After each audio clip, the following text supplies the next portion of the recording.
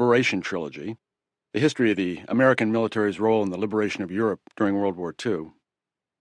As I neared the finish line on Volume 3 of that project, The Guns at Last Light, I began to think hard about what I wanted to do next as a historian and a writer. The obvious course would have been to pivot to the Pacific and the campaigns fought there. I decided against that in part because it would have required me to start World War II all over again at Pearl Harbor or even earlier. But I also found that my eye was irresistibly drawn to a story that has beguiled me since I was a boy, perhaps the greatest story in our national history. And that is the armed struggle for independence that we know as the American Revolution. It's a creation story that accounts for who we are, where we came from, what we believe, and what our forebears were willing to die for. As a national saga, it's the stuff of great literature with spectacular characters, variously noble, ignoble, courageous, and tormented, and a plot as improbable as it is spellbinding. I set out to do for the Revolution what I did for the Mediterranean and European theaters in World War II, to write a sweeping narrative, an epic that weaves together tactical combat scenes, marching the reader into battle, with strategic storytelling that illuminates the reasoning and anxieties of those making the decisions that shape both a new nation and Western civilization. My intent is to show war as soldiers and militiamen saw it, terrifying, bestial, and occasionally grand, and as generals fought it, sometimes well, often badly. I also feel that it's important to tell the story from both sides, to see the rebellion as the British saw it and fought it. Much as I adore the musical Hamilton, the hilarious cartoonish character of King George III hardly captures the nuances of a sovereign who presided over the most powerful empire the world had seen since ancient Rome. Toward that end, I spent a lot of research time in Britain, including a month at Windsor Castle, where the papers of America's last king are kept. Most have never been published, and Queen Elizabeth only recently opened them to a small number of scholars, of whom I was among the first. Every day, climbed the 102 stone steps and then 21 wooden stairs to the garret of the Round Tower, where I spent countless hours with George, who throughout the Revolution served as his own secretary. His thoughts and commands are written in his hand, and they're revelatory. The book, in fact, opens with young King George as he reviews the Royal Navy fleet in Portsmouth, a scene that I hope you find as vivid and illuminating as I did. The chapters then carry us through the great events of 1775 and 1776. Lexington and Concord, Bunker Hill, where 1 out of 8 of all the British officers killed during the entire Revolution would die in just 4 hours. Then, with the star-crossed American invasion of Canada, the stunning repulse of the Royal Navy at Sullivan's Island outside Charleston, the catastrophic defeat of British and Loyalist forces in Virginia and North Carolina, the long, brutal struggle for control of New York, and the redemptive surprise attack at Trenton on Christmas night 1776, followed by a second assault at Trenton and then Princeton a week later.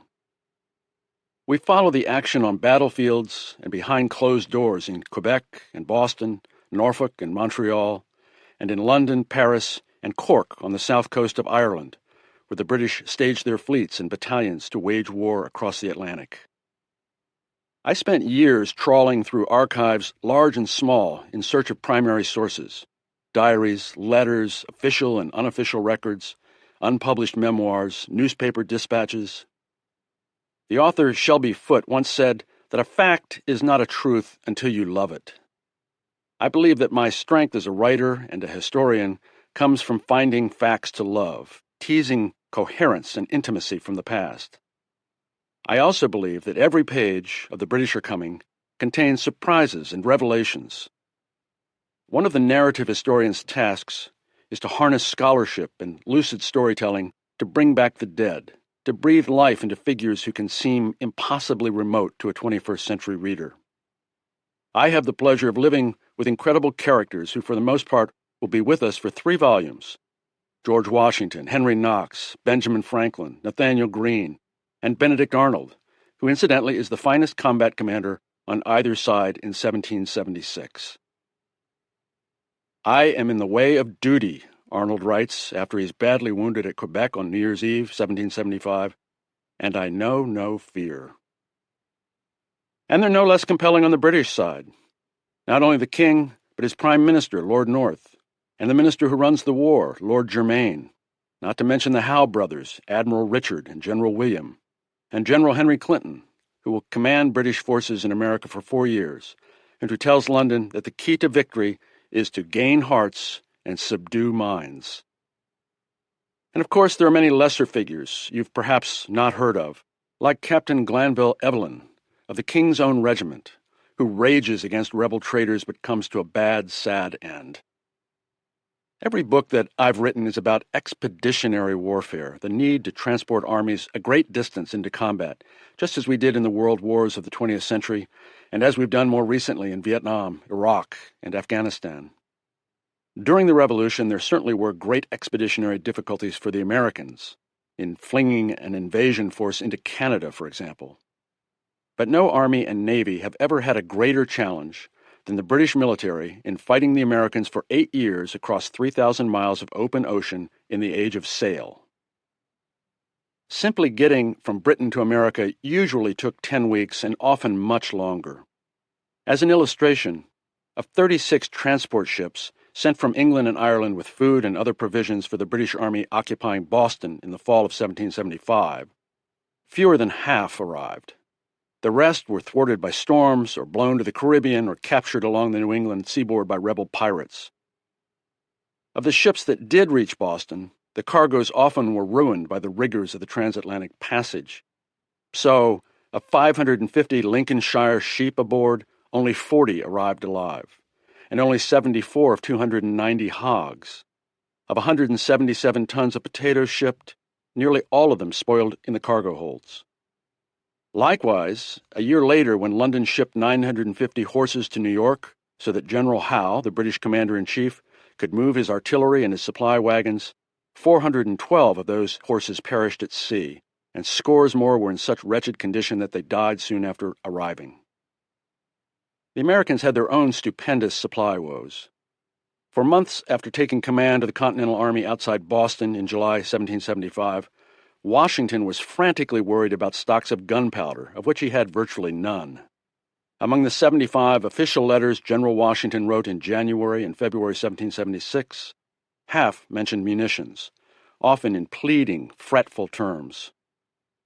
The Americans proved incompetent at making cannons. Of nearly 200 new guns test-fired at 2 Pennsylvania foundries in May 1776, not one was found to be battle-ready. Of another 24 tested in New Jersey, 8 burst on firing.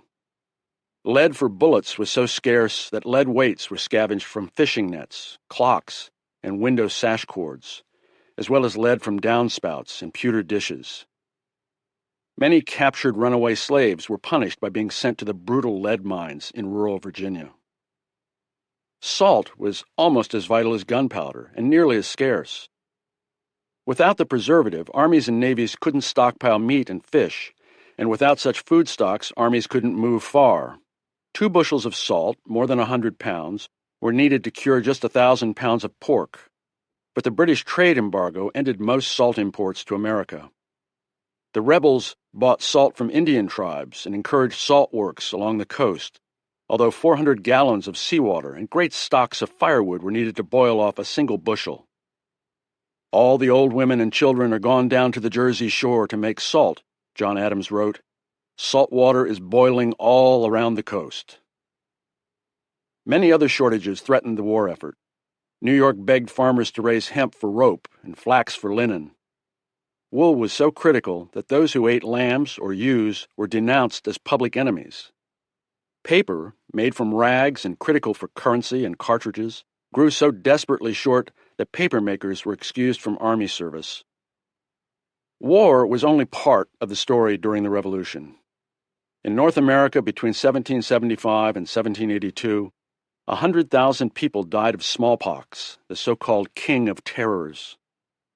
The American Army in Canada, in the spring of 1776, virtually disintegrated as smallpox swept through the ranks, along with typhus, dysentery, and other diseases. The British Army was plagued with drunkenness, in part because the King's government sent hundreds of thousands of gallons of rum and other inebriants to America to mollify the bored, anxious redcoats. The daily ration was a quart of West Indies rum for every 6 men. The British Navy was plagued by desertion. 80,000 sailors, almost 14% of all the seamen who served, would jump ship during the Revolution. One of my ambitions has been to restore the emotional connection between 21st century readers and those who took part in this great struggle almost 250 years ago. Not only have the founders been so embalmed in reverence that their human features are often difficult to discern, but the ordinary men and women who lived and died in the Revolutionary era can seem so remote, so faded, that we feel little empathy for them. But this war, like all wars, is a tale of young men dying young, and of people on both sides, from all walks of life, beset with pain, jubilation, apprehension, hope, and infinite sorrow. So we see young Lieutenant Edward Hull, a British officer mortally wounded at Concord and captured in the first hours of the war, as he lingers for nearly 2 weeks in a twilight of pain and remorse, sucking on an orange donated by a rebel family, before he finally took heaven by the way, as was said at the time. 6 rebel officers escorted his coffin to the Charles River, where British bargemen rowed him to Boston for burial. Or, after the failure of the Canada invasion, we see American soldiers by the hundreds lying on Île aux Noix, a small malarial island just north of Lake Champlain. The lice and maggots seemed to vie with each other, one captain wrote, creeping in millions over the victims.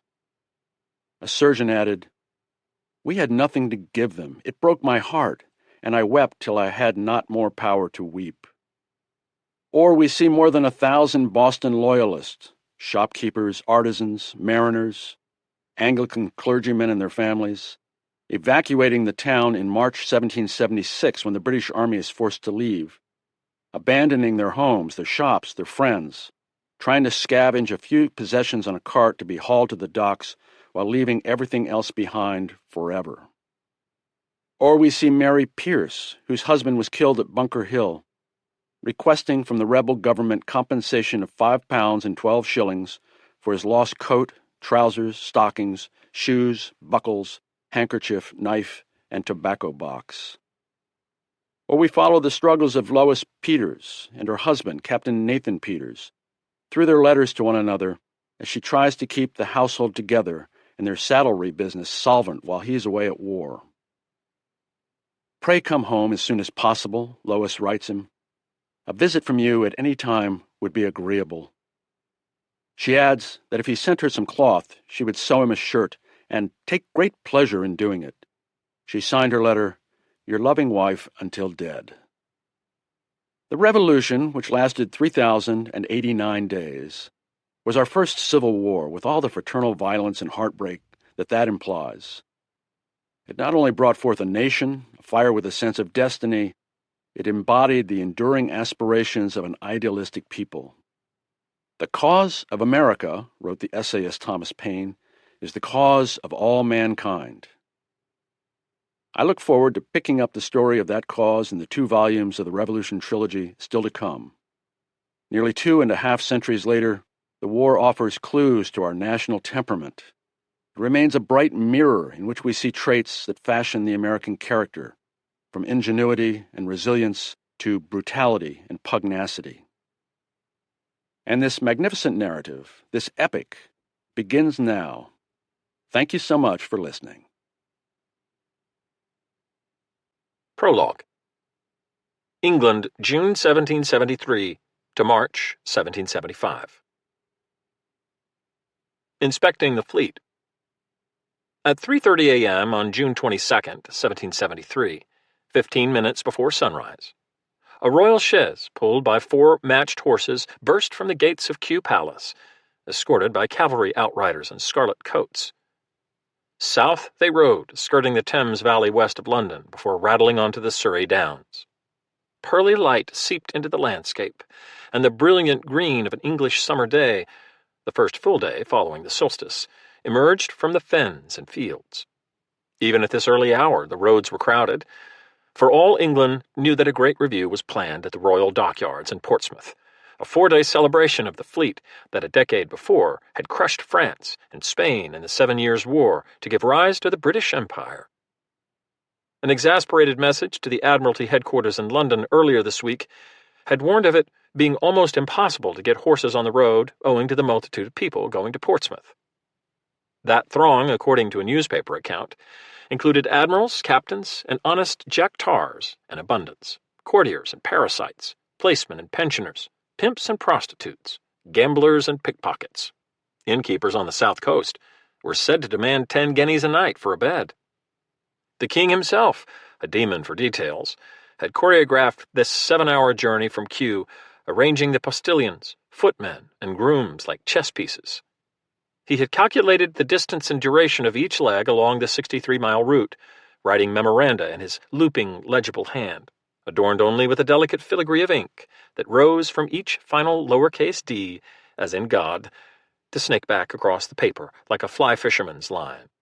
9 relays of horses waited along the route in places called Ripley and Godalming, but none at Luthby Manor on the Portsmouth road, perhaps because an ancient English custom required that if a monarch visited Luthby, the lord of the manor was to present his majesty with 3 whores. Or so the London Chronicle claimed. Bells pealed in welcome as the cavalcade rolled into Hampshire. Country folk stood before their rude cottages, some in farm frocks and red cloaks, some in their Sunday finery, though it was Tuesday. All strained for a glimpse of the man who sat alone with his thoughts in the chaise. George William Frederick, or as he had been proclaimed officially upon ascending the throne in 1760, George III, by the grace of God, King of Great Britain, France, and Ireland, Defender of the Faith, and so forth. The claim to France was a bit of nostalgia dating to the 14th century. Below Petersfield, the crowds thickened, spilling along the chalky ridges above the roadbed. And when George emerged from his carriage for a 5-minute pause at Portsdown Hill, 5,000 people bade their approval while he admired the vista of the harbor below and the sapphire anchorage that stretched across to the Isle of Wight. Half an hour later, a royal salute of 21 guns sounded from Portsea Bridge. Just after 10 a.m., the White boys, local burghers dressed entirely in white, cleared a lane for the king's chaise through the throng at Landport Gate. More salutes greeted him, including a triple discharge from 232 guns on Portsmouth's ramparts and a mighty cannonade heard 60 miles away.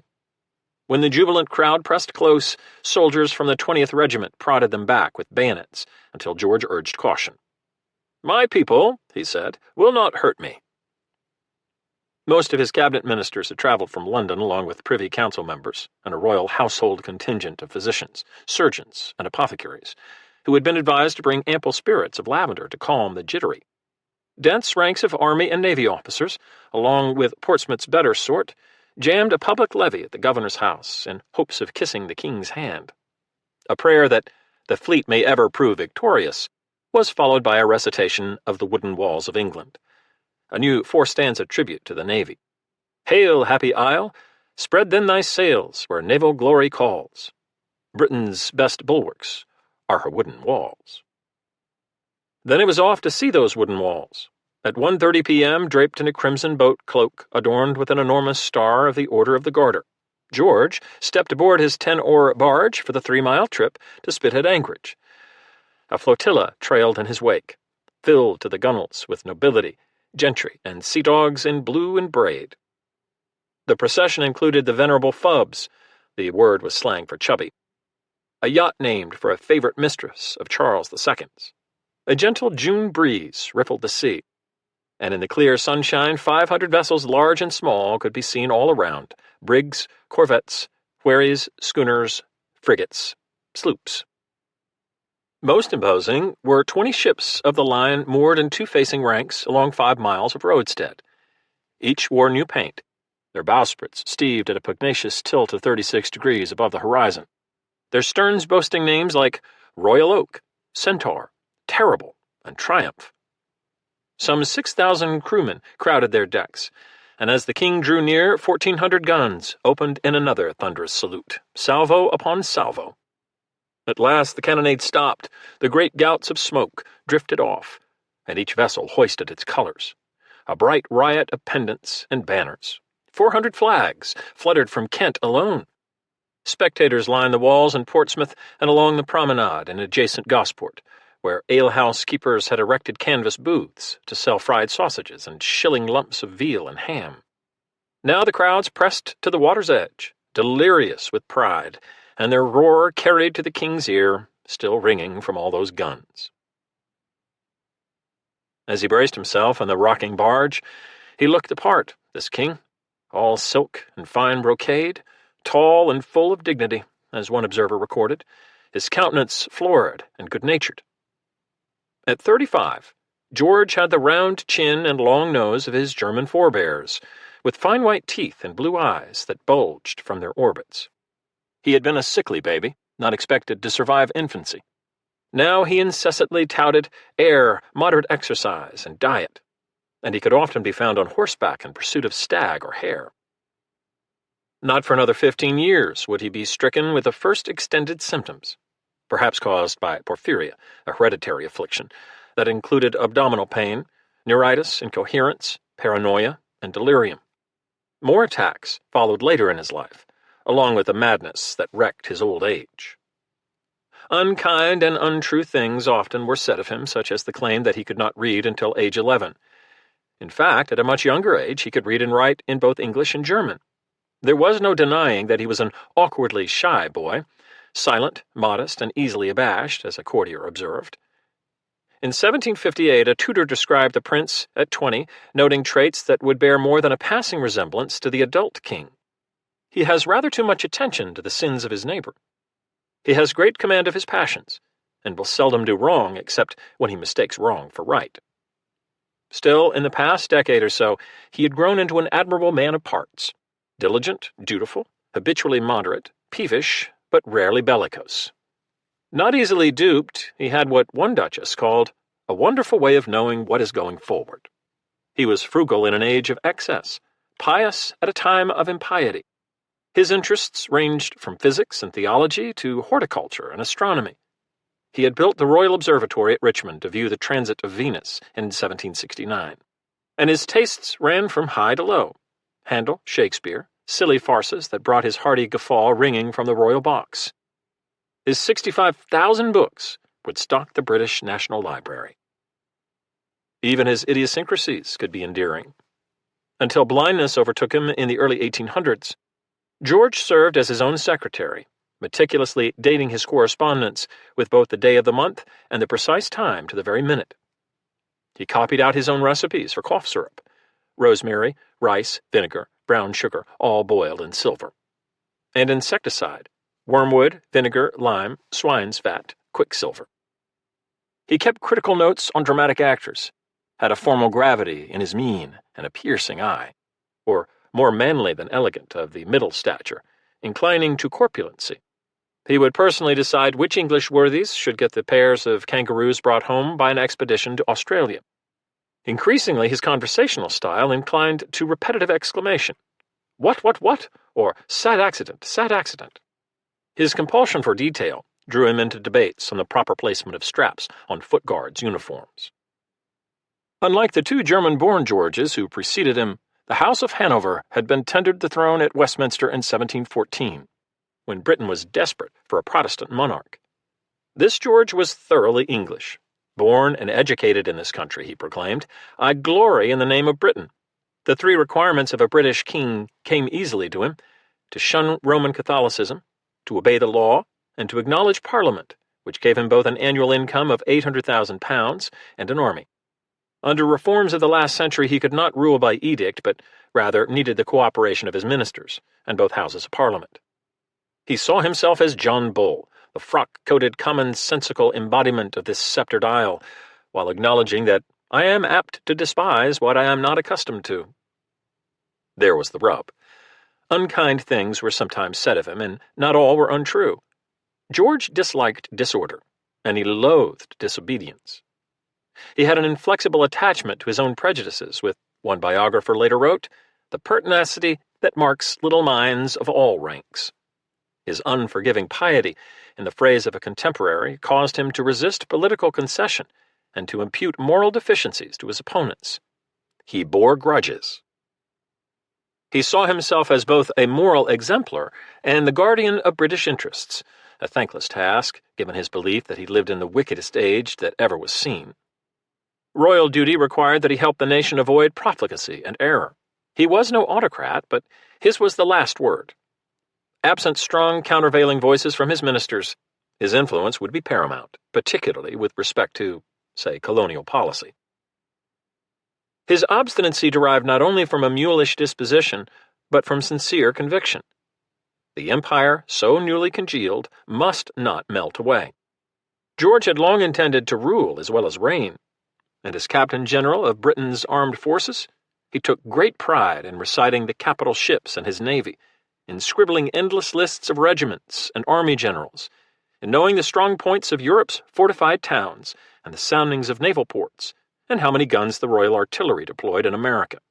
He was, after all, defender not only of the faith, but of the realm. In recent sittings for portrait painters, he'd begun to wear a uniform. And if his subjects cheered him to the echo, why should they not? Theirs was the greatest, richest empire since Rome. Britain was ascendant, with mighty revolutions, agrarian and industrial, well underway. A majority of all European urban growth in the first half of the century had occurred in England.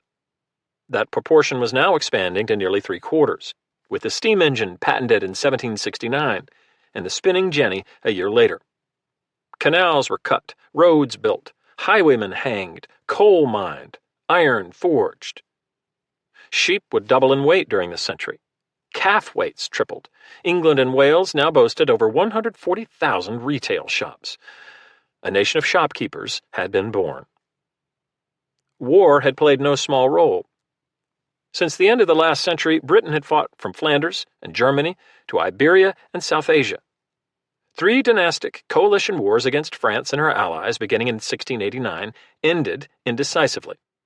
A fourth, the 7 Years' War, began so badly that the sternest measures had been taken aboard the Monarch in these very waters. Here on March 14, 1757, Admiral John Byng, convicted by court-martial of failing to do his utmost during a French attack on Minorca, had been escorted in a howling gale to a quarterdeck sprinkled with sawdust to absorb his blood. Sailors hoisted aboard a coffin already inscribed with his name. Dressed in a light gray coat, white breeches, and a white wig, Byng knelt on a cushion and removed his hat. After a pardonable pause, he dropped a handkerchief from his right hand to signal 2 ranks of Marines with raised muskets. They fired. Voltaire famously observed that he died pour encourager les autres. The others had indeed been encouraged. The nation's fortunes soon reversed. Triumphant Britain massed firepower in her blue water fleet and organized enough maritime mobility to transport assault troops vast distances, capturing strongholds from Quebec and Havana to Manila, and what would also be called the Great War for the Empire. British forces routed the French in the Caribbean, Africa, India, and especially North America, with help from American colonists. Our bells are worn threadbare with ringing for victories, one happy Briton reported. Spoils under the Treaty of Paris in 1763 were among the greatest ever won by force of arms. From France, Britain took Canada and 500 million fertile acres between the Appalachian Mountains and the Mississippi River, plus several rich islands in the West Indies and other prizes. Spain ceded Florida and the Gulf Coast. Britain emerged with the most powerful navy in history and the world's largest merchant fleet, some 8,000 sail. The royal dockyards, of which Portsmouth was preeminent, had become both the nation's largest employer and its most sophisticated industrial enterprise. There shall be a Christian, universal, and perpetual peace, the treaty had declared, as well by sea as by land. In time, none of that would hold true. Yet for now, Britain cowed her rivals and dominated Europe's trade with Asia, Africa, and North America. I felt a completion of happiness, the Scottish diarist James Boswell had recently exclaimed. I just sat and hugged myself in my own mind. This year, another writer, George Macartney, would coin a more dignified phrase, a paean to this vast empire on which the sun never sets. The king had agreed to dine that June afternoon aboard the 90-gun Barfleur, and as he clambered to the weather deck, sailors hoisted his royal standard to the main topmast head. A boatswain tweeted a silver whistle. Kettle drums rumbled. The Marine Guard snapped to attention, and every ship in the fleet loosed another 21-gun salute. George adored his navy, over 300 warships scattered across the 7 seas. And with Barfleur cleared for action, he took time to poke about. More than 2,000 mature oaks had been felled to build a ship like this, the biggest, most complex machine in the 18th century world, the steam engine and spinning jenny be damned. The king admired the massive oak balks, the knees chopped from tree forks, the thick planks wider than a big man's hand span. The gun decks painted bright red to lessen the psychological shock of blood spilled in battle. 20 or more miles of rope had been rigged in a loom of shrouds, ratlins, stays, braces, and halyards. Masts, yards, spars, tops, and cross trees rose overhead in geometric elegance. Even at anchor, this wooden world sang, as timbers pegged and jointed, dovetailed, and mortised, emitted creaks, groans, and squeals. Below decks, where each sailor got 28 inches of sleeping width for his hammock, the powder monkeys wore felt slippers to avoid creating sparks in the magazine. The smells of tar, hemp, pine pitch, and varnish mingled with the brine of bilge water and vinegar fumigant, and the hog lard pomade sailors used to grease their queues. All in all, it was the precise odor of empire. 30 dining companions joined George around a horseshoe table. The royal cook had lugged the king's plate and silver from St. James's Palace, along with seemingly enough linen to give Barfleur a new suit of sails. For nearly 3 hours they feasted on 31 covers, billed as soups, removes of fish, removes of roasts, pies. Then more roasts, pastry, aspics, blancmange, and jellies, followed by fruit, ices, and compotes. The libations carted to Portsmouth were no less prodigious: 5,580 bottles of wine, 1,140 bottles of rum, arrack, brandy, beer, and cider. At 6 p.m. the assembled guests toasted Queen Charlotte's health, and by custom, after the king left the table, they drank to his health too. Again, aboard his barge, he passed down the double line of ships. Each company gave 3 cheers and separate gun salutes. When his oarsmen pulled for Portsmouth, the dockyard cannons barked again, joined by ringing bells. Farthing candles, stuck in saucers and gallipots, illuminated every window in town. George would later declare that he had never had a finer day. The king was quartered in a quiet, well-aired house within the dockyards, his bedstead, sheets, and a few sticks of furniture sent from London. That evening he was again alone with his thoughts, except for 3 aides in adjacent rooms, servants in the garret, and 100 soldiers of the foot guards patrolling outside. An elegant model of the 104-gun Victory had been placed in the sitting room for his pleasure. James Boswell might hug himself in happiness, but uneasy lies the head that wears a crown. George knew very well that victory in war and a decade of empire building brought complications. New territories had to be absorbed and organized, both for defense and for the profit of the mother country. Did London have the wit to manage these vast holdings, scattered across 5 continents? Britain now owned 30 separate colonies in the New World alone, with almost 2,000 slave plantations growing sugarcane in the West Indies. Emigration from the British Isles, higher this year than ever, had become epidemical amongst the most useful of our people, an official warned. In just 15 years, 3% of Scotland's population, and almost as many Irish, had bolted for the New World in what one Scot called America madness. The empire was both a political construct and a business enterprise. Colonies existed to enhance imperial grandeur by providing raw materials and buying British goods. So the disease of wandering, as Dr. Samuel Johnson dubbed this migration, was unnerving. And of course, the Treaty of Paris had left various European powers aggrieved, if not humiliated, with smoldering resentments among the Prussians, the Spanish, the Dutch, and most of all the French. After the treaty was signed, Britain would remain bereft of European allies for a quarter century. Then there was debt. The Great War for the Empire had cost £100 million, much of it borrowed, and the country was still strapped for money. There had been fearful, if exaggerated, whispers of national bankruptcy. With the British debt now approaching £250 million, interest payments devoured roughly half of the £12 million collected in yearly tax revenue. Britons were already among Europe's most heavily taxed citizens, with ever larger excise fees on soap, salt, candles, paper, carriages, male servants, racehorses, often 25% or more of an item's value. The cost of this week's extravaganza in Portsmouth, estimated at £22,000, would not help balance the books. It had seemed only fair that the colonists should help shoulder the burden. A typical American, by Treasury Board calculations, paid no more than 6 pence a year in crown taxes, compared to the average Englishman's 25 shillings, a ratio of 1 to 50, even as Americans benefited from eradication of the French and Spanish threats, from the protection of trade by the Royal Navy, and from British regiments keeping peace along the Indian frontier at a cost that soon exceeded £400,000 a year. Yet things had gone badly. The Stamp Act, adopted in 1765, taxed paper in the colonies, from playing cards and pamphlets to wills, newspapers, and tax receipts. Americans reacted by terrorizing British revenue officers. Stamp agents in the 13 colonies reportedly collected a total of £45, all of it in Georgia, and by boycotting imports so ferociously that some British factories closed, idling thousands. Repeal of the act in March 1766 triggered drunken revels from Boston to Savannah, with fireworks, much bad celebratory verse, and in New York the commissioning of a huge equestrian statue of George III, the best of kings, tricked up as Marcus Aurelius.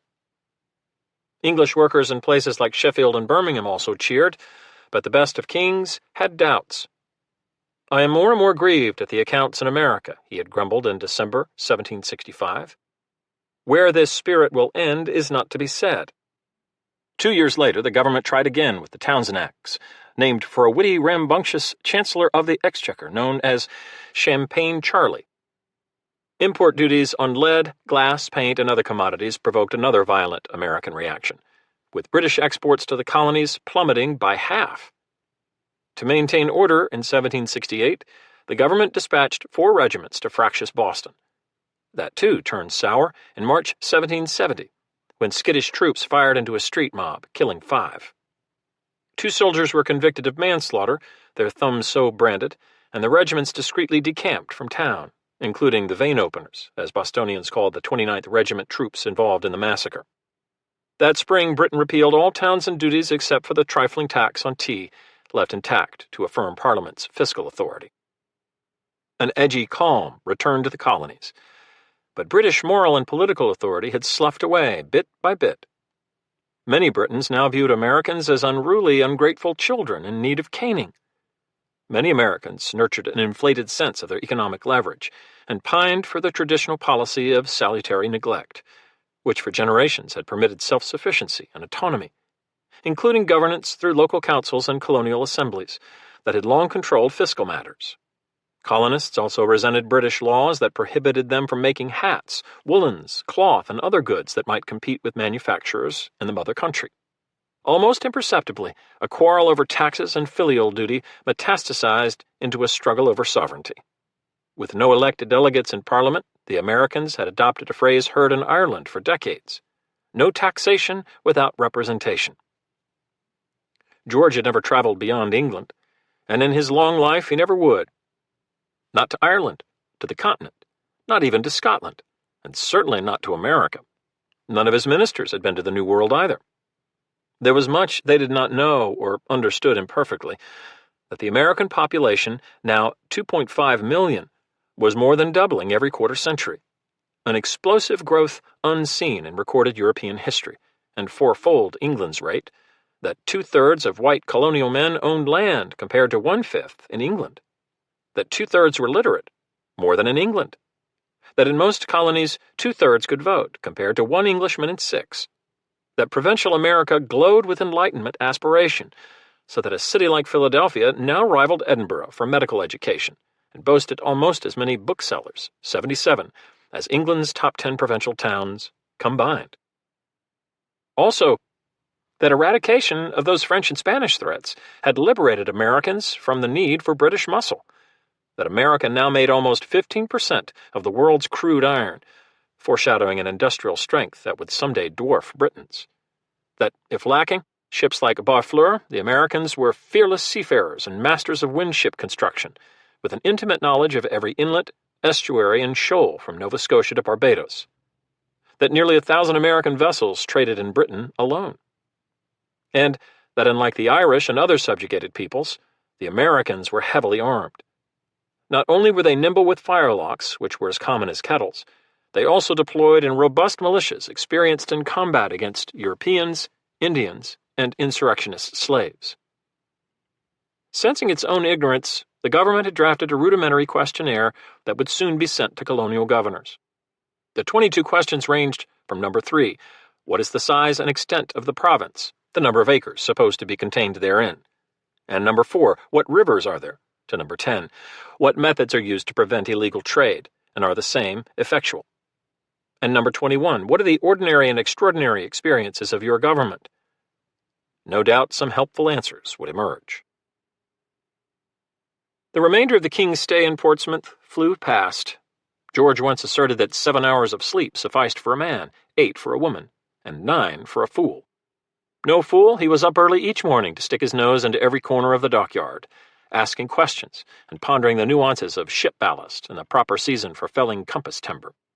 As he examined the new 90-gun Princess Royal, soon to be launched, a master shipwright bellowed for silence. 30 comrades then shouldered their adzes and sang, "Tell Rome and France and Spain, Britannia scorns their chain, great George is king." Later he watched intently as workmen caulked the Ajax, set the mainmast on Valiant, and swung the ribs into position on Leon and Berwick. He toured the new oar-maker's shop, the hemp house, the brewery, the cooperage, sail lofts, and mast sheds. Smiths in the forge repaired a 4-ton anchor under his eye, and in the rope walk he watched as 3,000 strands were woven into a single 24-inch cable intended for the largest ships of the line. Each afternoon he returned to the Barfleur for dinner, trailed by the usual squadron of yachts and yawls. On Friday night, soldiers, sailors, and townsfolk lined Portsmouth's ramparts and huzzed themselves hoarse during a final feu de joie, with another triple discharge of cannons and muskets. Even a landlubber king recognized that just as his empire was under stress, so too his fleet. Sea power was fragile. A half-dozen obsolete ships had been broken up for scrap in the past year, and no new ones launched. The Princess Royal, headed for sea in October, had taken 6 years to build. Although some wooden warships gave service for decades, many lasted only 8 to 15 years, depending on the seas they plied. Each required incessant costly repairs in jammed yards like this one. Ships built with green timber, seasoned for less than 3 years, sometimes had only half the lifespan, or even a third. The urgent naval demands of the 7 Years' War had devoured England's reserves of seasoned oak.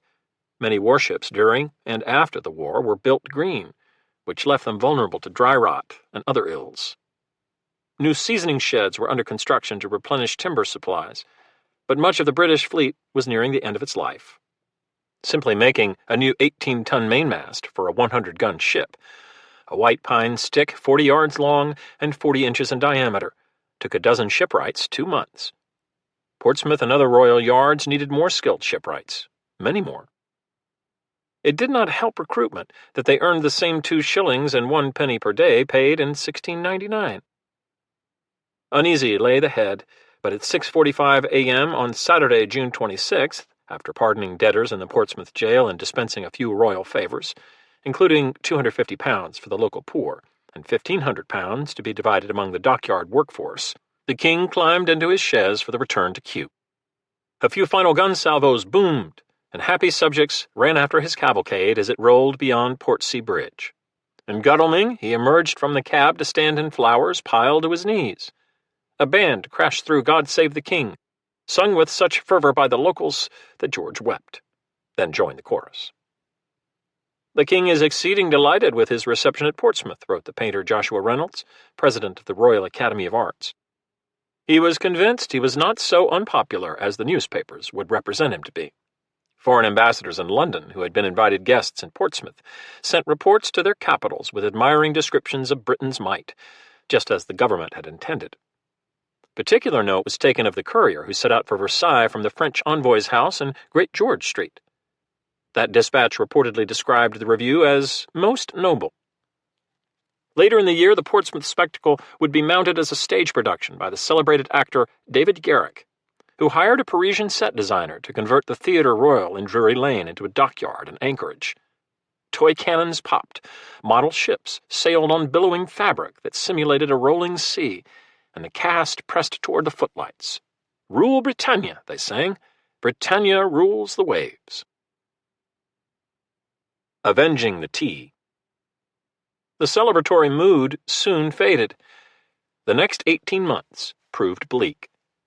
An American woman the king would never meet, a New Jersey Presbyterian named Jemima Condict, captured the prevailing distemper in the colonies when she wrote, "We have troublesome times a-coming, for there is a great disturbance abroad in the earth, and they say it is tea that caused it." 17 million pounds of troublesome tea, more than England consumed in a year, had accumulated mostly in warehouses along Lime and Fenchurch streets, a short walk from the Tower of London. The East India Company, Britain's largest mercantile enterprise, tottered toward bankruptcy, in part because too many Britons preferred cheaper tea provided by European smugglers. Even a new East India monopoly on Indian opium to be peddled in China could not compensate for the firm's mismanagement, plus a depressed international market for tea. The company's dire financial plight jeopardized the broader British economy. Just before the King's excursion to Portsmouth, an ingenious, ill-advised rescue plan had passed Parliament, hardly noticed by the London press. The Tea Act restructured the East India Company and gave it a monopoly on tea sold in America. The company could appoint its own American agents, eliminating the expense of British wholesalers. The tax of 3 pence per pound imposed under the Townshend Acts would be retained to again affirm Parliament's authority, but other export duties were eliminated. The price of tea in America would drop by more than a third, selling for less than the smuggled Dutch, Danish, and Portuguese tea popular in the American market. Pleased by this windfall, the East India Company prepared 2,000 lead-lined tea chests for shipment to New World ports. Too clever by half, the plan infuriated both smugglers and American merchants, now superseded by favored East India agents. It implied Parliament's authority to create monopolies for other commodities, and reawakened the fraught issue of taxation without representation.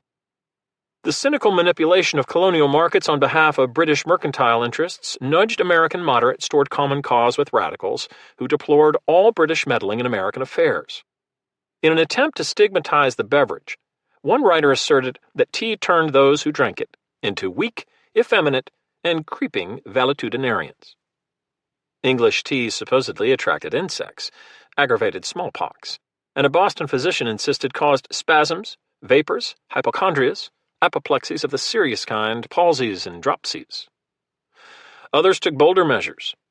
On the evening of December 16, 1773, a few dozen men said to be dressed in the Indian manner, their faces darkened by lampblack or charcoal, descended with war whoops down Milk Street in Boston to board 3 merchant ships moored at Griffin's Wharf. Prying open the hatches, they used block and tackle to hoist from the holds hundreds of heavy chests containing 45 tons of Bohi, Kongu, Singlo, Souchong, and Hyson tea. For 3 hours, they methodically smashed the lids and scooped the leaves into the harbor. Confederates in small boats used rakes and oars to scatter the floating piles, and by morning almost 10,000 pounds worth of soggy brown flakes drifted in windrows from the wharf to Castle Island and to the Dorchester shore. "The devil is in these people," a British naval officer wrote after surveying the damage. But a local lawyer exulted. "This destruction of the tea," John Adams declared, "is so bold, so daring, so firm, intrepid, and inflexible." An equestrian silversmith named Paul Revere carried a detailed account of the event to New York and Philadelphia in the first of his famous gallops. The Tea Party, as this episode later was called, inspired the kind of doggerel that always annoyed the British. "Rally, Mohawks, bring out your axes, and tell King George we'll pay no taxes" on his foreign tea. "I am much hurt," King George confessed when news of this outrage reached him in mid-January 1774. Sorrow soon yielded to anger. An American in London described a great wrath sweeping Britain, not least because although thousands had watched or participated at Griffin's Wharf on the night of December 16th, only one witness agreed to testify in court, and then only if the trial convened in London. Demands mounted for vengeance against Boston, the metropolis of sedition, including proposals that the town be reduced to salted ruins, like Carthage. The essayist and lexicographer Samuel Johnson, known without affection as Dictionary Johnson, had already denounced the Americans as a race of convicts, who ought to be thankful for anything we allow them short of hanging. Now Dr. Johnson breathed out threatenings and slaughter, calling them rascals, robbers, pirates, and exclaiming that he'd burn and destroy them, his companion James Boswell recorded. What should be done? Some merchants, potters and shoemakers in Staffordshire, the makers of fishing nets and lines in Bridgeport, signed petitions urging caution, for fear that the loss of American markets would cripple their businesses. The colonists bought up to 20% of British manufactured goods, but the market for certain commodities was much bigger.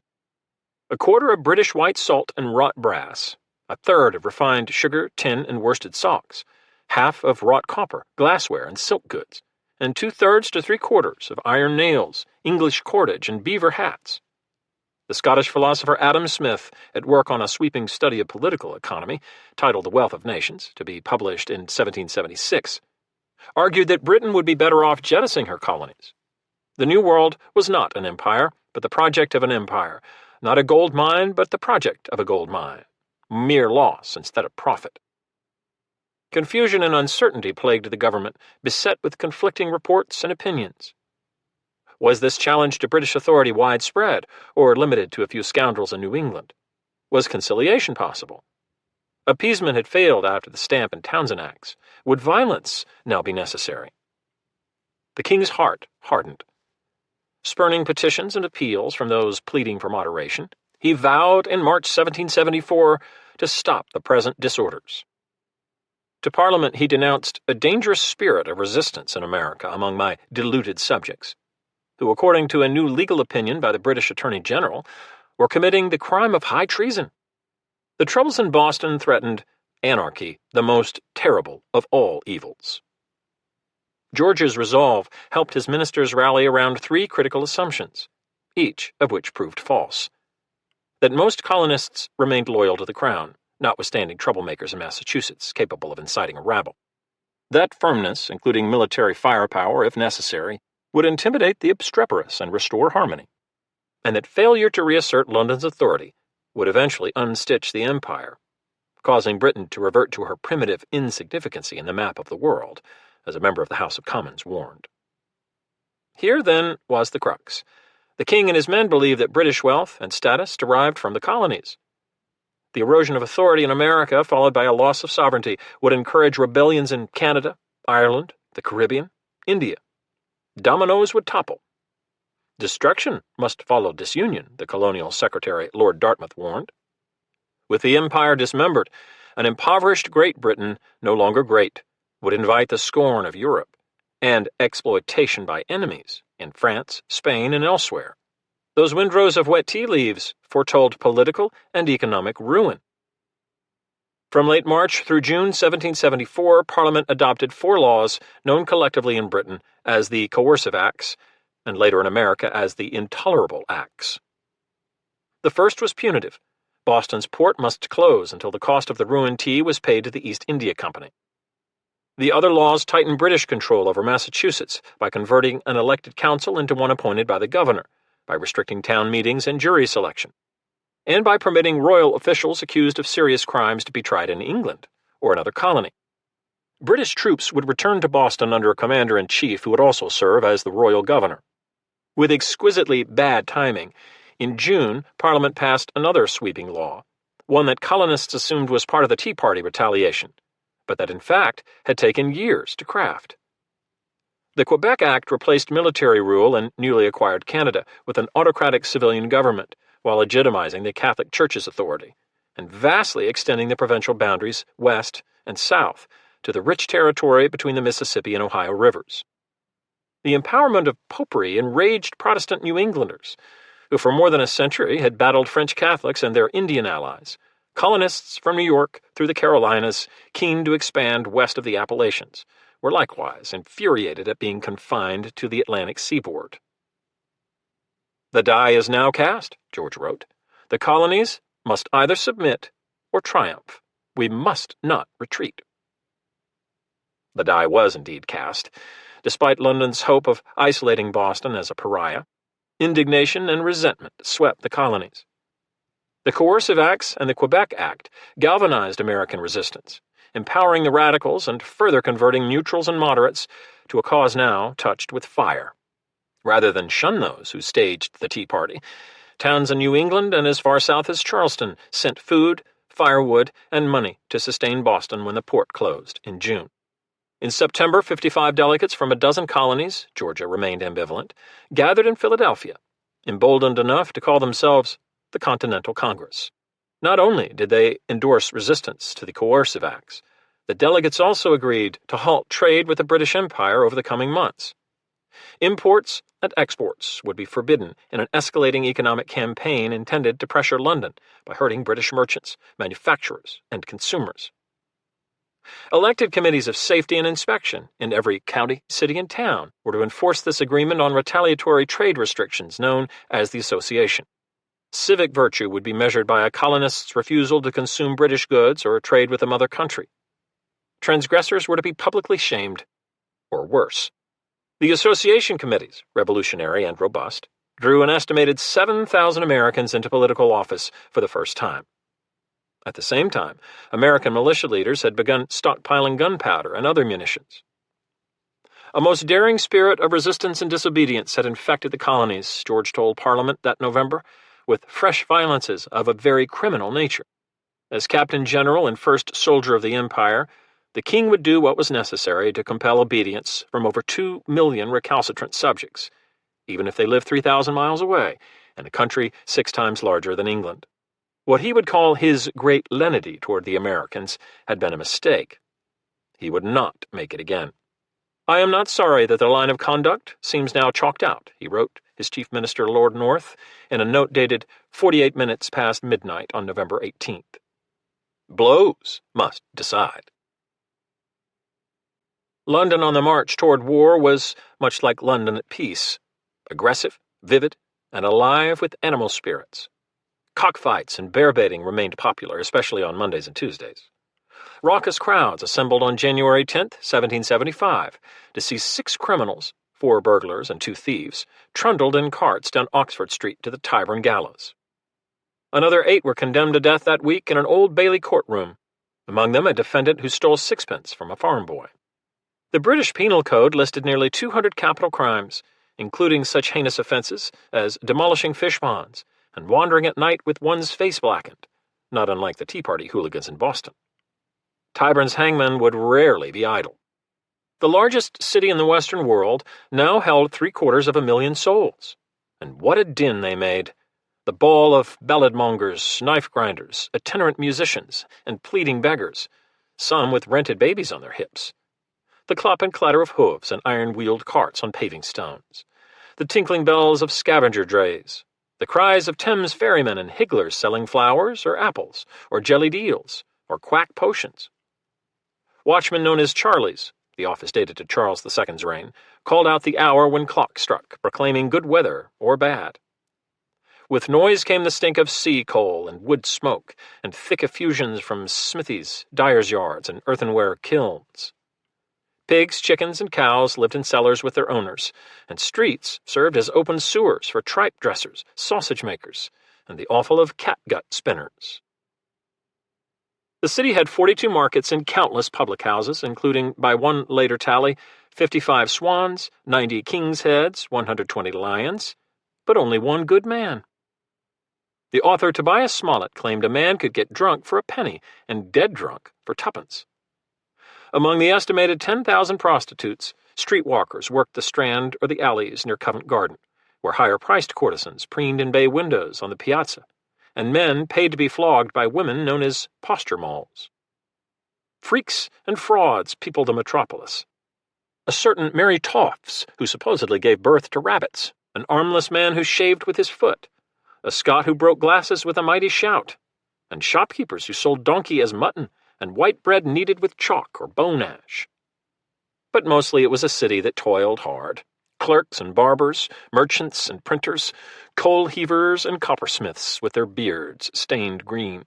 If not already the world's greatest metropolis, London was working to earn that laurel. For those whose carriages and sedan chairs kept them above such hurly-burly, the Queen's birthday on January 18th marked the traditional opening of London's social season. with Parliament scheduled to convene the following day. Charlotte had been an obscure, drab German princess in 1761, when George chose her, sight unseen, to be his queen. During the voyage across the North Sea to Britain, she took English lessons and learned to play God Save the King on the harpsichord. They were wed in St. James's Palace 6 hours after her arrival. At his instruction, the marriage bedroom decor included 700 yards of blue damask, a mahogany four-poster with 5 mattresses, and large glass basins of goldfish. The happy union proved fecund. She produced children with lunar regularity, eventually to number 15, and her birthday was always cause for carefully orchestrated jubilation at St. James's. A peal of bells marked the day with an oration by the Archbishop of Canterbury and an ode by a royal chorus.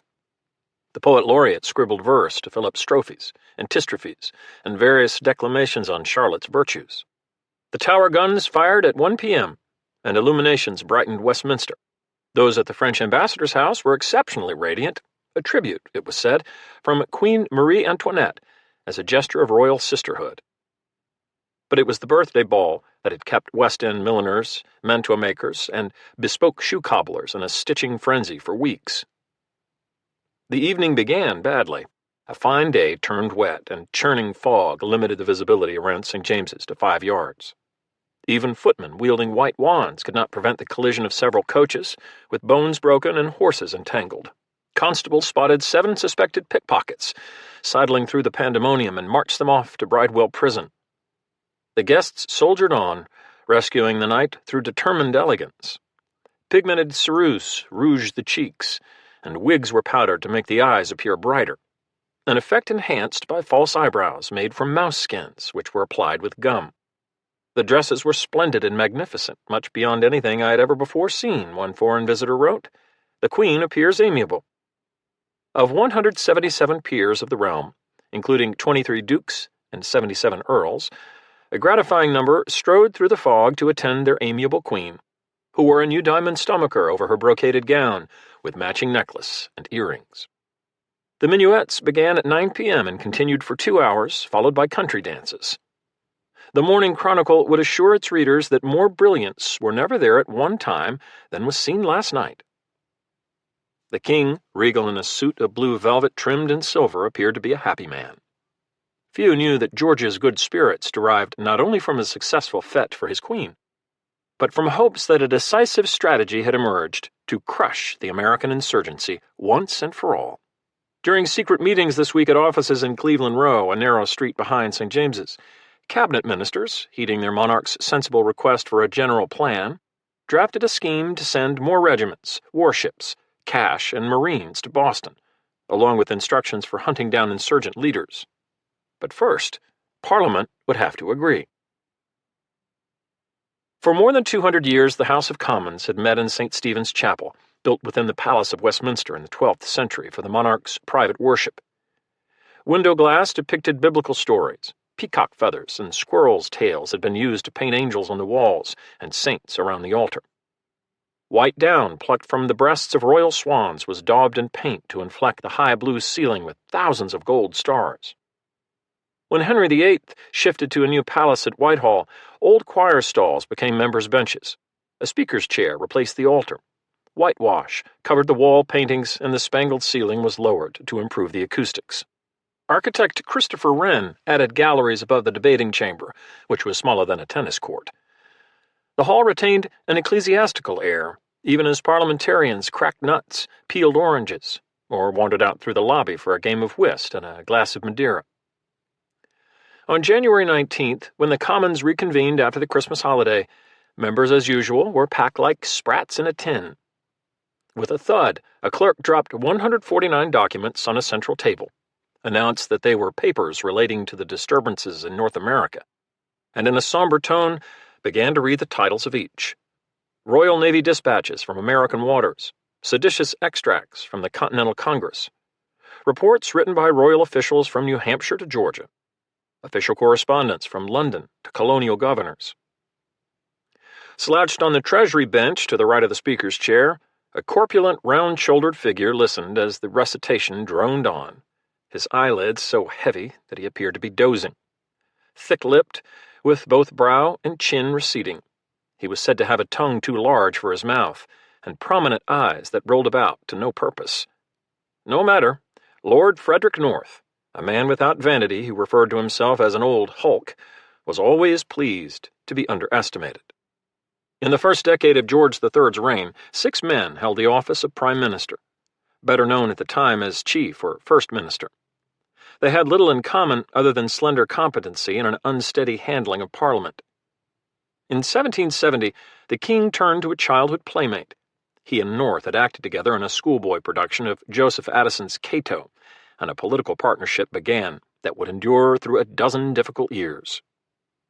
George knew he had his man when he wrote North just a few months into his new chief minister's tenure, pleading for £13,000 in cash by day's end because of a most private and delicate need.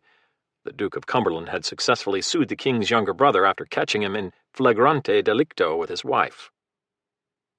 North replied within hours that he had no doubt of being able to procure the sum desired in such a manner to keep it as much out of sight as possible. George answered, "This takes a heavy load off of me." Even his adversaries adored North, a man of infinite wit and pleasantry, as one admitted. A diplomat added, it was impossible to experience dullness in his society. Now 42, the son of an earl, he was a gifted Greek and Latin scholar, adept in French, German, and Italian, with an adhesive memory, a youthful delight in the absurd, and a temperament completely free from irascibility, as one admirer observed. A happy husband and a doting father to 6 children, he was generous, companionable, and honest. He kept his hands clean and empty, a colleague wrote, while another noted, what he did without a mask. North held a constituency in Banbury with fewer than 24 eligible voters who routinely re-elected him after being plied with punch and cheese, and who were then rewarded with a haunch of venison. Capable of reciting budget statistics for hours without consulting a note, he supervised national finance as head of the Treasury Board. Deft in debate, North was the principal defender of government policy in the Commons. In the past year, he had delivered more than 100 speeches on various measures, most of them harsh, relating to America. Many more such speeches lay ahead. Ahead, too, lay calamity. By his own recent acknowledgment, North was fond of indolence and a retired life. Averse to confrontation and an instinctive conciliator, he was given to melancholy and indecision. Now he was fated to be a war minister, with his king's empire in the balance. He could talk tough, as in his claim that America must fear you before they will love you, or his assurance to the Commons that 4 or 5 frigates could close Boston Harbor because the militia of Boston were no match for the force of this country. Yet colleagues sensed that his heart was not in it. He lacked, one said, the requisite despotism and violence of temper. His confession that, upon military matters I speak ignorantly and therefore without effect, revealed his ambivalence. Devoted to George, he would stay the course set by his monarch, a vessel for the king's obstinacy. A loyal friend, though perhaps not a good one, he reinforced his Majesty's narrow attitudes rather than gently widening his vision. It was North, after all, who in 1770 had said, I can never acquiesce in the absurd notion that all men are equal. Now, with his stack of 149 documents as proof of American perfidy, he would seek Parliament's agreement to force submission. The first obstacle arose in the other chamber, the House of Lords, which met nearby in a medieval hall at the south end of the Westminster Warren. On January 20th, William Pitt, the Earl of Chatham, the venerable statesman and strategist who had engineered Britain's victory in the 7 Years' War, rose to his feet to denounce the government's folly and to demand withdrawal of British troops from Boston. He seemed like an old Roman senator, a witness in the gallery reported, rising with the dignity of age, yet speaking with the fire of youth. Chatham's long decline, physical and mental, was well advanced. He called himself the Scarecrow of Violence, but he knew his mind in urging reconciliation with the Americans. All attempts to impose servitude upon such men, to establish despotism over such a mighty continental nation, must be in vain, he warned. We shall be forced ultimately to retract. Let us retract while we can, not when we must. France and Spain, he told the peers, are watching your conduct and waiting for the maturity of your errors. He continued, My lords, there is no time to be lost. Every moment is big with dangers, The very first drop of blood will make a wound that will not easily be skinned over. The old lion's eloquence changed few minds. His motion lost 68-18. 10 days later, Chatham would try again with the proposal to designate Congress as a lawful entity and to suspend the coercive acts with complete repeal to follow upon American acknowledgement of Parliament's authority. Once again, a heavy majority defeated the bill. Chatham wrote his wife that the government seemed violent beyond expectation, almost to madness. To Lord North's satisfaction, the House of Commons proved no less bellicose. American insurgents were an enemy in the bowels of the kingdom, one member insisted. Another, who had seen military service in America during the last war, assured his colleagues that 5,000 British regulars could march through the colonies unhindered. Americans of a pusillanimous disposition and utterly incapable of any sort of order or discipline would never dare to face an English army. It helped the government's cause that roughly 100 members of the Commons were past or current military officers, reliably loyal. It also helped that North had spent £50,000 from a Treasury slush fund in the 1774 election to buy a couple dozen seats for other pliant candidates. Further, the king had purchased additional loyalty by sprinkling lucrative sinecures and patronage appointments among members of both houses, including 11 grooms of the bedchamber, a master of the jewel office, a master falconer, an usher of the exchequer, rangers of the royal forests, 7 equerries, and various masters of the harriers, buckhounds, and staghounds. This Parliament, observed the writer Horace Walpole, the son of a former prime minister, appeared to be even more corrupt and servile than the two last. At 2:30 a.m. on February 7th, the Commons, by a vote of 288 to 105, supported North's proposal to ask the king to declare Massachusetts in rebellion, and to take all measures needed to bring American insurgents to heel. If they would submit and leave us the constitutional right of supremacy, North said, the quarrel would be at an end. The Lords followed suit 104 to 29 at 1:40 a.m. the following morning. Among you members voting with the Commons majority was an elfin man with a double chin and a squat nose, who in his study on Bentnick Street was writing a great saga, the first volume of which would soon be published as The History of the Decline and Fall of the Roman Empire.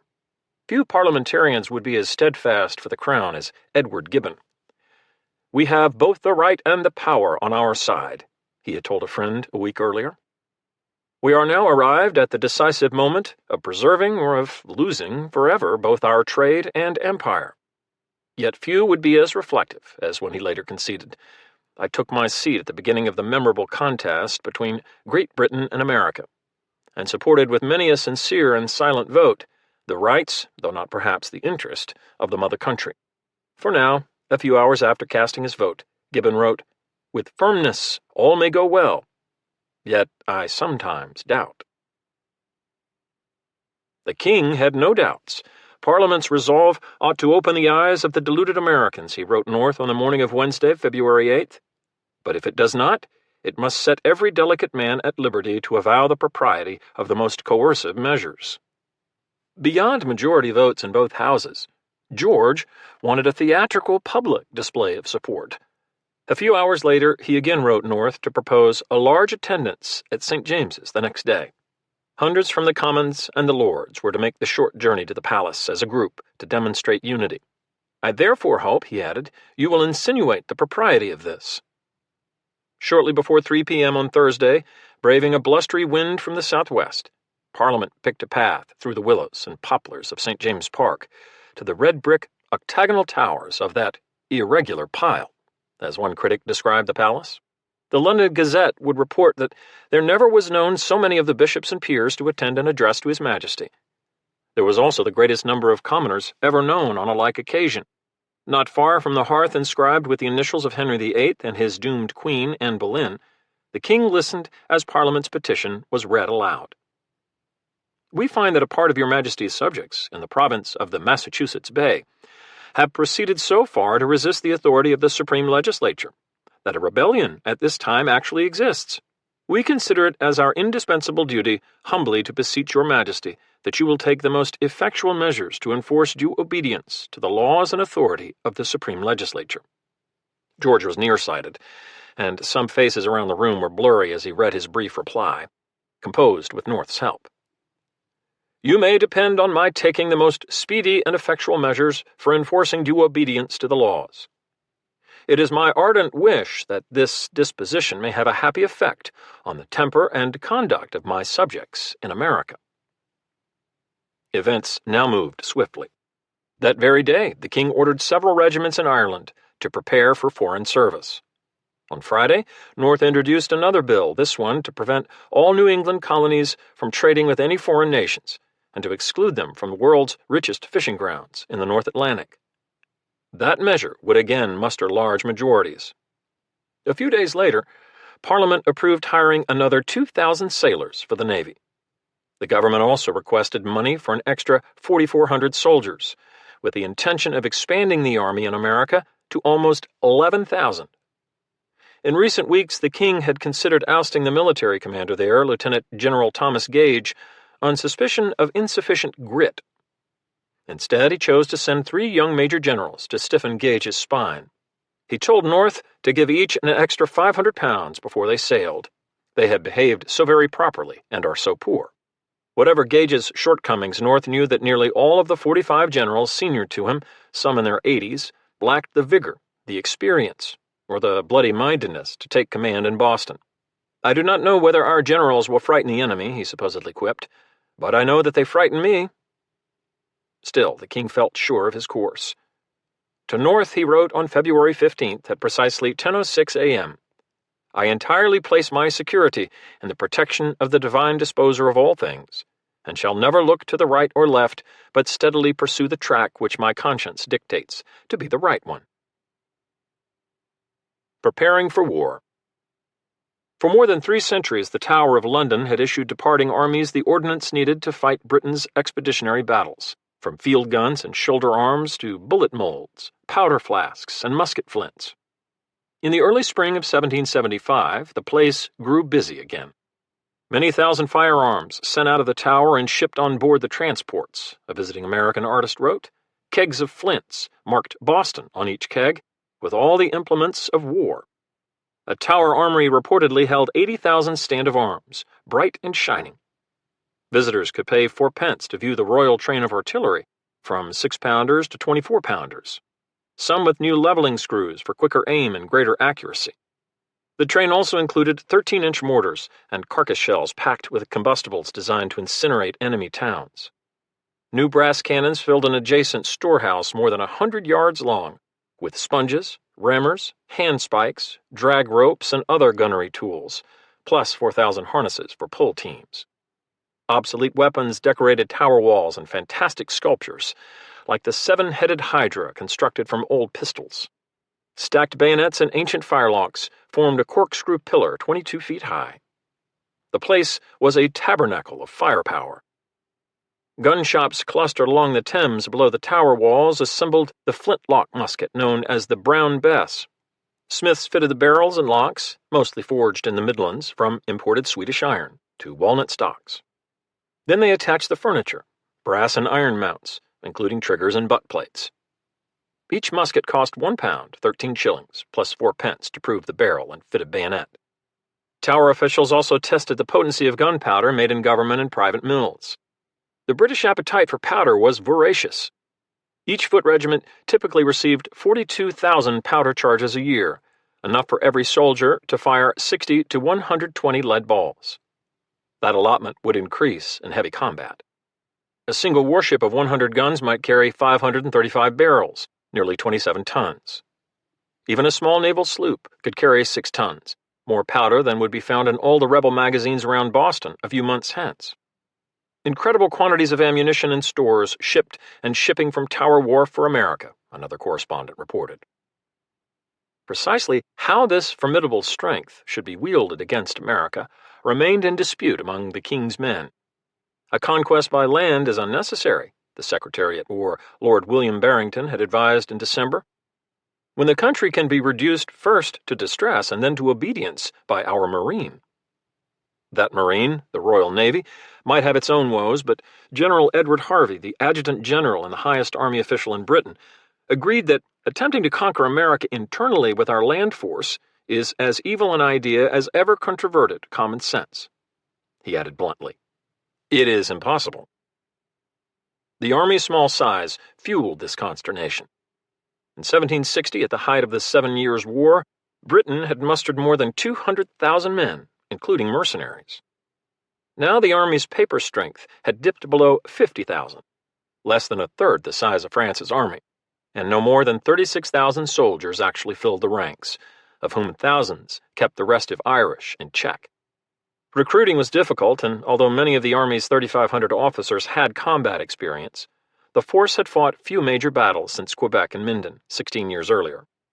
A few prominent commanders refused to fight the Americans, among them Sir Geoffrey Amherst, who had led North American forces against the French from 1758 to 1763. While some junior officers were keen to earn their spurs in New England, enough were leaving the service that in February the king declared he would not listen to any further requests from those hoping to sell their commissions, rather than embark for America. He deemed such behavior a great impropriety. Lord North, as early as September 1774, had suggested that Hessians and Hanoverians could be employed if necessary. During the winter, secret negotiations had begun in Kassel to retain German hirelings should war erupt in America. A fateful momentum swept the government along. Something must be done. Even those wary of war agreed that American rebellion could not be condoned. Much of the particular planning fell to slender, rigorous William Legge, the Earl of Dartmouth, and the colonial secretary, who was so pious a Christian that he was known as the Psalm Singer. His country home near Birmingham had provided a refuge for evangelical preachers and for revival meetings of sobbing, hysterical worshippers. Raised in the same household as North, his stepbrother, Lord Dartmouth, was hardly a warmonger. But he believed that prideful rebels disobeyed both their British masters and their God. Obedience and Christ's redemption were needed to set things right, along with a few regiments. After a decade of fitful, indecisive political skirmishing, a short, sharp contest of arms offered an appealing clarity. And so, war stuff spilled from the Tower and other depots to be loaded onto westbound ships. Canteens, leather cartridge boxes, watch coats, tents, 5-ton wagons by the dozen, muskets by the hundreds, powder by the ton. There was a run on New World maps, although one London skeptic later wrote, "The small scale of our maps deceived us." And as the word America takes up no more room than the word Yorkshire, we seem to think the territories they represent are much the same bigness, though Charleston is as far from Boston as London from Venice. Troops tramped toward the ports. A London newspaper reported that a light cavalry regiment preparing to deploy had inscribed "Death or Glory" on its caps, with an embroidered skull. 7 regiments of foot bound for America were brought to strength by drafting soldiers from units left behind. Each regiment was also permitted to take 60 women, 12 servants, and 86 tons of baggage. On the southern coast of Ireland, Cork grew so crowded that officers waiting to embark on transport ships complained of difficulty in finding lodging.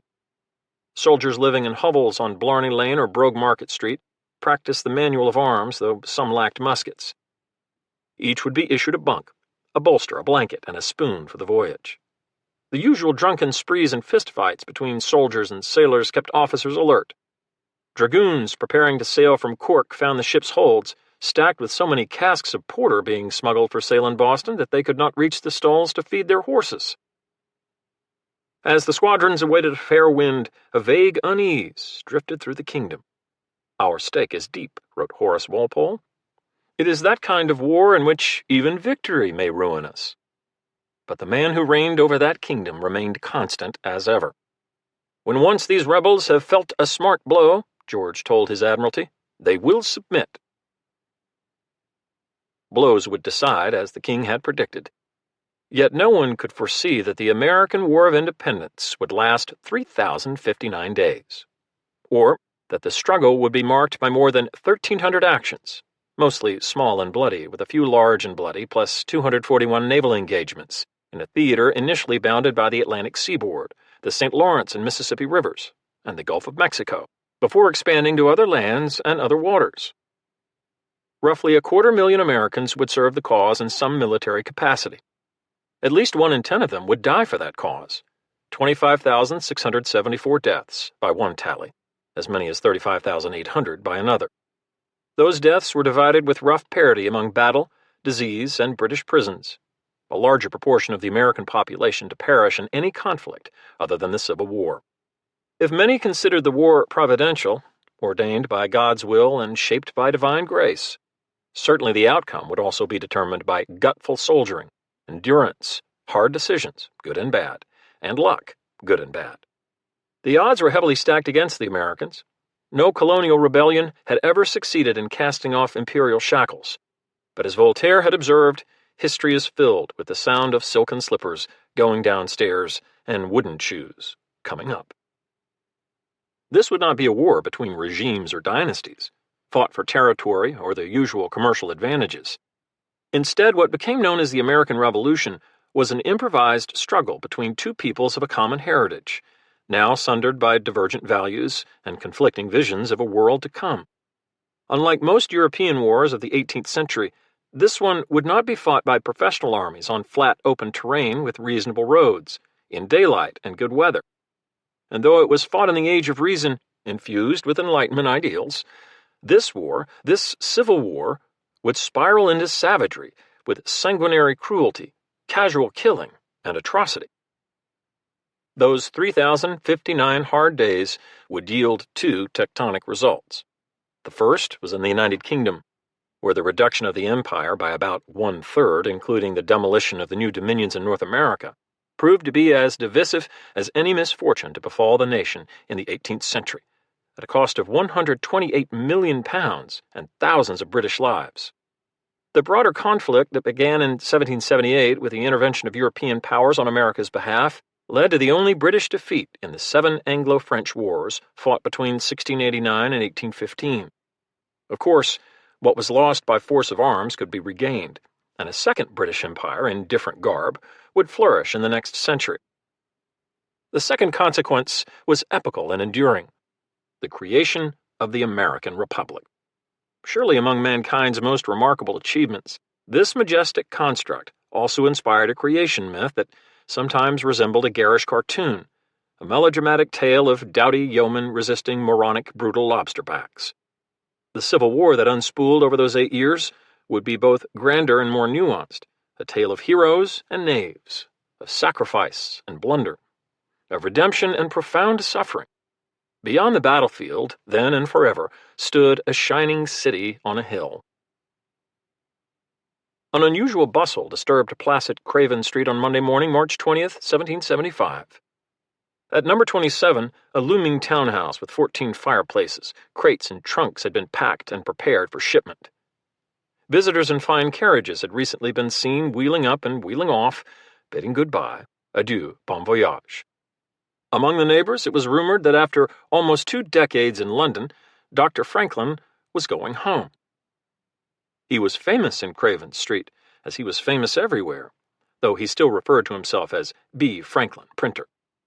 Except for a brief return visit to Philadelphia in 1763 and 1764, and a temporary move a few years later to a different house on the street, he had lived at number 27 since arriving in England as a colonial agent in 1757. Because he was widely deemed a universal genius, the accolade did not displease him. His eccentricities were forgiven, chuffing up and down the 19 oak stairs, dumbbells in hand for exercise, sitting nude in the open window above the street, regardless of the season, for his morning air bath, playing his harmonica, an improbable contraption constructed of 37 glass hemispheres mounted on an iron spindle, and rotated with a foot treadle, so that he could elicit 3 ghostly octaves by touching the moving edges with his moistened fingers. Mozart and Beethoven, among others, would compose for the instrument. And Craven Street had also been his laboratory, the site where he had launched inquiries into sunspots, magnetism, lead poisoning, the organic origins of coal, carriage wheel construction, and ocean salinity. At the foot of the street on the Thames, he had repeated his celebrated kite and key demonstration. St. Paul's Cathedral nearby was Britain's first structure to install his lightning rod. The tall man who emerged onto the front stoop that morning was now 69, with thin graying hair and sensual lips that made him look younger. He retained the broad shoulders of the leather-aproned tradesman who'd once carried lead type for a living, though he had grown plump enough to call himself a fat old fellow.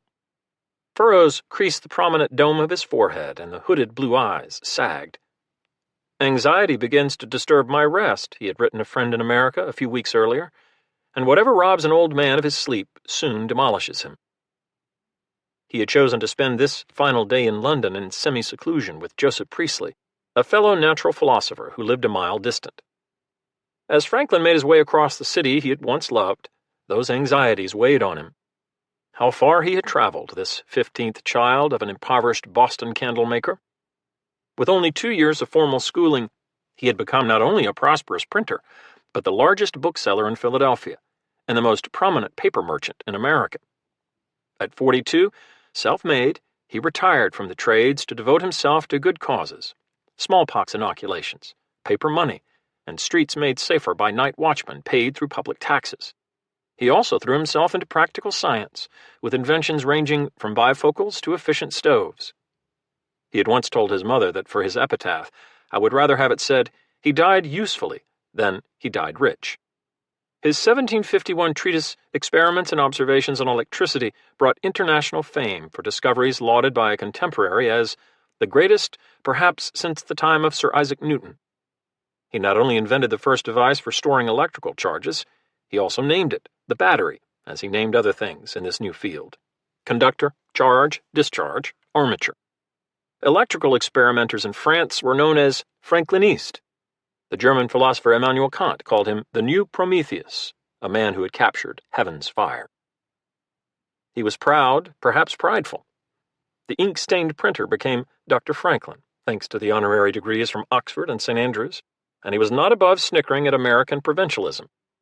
"Learned and ingenious foreigners that come to England almost all make a point of visiting me," he had written in 1772 to his son William, who, thanks to Franklin's influence, was the royal governor of New Jersey. "The king, too, has lately been heard to speak of me with great regard." If esteemed and clubbable, he still at times seemed opaque. A man of masks and personas, he was Poor Richard, after the pseudonym adopted for the almanac he'd first published in 1732. He was also, thanks to his many whimsical pen names, Silence Dogood, Cecilia Shortface, and Obadiah Plainman.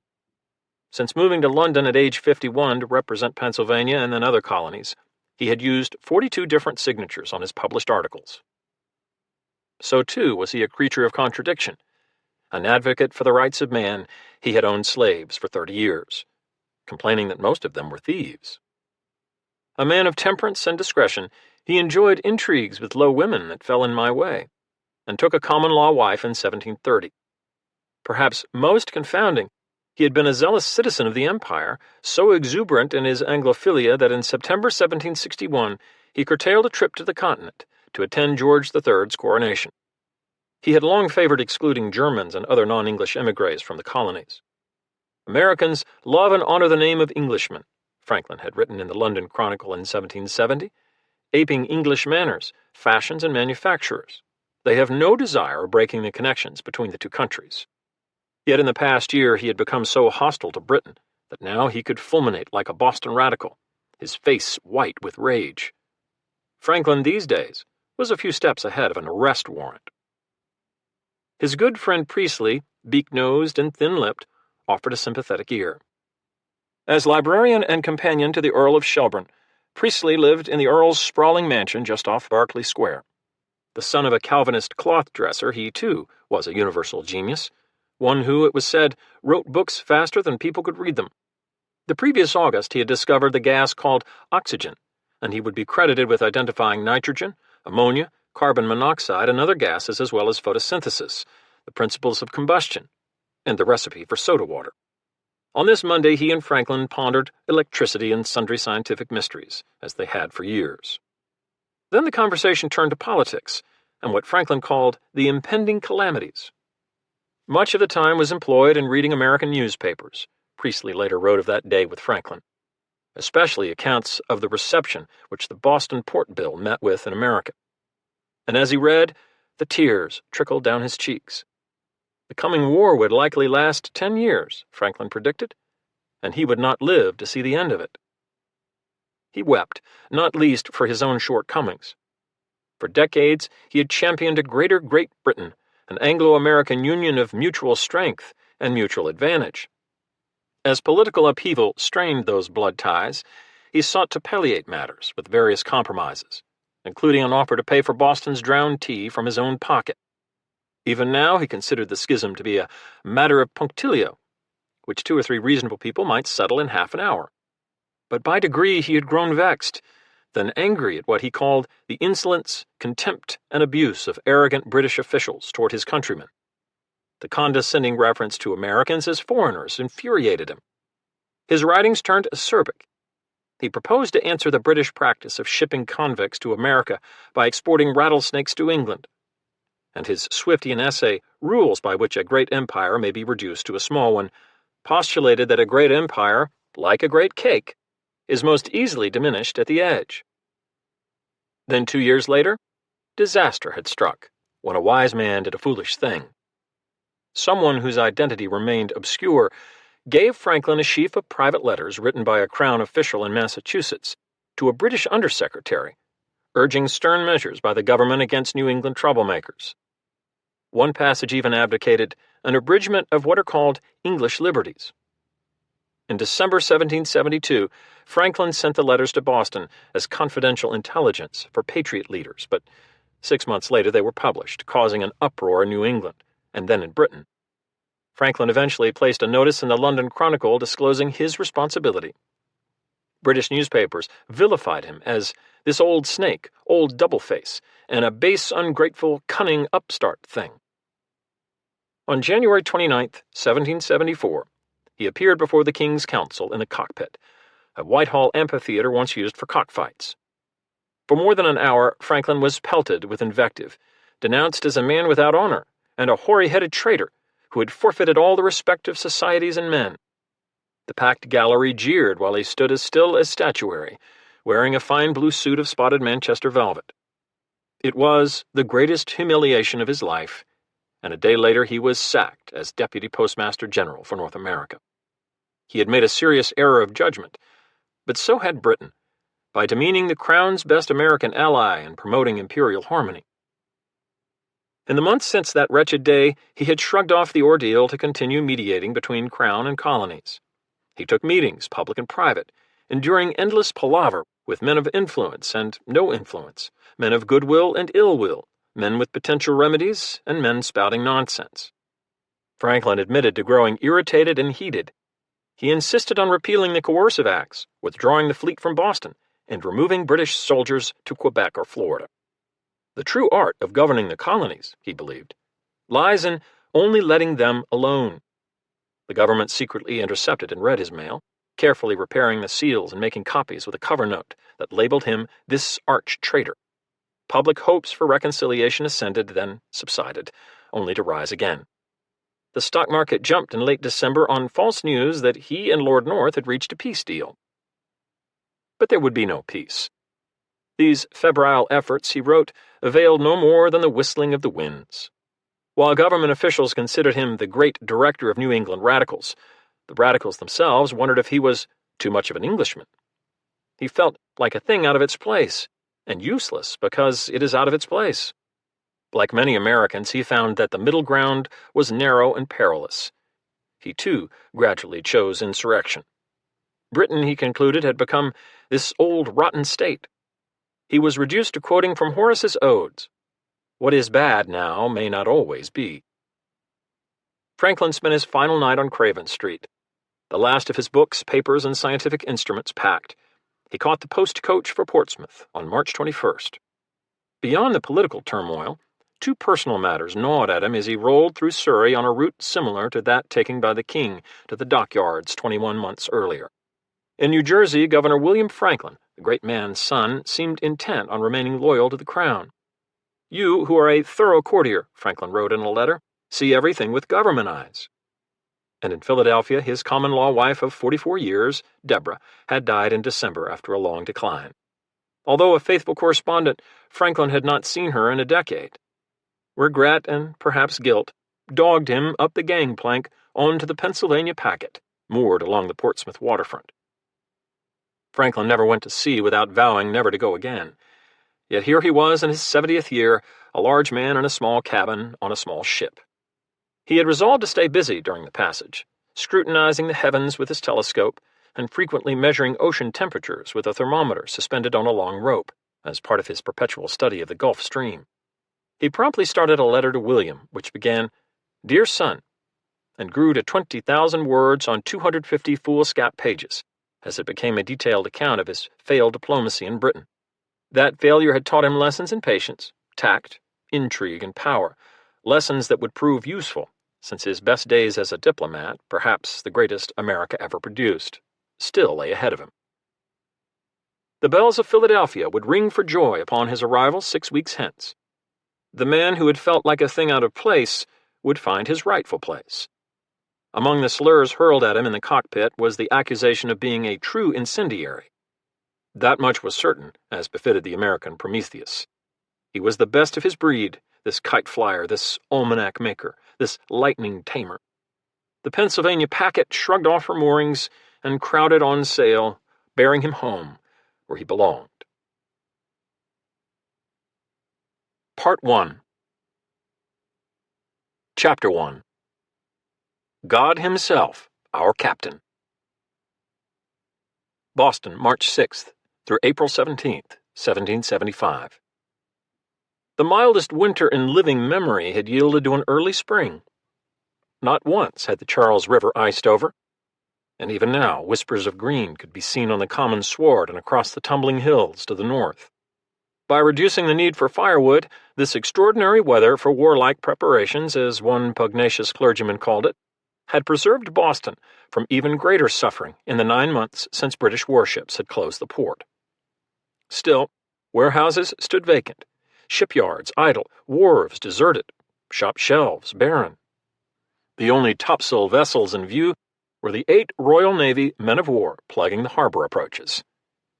It is now a very gloomy place, the streets almost empty, a woman wrote an English friend in early March 1775. Many families have removed from it, and the inhabitants are divided. Some appear desponding, others full of rage. Only a bountiful local crop of lambs and charity from other colonies preserved Boston from hunger. Fish and flour from elsewhere in New England, rice from the Carolinas, rye from Baltimore, 1,000 bushels of wheat from Quebec, cash from Delaware and Montreal. By British decree, provisions arriving by sea were unloaded in Marblehead and carted 20 miles to Boston, an expensive, tedious detour.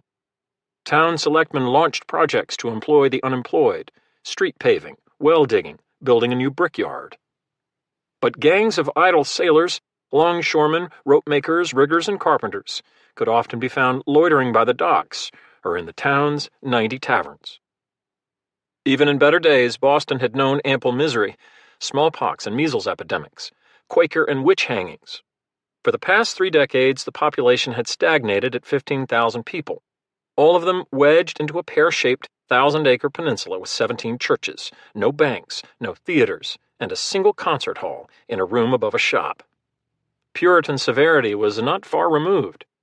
A generation earlier, both actors and theater-goers could be fined for immorality, impiety, and a contempt for religion. Other miscreants were branded alphabetically, A for adulterers, B for burglars, F for forgers. Counterfeiters who escaped a scorching sea might be nailed to the pillory by their ears.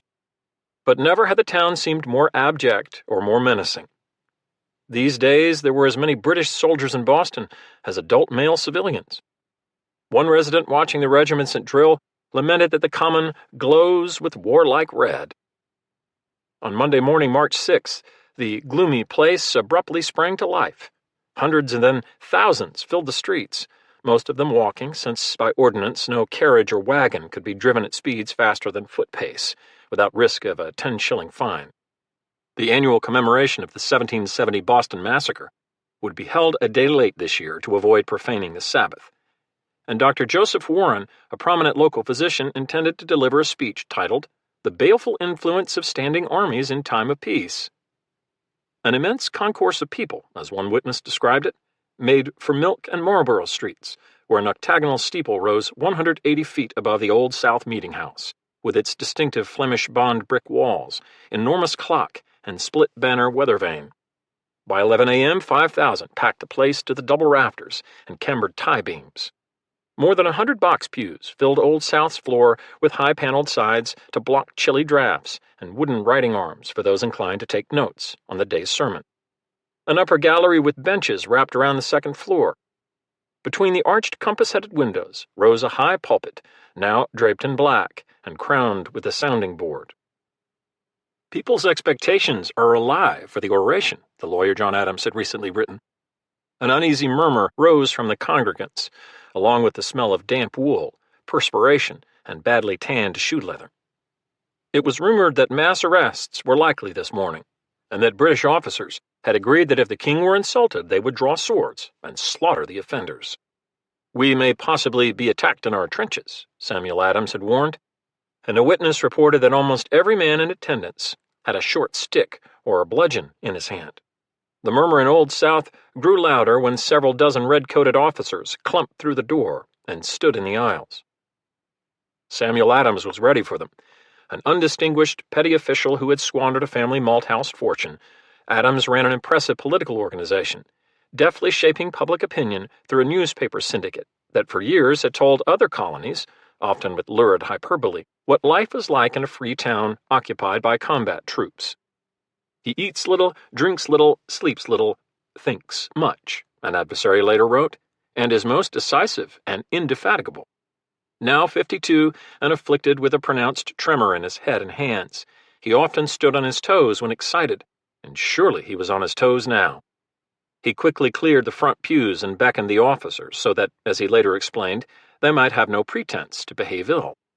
About 40 eventually took seats on the forward benches or the pulpit stairs, while Adams settled into a deacon's chair within sword thrust. The crowd hushed when Dr. Warren appeared at the pulpit after sidling through the congested aisles. He was handsome and young, just 33, pitied for having recently lost his wife, who'd left him 4 young children, yet much admired for his kindness, grace, and medical skill. More than a few of those in the audience had been inoculated by him during the smallpox outbreak a decade before. He was also a ringleader. As chairman of the Extra-Legal Committee of Safety, he proved to be a capable organizer and insurgent strategist. John Adams, the previous day, had praised his undaunted spirit and fire. Later accounts would depict Warren wearing a white toga over his breeches, symbolic of antique virtues: simplicity, industry, probity, civic good over private interest. Although the doctor was likely dressed more conventionally, he did affect what was described as a Demosthenian posture, with a handkerchief in his right hand as he addressed my ever-honored fellow citizens. Unhappily for us, unhappily for Britain, the madness of an avaricious minister has brought upon the stage discord, envy, hatred, and revenge, with civil war close in the rear.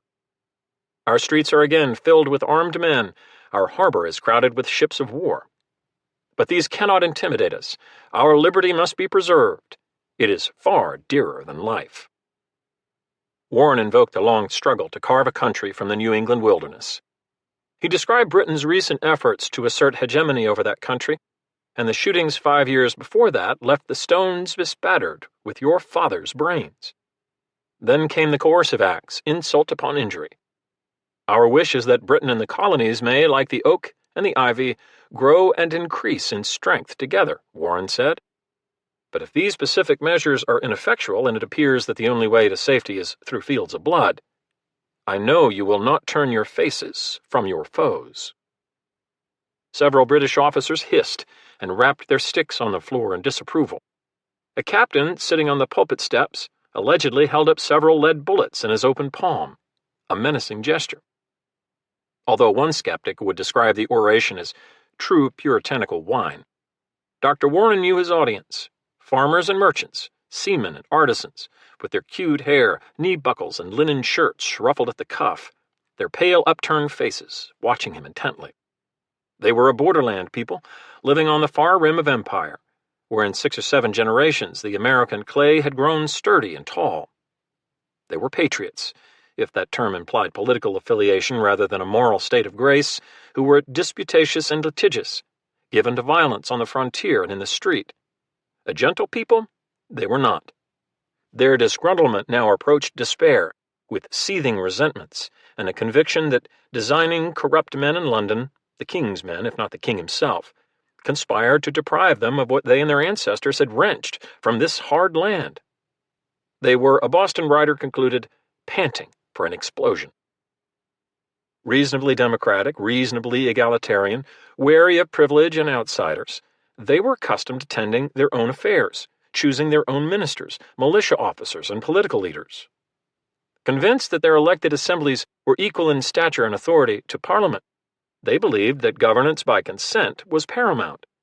They had not consented to being taxed, to being occupied, to seeing their councils dismissed and their port sealed like a graveyard crypt.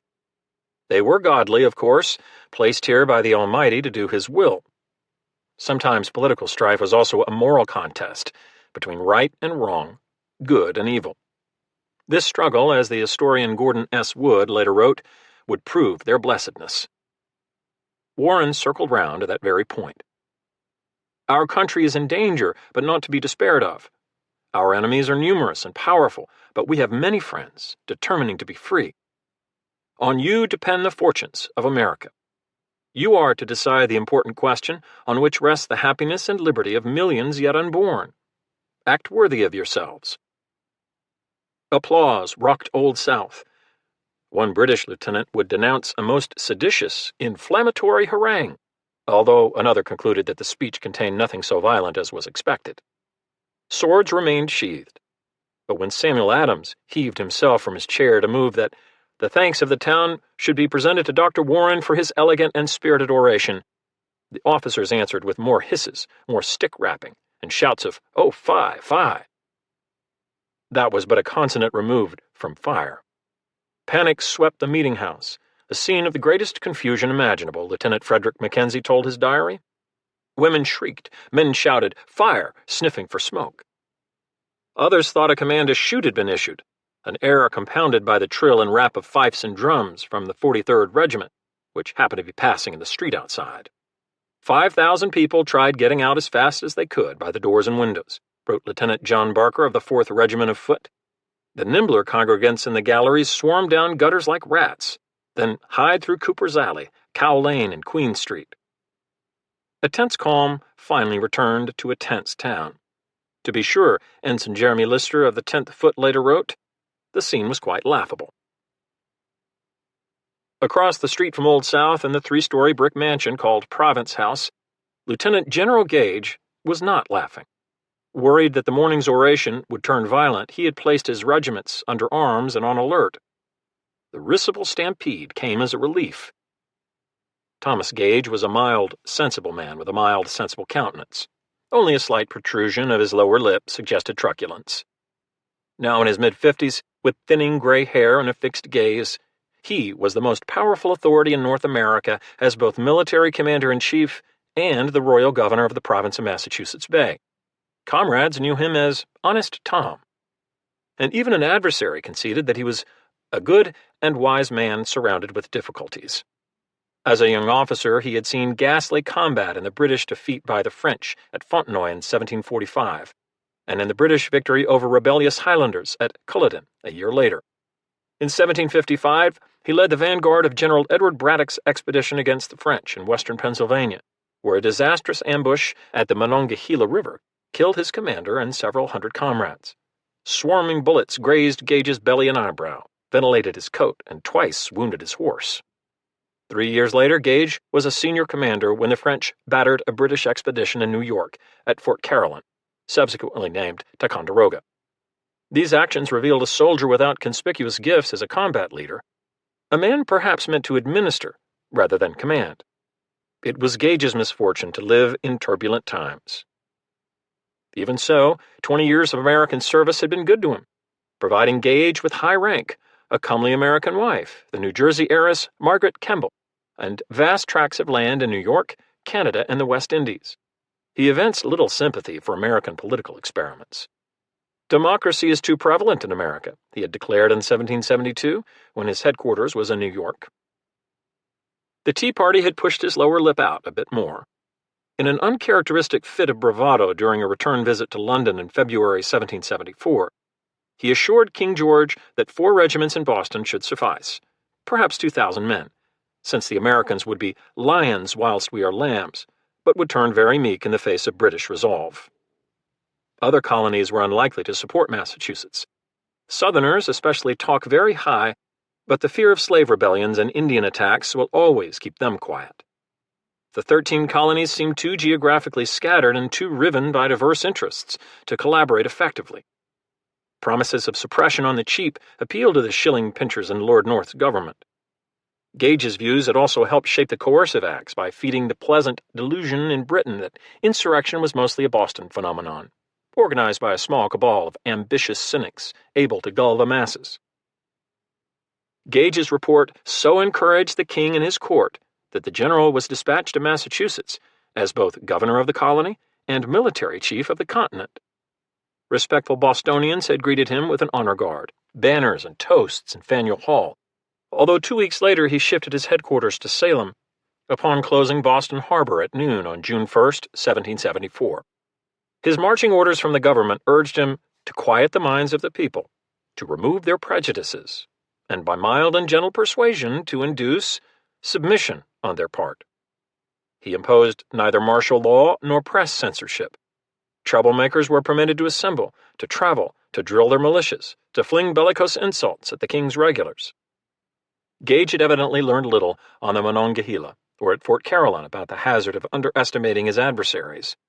Precisely what he had absorbed from 2 decades in America was unclear, but within weeks of planting his flag in Salem, he recognized that he had misjudged both the depth and the breadth of rebellion. The coercive acts, including the abrogation of colonial government in Massachusetts, had inflamed the insurrection. One ugly incident followed another. In mid-August, 1,500 insurgents prevented royal judges and magistrates from taking the bench in Berkshire County in western Massachusetts. 2 weeks later, Gage sent foot troops to seize munitions from the provincial powder house, 6 miles northwest of Boston. Rumors spread that the king's soldiers and sailors were butchering Bostonians. At least 20,000 rebels marched toward the town with firelocks, cudgels, and plowshares beaten into edged weapons. For about 50 miles each way round, there was an almost universal ferment rising, seizing arms, wrote one clergyman.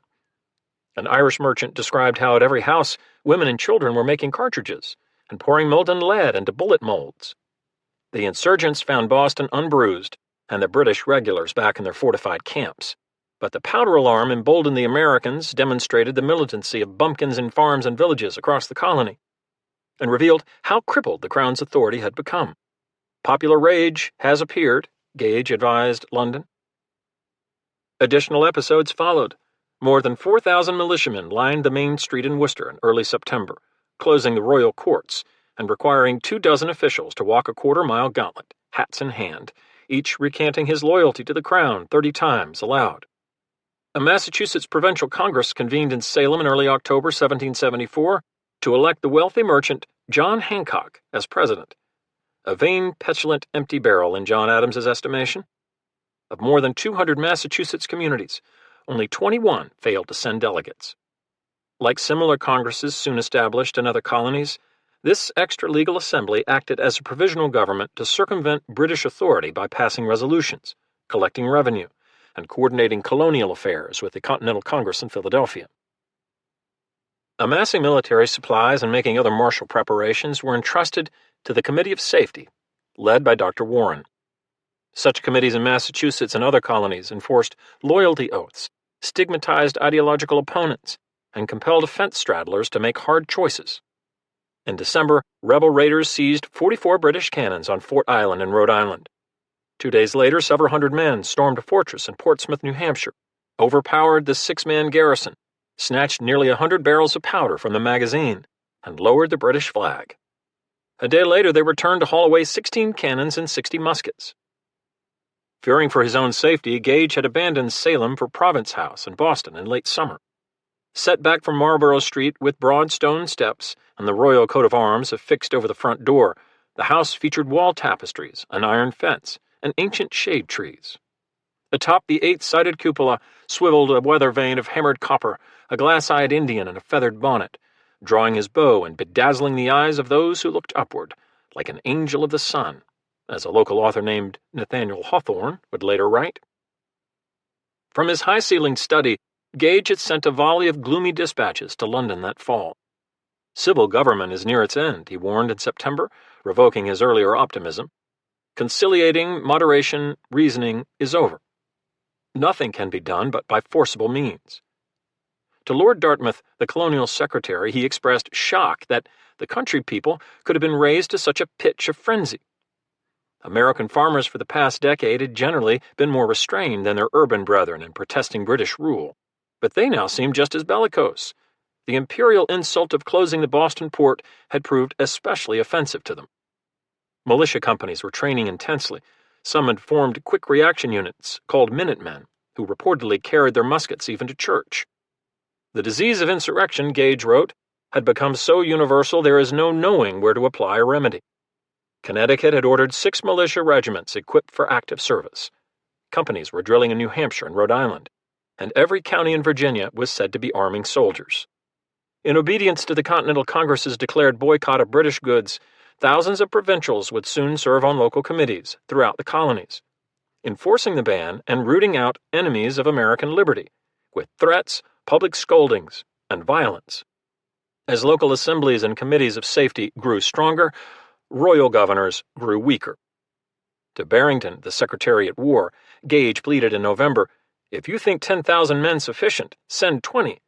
If 1,000,000 is thought enough, give 2. You will save both blood and treasure in the end." Perhaps, he advised London, the coercive acts should be lifted as a conciliatory gesture. The king, appalled, replied that the idea of suspending the acts appears to me the most absurd that can be suggested. Lord North insisted that the acts must and should be carried into execution, while the government assembled reinforcements for Boston, including more generals. Gage's reputation sagged. There was muttering in England about the lukewarm coward in Massachusetts. His king referred to him as the mild general, and his own soldiers now called him old woman behind his back. A senior officer concluded that his disposition and manners are too gentle for the rough Republican fanatic people. Certainly there would be no more toasts and honor guards from those rough Americans. Instead, Gage effigies burned in bonfires. He was accused of papism, drunkenness, and even pederasty, as in a lewd verse that ended, "I'm informed by the innkeepers he'll bung with shoeboys, chimney sweepers."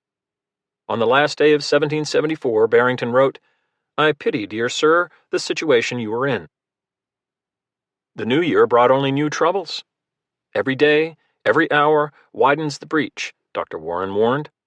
On Sunday, February 26th, barely a week before the Old South oration, Gage sent 240 regulars by naval transport from Boston across Massachusetts Bay to Marblehead, where they marched in a red column 4 miles northwest of Salem in search of rebel cannons, while most local citizens were in church. A militia colonel burst into the North Meeting House, shouting, "The regulars are coming!" A raised drawbridge over the North River delayed the column. Insurgents perched on the up-tilted span like roosting chickens, as a vast multitude soon assembled to heckle the troops as lobster coats, and to vow that if you fire, you will all be dead men. After 90 minutes, a compromise ended the standoff. The bridge was lowered, the troops tramped across, and after precisely 30 rods, 165 yards, they made a smart-about face as agreed, and returned to Boston empty-handed.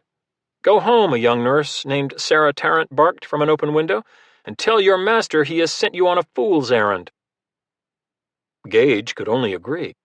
His governance reached no farther than could be seen through the glass eyes of the weather-vane Indian above him, and his command was limited to the troops assembled within the sound of his voice on the common. He expected imminent orders from London to act offensively, since, as he readily acknowledged, to keep quiet in the town of Boston only will not terminate affairs. The troops must march into the country. But in a dispatch written in early March, he warned the government of insurgent legions, actuated by an enthusiasm wild and ungovernable. American bushmen, he added, had demonstrated their patience and cunning in forming ambushments. London promised to send him a hospital on a large scale.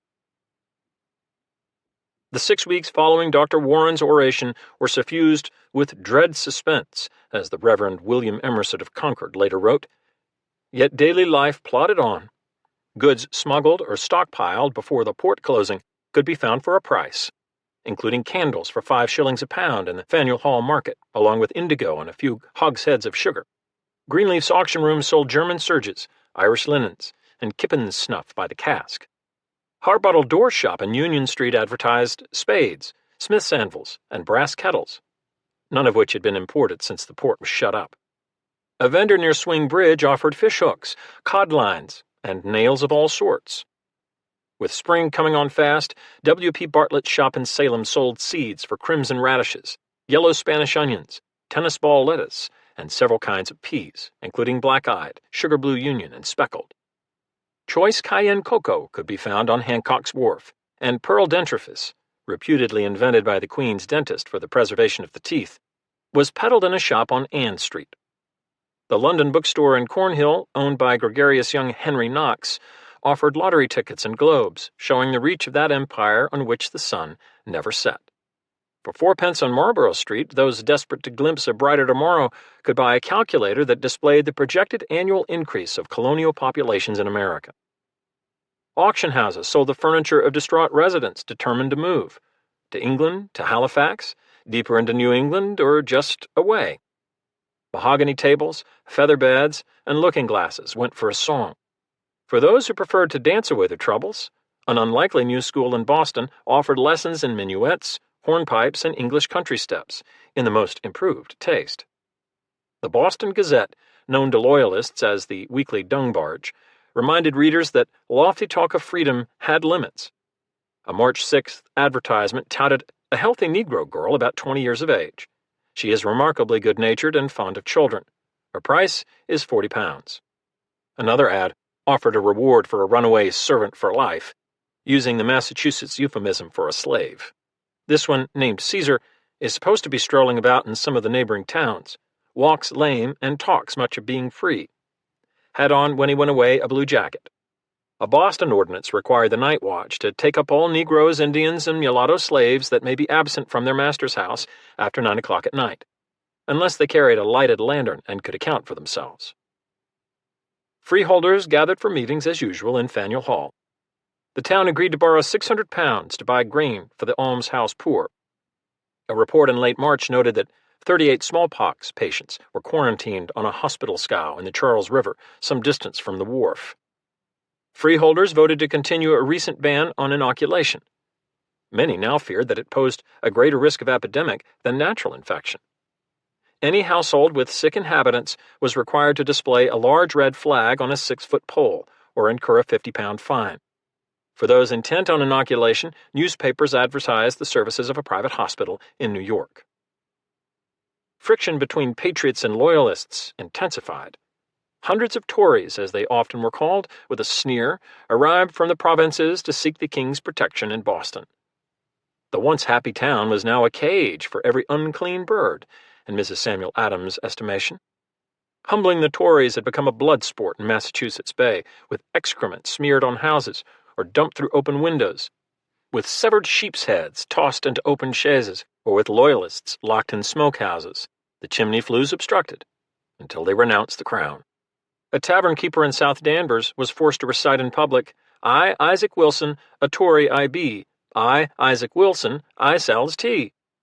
A radical Presbyterian cleric thanked God from the pulpit for sufficient hemp in the colonies to hang all the Tories, while a loyalist woman hoped someday soon to be riding through rebel blood to the hubs of her carriage wheels. Small wonder that a Falmouth minister believed the colony was suffering a discontent bordering on madness. A Calvinist people marinated in the doctrine of predestination braced for the inevitable, and preparations for war continued apace. Clandestine military cargo had arrived all winter from Hamburg, Holland, even London, smuggled through 100 coves and stored in 1,000 barns.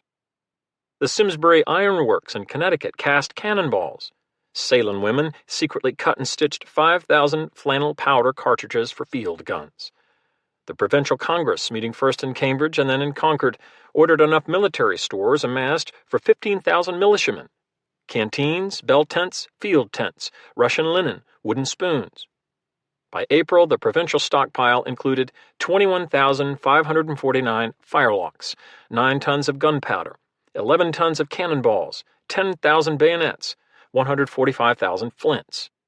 15 medicine chests, purchased for £500 from Boston apothecaries, contained opium, liquid laudanum, emetics, mercurial ointments, tourniquets, and a trepan for boring holes in a skull to relieve pressure from an injured brain. Dr. Warren would distribute the chests among 7 towns by mid-April, including 2 sent to Concord. Farm carts hauled ammunition and powder kegs down country lanes to be hidden in attics or buried in new plowed furrows, along with those radish and onion seeds. British soldiers searching a countryman's wagon in mid-March seized more than a ton of musket balls and over 13,000 musket cartridges stacked in candle boxes. The teamster insisted that the munitions were for his private use, but most shipments went undiscovered. In Concord, a militia colonel, James Barrett, listed more than 3 dozen caches in his notebooks, including rice, ammunition, axes, oatmeal, and wood-bladed shovels rimmed with iron shoes. As ordered by the Provincial Committee of Supply, he appointed faithful men to guard the stocks, with teams ready by day and night on the shortest notice to haul the materiel away as required. The Provincial Congress also chose 5 militia generals and approved a system for alerting the colony with mounted couriers in moments of peril. Several dozen articles of war were adopted.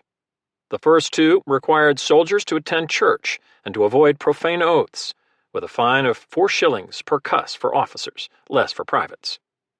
Virtually every white male from 16 to 60 in Massachusetts was required to serve under arms.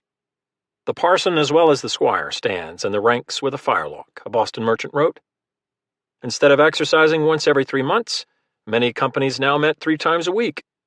An Essex County militia colonel, Timothy Pickering, simplified the manual of arms with his easy plan of discipline for a militia, which would be widely adopted. Muskets could be primed and loaded with 1 order and 10 motions. Lean the cheek against the butt of the firelock, the easy plan instructed, shut the left eye, and look with the right along the barrel. Each company elected its own officers, but at a militia gathering in March, Reverend Emerson drew from the 2nd book of Chronicles to remind the men of Concord who really led them. Behold, God himself is with us for our captain. Boston's natural beauty had once beguiled British soldiers. The entrance to the harbor and the view of the town of Boston from it is the most charming thing I ever saw, an officer wrote home in 1774. That enchantment had faded by the spring of 1775. No such thing as a playhouse, a lieutenant in the 23rd Foot complained. They are too puritanical to admit such lewd diversions, though there's perhaps no town of its size could turn out more horrors than this could. A captain in the 38th Foot told his brother in Ireland, "The people here and we are on bad terms, ready to cut one another's throats." Small insults bred seething resentments. All it took was an overbearing British customs official, mud flung at a fusilier on the street, or a fistfight over a girl between a Jonathan, a rebellious American in British slang, and a lobster coat. A Royal Navy officer described seeing miniature effigies of British soldiers hanging by nooses from roadside trees, each wearing a tiny red coat. In March, a Marine lieutenant reported how passing Bostonians made coarse gestures with their hands on their backsides. For their part, devout colonists resented regulars dishonoring the Sabbath by ice skating across a Roxbury pond. They also loathed British Army profanity, which dated at least to the 100 Years' War, when English bowmen were known as goddams. Major John Pitcairn, the Marine commander in Boston, advised the Admiralty in March, "One active campaign, a smart action, a burning 2 or 3 of their towns will set everything to rights." Nothing now, I am convinced, but this will ever convince these foolish bad people that England is in earnest. The British garrison now exceeded 5,000, of whom more than 4/5 were soldiers, gunners, and Marines in 13 regiments. They crowded every corner of the town. Artillerymen billeted in warehouses on Griffin's Wharf, the 4th Regiment of Foot, known as the King's Own, in a vacant distillery in West Boston, the 64th Foot in Castle William on a harbor island, the 43rd Foot on Back Street. Troops drilled in Brattle Square and on the Common, throwing stones to drive away the cows and avoiding the burial ground that held the graves of 100 comrades, dead from disease and mischance. Regiments took target practice on the wharves, 6 to 10 rounds for each soldier, firing at river flotsam or at man-sized figures cut from thin boards. A physician visiting from Virginia told his diary of watching light infantry exercises in late March, young active fellows who loaded firelocks while lying on their backs, then flipped over to fire from their bellies. They run out in parties on the wings of the regiment, he added. They secure their retreat and defend their front while they are forming. Ugly encounters between Jonathans and lobstercoats multiplied. Officers mocked the Old South oration with a parody delivered from a coffeehouse balcony in the most vile, profane, blackguard language, a witness reported. In mid-March, soldiers from the King's Zone pitched tents within 10 yards of a meeting house and played drums and fifes throughout the worship service. Troops later vandalized John Hancock's elegant house facing the Common. A peddler from Billerica named Thomas Ditson Jr., who was accused by British soldiers of trying to buy old uniforms and a musket from the 47th Regiment, was stripped, tarred, feathered, and paraded from Foster's Wharf through King Street, while a fifer played the Rogues' March. A placard labeled American Liberty was draped around his neck. It gave great offense to the people of the town, a British officer wrote, and was much disapproved of by General Gage.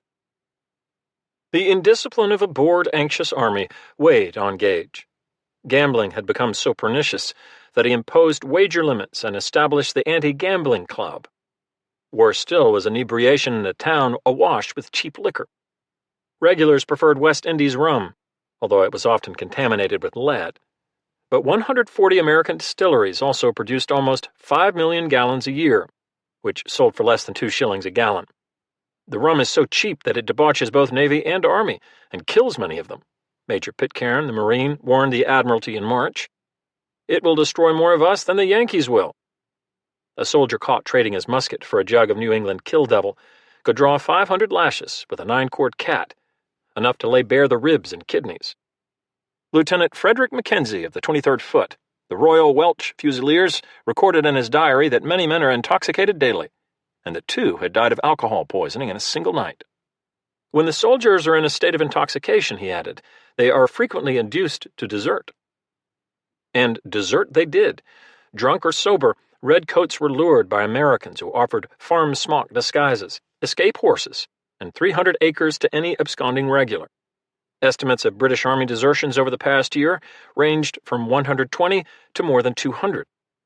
5-guinea rewards were advertised by company officers in the Boston Post Boy for the likes of Private Will Gibbs, about 5 feet 7 inches high and of a fair complexion, last seen wearing a round hat and a brown coat, trimmed in blue.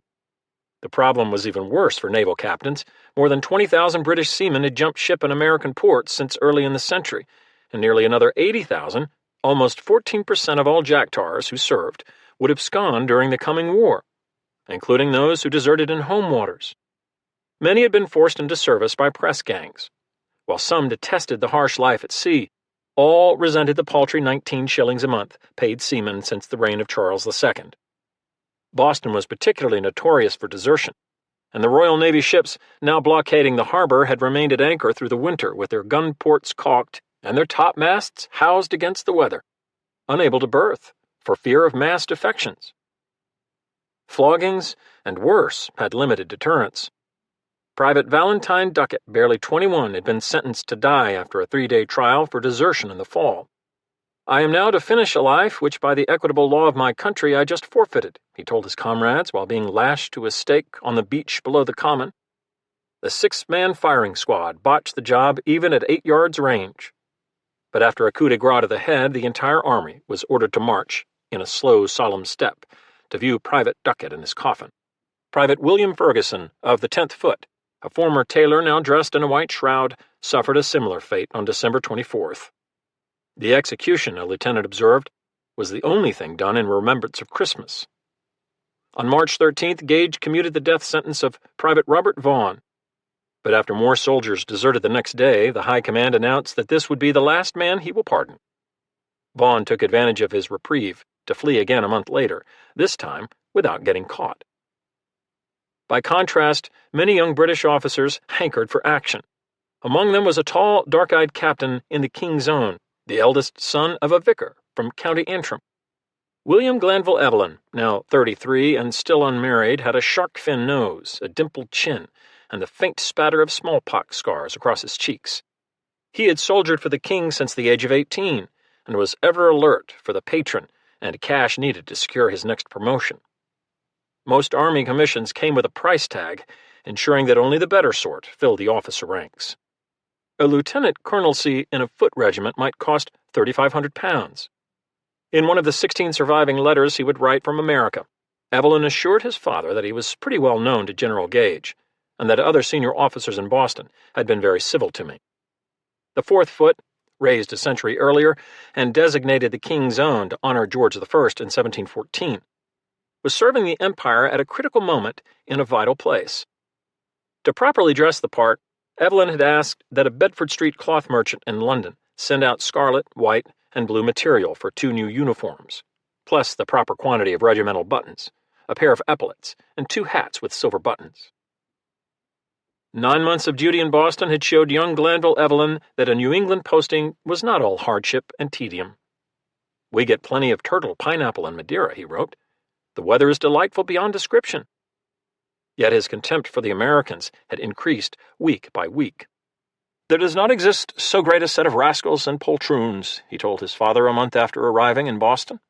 By October 1774, he had concluded that a civil war must inevitably happen in the course of a few months, or Great Britain might forever give up America. By December, he fully shared his government's conviction that a few enterprising, ambitious demagogues had incited the insurrection. Moreover, he believed that many thousands of Loyalists were inclined to our side, though they would not openly declare themselves until the Crown asserted its full authority. "Never," he wrote, "did any nation so much deserve to be made an example of to future ages, as his soldiers practiced their sharpshooting and beat their drums to annoy the Jonathans." Evelyn's greatest worry was that unsteadiness in Lord North's ministry might lead to a political settlement that spared the Americans from imperial wrath. "We only fear they will avail themselves of the clemency and generosity of the English," he wrote a cousin in London, "and evade the chastisement due to unexampled villainy, and which we are so impatiently waiting to inflict." With the early arrival of spring, the chances of a pernicious peace faded. Captain Evelyn was glad. Blood had risen in his gorge. "The hour is now very nigh in which this affair will be brought to a crisis," he told his father. "The resolutions we expect are by this time upon the water, which are to determine the fate of Great Britain and America. We shall shortly receive such orders as will authorize us to scourge the rebellion with rods of iron." As usual, he signed his letter, "Yours, ever affectionate, W.G.E." The expected orders arrived on Friday, April 14th, when a burly, flush-faced dragoon captain bounded into Boston from the Nautilus. He had been sent ahead to Massachusetts to buy mounts for his regiment, now following on the high seas from Ireland. But his first task was to deliver a sealed dispatch marked "Secret" to Province House. Striding past the budding elms and up the broad front steps beneath the gaze of the copper Indian on the roof, the captain handed over the document, saluted, and wandered off to look at horseflesh. Upon breaking the seal, Gage found a 24-paragraph letter from Lord Dartmouth, the psalm singer, written with the cocksure clarity of a man who slept in his own bed every night, 3,000 miles from trouble. Drafted on January 27th in consultation with the King and North's cabinet, the order had remained in Dartmouth's desk for weeks while events played out in London, including those futile conversations with Dr. Franklin, Parliament's minuet with the monarch at St. James's Palace, and the introduction of more punitive legislation. Further weeks passed while ill-tempered westerly gales kept Nautilus and her companion sloop Falcon pinned to the south coast of England.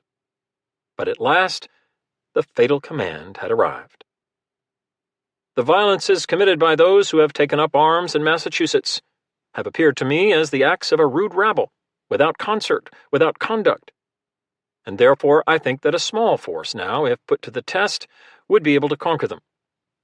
It is the opinion of the King's servants, in which His Majesty concurs, that the essential step to be taken toward re-establishing government would be to arrest and imprison the principal actors and abettors in the Provincial Congress, whose proceedings appear in every light to be acts of treason and rebellion." There was more. Reinforcements were en route, though hardly the 20,000 that Gage thought necessary. Twice Dartmouth conceded that your own judgment and discretion must shape any operation, yet with proper preparation and secrecy it can hardly fail of success, and will perhaps be accomplished without bloodshed. Any efforts on their part to encounter a regular force cannot be very formidable. It was agreed in London that Gage had demonstrated restraint to the point of lamentable indulgence. Now he must be firm, come what may.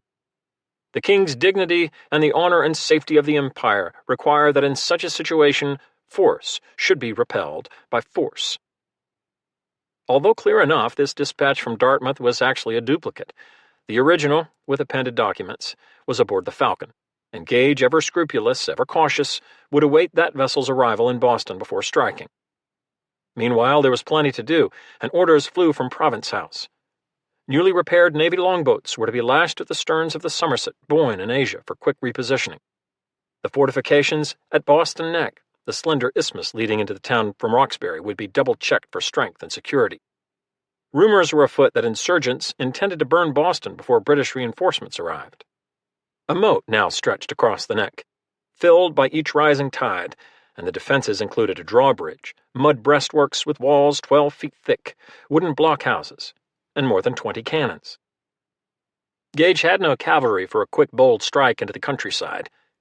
Few enlisted regulars had ever heard a shot fired in anger, although a substantial number had been in uniform for 5 to 10 years or longer. The most agile and many of the strongest were grouped into elite light infantry and grenadier companies. Regiments usually had one of each, typically with 36 soldiers apiece.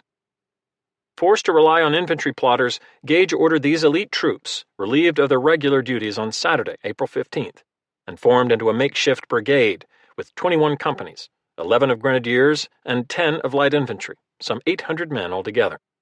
Gage, the man who had formed the anti-gambling club, was betting that the advantage of concentrating these companies with their skirmishing skills, marksmanship, and ferocity would outweigh the disadvantage of severing them from their accustomed regiments and senior officers.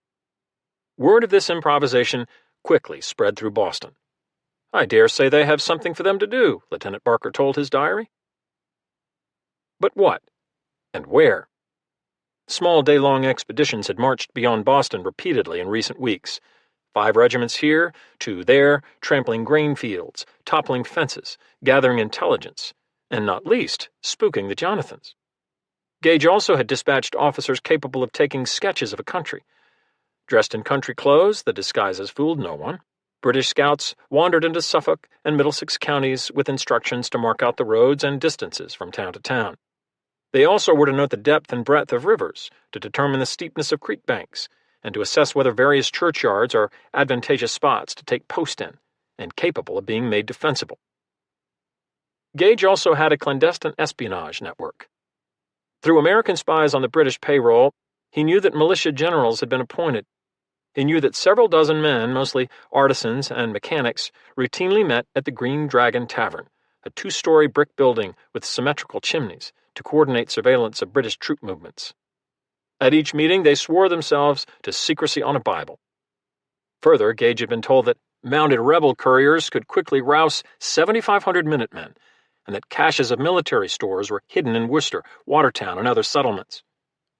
Even so, he doubted the Americans had a field marshal capable of taking the command or directing the motions of an army. That steady gaze of his had fixed on Concord, said to be the first village founded at Massachusetts Bay, beyond the sight and sound of the sea. 18 miles from Boston, and now home to 265 families, it was a place where church attendance was compulsory, where the Provincial Congress sometimes met, and where, according to Gage's spies, munitions and other war supplies had been secreted in bulk. He even had a hand-drawn map, crude but detailed, showing the houses, outbuildings, and other hiding places where caches could be found. The Americans, too, had informants. Gage would complain that the rebels collected good, full, and expeditious intelligence on all matters transacting in England. Reports sent from London to Patriot leaders warned of regiments preparing for deployment, and of the blunt new instructions sent Gage. Since early April, many families had fled Boston for country refuges. Among the most prominent Patriot leaders, only Dr. Warren remained in town. Samuel Adams and John Hancock had retired to Lexington, east of Concord. The Provincial Congress adjourned on April 15th for 3 weeks, entrusting the Committee of Safety to oversee military matters, and various false alarms kept the province on edge. Gage's concentration of longboats, grenadiers, and light infantry companies hardly passed unremarked. Some secret expedition, one merchant noted, was no doubt afoot. On Sunday, April 16th, the Falcon glided into Boston Harbor. In want of many men and stores, and very leaky after her rough passage, as the Royal Navy reported, The sloop nonetheless carried Dartmouth's original orders. Now Gage could complete his preparations. Using the discretion permitted him, he chose to ignore Dartmouth's proposal of targeting actors and abettors like Hancock and Adams. Chasing such scoundrels across the province seemed futile, if not capricious. A hard strike against the depot in Concord would be more fruitful, although disappointing late intelligence indicated that the cagey rebels had evacuated at least some military stocks to other sites. Opposition seemed unlikely, except perhaps from scattered parties of bushmen. Gage drafted a 319-word order for Lieutenant Colonel Francis Smith of the 10th Foot, appointed to lead the strike brigade. If corpulent and edging toward retirement, Smith was mature, experienced, and prudent. He was to march with the utmost expedition and secrecy to Concord, Gage noted, adding, "You will seize and destroy all artillery, ammunition, provisions, tents, small arms, and all military stores, whatever. But you will take care that the soldiers do not plunder the inhabitants or hurt private property." The map enclosed with the order illustrated Gage's demand that 2 bridges over the Concord River be secured by an advance party of the best marchers. Captured gunpowder and flour were to be dumped into the river, tents burned, salt pork and beef supplies destroyed. Enemy field guns should be spiked or ruined with sledgehammers. The expedition would carry a single day's rations and no artillery. Speed and surprise were essential. Sentries on horseback would be positioned to prevent rebel couriers from sounding an alarm. Gage concluded his order without sentiment. "You will open your business and return with the troops as soon as possible." And now, as one loyalist wrote, the war began to redden. The iron was quite hot enough to be hammered. Chapter 2. Men came down from the clouds. Lexington and Concord, April 18th to April 19th, 1775.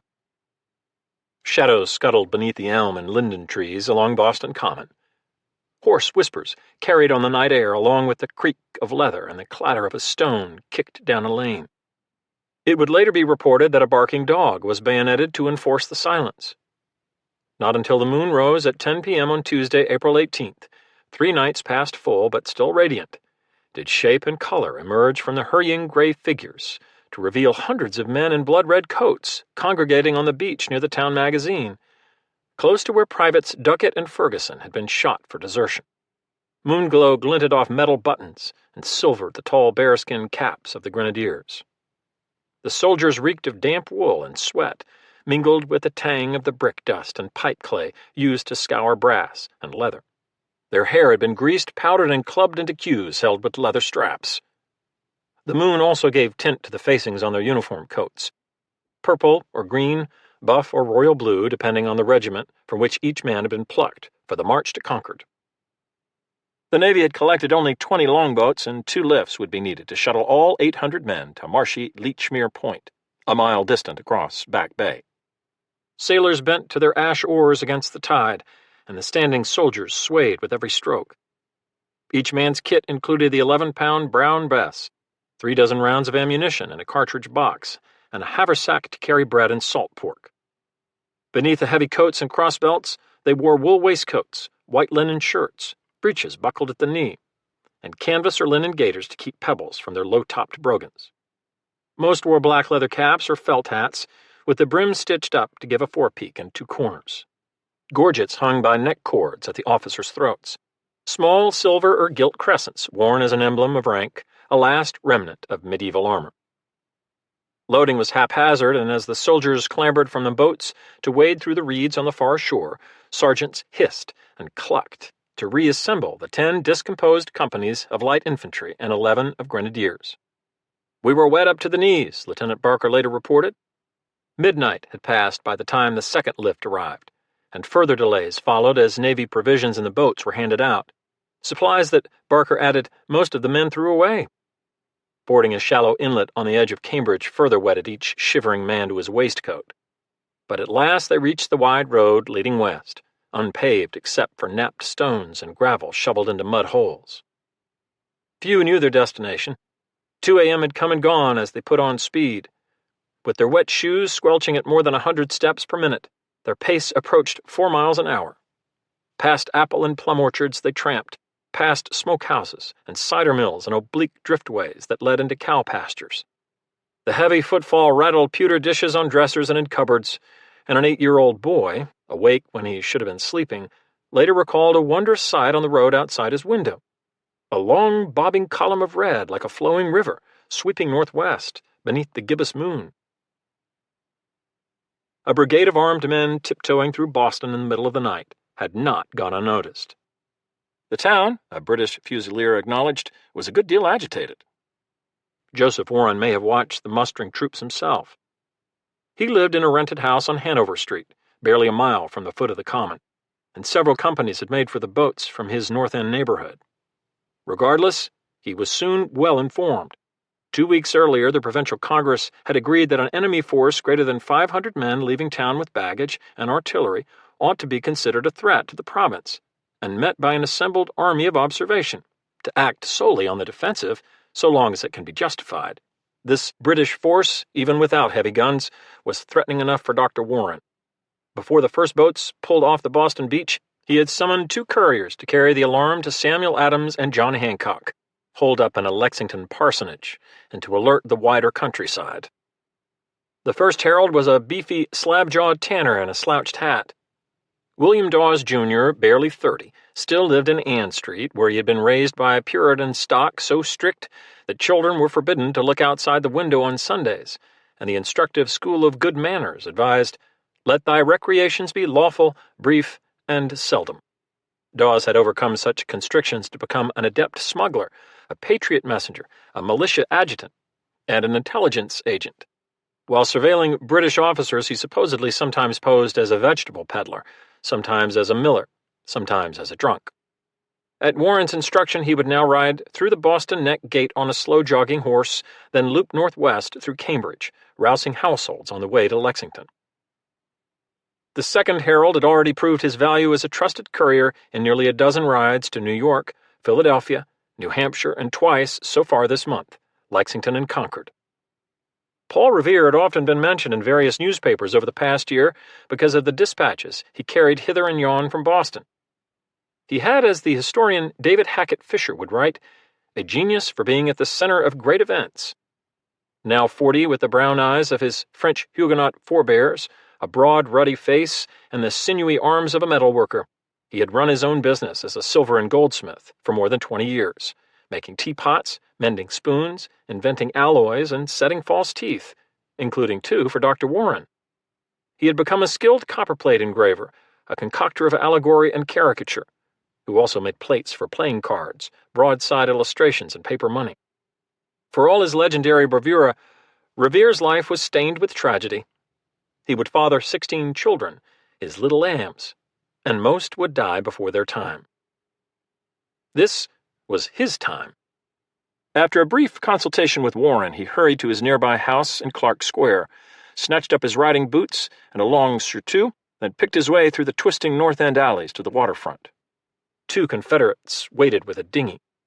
Softly, they rowed from the wharf against the young flood and under that old moon, with a temperate breeze stirring out of the southwest. Ahead loomed the Somerset, a 70-gun warship anchored as a sentinel in the ferryway between Boston and Charlestown, in water so shallow she could barely swing at anchor. Some of Somerset's crewmen were either manning the longboats at Lechmere Point or working her pumps. An inspection this week had showed the man-of-war to be in desperately poor repair, seams rotten, butt ends open, and long overdue for caulking and sheathing in Halifax. Whether distracted or sightless, the watch failed to spot the small boat that scooted past her stern and onto the Charlestown shore.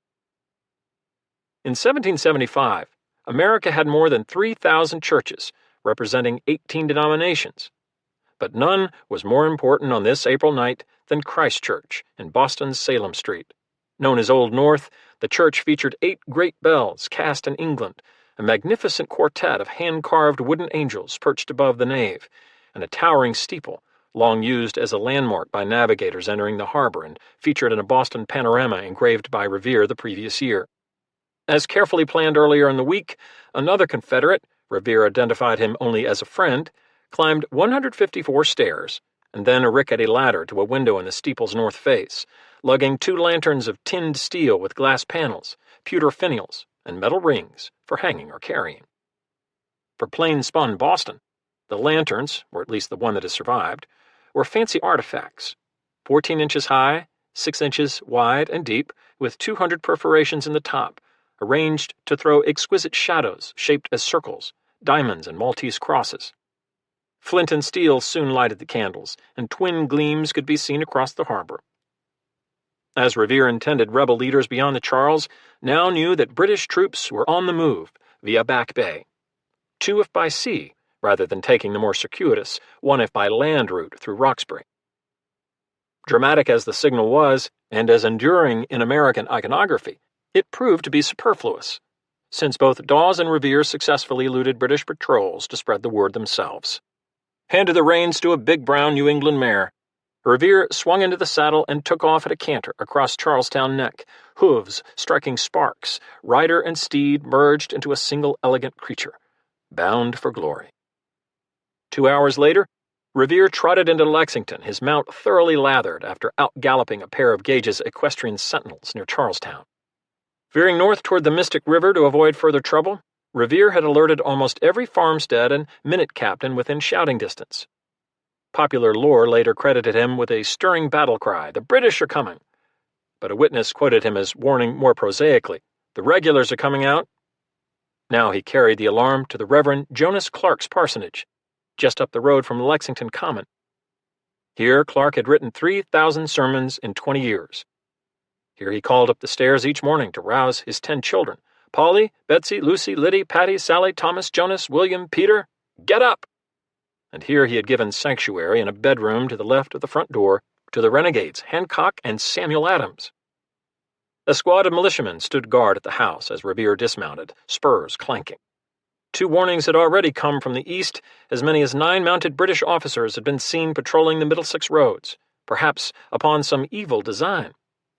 At the door, a suspicious orderly sergeant challenged Revere, and Clark blocked his path until Hancock reportedly called out, "Come in, Revere, we're not afraid of you." The herald delivered his message. British regulars by the hundreds were coming out, first by boat, then on foot. There was not a moment to lose. 30 minutes later, Dawes arrived with the same warning, and the 2 riders soon swung toward Concord. As Adams packed up to move deeper into the countryside, Hancock lumbered about the parsonage with his sword and pistol, prattling on about making a desperate stand until he too was persuaded to bolt for safety in his fine carriage. Now the Lexington bell began to clang in the wooden tower, hard by the meeting house. More gallopers rode off to rouse 100 villages. Warning gunshots echoed from farm to farm. Bonfires flared, drums beat. Across the colony, in an image that would endure for centuries, solemn men grabbed their firelocks and stalked off in search of danger, leaving the plow in the furrow, the hoe in the garden, the hammer on the anvil, the bucket at the well sweep. This day would be famous before it dawned. Lexington spread across 10,000 acres, occupied by 750 people and 400 cows.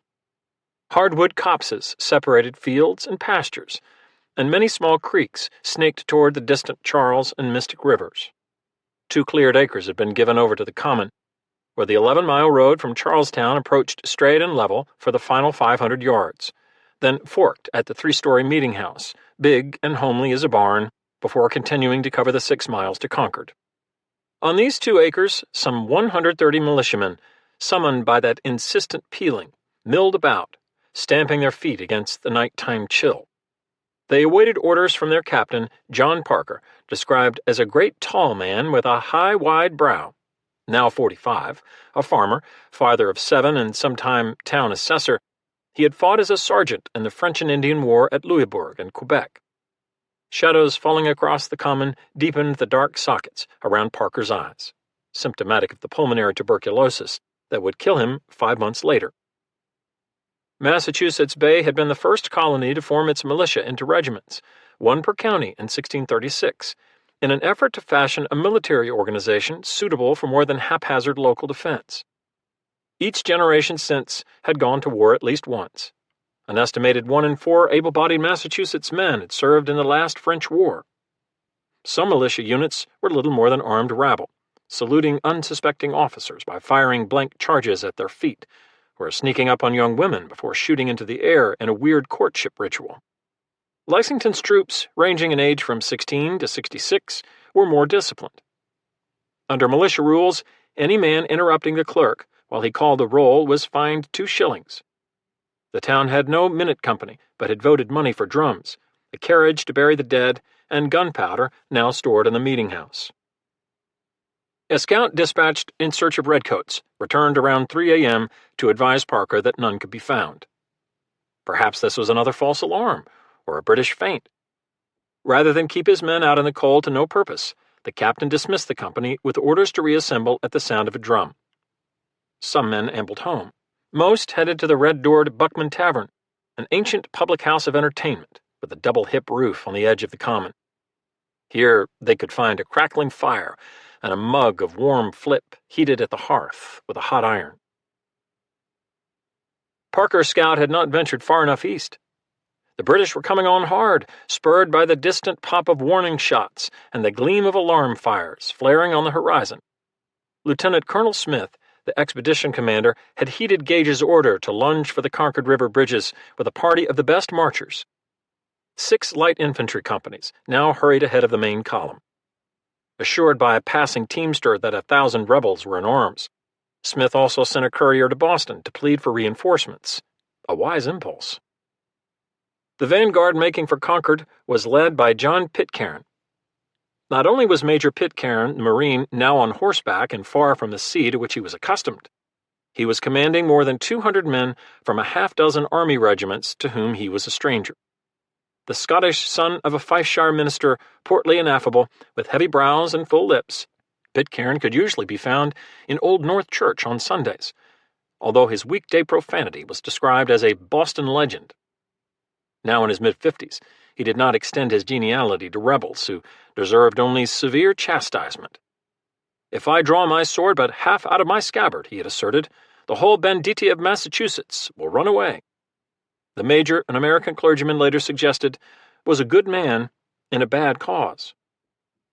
As an apricot glow began to brighten the eastern sky soon after 4 a.m., the sounds of a country folk alert and alarmed intensified, bells, shots, distant hoofbeats.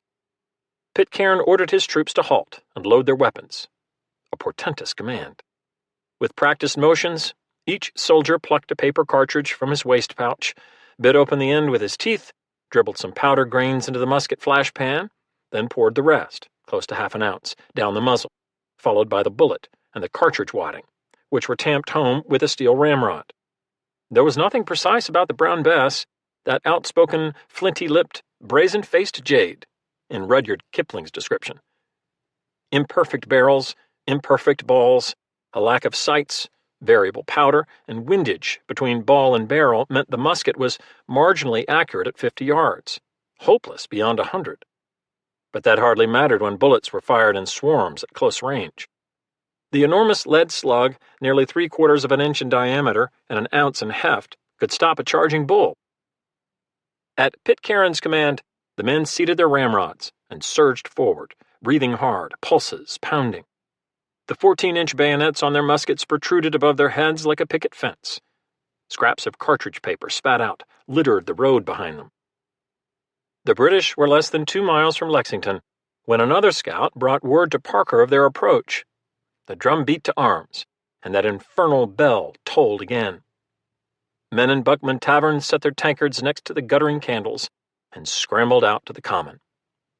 Other men, filling their powder horns in an upper gallery of the meeting house that served as the village armory, clattered down the stairs and through the door. But only half the company answered this second call, fewer than 80 men in 2 ranks, anxiously peering east for redcoats. "Don't molest them," Parker said, "without they being first." Precisely why he chose to confront a superior force from the exposed expanse of the village lawn rather than from a nearby thicket or stone wall would never be clear.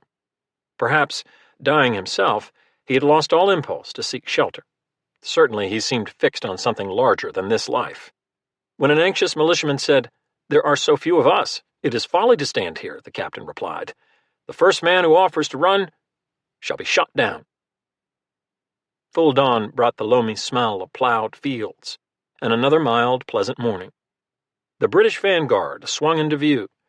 The tramp of heavy brogans broke the quiet as 3 companies veered to the right of the meeting house at double-quick time. Pitcairn on his horse led the rest of the column to the left, following the curve of the Concord Road before cantering onto the common.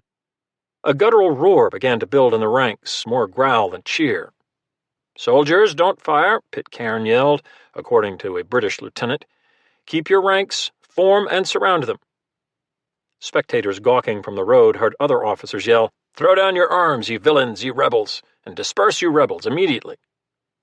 When regulars closed within 50 yards, Parker apparently took the command to heart. As he swore in a deposition a week later, "Upon their sudden approach, I immediately ordered our militia to disperse and not to fire." A single gunshot sounded above the clamor, possibly a warning shot or a sniper at Buckman Tavern. Whoever fired first on the common would remain forever uncertain, but muskets quickly barked along the British line, promiscuous shooting from agitated soldiers in a makeshift command, led by a stranger. Without any order or regularity, as Pitcairn later acknowledged, the light infantry began a scattered fire, contrary to the repeated orders both of me and the officers that were present. With each trigger pulled, flint and the falling hammer struck a glancing blow against the steel frizzen, sprinkling sparks to ignite powder in the pan, which in turn set off the main charge through a touch hole in the side of the breech. Brilliant yellow flame erupted from each muzzle, along with a flat boom, a belch of smoke, and that heavy lead slug moving at 1,000 feet per second. Those who outlived the day would remember the acrid smell of burning powder, the rattle of ramrods shoving home another volley, the whiz of balls that missed, and the terrible thud of balls hitting home, the shouts, the screams, the puffs of dust from bullets smacking a wall, as if the stone were breathing. Billowing smoke grew so dense that soon only the upper torsos of officers on horseback could be seen clearly. One lieutenant from the 38th Foot lost control of his spooked mount, which bolted 600 yards through the village until the rider finally reined in. Few of Parker's men managed to fire more than once, if that. Nothing was right, except the courage. Militiaman John Monroe grazed across the cheek, and with a scorch mark on his jacket where another bullet had passed between his arm and his waist, fired, retreated a short distance, then loaded his musket with a double charge, which blew off a foot of the barrel. Jonas Parker, a cousin of the captain's, neatly placed his bullets and spare flints in a hat at his feet. A British ball knocked him to his knees, and as he fumbled to reload, British bayonets tore him dead. Pitcairn slashed at the air with his sword in a futile signal to cease fire. Our men, without any orders, rushed in upon them, Lieutenant Barker of the King's Own told his diary. The men were so wild they could hear no orders. Only when Colonel Smith cantered into the village with his grenadier companies and ordered a drummer to beat to arms did the carnage end. "I was desirous," Smith later wrote, "of putting a stop to all further slaughter of those deluded people." After a final sputter of gunfire, gray smoke drifted off, revealing dying lumps on the greening grass, blood and so much more leaking away. Lexington had been not a battle or even a skirmish, but an execution. The only British casualties were 2 privates, lightly wounded by gunshots, and Pitcairn's horse, nicked twice in the flank. The American tally was far worse. 8 rebels were dead, 9 wounded. Of those slain, only 2 bodies lay on the original American line. Several had taken bullets in the back while dispersing, including one man captured earlier in the morning and killed while ostensibly trying to escape 100 yards to the east. Jonathan Harrington was shot close to his house on the western lip of the common and reportedly died on his doorstep, within view of his wife and son. Samuel Adams, upon hearing of the gunplay, exclaimed, "Oh, what a glorious morning is this!" But Adams had not been there to see the divine clay smeared on Lexington's green, along with a litter of hundreds of torn paper cartridges. Reverend Clark was there, watching from several hundred yards' distance, as Smith, who had prevented his men from pillaging the nearby houses, agreed to allow them a celebratory salute. The redcoats drew up and formed in a body on the common, Clark reported, fired a volley, and gave 3 huzzas by way of triumph. Then, forming again by companies, they turned and marched west toward Concord. Concord was ready for them. Paul Revere had been captured by a British mounted patrol at a bend in the road near Folly Pond, but William Dawes managed to escape at a gallop.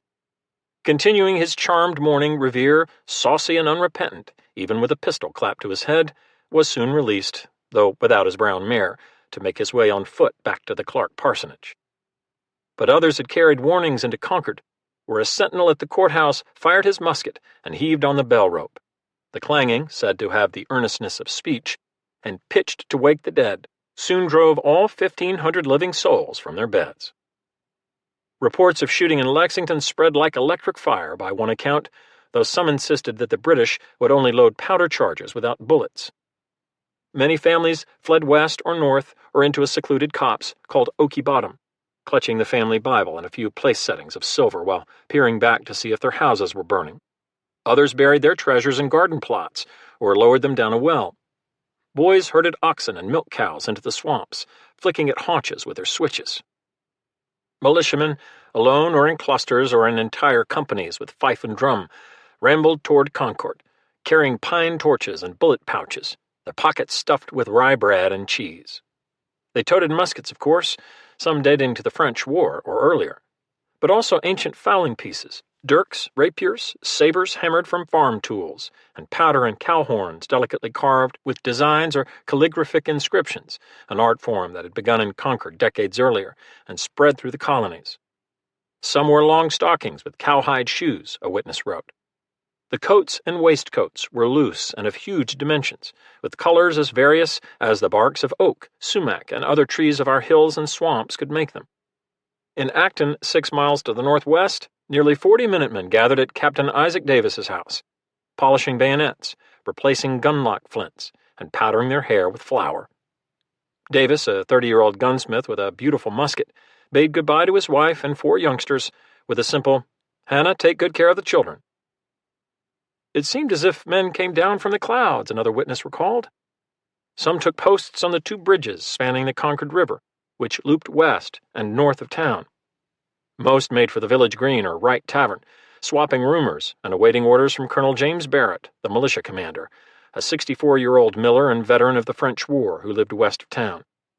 Dressed in an old coat and a leather apron, Barrett carried a naval cutlass with a plain grip and a straight, heavy blade forged a generation earlier in Birmingham.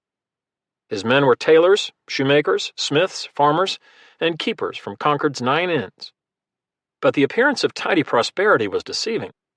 Concord was suffering a protracted decline from spent land, declining property values, and an exodus of young people who had scattered to the frontier in Maine or New Hampshire, rather than endure lower living standards than their elders had enjoyed.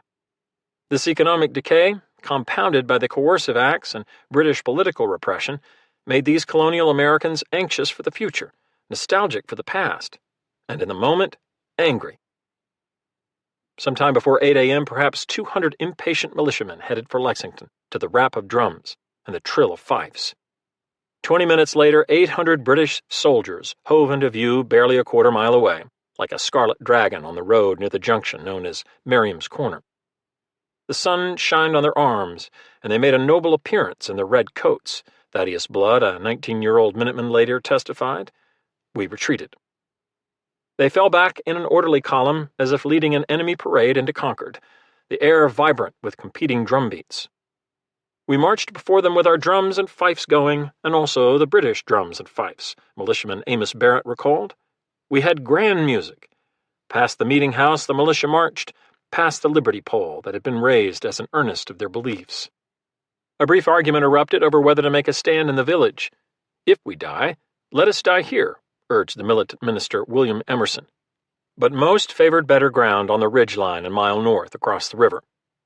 Colonel Barrett agreed and ordered them to make for North Bridge. Concord was given over to the enemy. A British brigade wound past Abner Wheeler's farm and the farms of the widow Keturah Durant, and the spinster seamstress Mary Burbine, and then the widow Olive Stowe, who had sold much of her land, along with a horse, cows, swine, and salt pork, to pay her husband's debts when he died 3 years earlier. They strode past the farms of Olive's brother, Farwell Jones, and the widow Rebecca Fletcher, whose husband also had died 3 years before, and the widower George Minute, a teacher with 3 motherless daughters, who was not presently at home because he was the captain of a Concord Minute Company. Into largely deserted Concord the regulars marched, in search of feed for the officers' horses and water for the parched men. From the burial ground, Hill, Smith, and Pitcairn studied their hand-drawn map and scanned the terrain with a spyglass. Gage's late intelligence was accurate. In recent weeks, most military stores in Concord had been dispersed to 9 other villages or into deeper burrows of mud and manure. Regulars seized 60 barrels of flour found in a grist mill and a malt house, smashing them open and powdering the streets. They tossed 500 pounds of musket balls into a mill pond, knocked the trunnions from several iron cannons found in the jail yard, chopped down the liberty pole, and eventually made a bonfire of gun carriages, spare wheels, tent pegs, and a cache of wooden spoons. The blaze briefly spread to the town hall until extinguished by a bucket brigade of regulars and villagers. With the picking slim in Concord, Colonel Smith ordered more than 200 men under Captain Lawrence Parsons to march west toward Colonel Barrett's farm 2 miles across the river. Perhaps they would have better hunting there. Since 1654, a bridge had spanned the Concord River just north of the village. The current structure, 16 feet wide and 100 feet long, had been built for less than 65 pounds in 1760 by 26 freemen and 2 slaves, using blasting powder and 5 teams of oxen. The timber frame featured 8 bents to support the gracefully arcing deck, each with 3 stout piles wedged into the river bottom. Damage from seasonal floods required frequent repairs, and prudent wagon drivers carefully inspected the planks before crossing. A cobbled causeway traversed the marshy ground west of the river. 7 British companies crossed the bridge around 9 that Wednesday morning, stumping past stands of black ash, beech, and blossoming cherry. Dandelions brightened the roadside, and the soldiers' faces glistened with sweat. 3 companies remained to guard the span, while the other 4 continued with Captain Parsons to the Barrett farm, where they would again be disappointed. "We did not find so much as we expected," an ensign acknowledged. A few old gun carriages were dragged from the barn, but searchers failed to spot stores hidden under pine boughs and spruce gutter or in garden furrows near the farm's sawmill. The 5 Concord militia companies had taken post on Punkatasset Hill, a gentle but insistent slope half a mile north of the bridge. 2 Lincoln companies and 2 more from Bedford joined them, along with Captain Davis's Minute Company from Acton, bringing their numbers to perhaps 450. A preponderance evident to the 100 or so redcoats peering up from the causeway. One uneasy British officer estimated the rebel force at 1,500. On order, the Americans loaded their muskets and rambled downhill to within 300 yards of the enemy. A militia captain admitted feeling as solemn as if I was going to church. Solemnity turned to fury at the sight of black smoke spiraling above the village. A small pyre of confiscated military supplies was mistaken for British arson. Lieutenant Joseph Hosmer, a hog reeve and furniture maker, was described as the most dangerous man in Concord, because young men would follow wherever he led. Now Hosmer was ready to lead them back across the bridge. "Will you let them burn the town down?" he cried. Colonel Barrett agreed. They had waited long enough. Captain Davis was ordered to move his Acton Minutemen to the head of the column. "I haven't a man who's afraid to go," Davis replied, followed by the 2 Concord Minute companies. Their bayonets would help repel any British counterattack. The column surged forward in 2 files. Some later claimed that fifers tootled the White Cockade, a Scottish dance air celebrating the Jacobite uprising of 1745. Others recalled only silence, but for footfall and Barrett's command not to fire first. The militia, a British soldier reported, advanced with the greatest regularity. Captain Walter Laurie, commanding the 3 light infantry companies, ordered his men to scramble back to the east side of the bridge and into street firing positions, a complex formation designed for a constricted field of fire. Confusion followed as a stranger again commanded strangers. Some redcoats braced themselves near the abutments. Others spilled into an adjacent field or tried to pull up planks from the bridge deck. Without orders, a British soldier fired into the river. The white splash rose as if from a thrown stone. More shots followed, a spatter of musketry that built into a ragged volley. Much of the British fire flew high, common among nervous or ill-trained troops, but not all. Captain Davis of Acton pitched over dead, blood from a gaping chest wound spattering the men next to him. Private Abner Hosmer also fell dead, killed by a ball that hit below his left eye and blew through the back of his neck. 3 others were wounded, including a young fifer and Private Joshua Brooks of Lincoln, grazed in the forehead so cleanly that another private concluded that the British, improbably, were firing jackknives. Others knew better. Captain David Brown, who lived with his wife Abigail and 10 children 200 yards uphill from the bridge, shouted, "God damn them! They are firing balls! Fire, men, fire!" The cry became an echo, sweeping the ranks. "Fire, for God's sake, fire!" The crash of muskets rose to a roar. A general popping from them ensued, Captain Laurie later told General Gage. One of his lieutenants had reloaded when a bullet slammed into his chest, spinning him around. 3 other lieutenants were wounded in quick succession, making casualties of half the British officers at the bridge, and ending Laurie's fragile control over his detachment. Redcoats began leaking to the rear, and soon all 3 companies broke toward Concord, abandoning some of their wounded. "We was obliged to give way," an ensign acknowledged, "then run with the greatest precipitance." Amos Barrett reported that the British were running and hobbling about, looking back to see if we was after them. Battle smoke draped the river. 3 minutes of gunplay had cost 5 American casualties, including 2 dead. For the British, 8 were wounded and 2 killed, but another badly hurt soldier trying to regain his feet was mortally insulted by Minuteman Ammi White, who crushed his skull with a hatchet. A peculiar quiet descended over what the poet James Russell Lowell would call that era-parting bridge across which the old world passed into the new. Some militiamen began to pursue the fleeing British into Concord, but then veered from the road to shelter behind a stone wall. Most wandered back toward Punkatasset Hill, bearing the corpses of Davis and Abner Hosmer. After the fire, a private recalled, everyone appeared to be his own commander. Colonel Smith had started toward the river with grenadier reinforcements, then thought better of it and trooped back into Concord.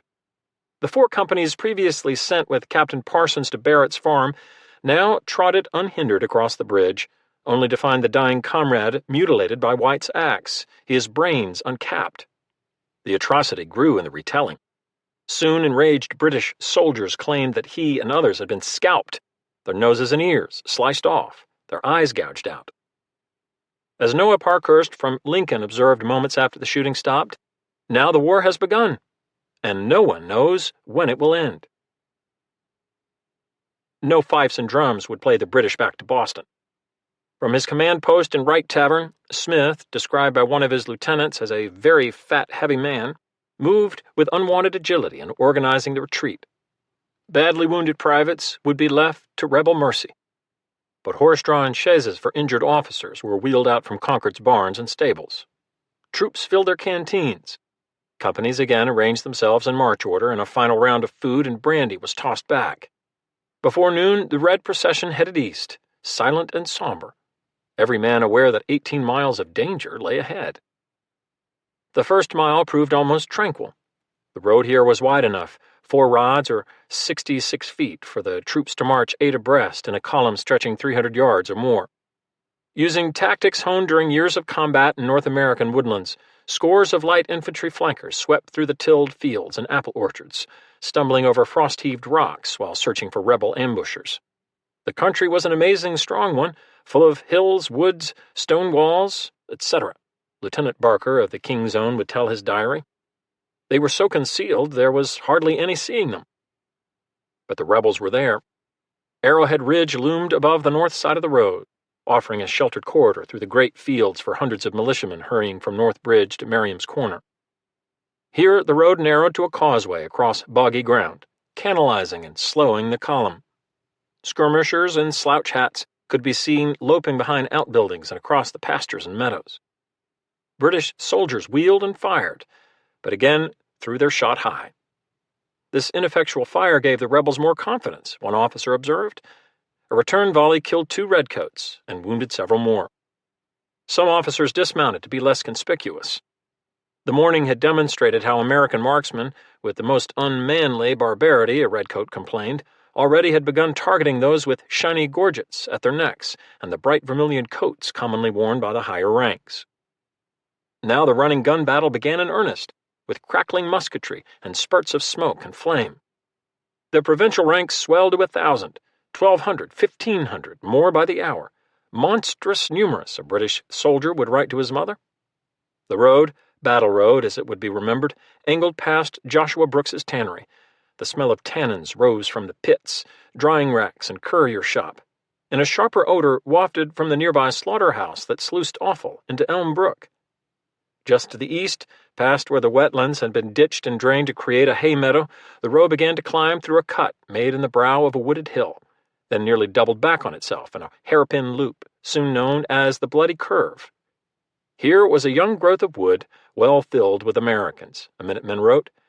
The enemy was now completely between two fires. Plunging fire gashed the column, grazing fire raked it. Men primed, loaded, and shot as fast as their fumbling hands allowed. A great nimbus of smoke rolled across the crest of the hill. Bullets nickered and pinged, and some hit flesh with the dull thump of a club beating a heavy rug. Militiamen darted from behind stone walls to snatch muskets and cartridge boxes from 8 dead redcoats and several wounded who lay writhing in the bloody curve. One regular later acknowledged in a letter home that the rebels fought like bears. An American private reported seeing a wounded grenadier stabbed repeatedly by passing militiamen, so that blood was flowing from many holes in his waistcoat.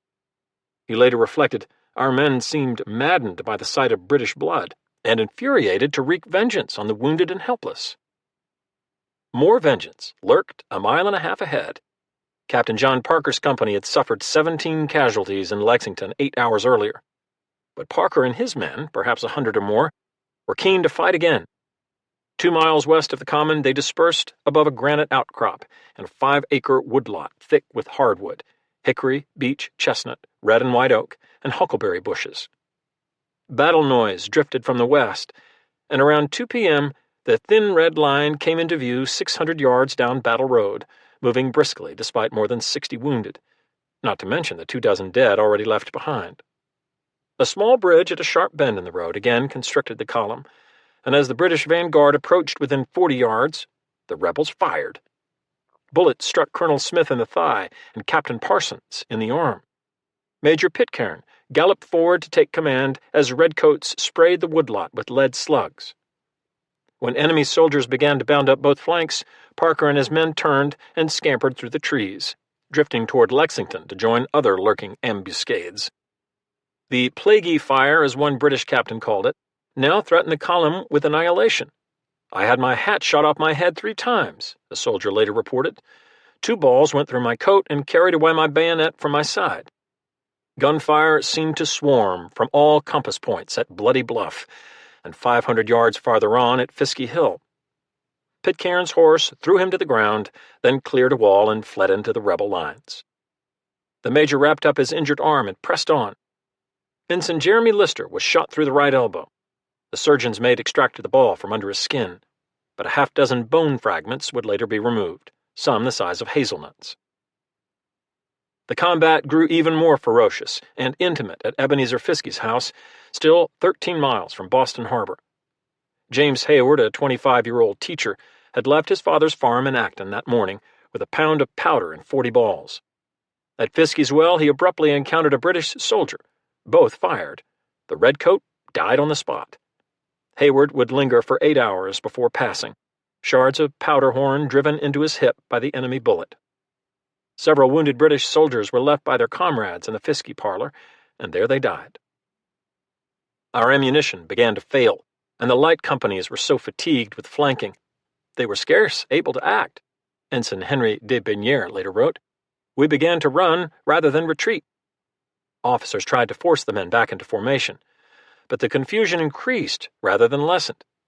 Hands and faces were smeared black from the greasy powder residue on ramrods. Tiny powder burns from firelock touch holes flecked collars. The ragged procession entered Lexington with the blood-streaked common on the left. Officers again strode to the front of the column, brandished their weapons, and told the men if they advanced, they should die, de Benier added. And then, like a crimson apparition, more than 1,000 redcoats appeared on rising ground half a mile east of the village, 3 infantry regiments of the 1st Brigade and a Marine battalion sent from Boston as reinforcements. Smith's beleaguered men gave a hoarse shout and pelted forward into the new British line, their tongues hanging out of their mouths like those of dogs after a chase, as a later account described them. Wounded men collapsed under the elm trees, or crowded into Monroe Tavern, sprawling across the second-floor dance hall, or in bunks normally rented by passing drovers. To the delight of those rescued and the dismay of the insurgents close on their heels, 2 Royal artillery guns began to boom near the tavern, shearing tree limbs around the common and punching a hole in Reverend Clark's meeting house. Gunners in white breeches with black spatterdashes swabbed each bore with a sponge, then rammed home another propellant charge and 6-pound ball. Sputtering port fire touched the firing vents, and the guns boomed again with great belches of white smoke. Cast-iron shot skipped across the ground 1,000 yards or so downrange, then skipped again with enough terrifying velocity to send every militiaman, under British artillery fire for the first time ever, diving for cover. Overseeing this spectacle from atop his white charger, splendidly uniformed in scarlet, royal blue, and gold trim, Brigadier Hugh Earl Percy could only feel pleased with his brigade and with himself. "I had the happiness," he would write his father, the Duke of Northumberland, on the following day, "of saving them from inevitable destruction." Heir to one of the Empire's greatest fortunes, and a former aide-de-camp to George III, Lord Percy, at 32, was spindly and handsome, with high cheekbones, alert eyes, and a nose like a harpoon blade. As a member of Parliament, he at times had opposed the government's policies, including the coercive measures against Massachusetts. As a professional soldier, he was capable, popular. The £700 spent from his own pocket to transport his soldiers' families to Boston helped, and a diligent student of war, sometimes citing Frederick the Great, whose maxim on artillery was proved here in Lexington. Cannon lends dignity to what might otherwise be a vulgar brawl. A year in New England had expunged whatever theoretical affection Percy held for the colonists, whom he now considered extremely violent and wrong-headed, if not the most designing, artful villains in the world. To a friend in England he wrote, "This is the most beautiful country I ever saw in my life, and if the people were only like it, we should do very well. I cannot but despise them completely." Now he was killing them. 2 blunders early in the day had already marred the rescue mission. Gage's letter directing the 1st Brigade to muster at 4 a.m. on the Common was carelessly mislaid for several hours. Then the Marines failed to get word. The order was addressed to Major Pitcairn, who had long departed Boston, causing further delays. At 9 a.m., 5 hours late, Percy's column had surged across Boston Neck. Not a smiling face was among them, a clergyman reported.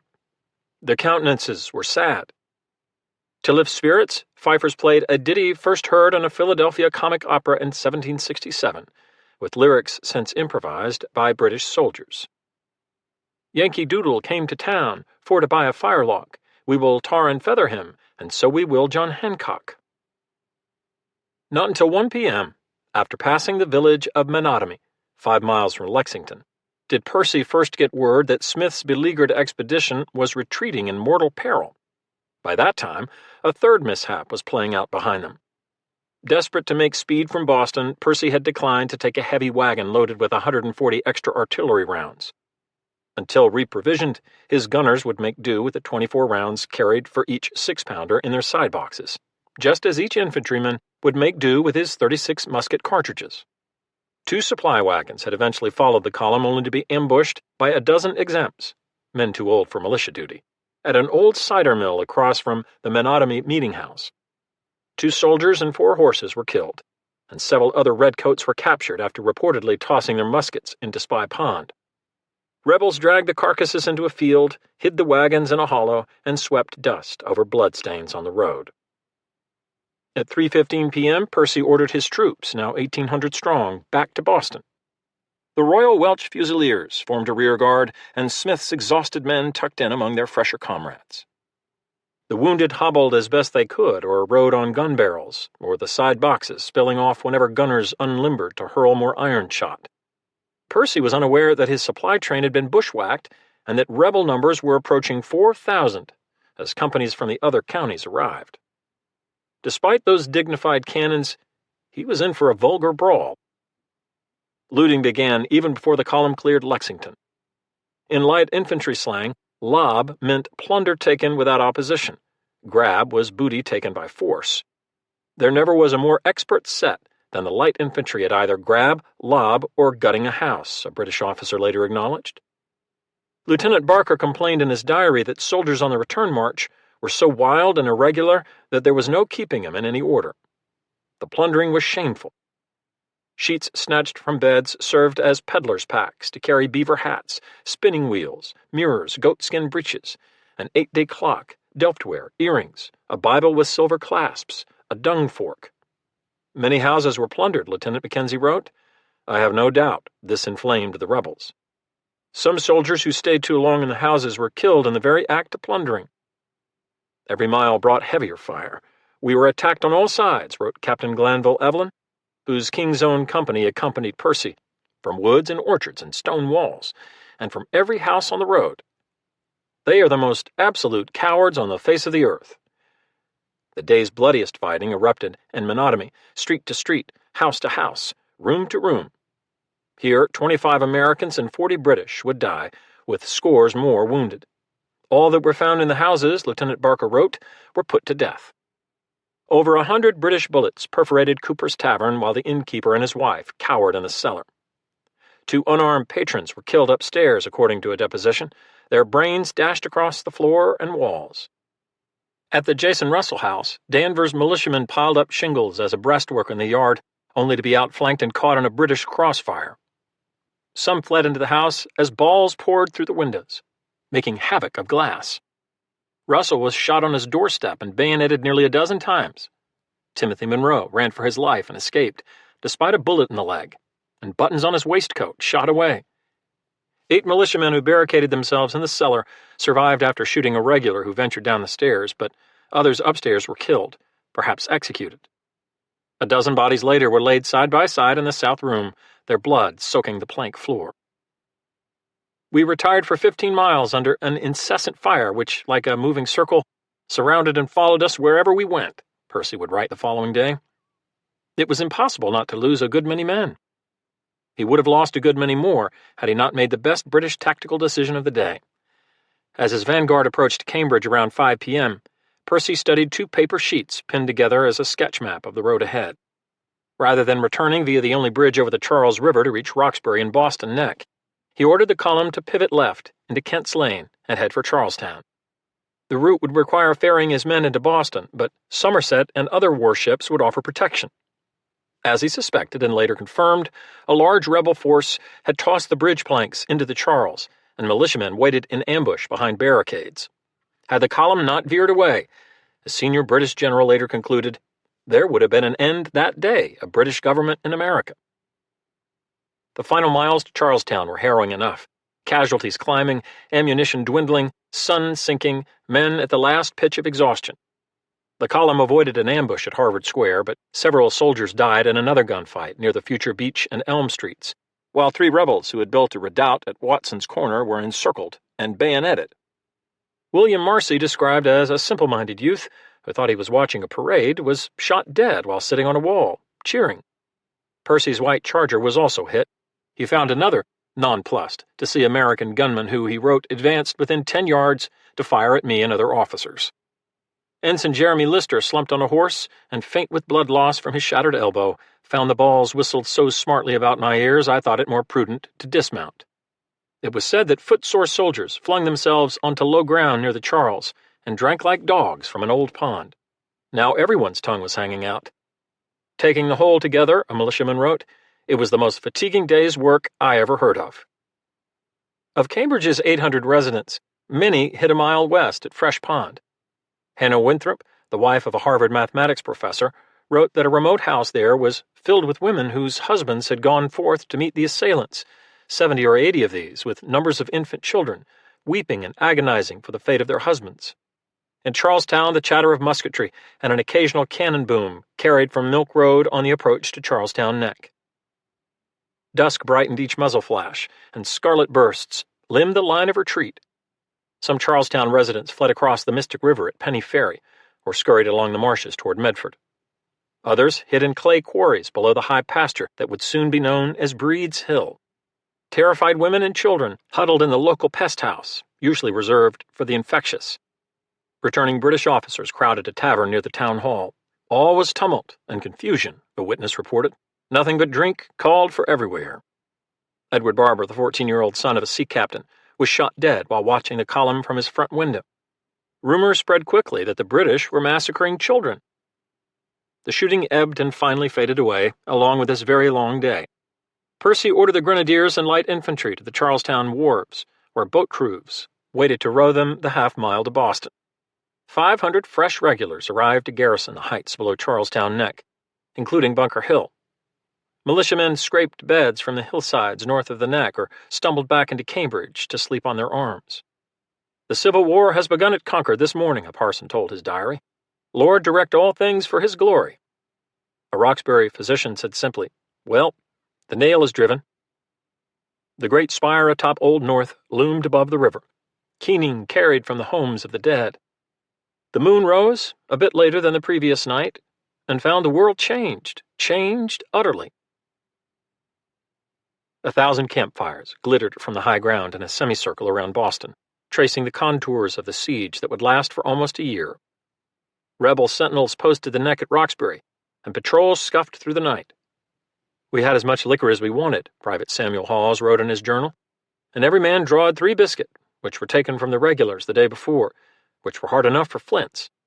British ships remained cleared for action, with guard boats doubled and the Charlestown ferry lane closed but for the steady shuttling of soldiers back to their barracks. In a tense conference with General Gage late Wednesday night, the Royal Navy urged burning and laying waste the whole country before insurgents could attack the garrison. Gage rejected the proposal as too rash and sanguinary, and soon pulled his exposed troops from the Charlestown Peninsula. British rule in New England now ended at Boston's town limits. The countryside hardly slept. Horses, cattle, pigs, and men lay dead across a 20-mile corridor from the Charles to the Concord River. A rumor that redcoats were on the march northeast of Boston sent civilians fleeing into the woods, the village streets behind them strewn with bedding and cookware that had tumbled from farm carts. Men and horses driving post up and down the roads, a deacon in Brighton noted in his diary. People were in great perplexity. More family silver was lowered down wells or tucked into tree hollows. Horses were saddled and unsaddled, oxen yoked and unyoked. Some farmers armed themselves with pikes, whittled sharp and fire-hardened. Women in Framingham clutched axes and pitchforks, convinced that black servants, incited by the British, were intent on murder. A similar report and monotony prompted a woman to ask her approaching slave, "Are you going to kill us, Ishmael?" The Anglican Church in Cambridge became a field hospital, and wounded men jammed private homes.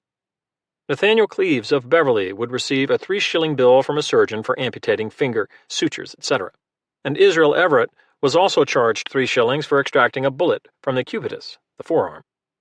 Samuel Whitmore, said to be 81 when he fought with musket, pistols, and sword behind a stone wall west of Cambridge, was treated for bayonet wounds and a gunshot that carried away part of his cheek.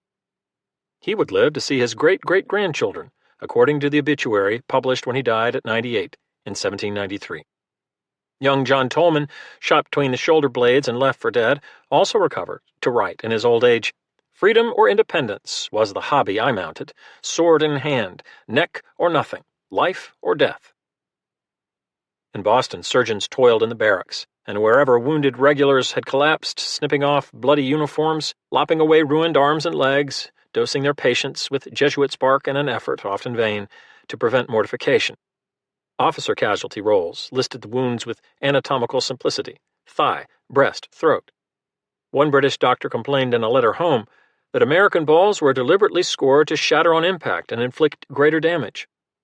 Perhaps, but more typically, hand-cast bullets often had a ridged seam that left hideous, ragged wounds. The butcher's bill was grim indeed. British casualties totaled 273, nearly 15% of the total force that marched into Middlesex on April 19th. Of those, 73 men were killed or would die of their wounds. American casualties numbered 95, over half of them, 49, dead. Collecting bodies began promptly. A Dedham militia company was ordered to search the battlefield and to bury the unburied. Reverend David McClure rode from Roxbury toward Lexington in the drizzle that fell on Thursday, April 20th. "I saw several dead bodies, principally British, on and near the road," he wrote. "They were all naked, having been stripped. They lay on their faces." As a gesture to British widows and orphans she would never know but could not ignore, Mary Hartwell of Lincoln took her children by the hand and followed an ox-cart hearse to a large trench in the town burial ground where the dead regulars were interred. "There was one in a brilliant uniform whom I supposed to have been an officer," she recalled. His hair was tied up in a queue. The 14-year-old son of John Hicks found his father's body on the roadside near the Watson's Corner barricade. The boy took him home in a wagon. The corpse of Isaac Davis, killed in the first volley at North Bridge, was laid out in his bedroom before internment with some of his other comrades from Acton.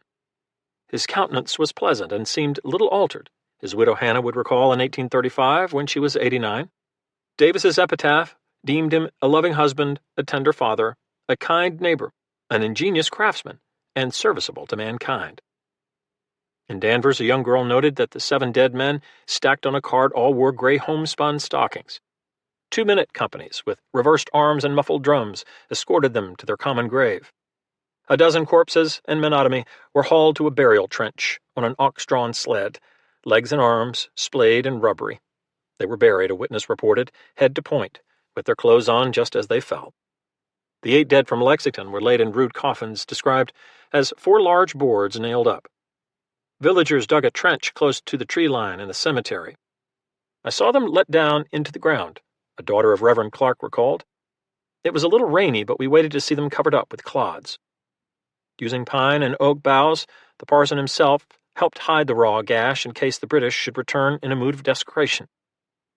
The British would never return. Not here. The first of the war's 1,300 actions had been fought, the first battle deaths mourned.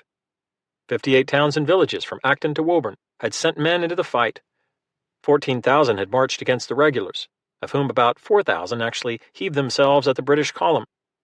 For all the chaos of the day, the Americans had demonstrated impressive organizational skills, although combat leadership above the grade of captain had been erratic and sometimes non-existent. Each militia company had essentially fought alone, improvising without tactical orchestration from higher command. A Massachusetts general, the tubby, sensible William Heath of Roxbury, trundled out to monotony on Wednesday afternoon, perhaps inspiriting young musketmen but hardly imposing his will on what was the first battle he had ever seen.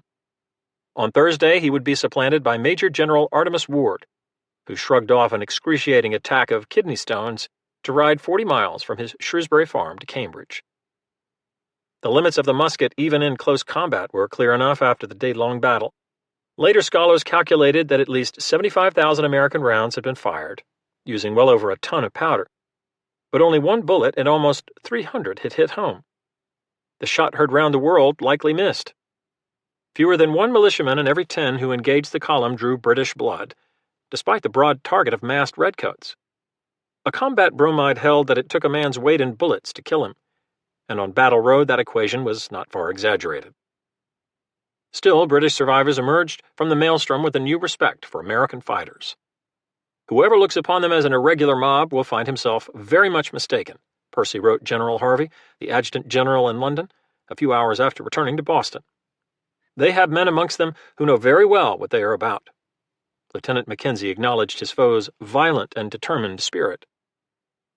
The British combat performance, if often courageous in the ranks, had been troubling, with miserable staff work and inert commanders, Percy excepted. The day's action included looting, arson, and various atrocities, suggesting that the usual decorum of 18th century warfare would be adapted to an American setting.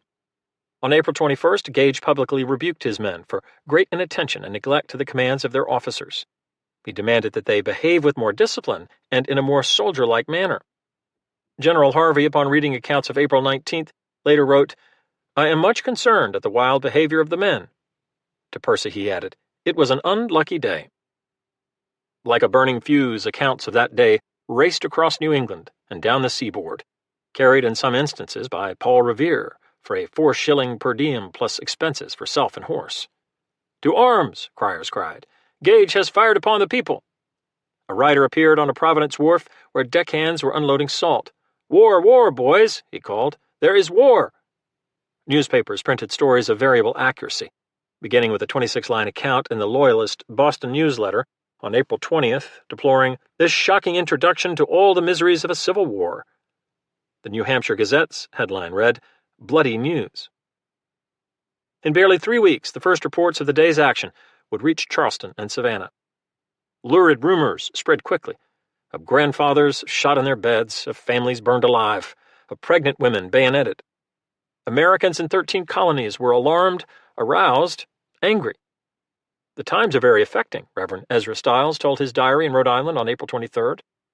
Freeholders in Hackensack authorized payment of $1 and 6 to a local gunsmith for each musket cleaned.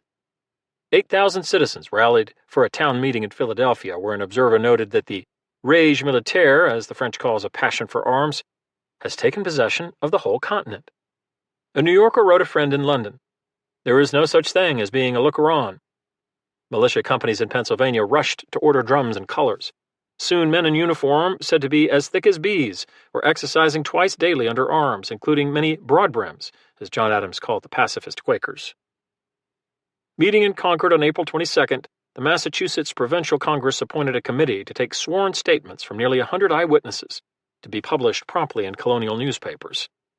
Joseph Warren appended a cover letter to these accounts, lamenting that we are at last plunged into the horrors of a most unnatural war. The myth of violated innocence meant that the rebel stockpiling of war supplies in recent months must remain obscure, along with details about the colony's deft, robust call to arms. A narrative congealed, and with it a brilliant propaganda stratagem. Gage was the aggressor. Redcoats fired first. Helpless civilians had been slaughtered. A swift American schooner, the Quero, sailed from Salem for England on April 29th, carrying recent copies of the Essex Gazette, with an article that began, "Last Wednesday, the 19th of April, the troops of His Britannic Majesty commenced hostilities upon the people of this province." The cargo also included eyewitness depositions and a corroborative statement from a captured British officer. Warren admonished the skipper, Captain John Derby, to keep the voyage a profound secret from every person on earth.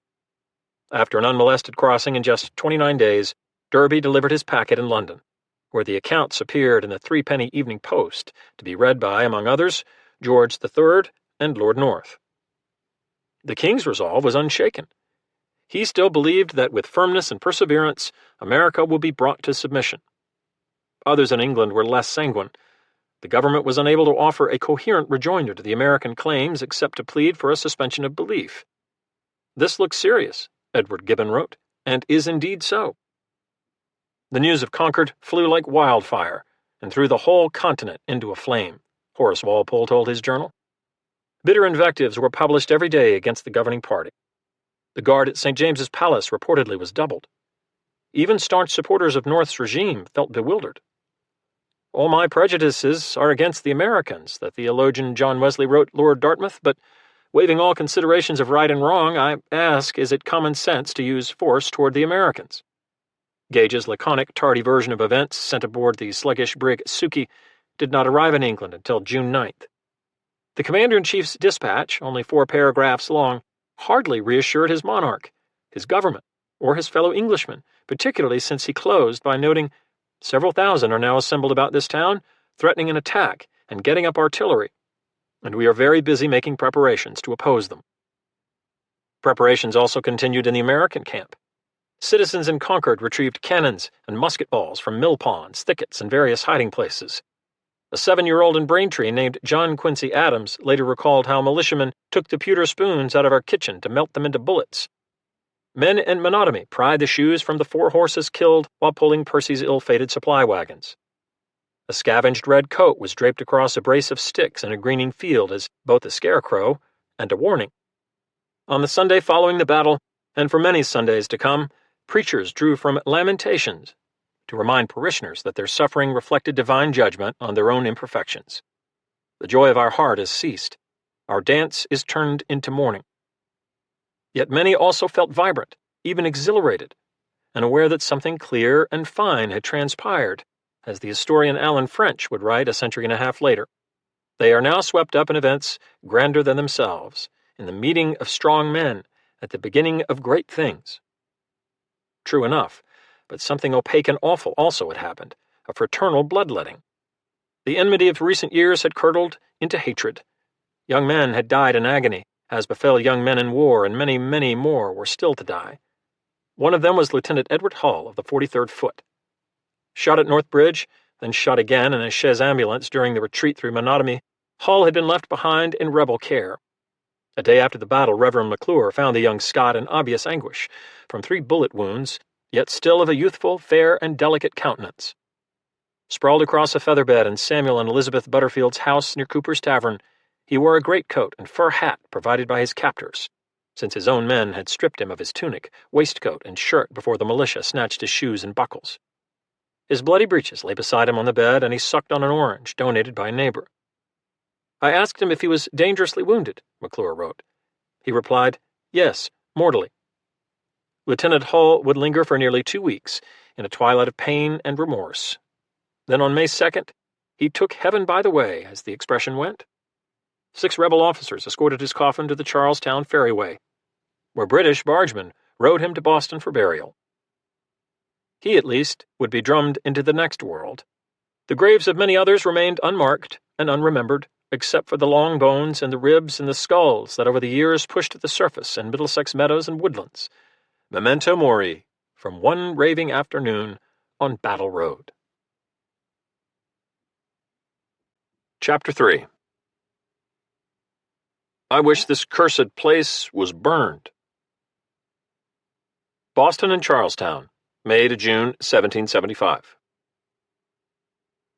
An army of sorts soon bivouacked along a 10-mile crescent from Roxbury to Chelsea, determined to serve the god of battle by driving the British into the sea. In late April, the Provincial Congress called for 30,000 American troops to turn out, and legions left farm, shop, and hearth, including one patriot and his 3 sons who hurried from their sawmill without even bothering to shut the gate. 2,000 were said to march from New Hampshire. 46 of Connecticut's 72 towns sent men, and classes at Yale College were canceled for lack of students. The ardor of our people is such that they can't be kept back, a committee in New Haven informed John Hancock. A woman in Philadelphia wrote, "My only brother I have sent to the camp. Had I 20 sons and brothers, they should go." The Essex Gazette would name this host the Grand American Army. Though William Tudor, a protege of John Adams, who soon would serve as judge advocate, called it little better than an armed mob. Houses abandoned by Loyalist families in Cambridge were confiscated for barracks and officers' billets. 1,100 tents accumulated by the Committee of Supplies sprouted along the Charles, and a request went out to sailmakers and shipmasters for more. "We have stripped the seaports of canvas to make tents," a member of the Provincial Congress reported. Any man who enlisted 59 others into a company qualified for a captaincy. Any captain who organized 10 companies might be designated a regimental colonel. Drums beat reveille daily at 4 a.m., and after roll call the men marched to morning prayers. "The camp abounds with clergymen," one soldier wrote, and more than a dozen local divines volunteered their services for regiments without chaplains. Officers were empowered to suppress tumults in the ranks, to confine men to their tents after evening tattoo, and to shutter grog shops selling liquor to the troops. The smells of encampment grew ripe: wood smoke, roasting meat, imperfectly dug latrines. Soldiers cast new bullets with molding tools, fashioning cartridges from paper scraps and thimbles of powder. A homesick soldier hanged himself in a barn. "I went down and saw him," a private noted in his journal, then added, "I went home and took a nap." More rumors flew, including a pastor's warning in early May to beware lest General Gage should spread the smallpox in your army. No sooner did the Grand American Army muster than it began to melt away. Farmers left to tend their spring fields, shopkeepers to tend their counters. Most Connecticut troops soon wandered home, discouraged by the shortage of provisions around Boston. The force would dwindle to 16,000 or so within a month after the shots at Lexington, although no one was sure of the number. As to the Army, it is in such a shifting, fluctuating state, a Committee of Safety member wrote. They are continually going and coming.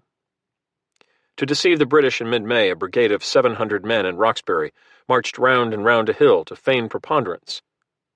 A mile-long column of more than 2,000 marched from Cambridge to the Charlestown fish market, bared their fangs across the Charles, then marched back. Shortages extended beyond canvas and rations. "We are in want of almost everything, but of nothing so much as arms and ammunition," Joseph Warren wrote on May 15th to Philadelphia, where the Second Continental Congress had just convened. Massachusetts counted 38 cannons, mostly inferior iron guns. Rhode Island sent a few brass field pieces to the siege line, but they hardly sufficed to confront the British Empire. In mid-month, welcome news arrived from Lake Champlain in New York, more than 200 miles northwest. At 3:30 a.m. on May 10th, 85 whooping New England roughnecks, later described as tatterdemalions in linsey woolsey who called themselves Green Mountain Boys, had swarmed from a scow-rigged bateau to overrun the British garrison at Fort Ticonderoga. Almost 50 sleepy redcoats had surrendered without a fight, as had a smaller detachment at nearby Crown Point. The captured booty included some 200 iron cannons, 10 tons of musket balls, 30,000 flints, and 49 gallons of rum, much of it consumed by those tatterdemalions to celebrate their victory. 2 men led the raid in an unsteady collaboration: a strapping, profane, sometime farmer, lead miner, and tosspot philosopher named Ethan Allen, and a short, gifted Connecticut apothecary, merchant prince, and hothead named Benedict Arnold, who had been given a colonel's commission by Joseph Warren, and whose long nose and dark hair caused him to resemble a raven in human form. How the captured munitions would be transported from the remote fortress remained to be seen. But no one who knew Allen and Arnold, or knew of them, doubted that both would be heard from again. For now, the acts of burglarious enterprise, in one British writer's description, gave the Americans control not only of Ticonderoga, the most strategic inland position on the continent, but also of the long blue teardrop of Lake Champlain, the traditional invasion route into, or out of, Canada. Life in besieged Boston grew grimmer by the day. Soon after the fighting began, General Gage agreed to issue exit permits to those who wanted to leave town if all citizens surrendered their weapons at Faneuil Hall. By late April, some 1,778 firelocks had been handed over, plus 634 pistols, 973 bayonets, and 38 ancient blunderbusses.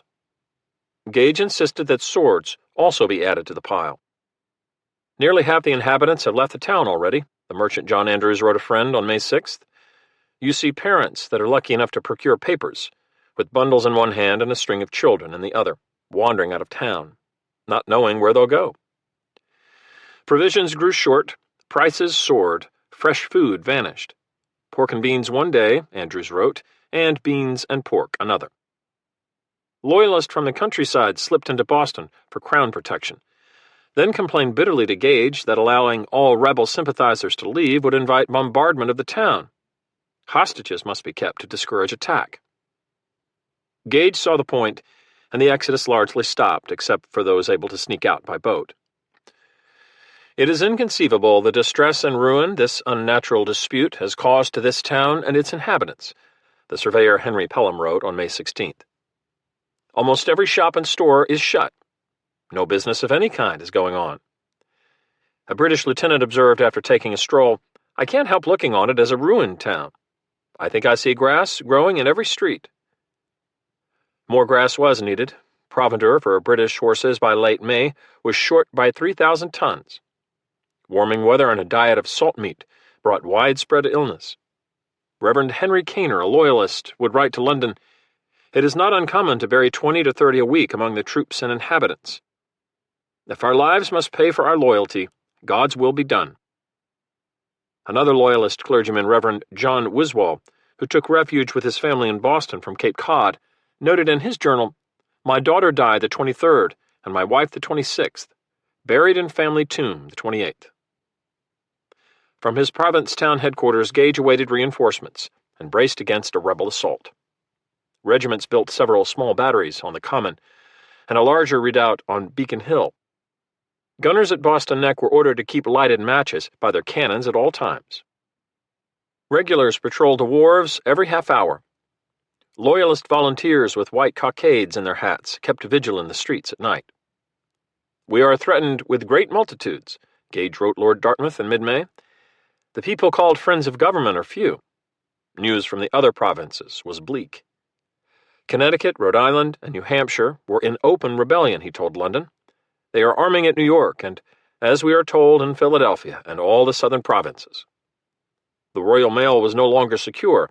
A postal rider with official correspondence from New York had been detained, his locked bag jimmied open with hammer and pliers. Guardboat crews patrolled the harbor with 6-pounders, alert for fire rafts, and often ducking sniper rounds from the far shore. Ships from England no sooner dropped anchor than pot shots rang out. The country is all in arms, and we are absolutely invested with many thousand men, some of them so daring as to come very near our outposts, Captain Glanville Evelyn wrote his father in Scotland. Morale sank in the regular ranks. A Royal Navy surgeon permitted to treat wounded British captives in Cambridge wrote in May that the rebel army is truly nothing but a drunken, canting, lying, praying, hypocritical rabble, without order, subjection, discipline, or cleanliness. A new British drinking song warned, "Boston we shall in ashes lay. It is a nest of knaves. We'll make them soon for mercy pray, or send them to their graves." There would be ashes on May 17th. That night, a sergeant in the 65th Regiment reportedly delivered musket cartridges by candlelight to the barracks on Treat's Wharf. Soon after his arrival, a small accidental blaze grew into a conflagration that burned until 3 a.m. Gage had placed the town's fire engines under military control, and inept redcoats, one merchant complained, operated the apparatus with such stupidity that the flames raged with incredible fury and destroyed 30 stores. The losses at Dock Square also included regimental uniforms, weapons, and donations collected for Boston's poor. Fresh meat for British larders and forage for British horses could be found within a mile or two of Province House, but trouble could be found there as well. In Boston Harbor, more than 30 islands, used for over a century as livestock pastures and hayfields, stippled the narrow, twisting approaches from open water. Shoals, mudflats, salt creeks, and sandbars changed shape with each new tide. Much of the harbor at low water was no deeper than 3 fathoms, 18 feet, while the 3 largest Royal Navy ships on station drew 20 feet or more. American mariners skittered through this watery terrain in smacks, canoes, and whaleboats, trading shots at long range with British foraging parties. On May 21st, Gage sent several sloops to Grape Island, but they scavenged only 8 tons of hay before rebels burned 80 more. On Saturday morning, May 27th, 600 Massachusetts and New Hampshire militiamen scuffed from the Chelsea Meeting House down Beach Road to the shoreline. By 11 a.m., the ebbing tide had fallen enough to let them slosh knee-deep across narrow Belle Isle Creek to Hog Island, where, as ordered by the Committee of Safety, they rounded up 411 sheep, 27 cows, and 6 horses, shooting those that would not be herded. The British were to get none. 30 men waded across Crooked Creek to adjacent Noddle's Island at the confluence of the Charles and Mystic Rivers.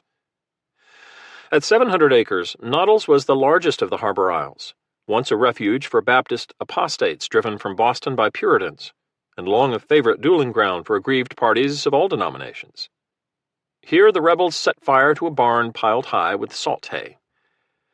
Aboard the 50-gun Preston in the Boston anchorage, the sight of thick smoke to the east caught the squinting eye of Samuel Graves, commander of the North American station. Graves this very week had received news from London of his promotion to Vice Admiral of the White. He celebrated with a 13-gun salute from his squadron, and colors appropriate to his new rank hoisted above Preston's deck. A 62-year-old sea dog who had never held high command before arriving in America a year earlier, Graves was a harbor admiral. Recovering from a small stroke, he had shuttled between his flagship and a comfortable house on Pearl Street, without once in 19 months venturing out past the Boston Lighthouse. His talents were modest, the new promotion notwithstanding, and his grievances many. With 30 vessels in his squadron, but only 4 substantial ships of force, he was to ensure that Britannia ruled the waves along an 1,800-mile littoral from the Gulf of St. Lawrence to Cape Florida. Despite a stupendous increase in smuggling by American insurgents, he admitted that during this past winter, no seizures of any consequence had been made. Graves badgered the Admiralty with legitimate complaints about properly guarding this extensive coast with the few vessels I have, about the poor condition of those vessels. Hope was very leaky, and so were Halifax, Somerset, and others. About the difficulty of getting guns, pilots, provisions, and proper sailors. And about idiotic orders from home, including a directive to search the ballast of every ship arriving in North America for smuggled musket flints, as if ample flint could not be found in American rock. He also complained about General Gage, whom he detested, and who detested him in return. With 4 nephews at sea in the King's service, Graves was a master of nepotism. Lord North's Undersecretary, William Eden, would describe him this year as a corrupt admiral without any shadow of capacity. He was suspected, among other indiscretions, of selling stringy mutton on the Boston black market. Captain Evelyn spoke for many in asserting that every man both in the Army and Navy wishes him recalled. Graves loathed rebellious fanatics, and in that smoke billowing from Noddle's Island he spied a chance to show General Gage how they should be fought. At 3 p.m., a detachment of 170 Marines from Glasgow, Cerberus, and Somerset landed on the island's western flank.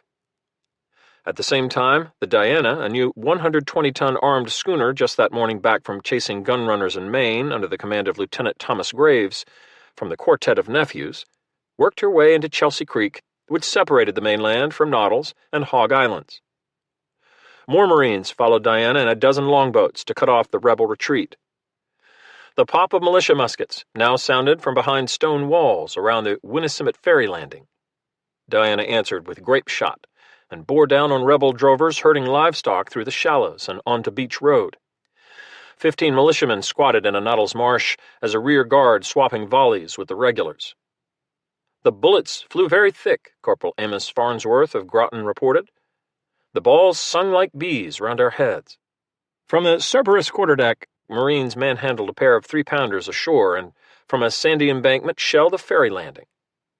Spattered with fire from both flanks, Lieutenant Graves decided that Diana had gone far enough. But as he sought to come about, the wind died. Longboats nosed alongside with hawsers to tow her down Chelsea Creek. Bullets smacked the water. Oarsmen bent low at the gunwales as the schooner inched back toward the wider harbor. At twilight, 300 militia reinforcements rushed into the skirmish line with their own pair of 3-pounders, the first use of American field artillery in the war. In command was a stubby, rough-hewn brawler with a shock of white hair. Brigadier General Israel Putnam, Old Put to his men, was described by the Middlesex Journal as very strongly made, no fat, all bones and muscles. He has a lisp in his speech, and is now upwards of 60 years of age. A wool merchant and farmer from Connecticut, barely literate, Putnam dared to lead where any dared to follow, one admirer observed. Another called him totally unfit for everything but fighting. Stories have been told of him for decades in New England, most involving peril and great courage. How he once tracked down a wolf preying on his sheep, crawled headfirst into its den with a birch-bark torch to shoot it, then dragged the carcass out by the ears. How in the French War, when a fire ignited a barracks, he organized a bucket brigade to save 300 barrels of gunpowder, tossing pails of water onto the burning rafters from a ladder while wearing soaked mittens cut from a blanket. How he had been captured, starved, and tortured by Iroquois in 1758, and only the timely intervention of a French officer kept him from burning at the stake. How after being shipwrecked on the Cuban coast during the Anglo-American expedition against Havana in 1762, he saved all hands by building rafts from spars and planks. How he had fought rebellious Indians near Detroit in Pontiac's War in 1764, and later explored the Mississippi River Valley. How he had left his plow upon hearing news of Lexington to ride 100 miles in 24 hours to Cambridge. Now, wearing his scars and scorches like valor ribbons, he was ready to destroy Diana. She was poised for destruction. After finally coming abreast of Winnisimmett Ferry just after 10 p.m., the schooner was caught in a falling tide, her hull scraping bottom. The rebel fusillade from shore intensified, the gunners firing blindly at shadows on a moonless night, but vicious enough to kill 2 soldiers, wound others, and cause the longboats to cast off their tow ropes. Lieutenant Graves tried to rig a kedge anchor and windlass to haul Diana free, but she stuck fast 60 yards from the beach, then heeled over onto her beam ends. The armed sloop Britannia eased close to pluck the crew from the canted deck as rebel 3-pounders boomed, and Putnam, said to be wading waist-deep across the mudflats, shouted insults and blandishments in the dark. Swarming militiamen stripped the schooner of cannons, a dozen swivel guns, rigging, and sails, then piled hay under her bow and set it ablaze. At 3 a.m., flames reached the magazine, and Diana exploded in a fine rain of splintered oak. The Admiral of the White, Graves, buried his dead and ordered Somerset at dawn to fire long range on the jubilant crowd capering along the Chelsea shore. Gage was disgusted by the schooner's loss.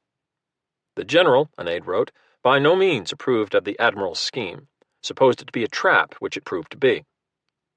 American raiders would return to the islands over the next 2 weeks, wrestling another 2,000 head of livestock, while burning corn cribs, barns, and, heaping insult on the injuries, a storehouse that Graves had rented for cordage, lumber, and barrel staves. Heaven apparently, and most evidently, fights for us, one Jonathan exulted. Putnam and his men returned to Cambridge in high feather. Diana's mast had been salvaged, and soon stood as a 76-foot flagpole on Prospect Hill. A captured British barge with the sail hoisted was placed in a wagon and paraded around the Roxbury Meeting House in early June to cheers and cannon salutes. "I wish," Putnam was quoted as saying, "we have something of this kind to do every day." Gage declared martial law on June 12th, with a long, windy denunciation of the infatuated multitudes. He offered to pardon those who lay down their arms and return to the duties of peaceable subjects, exclusive of Samuel Adams and John Hancock, whose offenses are of too flagitious a nature to forgive. He ended the screed with "God save the King." The same day Gage wrote to Lord Barrington, the Secretary at War, that things are now come to that crisis that we must avail ourselves of every resource, even to raise the Negroes in our cause. Hanoverians, Hessians, perhaps Russians may be hired. To Lord Dartmouth he warned that he was critically low on both cash, he could not pay his officers, and forage. Ships had been sent to Nova Scotia and Quebec, seeking hay and oats. Crushing the rebellion, he estimated, would require more frigates and at least 32,000 soldiers, including 10,000 in New York, 7,000 around Lake Champlain, and 15,000 in New England. Another officer writing from Boston on June 12th advised London, the king himself received a copy, that the rebel blockade is judicious and strong. As for British operations, all warlike preparations are wanting. No survey of the adjacent country, no proper boats for landing troops, not a sufficient number of horses for the artillery, nor for the regimental baggage. The war chest had about 3,000 or 4,000 pounds only remaining. The rebellious colonies will supply nothing. Gage's adjutant complained that every idle report is carried to headquarters and magnified to such a degree that rebels are seen in the air carrying cannon and mortars on their shoulders. Some regulars longed for a decisive battle. Taking the bull by the horns became an oft-heard phrase in the regiments. "I wish the Americans may be brought to a sense of their duty," an officer wrote in mid-June. "One good drubbing, which I long to give them, might have a good effect." As Captain Evelyn told his cousin in London, "If there is an honor in hard knocks, we are likely to have some share." The imminent arrival of transports, with light dragoons, more marines, and several foot regiments, would bring the British garrison to over 6,000 troops, not enough to subdue Massachusetts, much less the continent, but sufficient, as Gage told London, to make an attempt upon some of the rebel posts, which becomes every day more necessary.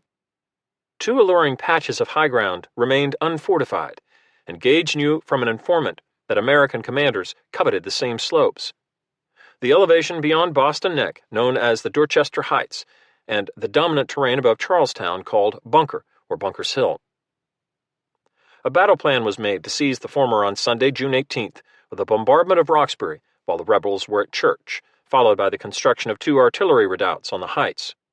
If all went well, regulars could then capture the high ground on Charlestown Peninsula and eventually attack the American encampment at Cambridge.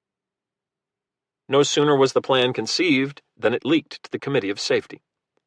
British officers seemed incapable of keeping their mouths shut in a town full of American spies and eavesdroppers. Intelligence even came from New Hampshire, where a traveler out of Boston told authorities there about rumors of an imminent British sally.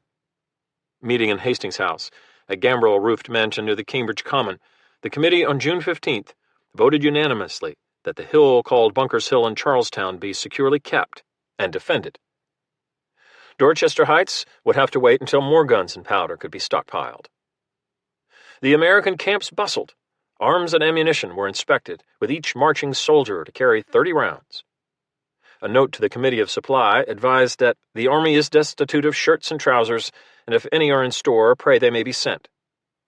Liquor sales stopped again. Teamsters carted the books and scientific instruments from Harvard's library to Andover for safekeeping. Organ pipes were yanked from the Anglican church and melted down for musket bullets. An ordnance storehouse issued all 48 shovels in stock as well as ammunition to selected regiments, typically 40 or 50 pounds of powder, 1,000 balls, and a few hundred flints. Commissaries in Cambridge and Roxbury reported that provisions arriving through June 16th included 1,869 loaves of bread and 357 gallons of milk from Cambridge vendors, 60 pairs of shoes from Milton, 1,570 pounds of beef, and 40 barrels of beer from Watertown, a ton of candles, 1,500 pounds of soap, several hundred barrels of beans, peas, flour, and saltfish by the quintal, rum by the hogshead, and a few hundred tents, many without poles. All Massachusetts men within 20 miles of the coast were urged to carry their firelocks to meeting on the Sabbath and other days when they meet for public worship. A sergeant from Wethersfield wrote his wife, "We've been in a great deal of hubbub."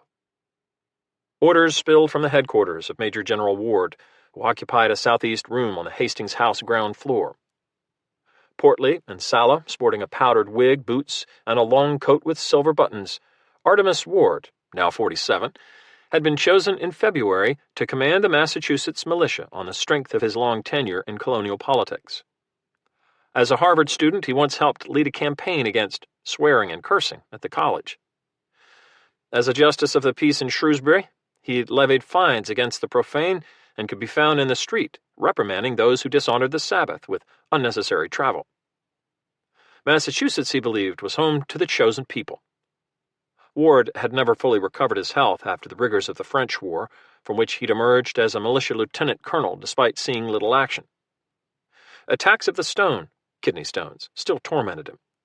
Pious, honest, and devoted to the patriot cause, he was also taciturn, torpid, and stubborn. The gambit to hold Bunker Hill and Charlestown that he and the Committee of Safety had concocted was an impulse, not a plan. The rebel force lacked not only sufficient ammunition and field artillery, but also combat reserves, a coherent chain of command, and even water. Ward had recently requested from the Provincial Congress almost 60 guns, 1,500 muskets, 20 tons of powder, and a similar quantity of lead. Few of those munitions had been forthcoming. Shortly after 6 p.m. on Friday, June 16th, 3 Massachusetts regiments drifted through the arching elms and onto the Cambridge Common.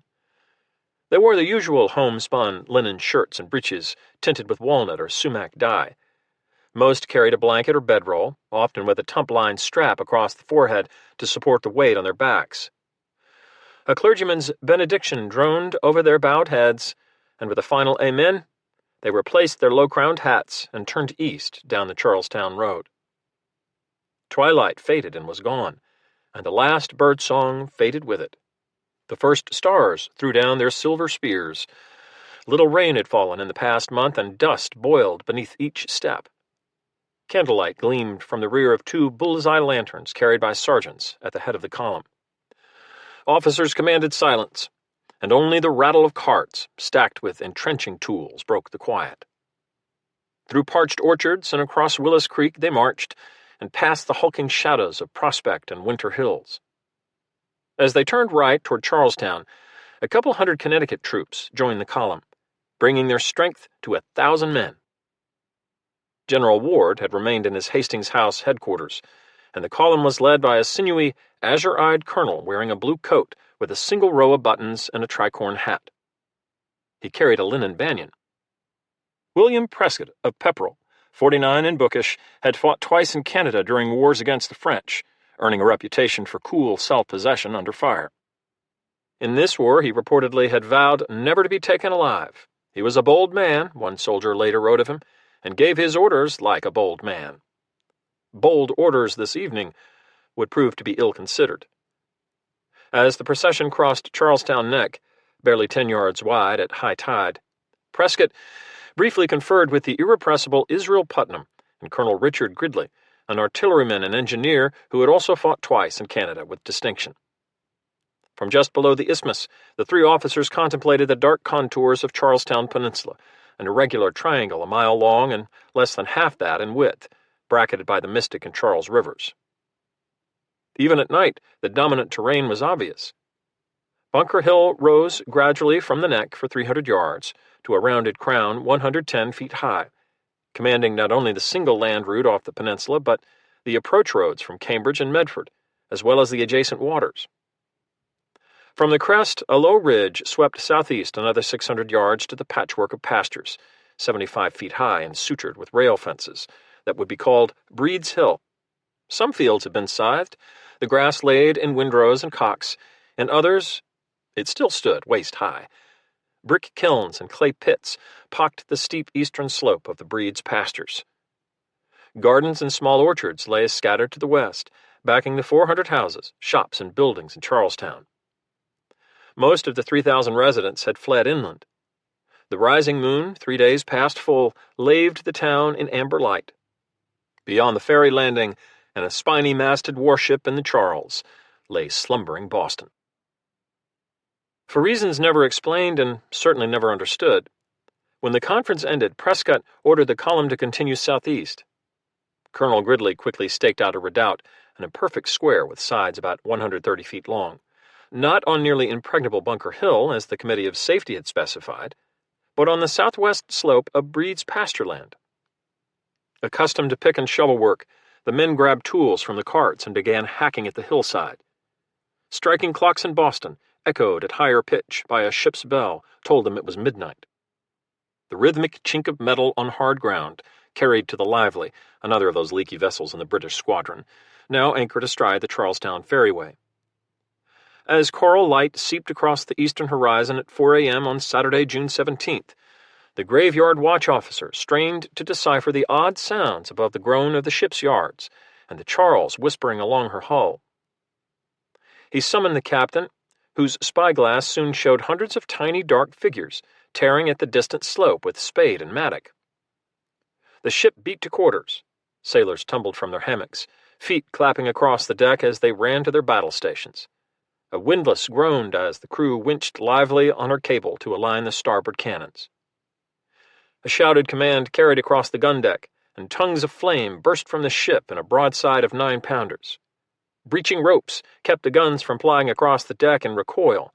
Block and tackle ran them forward for the next salvo. Gunners swabbed the smoking barrels, rammed home powder, and shot, and another flock of iron balls flew toward Breed's Hill.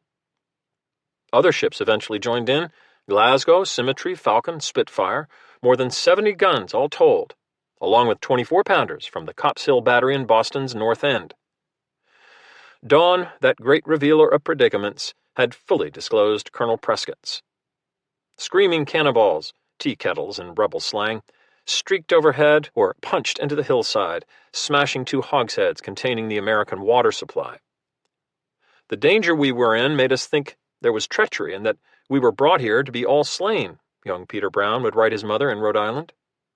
Distance and elevation reduced the bombardment's effect, although Prescott recounted how one militiaman, whose head abruptly vanished in a crimson mist, was so near me that my clothes were besmeared with his blood and brains, which I wiped off in some degree with a handful of fresh earth.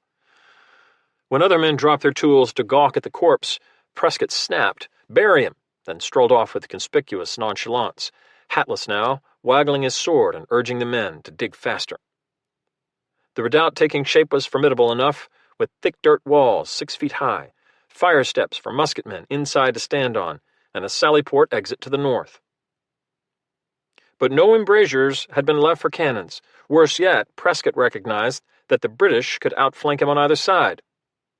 Gage's men would no doubt attack in force across the Charles, seeking to stun the defenders with firepower before closing to complete the slaughter with bayonets. To protect his left flank, Prescott ordered the men to begin building a low breastwork northeast from the sallyport to marshy ground at the foot of Breed's Hill. He also sent an officer to plead for reinforcements, provisions, and water. Artillerymen refused to lend the courier a horse, forcing him to walk 4 miles to Cambridge, which he found quiet as the Sabbath. At Hastings House, he discovered Dr. Warren, newly appointed as a major general despite his lack of military experience, splayed on an upstairs bed with a crippling headache. General Ward, tormented with another attack of the stone, fretted over the vulnerability of Roxbury, the Dorchester Heights, and his Cambridge supply dumps. British gunfire had been reported at Boston Neck. Not least, Ward worried that only 27 half-barrels of powder remained in his magazines, perhaps enough for 40,000 cartridges. With consent from the Committee of Safety, he reluctantly agreed to send reinforcements to Prescott from the New Hampshire militia camped along the Mystic. The deep boom of Lively's broadsides had wakened General Gage, as it woke all of Boston. Province House, aglitter in candlelight, soon bustled with red uniforms.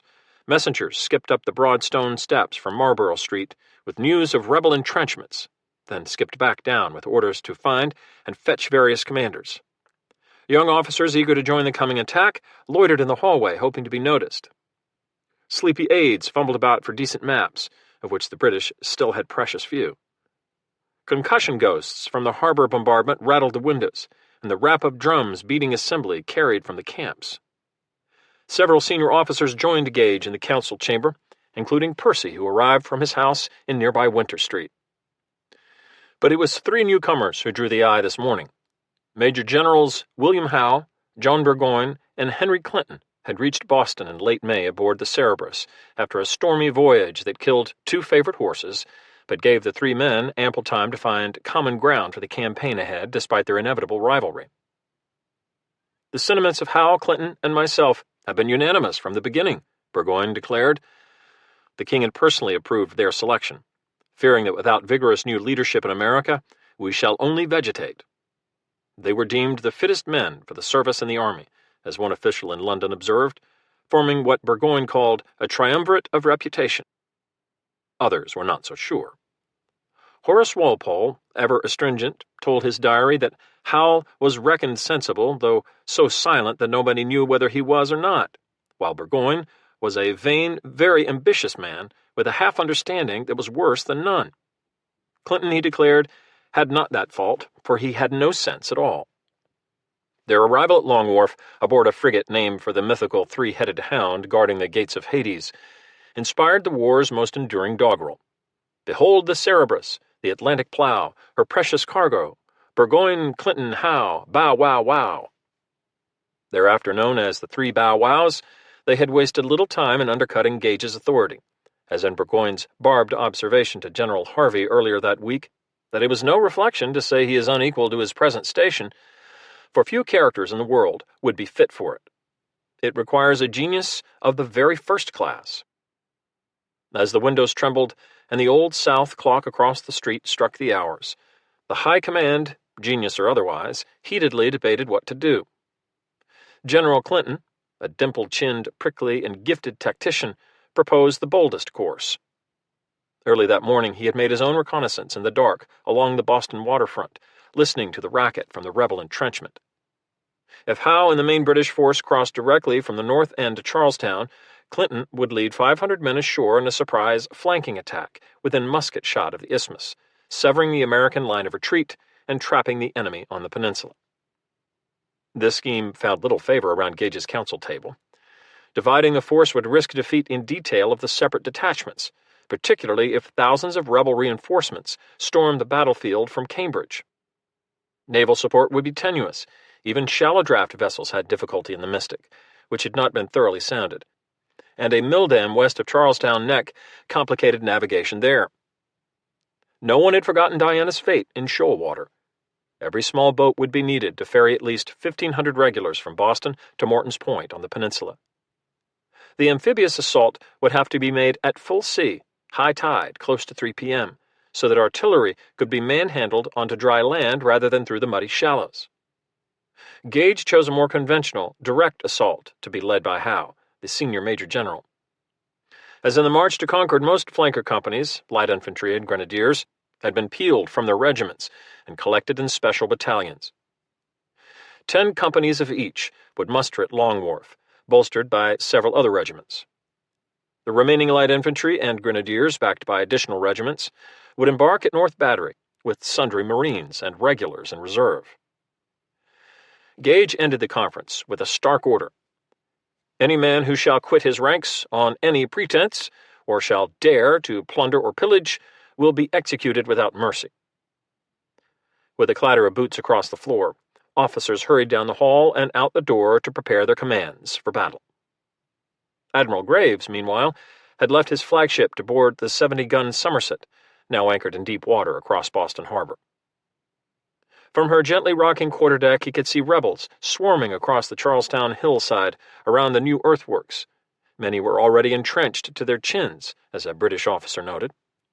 Men of war belched smoke and noise, and tiny black cannonballs traced perfect parabolas against the summer sky, plumping the fields and splintering tree branches without excessive inconvenience to the Jonathans building their forts.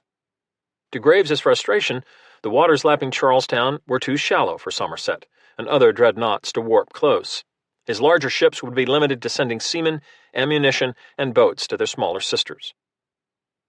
As the morning ticked by, Glasgow and Symmetry hammered Charlestown Neck from an anchorage west of the peninsula, supported by a pair of scows, each mounting a 12-pounder. But the ebbing tide kept them from nosing near the mill dam, and Graves regretted his failure to build more floating batteries and gun rafts. Lively, Falcon, and Little Spitfire glided into the Charlestown Channel, popping away while preparing to cover Howe's Landing. The roar of the cannonade carried to Cambridge, Roxbury, and other villages. One terrified minister's wife draped blankets over her windows in hopes of deflecting stray bullets. Shortly before noon, as meridian heat began to build in Boston, long columns of regulars tramped to fife and drum through the town's cobbled streets, from the Common to the docks. Each man carried, as ordered, 60 rounds, a day's cooked provisions, and a blanket. The 52nd Foot had been issued gleaming new muskets and bayonets that very morning. They would soon grow filthy with use. By chance, a portion of the 49th Foot had just arrived after a long passage from southern Ireland. Wide-eyed privates, wobbly on their pins after weeks at sea, disembarked on Long Wharf and marched toward the Common with flags flying and drums beating even as the Grenadier and light infantry companies from other regiments clambered into the bobbing boats at Long Wharf for the first lift to Charlestown. At 1:30 p.m., a blue pennant appeared on Preston's signal halyard. 28 yawls, longboats, cutters, and ketches carrying 1,200 soldiers pulled away from Long Wharf in a double column, oars winking in syncopation, with a half-dozen brass field guns nestled into the lead boats. The cannonade from the ships had ebbed, but now it grew heavier than ever, balls flying, smoke billowing, and the din reverberating like a terrible thunder. Thousands crowded Boston's rooftops and hillsides, perching on tree boughs and clinging to steeples. Among the spectators were regulars left behind, and the wives of troops now gliding across the Charles. Loyalists and patriots stood together, aware that sons and fathers and lovers were down there somewhere in harm's way, on the glinting water or the distant hillside. Here again was an ancient squalid secret, that war was an enchantment, a sorcery, a seductive spectacle like no other, beguiling the eye and gorging the senses. They looked because they could not look away. Atop Bunker Hill, a Connecticut chaplain named David Avery watched the sculling boats approach Morton's Point, then raised both arms to heaven before asking God's indulgence on a scene most awful and tremendous. Astride a lathered white horse, his own halo of tangled white hair instantly recognizable, General Israel Putnam trotted back and forth across the American line in a sleeveless waistcoat, smacking shirkers with the flat of his sword. To an officer pleading with a reluctant militiaman, Putnam snapped, "Run him through if he won't fight." One captain would later reflect that old Putt resembled not a field commander so much as the foreman of a band of sicklemen or ditchers. He might be brave, and had certainly an honest manliness about him, but it was thought, and perhaps with reason, that he was not what the time required. 9 Massachusetts regiments had been ordered to Charlestown from Cambridge, but at best only 5 had reached the peninsula. The others were delayed, misdirected, or misinformed. No one seemed to have a map. Roads were confusing, the terrain foreign. Troop discipline was extremely irregular, one officer wrote, each regiment advancing according to the opinions, feelings, or caprice of its commander. Putnam had ordered entrenching tools, carried back from the redoubt to belatedly build a fortification on Bunker Hill. Eager volunteers grabbed a shovel or an axe, then retreated toward the neck and beyond, never to return. By one count, fewer than 170 men remained with Prescott to hold his redoubt, officers included. To be plain, an observer would write Samuel Adams, it appears to me there never was more confusion and less command. Happily for the American cause, some men knew their business. Colonel Prescott continued to improve his imperfect fort and the adjacent breastwork, positioning men and shouting encouragement. Roughly 200 yards behind the breastwork, a tall, enterprising captain from eastern Connecticut, Thomas Knowlton, recognized the defensive potential of a rail livestock fence that extended northeast for several hundred yards, from the middle of the peninsula almost to the Mystic. The fence had been laid on a slight zigzag course and assembled with a method known as stake and rider. A portion of it straddled a 2-foot stone wall. 200 men helped Captain Knowlton reinforce the southwestern length of the barrier with additional rails and posts scavenged from other fields. They then stuffed the gaps with haycocks and sheaves of cut grass to give the illusion of a solid parapet. Several small field guns, hauled by horses from Cambridge, were emplaced nearby. As the British boats beat from Boston, the most critical rebel reinforcements reached Charlestown Neck to the thrum of fife and drum. Hundreds of long-striding New Hampshire militiamen, described as a moving column of uncouth figures, clad in homespun. Millers, mariners, and husbandmen, they included the largest regiment in New England, commanded by Colonel John Stark, the lean, beetle-browed son of a Scottish emigrant. Stark's picaresque life had included capture by Indians while hunting in 1752, and his release 6 weeks later for a hefty ransom. As a ranger officer in the last French War, he had plodded more than 40 miles in snowshoes to fetch help for comrades wounded in an ambush. After surviving the bloody Anglo-American repulse by the French at Fort Carillon in 1758, he and 200 men subsequently built an 80-mile road from Crown Point to the Connecticut Valley. Upon hearing the news of Lexington, Stark, now 46, left his sawmill and his wife, pregnant with their 9th child, and was elected colonel by unanimous show of hands in a tavern. So many men rallied to him that 13 companies filled his regiment. At 11 this morning, General Ward's initial order to reinforce Charlestown reached Stark's camp in Medford, 4 miles up the Mystic. As he would tell the New Hampshire Provincial Congress a few days later, the battle soon came on. Stark sent an advance detachment of 200 men to the peninsula, then tarried long enough at a house converted into an armory for the rest of his force to draw ammunition. 15 balls, a flint, and a gill cup of powder, 5 ounces for each musketman. Crossing the narrow isthmus shortly after 2 p.m., harassed with round, bar, and chain shot from Royal Navy guns, the Hampshiremen ascended Bunker Hill at a deliberate pace, then descended to the northeast lip of the peninsula. 1 fresh man in action, Stark told a captain, is worth 10 fatigued ones. A quick glance disclosed the American peril. Despite Knowlton's deft work along the rail fence, and the hasty construction of 3 small triangular earthworks known as flèches closer to the redoubt, Prescott's position could still be outflanked by redcoats advancing up the Mystic shoreline. To block the narrow, muddy beach, Stark's men scooted down the 8-foot riverbank and quickly stacked field stones to build a short, stout wall. Most Hampshiremen took positions behind the fence to extend Knowlton's line, further stuffing it with hay, grass, and stray rails. But 60 musketmen arranged themselves on the beach in a triple row behind the new barricade. There, they awaited their enemy. Thick-featured and taciturn, General Howe, in the best of times, was said to be afflicted by a sullen family gloom. He, too, needed but a glance to see his own dilemma. Landing at Morton's Point, with a second lift of 600 infantry and artillery troops from North Battery, Howe climbed a nearby hillock as gunners shouldered their field pieces onto dry ground, and the empty boats rowed back to Boston. It was instantly perceived the enemy were very strongly posted, he subsequently told London.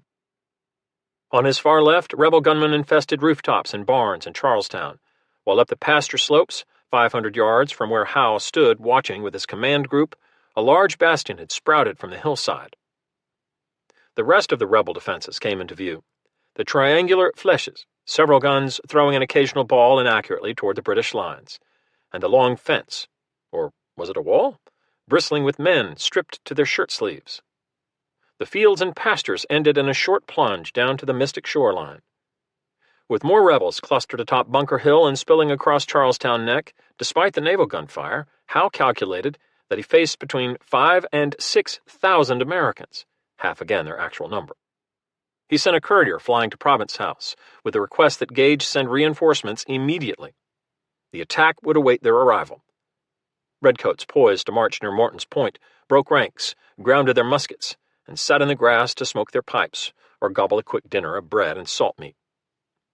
Howe made his plan, The Mystic Beach seemed a promising corridor from which to outflank and turn the rebel line. On foot, the general would personally lead the British right wing, including grenadiers assaulting the rail fence, while a column of light infantry companies slashed up that river shoreline. The left wing, led by the diminutive, moon-faced Brigadier Robert Piggott, would attack the redoubt to fix the enemy in place and maybe even overrun the parapet once Howe's troops had broken through. Celebrated for his sang-froid against the French at Quebec, the Breton coast, and Havana, Howe was quoted as telling his officers, "I shall not desire one of you to go a step farther than where I go myself at your head." Speed, agility, discipline, and violence would be decisive. Losing Boston, he reminded them, meant moving the entire army onto Graves's ships, which will be very disagreeable to us all. Including the reserves soon to arrive, Howe commanded more than 2,600 men. British field guns began popping away at 3 p.m., great nasty porridge pots flying through the air and crammed as full of devils as they could hold, as a young militiaman wrote, each ball whispering along with its blue tail. The bombardment so unnerved the rebel artillery battery up the slope that one American gun captain reportedly fired a few times, then swung his hat 3 times round to the enemy and ceased to fire. Regulars tamped out their pipes and shouldered their muskets, bayonets fixed. Junior officers bawled out orders. 10 companies abreast would form a broad assault front on Piggott's wing to the left, followed by 10 more, a formation mirrored by Howe's right wing except for the light infantry column along the Mystic, necessarily squeezed into a shoulder-to-shoulder front between river and riverbank. On order, the great mass of redcoats heaved forward with a clatter of equipment and more bawling commands. The slate-blue Charles behind them, and tawny dust clouds churning up with each stride.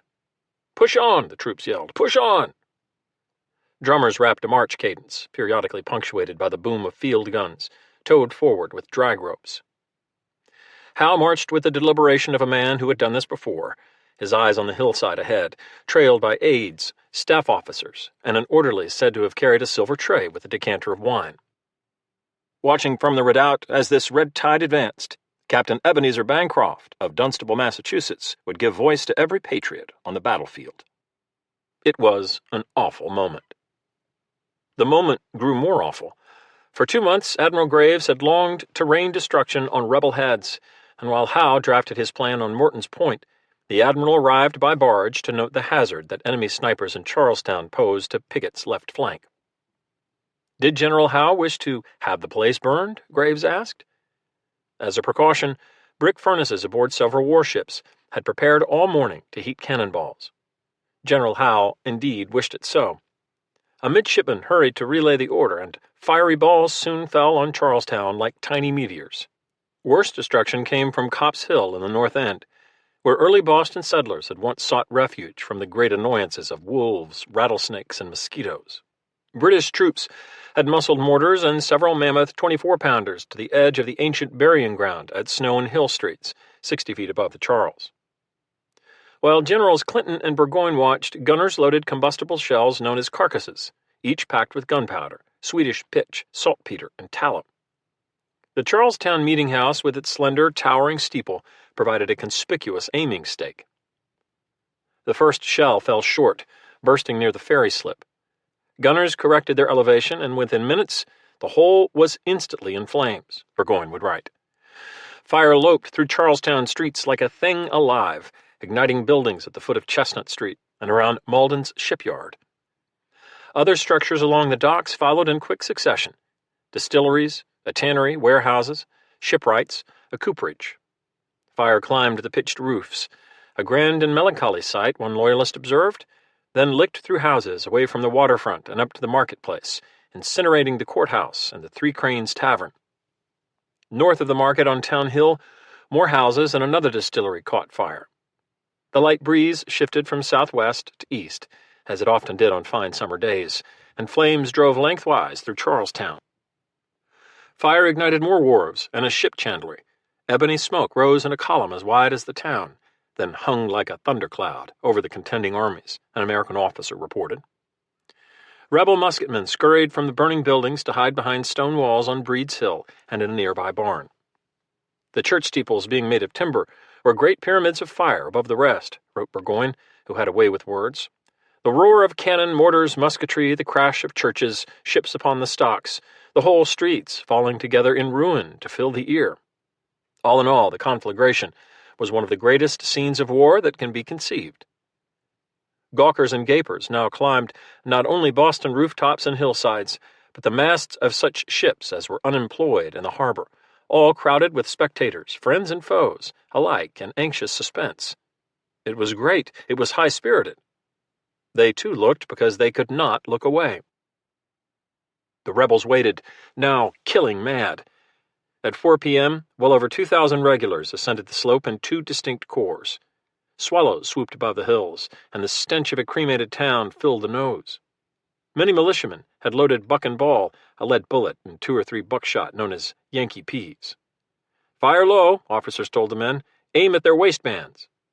Again, noting the brighter tint of the British officers' tunics, vibrant from more expensive dyes, they added, "Aim at the handsome coats. Pick off the commanders." In the redoubt, Prescott angrily waved his sword to rebuke several musketmen who were firing at impossible ranges. They were to wait until the enemy was danger close, within 6 rods or so, 100 feet. "Aim at their hips," Prescott ordered. "Waste no powder." 500 yards to the north, at the far end of the rail fence, Stark told his men to hang fire until they could see the regulars' half-gaiters below their knees. Someone may also have urged waiting till the whites of the enemy's eyes were visible, an order that had been issued to Austrians, Prussians, and possibly other warring armies earlier in the century. Howe's corps, on the British right, found marching through the thigh-high grass difficult. Fence after damnable fence forced the lines to stop and dismantle the rails, or climb over them. As planned, light infantrymen angled through a shallow dell that led to the Mystic Beach, now screened from the broader battlefield by the riverbank. 11 companies with more than 300 men funneled into a tight column, 4 or 5 men abreast. Beyond a slight curve in the shoreline stood the newly built fieldstone wall, defended by a few dozen rebel musketmen, some kneeling with their gun barrels resting on the stones. Closing at a dog trot to within 50 yards, redcoats from the 23rd Royal Welch Fusiliers in the vanguard of the column lowered their bayonets and prepared to charge. A stupendous searing volley ripped into the British ranks, blowing the Fusiliers from their feet. Gunsmoke rolled down a beach upholstered with dying regulars as their comrades stepped over them, only to also be shot down. With a third of the Welch Fusiliers wounded, mortally or otherwise, the King's own light infantry behind them surged forward. They too were slaughtered, followed by the 10th Foot, the 52nd Foot, and other light companies trailing them. It was like pushing a wax candle against a red-hot plate, the historian Christopher Ward would write. The head of the column simply melted away. A man 5 feet 8 inches tall and weighing 168 pounds had an exterior surface of 2,550 square inches, of which 1,000 were exposed to gunfire when he was facing an enemy frontally at close range. Rebel musket balls seemed to fill every square inch of that mystic corridor, blasting enormous entry wounds into enemies panting for the fieldstone wall. Among the British officers shot, few had less than 3 or 4 wounds, a captain later wrote home.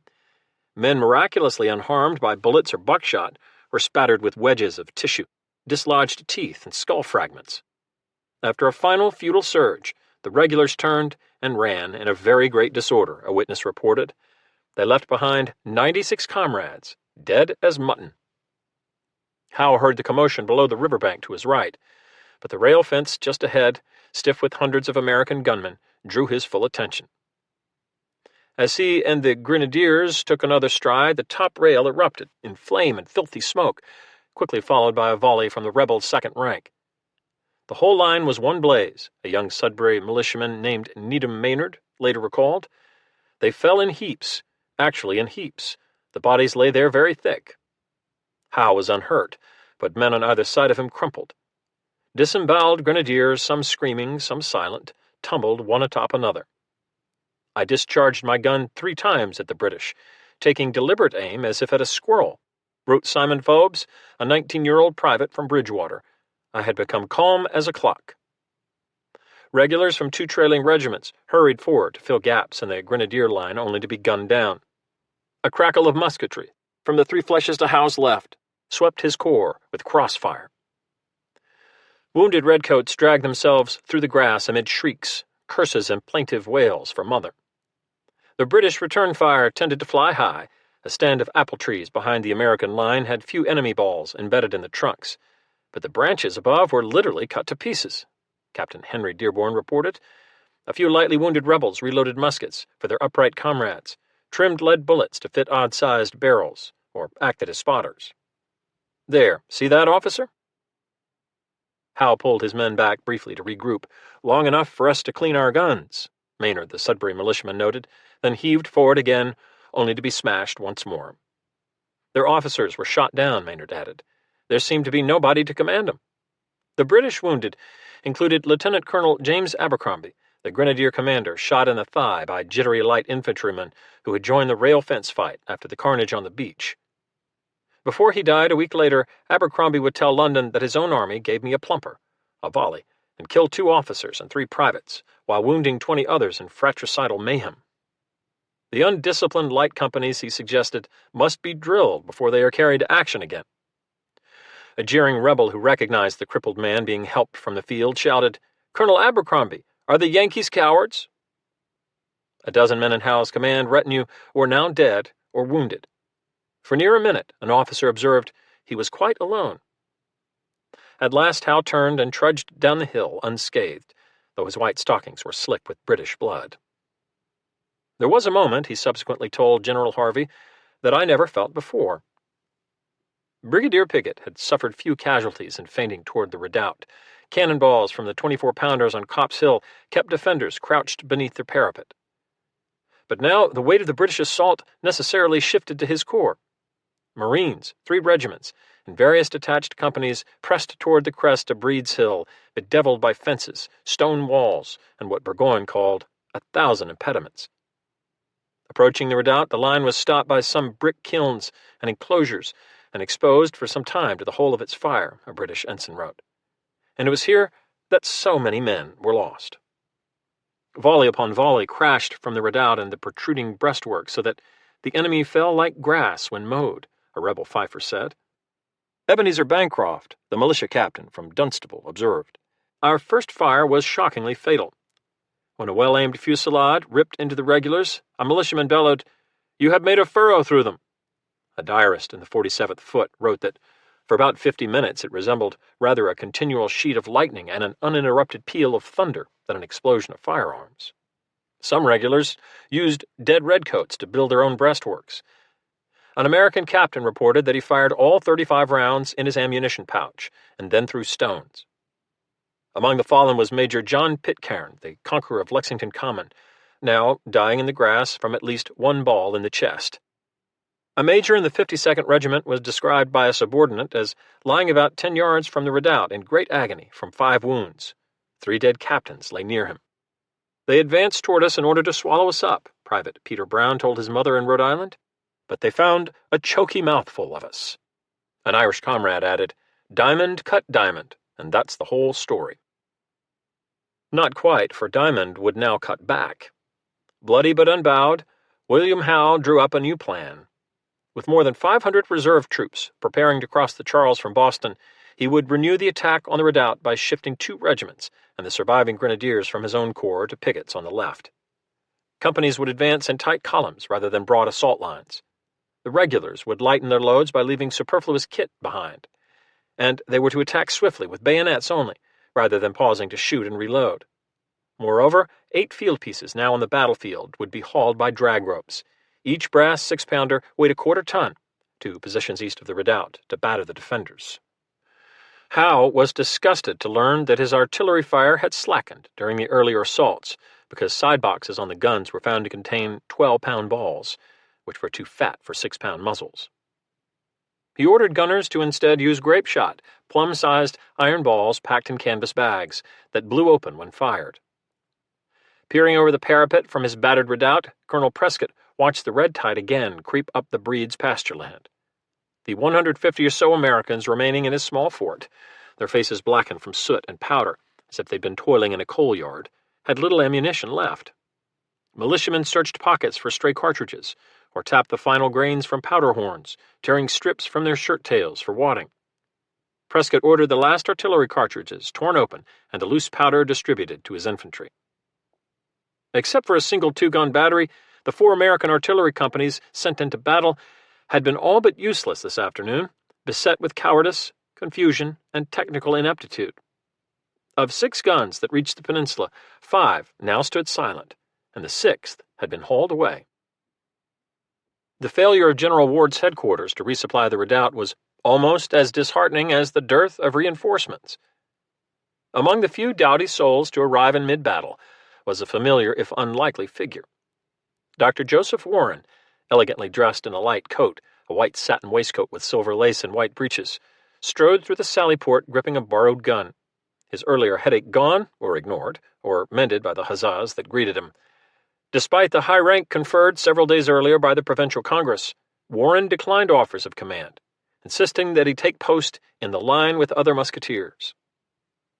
Up the peninsula, hundreds of leaderless militiamen in great confusion ambled about on Bunker Hill or beyond the Neck, a sergeant reported. A few without muskets brandished pitchforks, shillelaghs, and at least one grain flail.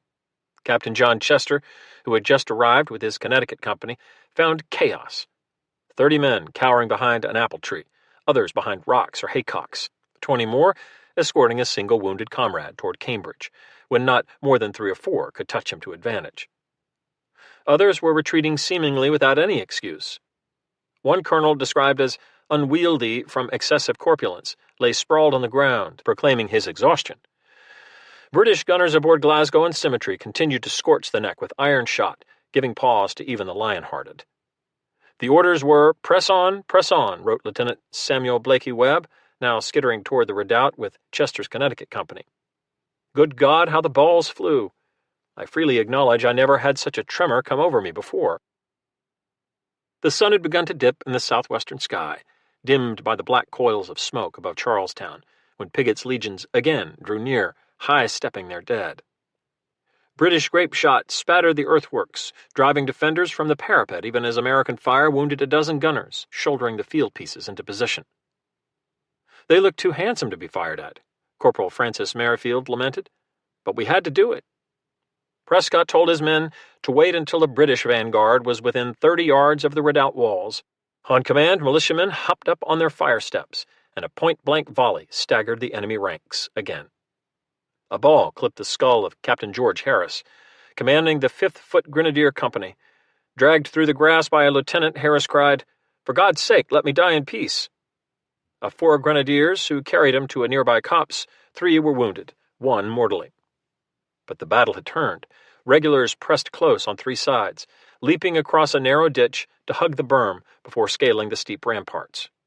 American gunshots grew scattered. Some Jonathans saved their last round to shoot British officers atop the parapet. Our firing began to slacken.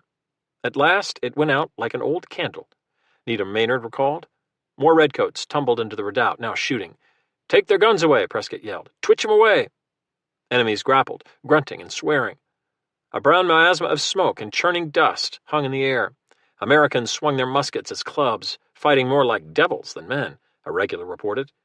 And when the walnut stocks shattered, they swung the bent barrels or threw rocks.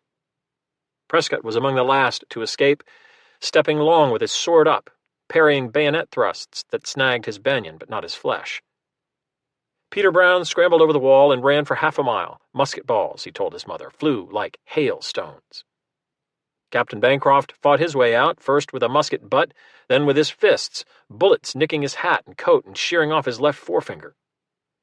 Corporal Farnsworth of Groton would tell his diary, "I received a wound in my right arm, the ball going through a little below my elbow.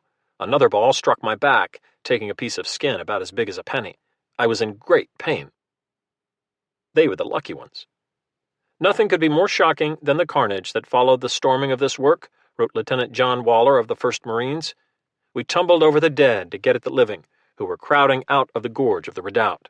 'Twas streaming with blood and strewed with dead and dying men, the soldiers stabbing some and dashing out the brains of others. 30 American bodies, some mutilated beyond recognition, lay scattered across the shambles.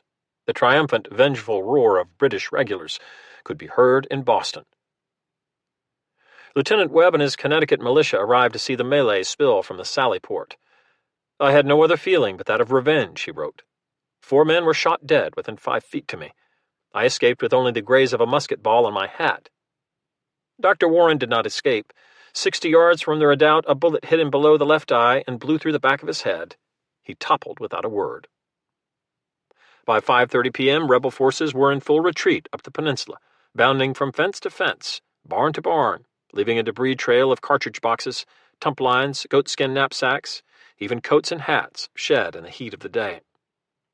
The wounded hobbled or were carried on backs or in stretchers fashioned from blankets and muskets.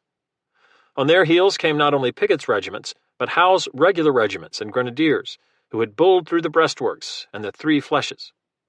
Also in pursuit was General Clinton, who, on his own initiative, had crossed the Charles from Copp's Hill, rallied regulars milling in the rear of Pickett's corps, then circled north to give chase. All was in confusion, he wrote. I never saw so great a want of order. Yet for the rebels, disorder brought salvation. The New Hampshire and Connecticut regiments, seeing the redoubt fall, pulled back from the rail fence in an orderly withdrawal to give covering fire for Prescott's fugitives. Some militiamen loitering atop Bunker Hill advanced down the slope to pelt the British pursuers with bullets, a belated but vital contribution to the battle. The retreat was no flight, Burgoyne would write. It was even covered with bravery and military skill. Howe had seen enough and suffered enough. When Clinton confronted him north of the redoubt to urge pursuit to the neck and beyond, Howe called me back, Clinton wrote later. I thought a little forcibly. Americans by the hundreds surged through the gauntlet of naval gunfire, still scything the only exit from the peninsula. Some died within yards of safety, including Major Andrew McClary, one of Stark's Hampshiremen, hit with a frigate cannonball. He leaped 2 or 3 feet from the ground, pitched forward, and fell dead upon his face, an officer reported. But most straggled unharmed onto the high ground beyond the neck, exhausted and tormented by thirst. General Putnam followed on his white horse, cradling an armful of salvaged entrenching tools. I never saw such a carnage of the human race, he would be quoted as saying. For now the carnage was over mostly. Rebel snipers in trees and houses across the neck continued to plink away at enemy pickets, killing a 38th Foot lieutenant with a random shot. The British answered with broadsides from Glasgow and salvos from a 12-pounder. Charlestown burned and burned, painting the low clouds bright orange in what one diarist called a sublime scene of military magnificence and ruin. Marines landed in skiffs to set fire to wooden structures that had escaped the earlier flames. Prescott, ever pugnacious, vowed to retake his lost hill that night if given ammunition, bayonets, and 3 rested regiments. General Ward sensibly demurred. Dearest friend, Abigail Adams wrote from Braintree to her husband John, then meeting in Philadelphia with the Continental Congress. The day, perhaps the decisive day, is come on which the fate of America depends, she continued. Charlestown is laid in ashes. 'Tis expected they will come out over the neck tonight, and a dreadful battle must ensue.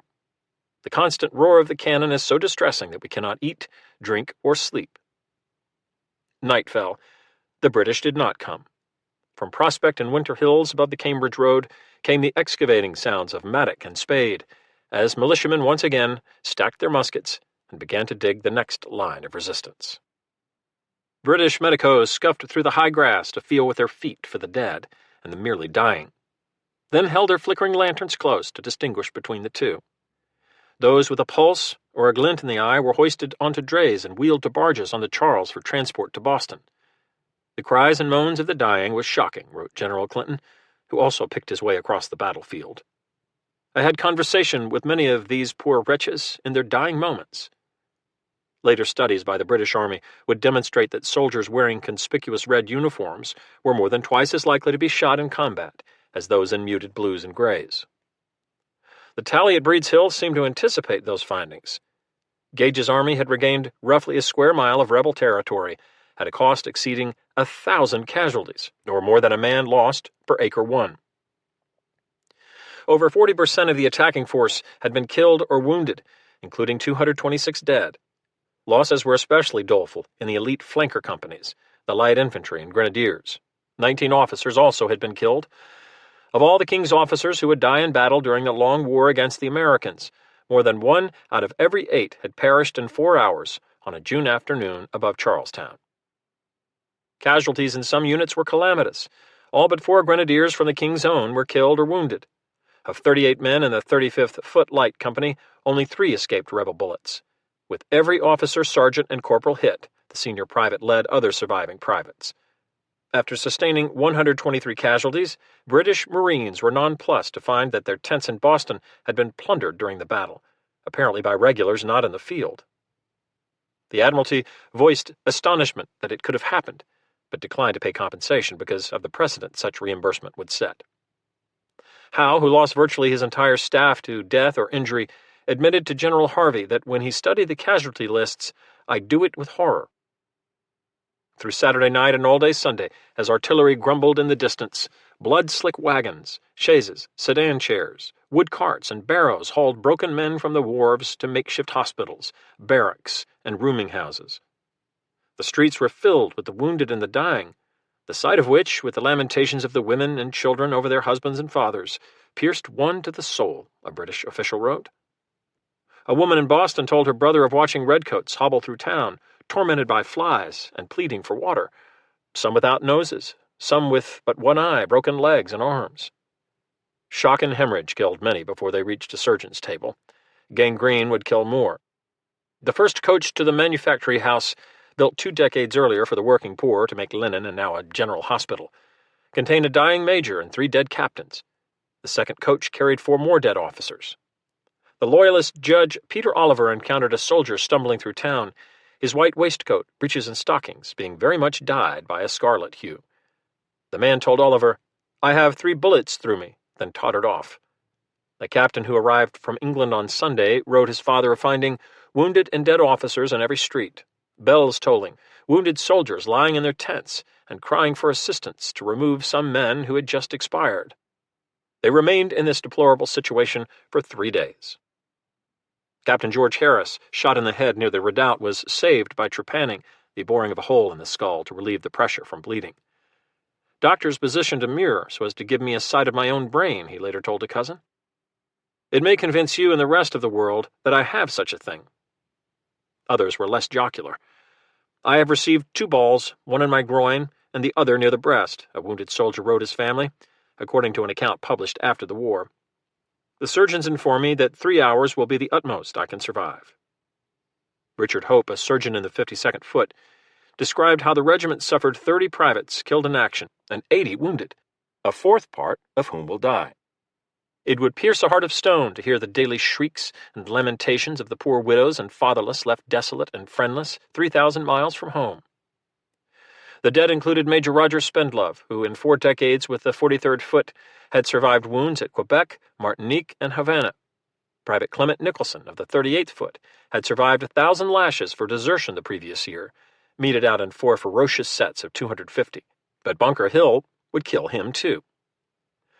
A physician examining gunshot victims described the yellowness of the face, paleness of the extremities, a falling of the pulse. Treatment was not far removed from such medieval remedies as pigeon blood for eye wounds or their liberal use of oil of whelps, an ointment made from earthworms, white wine, and the flesh of dogs boiled alive. Surgeons probed wounded arms and legs with their unwashed fingers, feeling for bone fragments, whose presence indicated a need for immediate amputation. A surgical text recommended that a doctor preparing to lop off a man's limb with a saw avoid terrifying him with the appearance of the apparatus, and avoid a useless crowd of spectators. Lucky patients got a grain of opium or a swig of rum, and their ears stuffed with lamb's wool to mask the sound of the sawing. Many were less fortunate. Amputations above the knee took only 30 seconds, but no more than half the patients survived the ordeal or the subsequent sepsis. Orderlies sloshed vinegar across the bloody floor and heaved the next patient onto the plank table. As for those shot in the abdomen, a sniff of a lint probe inserted into the wound would reveal whether gut contamination had set in which case, a medical text advised, we lay the patient quietly in bed, there to take his fate. Many of the wounded are daily dying, and many must have both legs amputated, wrote one surgeon, who asserted that rebel gunmen fired nails and iron scrap to inflict maximum damage. Some had also fired pebbles, but only because they had no more bullets. By one tally, only half of the more than 800 wounded regulars would ultimately be declared cured, fit for service. Many in the coming months would also be tormented, sometimes fatally, by the Yankee, dysentery in British slang. A few miles away, the Yankees also suffered, A New Hampshire surgeon who rushed to Cambridge with a bullet extractor of his own design reported, "I amputated several limbs and extracted many balls the first night." American casualties approached 450, including 138 dead. More than 30 American prisoners, many of them wounded, were dumped at Long Wharf under guard on Saturday night, then jailed the next day. Most would be dead by September, foreshadowing the treatment captured Americans could expect in British custody. A surgeon who packed up his instruments in Andover and galloped to Cambridge wrote of the terrible uncertainty besetting 100 New England towns. "It is not known who were among the slain or living, the wounded or the well." Those who learned the worst soon submitted sad claims for restitution, like Mary Pierce of Pepperell, the widow of a private in Prescott's regiment. She requested compensation of £5 12 for his lost coat, trousers, stockings, shoes, buckles, silk handkerchief, knife, and tobacco box. To many American fighters, the battle now called Bunker Hill felt like defeat. Ground had been given, the peninsula lost. Many were furious at what a Connecticut captain called a shameful and scandalous retreat. Rumors spread of betrayal, of treacherous officers, of gunpowder adulterated with sand, all of which creates great uneasiness in the camp, a former Boston selectman told his diary. 3 artillery companies had performed dismally. Several timid commanders faced court-martial and dismissal from the service. American generalship had been muddled and indecisive, leaving the force commanded without order and God knows by whom, a senior officer wrote. Although the Essex Gazette claimed Putnam was inspired by God Almighty with a military genius, Colonel Stark denounced him as a poltroon. Much blame fell on Artemus Ward, a general destitute of all military ability, in the opinion of the new president of the Provincial Congress, James Warren. The incineration of Charlestown, the first of several American towns to be obliterated during the war, stirred both sorrow and rage. A survey found that 232 houses, 95 barns, 76 shops, 25 warehouses, a dozen mills, 81 miscellaneous buildings, and 17 wharves had burned, with losses exceeding £100,000. Of 450 eventual claims, some came from Bostonians who had moved their household goods to Charlestown for safekeeping, like Sarah Hunstable, who lost 9 feather beds, 6 mahogany chairs, 3 looking-glasses, and more. A church census calculated that 2,000 residents had been consigned to the most aggravated exile. Yet the battle would soon be seen as a triumph of patriot moxie. "I wish we could sell them another hill at the same price," observed a new brigadier general from Rhode Island named Nathaniel Greene. The lawyer William Tudor wrote John Adams on June 26th, "The ministerial troops gained the hill, but were victorious losers. A few more such victories, and they are undone." "Even if Prescott and his comrades were not supported in a proper manner," wrote Samuel Gray from Roxbury, "this battle has been of infinite service to us, made us more vigilant, watchful, and cautious." Bunker Hill also reinforced the conviction that inflamed citizen soldiers, summoned to battle from field or shop, could hold their own against professional legions, a charming myth that took deep root and would nearly prove the undoing of America. Cheeky rebels soon appropriated a scornful British ditty to serve as a defiant American anthem. "Yankee Doodle" is now their paean, a favorite of favorites, a British officer said, esteemed as warlike as the Grenadiers' March. For days, Yankees with spyglasses in Roxbury and on Dorchester Heights watched the regulars dig graves. With so many dead men to bury, Gage ordered the mourning bells in Boston silenced. Fallen officers like Major Pitcairn found graves in sanctified ground at Old North or in other churchyards. Their effects were quickly auctioned off in officers' messes or, as in the case of Lieutenant Colonel Abercrombie, at the large tree in front of the encampment of the 22nd Regiment. Swords, pistols, silk waistcoats, fancy hats, mattresses, spurs, all sold to the highest bidder. Page after page of new promotion announcements soon appeared. There was nothing like a bloodletting to advance careers. Privates were laid in a common pit on the marshy ground between Breed's and Bunker Hills, then dusted with 20 barrels of quicklime. Many who died of their wounds were consigned to trenches on Boston Common. The American dead on the peninsula were dumped without ceremony into mass graves or hasty bury holes, including Joseph Warren, interred with an anonymous companion in a farmer's frock. Captain Walter Laurie, who had commanded the Star-Crossed detachment at Concord Bridge, told London that his burial detail had found Warren's body and stuffed the scoundrel with another rebel into one hole, and there he and his seditious principles may remain. Grave robbing became so pernicious on the peninsula that Howe threatened severe punishment for malefactors. Added to the meanness of such a practice, he warned, a pestilence from the infection of the putrefied bodies might reach the camp. Midsummer gloom pervaded that camp, despite efforts to depict the battle as a triumph. Another such, Clinton said, would have ruined us. A cynical officer suggested that the rebels should plan to lose a battle every week till the British Army was reduced to nothing. On June 23rd, Gage ordered an assault on Dorchester Heights, then quickly canceled the attack, convincing himself that he could command the heights with artillery if necessary. Resentments festered among his officers. At the combat shortcomings of their rank and file, discipline, not to say courage, was wanting. Burgoyne sniffed, and at the high command. From an absurd and destructive confidence, carelessness, or ignorance, we have lost 1,000 of our best men and officers, a seething officer wrote. We were all wrong at the head. Gage waited 8 days to tell London of Bunker Hill in a 19-sentence dispatch that was spare to the point of duplicity.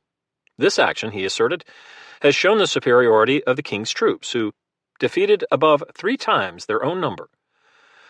An oversized casualty chart with perfectly lined columns contained delicate calligraphic flourishes on the K's and W's that at least gave ornamentation to the killed and wounded.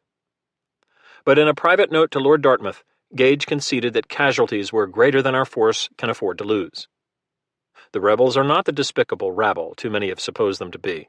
Your lordship will perceive that the conquest of this country is not easy.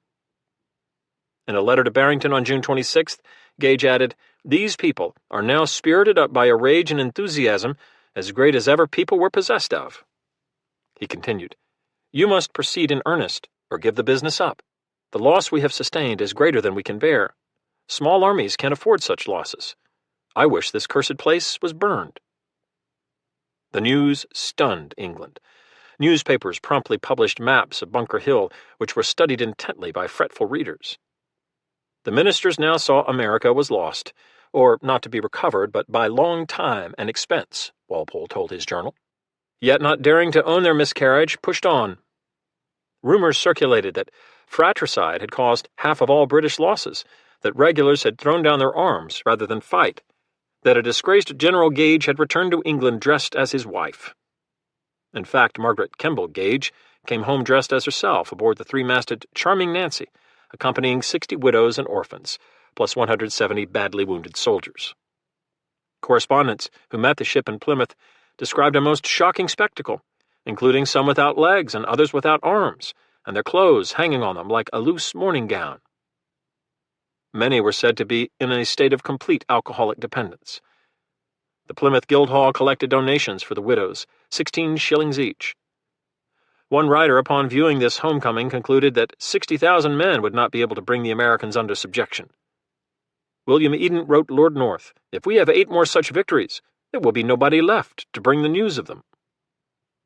The king held firm, of course. For months, British newspapers would chronicle the presentation of wounded officers at court, as in this announcement. Yesterday, Captain Cockering, who lost his arm at Bunker's Hill, was introduced to His Majesty at St. James. His Majesty was pleased to present him with a captain's commission and a company of invalids. The king also decided, as Barrington informed Gage, that injury compensation would be paid retroactive to Lexington. An officer who lost an eye or a limb would receive a year's pay and medical expenses. The widows of officers killed in action would also get a year's pay, plus another third for each child. Those who died of their wounds within 6 months were deemed slain in battle.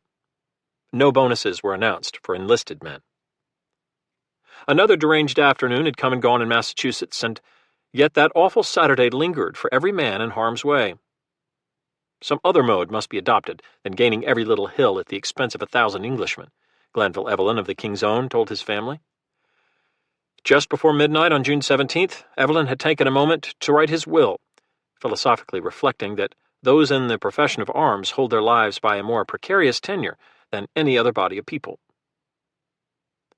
As Captain Evelyn pondered the future, others tried to forget the past.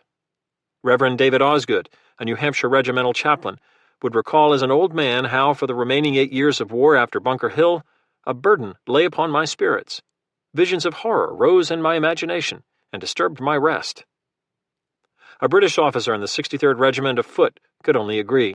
The shocking carnage that day, Major Francis Bushell Sill wrote in a letter home, never will be erased out of my mind till the day of my death. Chapter 4. What shall we say of human nature? Cambridge Camp, July to October 1775. A sultry overcast thickened above the American encampments on Sunday morning, July 2nd. By order of General Ward, company officers had begun scrutinizing their troops during daily formation for signs of smallpox. Militiamen marched to prayer services for yet another sermon on the evils of profanity. At General Putnam's suggestion, they sometimes shouted "Amen" loud enough to alarm British sentries. Even on the Sabbath, British cannons pummeled Roxbury. The balls came rattling through the houses, a soldier told his diary. They neither killed nor wounded any of our men, which seems almost impossible. The Yankees answered with a pointless spatter of musketry. Heavy rain began to fall at 11 a.m., sharpening the camp odors of green firewood, animal manure, and human waste. Private Samuel Hawes updated his journal. July 1st, nothing remarkable this day. July 2, ditto. Private Phineas Ingalls was a bit more descriptive in his Sunday diary entry. Rained, a new general from Philadelphia. Possibly not one of the 17,000 soldiers now under his command in Massachusetts knew what George Washington of Virginia looked like. Few Americans did. Imaginary portraits that bore no resemblance to him had been sketched and printed in the penny sheets after his unanimous selection by the Continental Congress, 17 days earlier to be general and commander-in-chief of the American forces, a host to be known as the Continental Army. Now, here he was in the flesh, trotting past the sodden pickets, just after noon, with a small cavalry escort and baggage that included a stack of books on generalship, notably military instructions for officers detached in the field, and a volume with copperplate diagrams on how to build fortifications, and otherwise run a war. At Hastings House, a dour ward handed over his orderly book to the man Private Hawes soon called Lissimo, a perversion of Generalissimo. No salute was fired. The Lissimo's new army could not spare the powder. His personal appearance is truly noble and majestic, being tall and well-proportioned, wrote a doctor in Cambridge. His dress is a blue coat with buff-colored facings, a rich epaulet on each shoulder, buff underdress, and an elegant small sword, a black cockade in his hat. At age 43, he was all that and more, over 6 feet tall, but so erect he seemed taller, nimble for a large man, as demonstrated on many a dance floor, and so graceful in the saddle that some reckoned him the finest horseman of the age. Fair skin that burned easily, lightly spattered with smallpox pits and stretched across high cheekbones beneath wide-set slate-blue eyes. Fine hair with a hint of auburn, tied back in a queue. He had first lost teeth in the French and Indian War, symptomatic of the perpetual dental miseries that kept him from smiling much. His appearance alone gave confidence to the timid and imposed respect on the bold, in one soldier's estimation, or, as a Connecticut congressman observed, no harum-scarum, ranting, swearing fellow, but sober, steady, and calm.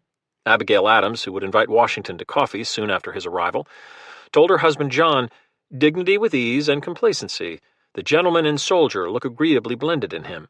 Modesty marks every line and feature of his face." Clearly smitten, she paraphrased the English poet John Dryden, "Mark his majestic fabric. He's a temple, sacred by birth and built by hands divine." John Adams, in turn, noted that Washington possessed the gift of silence, a virtue rarely found in Lawyer Adams. Washington's other traits, if less visible, would soon become conspicuous enough to those he commanded. Born into Virginia's planter class, he was ambitious and dogged, with a resolve that made him seem tireless. If unquestionably brave, diligent, and sensible, he could also be humorless, aloof, and touchy about his lack of formal education. Those military books in his kit were merely the latest texts of a lifelong autodidact. As a youth, he had famously copied 110 maxims from the English translation of a Jesuit etiquette manual, including, "Let your countenance be pleasant, but in serious matters somewhat grave. Do not puff up in the cheeks, loll not out the tongue. Cleanse not your teeth with the tablecloth." As a 23-year-old colonel commanding Virginia's provincial forces in the last French war, he had been with Braddock and Thomas Gage for the disaster on the Monongahela. surviving 4 bullets through his uniform, another through his hat, and 2 horses shot dead beneath him, before dragging his mortally wounded commander across the river and riding 60 miles for help in covering the British retreat. That ordeal, more than 400 British dead, including wounded men scalped or burned alive, gave Washington a tincture of indestructibility, while convincing him that the all-powerful dispensations of Providence had protected him beyond all human probability. He had shed the uniform in 1758, telling his officers, "It really was the greatest honor of my life to command gentlemen who made me happy in their company and easy by their conduct." Over the subsequent 17 years, he paid little attention to military matters. Yet that experience of observing British commanders, organizing military expeditions, and leading men in battle had served Washington well. He was a talented administrator, with a brain suited to executive action, thanks to a remarkable memory, a knack for incisive thinking and clear writing, and a penchant for detail, learned first as a young officer, and then practiced daily as suzerain of his sprawling, complex estate on the Potomac River at Mount Vernon. His fortunes, personal and pecuniary, grew considerably in 1759 when he married Virginia's richest widow, the amiable and attractive Martha Dandridge Custis. Over the years, their convenient business arrangement had become a love match. Great responsibility would enlarge him. His youthful vainglory, "I heard bullets whistle, and believe me, there was something charming in the sound," he had written his brother in 1754, had been supplanted by a more mature reflection that those charming bullets meant dead boys and sobbing mothers. War, at its core, he acknowledged, was gloom and horror. Once keen to advance himself and his interests, whether as a land speculator or a young colonel on the make, he now displayed a becoming, if artful, modesty. He was seen as noble and disinterested, in John Adams's phrase, ecumenical, judicious, formal but not regal, emblematic of Republican virtues, and sacrificing personal interest to the greater public good, yet elevated above the Republican riffraff. As a passionate supporter of the American cause, a well-connected and native-born political figure, and a man strongly bent to arms, in his phrase, Washington was all but the inevitable choice to become commander-in-chief. Although he refrained from overtly angling for the post, he had worn his Virginia militia uniform in Congress to remind his fellow delegates of his combat experience. He had declined the offer of a $500 monthly salary, accepting only reimbursement for his expenses. From ferry fares and saddle repairs to grog and Madeira, those would be carefully logged in his account ledgers, beginning with the 5 horses and the light phaeton he bought before leaving Philadelphia. Washington professed to be fighting for all that is dear and valuable in life, against a British regime intent on despotism to fix the shackles of slavery upon us. A curious sentiment from someone who owned 135 slaves, including the intrepid Billy Lee, purchased for £61, and now at his side in Cambridge. Clearly he nursed resentments at the preference given British land speculators, the imperial restrictions on Western expansion, and the large debts accumulated with British merchants. Twice he had tried to ascend from the Virginia provincials by securing regular commissions for himself and his officers, and twice he had been snubbed. British tax policies jeopardized his commercial ambitions and offended his moral equilibrium.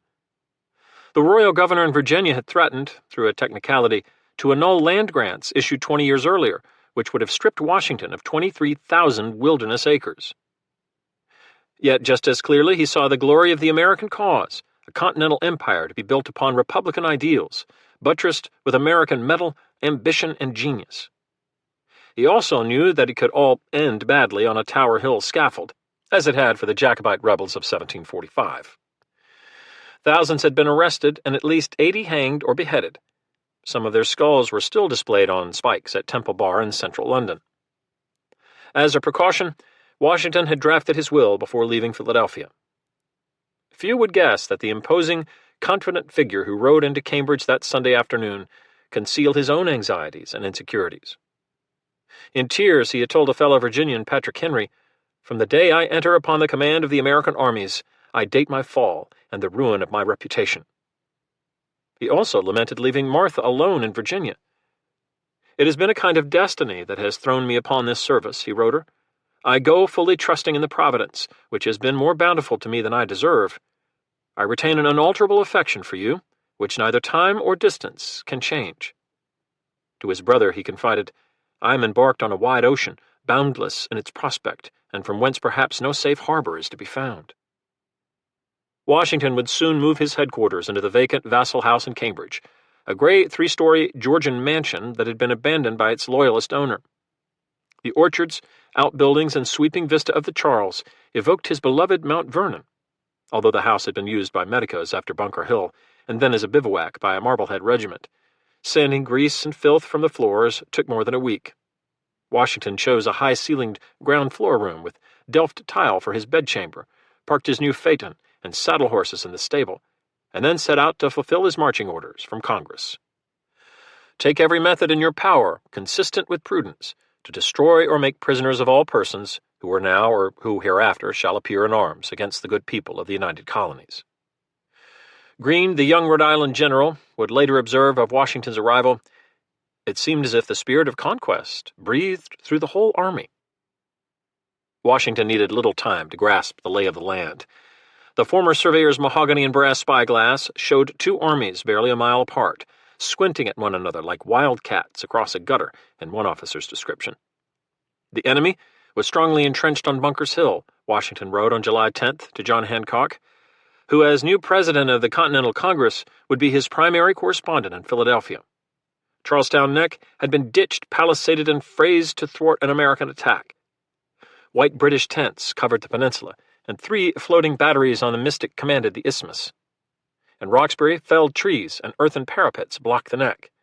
Many of the buildings that were still standing had been smashed or burned by incessant enemy cannonading.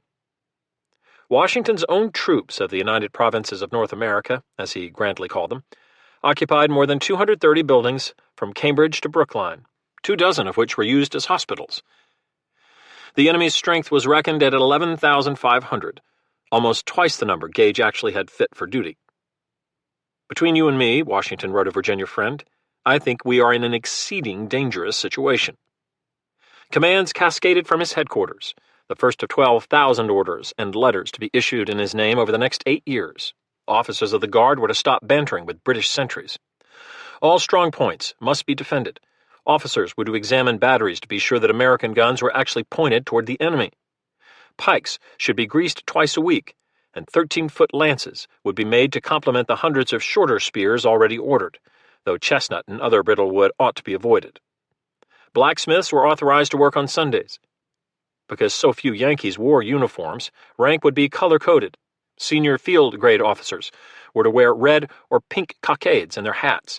Captains would wear yellow or buff, subalterns green. A strip of red cloth pinned on the shoulder signified a sergeant. Green indicated a corporal. Generals wore chest sashes, purple for major generals, pink for brigadiers, light blue for the commander-in-chief. Washington agreed to be called Your Excellency, despite private grumbling about the imperial implication. New lords, new laws, the troops told one another. The Continental Congress had appointed 13 lesser generals, mostly New Englanders, to serve under His Excellency. The only 3 who could be considered professional military veterans were former British officers. None had risen above the rank of lieutenant colonel, who had recently thrown in with the rebels. Washington quickly organized his army into 3 grand divisions, each commanded by a major general and composed of 2 brigades, typically with 6 regiments apiece. Ward led the division on the right wing around Boston Neck. Putnam commanded the center at Cambridge. The division on the left wing overlooking Bunker Hill and ruined Charlestown was led by Charles Lee, a brusque, vivid eccentric who had spent a quarter century in the King's service before emigrating to America in 1773. Rather than the 25,000 troops he had expected, Washington found, after excruciating efforts to get a reliable tally, that his host had less than 14,000 men actually present and fit for duty around Boston. For every moment when Washington drew his sword or spurred his horse to the sound of the guns, there would be 1,000 administrative moments, dictating orders, scribbling letters, convening meetings, hectoring, praising, adjudicating. No sooner had he settled into Vassal House than he recognized that he personally needed to oversee the smallest aspects of the Army's operation, from camp kettles to bread quality, to the $333 paid an unidentified spy, and logged in his expense book in mid-July, to go into the town of Boston for the purpose of conveying intelligence of the enemy's movements and designs.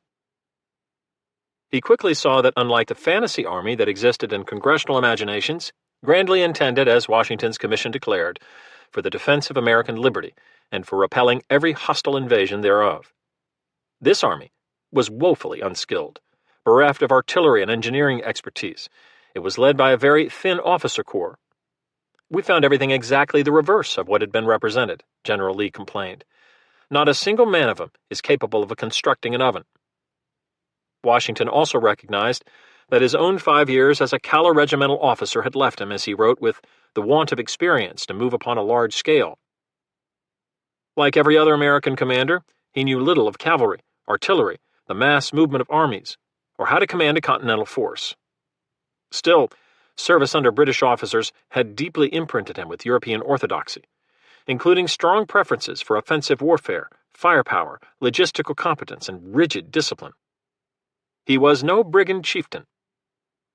Even as he immersed himself in tactical minutiae, Washington recognized that a commander-in-chief must be a capable strategist, that brass spyglass had to focus on the horizon as much as on the local battlefield. War, he knew, was a struggle of political wills. Winning a war did not require winning every battle. The French War had proved that. Tactical developments often had little influence on strategic success. And Washington was, instinctively, brilliantly, a political general. In the month following his departure from Philadelphia, he wrote 7 letters to Congress, acknowledging its superior authority while maneuvering to get what he needed. He used all the tools of a deft politico: flattery, blandishment, reason, contrition. More letters went to colonial governors. Congress had adopted the New England militia as a national force, to be augmented with regiments from other colonies, and he was aware that placing a Southerner in command of this predominantly Northern army was a fragile experiment in continental unity. The coming weeks and months required intimacy with his army, building the mystical bond between leader and led. Who were they? What did they believe? Why did they fight? How long would they fight? Washington would personify the army he commanded, no small irony given the despair and occasional contempt it caused him. That army would become both the fulcrum on which the fate of the nation balanced and the unifying element in the American body politic, a tie that bound together disparate interests of a republic struggling to be born. It was the indispensable institution, led by the indispensable man, and the coupling of a national army with its commander marked the transformation of a rebellion into a revolution. Confusion and discord reigned in every department, Washington wrote in late July. However, we mend every day, and I flatter myself that in a little time we shall work up these raw materials into good stuff. Raw indeed. We were all young, a 21-year-old captain would write, and in a manner unacquainted with human nature, quite novices in military matters, had everything to learn, and no one to instruct us who knew any better than ourselves. If mostly literate, they were barely educated. What I had learnt, wrote Stephen Olney, a soldier from Rhode Island, was mostly wrong.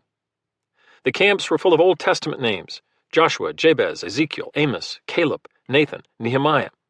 Guided by that ancient text, many concluded that Gage was Pharaoh, if not the Antichrist, confronted by a chosen people who in the past 3 months had killed or wounded 1,400 British Philistines. Some, of course, were here for the $6 2/3 paid each month to privates, more money than a farm laborer might earn. Others were animated by an inchoate patriotism on behalf of a nation that did not yet exist. And more than one sought to make a man of himself, as was said of 17-year-old Jeremiah Greenman, also from Rhode Island. Discipline, Washington had written in 1757, is the soul of an army. Certainly this army was still looking for its soul. American troops, one visitor claimed, were as dirty a set of mortals as ever disgraced the name of a soldier.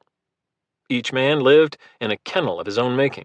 No two companies drilled alike, and together on parade they were described as the finest body of men ever seen out of step.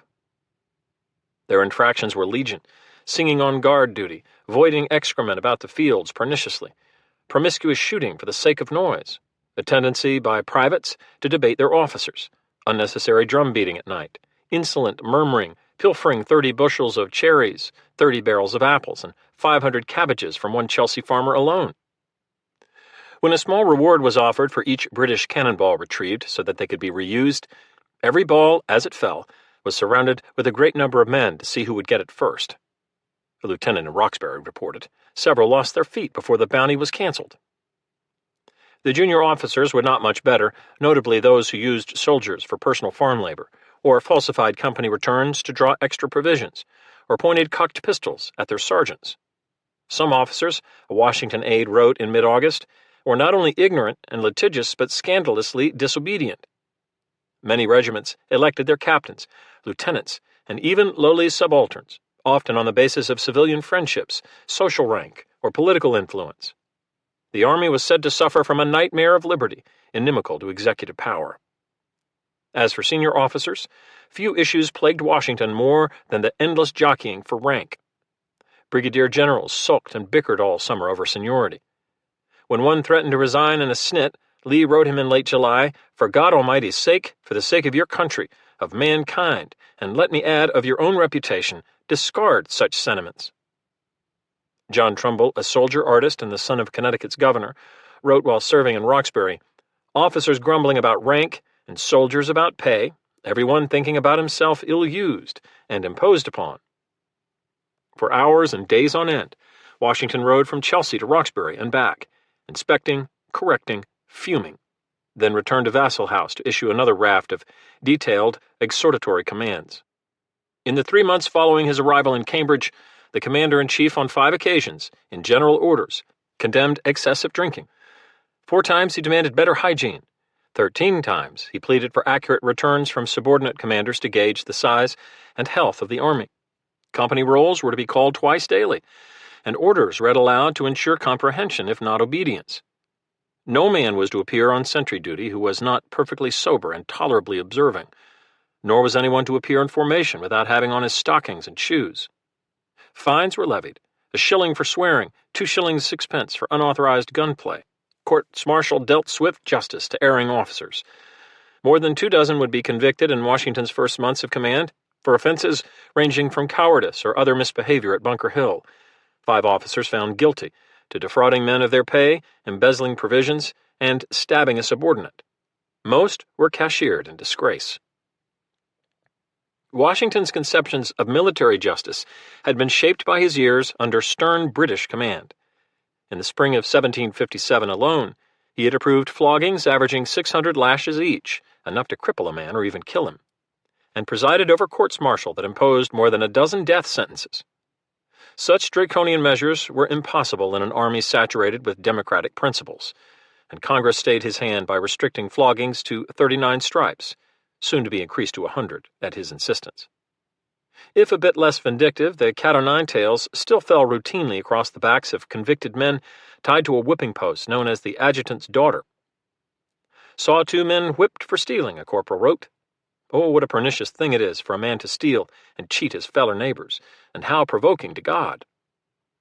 A deserter was not hanged or jailed, but sentenced to clean latrines for a week, while wearing a sign printed with his offense. A felonious sergeant was drummed from camp with the epithet mutiny on his back. "My greatest concern is to establish order, regularity, and discipline," Washington wrote Hancock. "My difficulties thicken every day." In truth, an immensely wealthy man to the manor born, with scores of slaves to tend his business in his absence, could hardly comprehend the sacrifice made by most of his men in leaving their families, shops, and farms in high season. For that vital link between commander and commanded to be welded imperishably, Washington would have to know in his bones, and the men would have to know that he knew what was risked and what was lost in serving at his side. Many small, private tragedies, unseen by his spyglass, would play out over the coming months and years. "News of the death of my child," Lieutenant Benjamin Craft told his journal on August 14th. "I hope it will have a sanctifying effect on me and my poor wife. I hope God will enable us to bear all he shall lay upon us." Many were lonely and fretful for the families they had forsaken. Captain Nathan Peters had recently lost 2 young children when he left his surviving 1-year-old and his pregnant wife, Lois, in Medfield. She was to run their saddlery while he went to war. "Pray write every opportunity, for I live very lonesome," Lois wrote him that summer. "Without some money we cannot carry on the trade any longer, for we have laid out all the money we had for leather. My heart aches for you and all our friends there. Our corn looks well." Yet Washington complained in August of an unaccountable kind of stupidity among the officers of the Massachusetts part of the Army who are nearly of the kidney with the privates. New England troops generally are an exceeding dirty and nasty people, he wrote in confidence to Lund, Washington, his cousin and the manager of Mount Vernon. I need not, he added, make myself enemies among them by this declaration. In short, His Excellency faced so many great and capital errors and abuses that my life has been nothing else, since I came here, but one continued round of annoyance and fatigue. The Army surely had far to travel, but so too did its commander.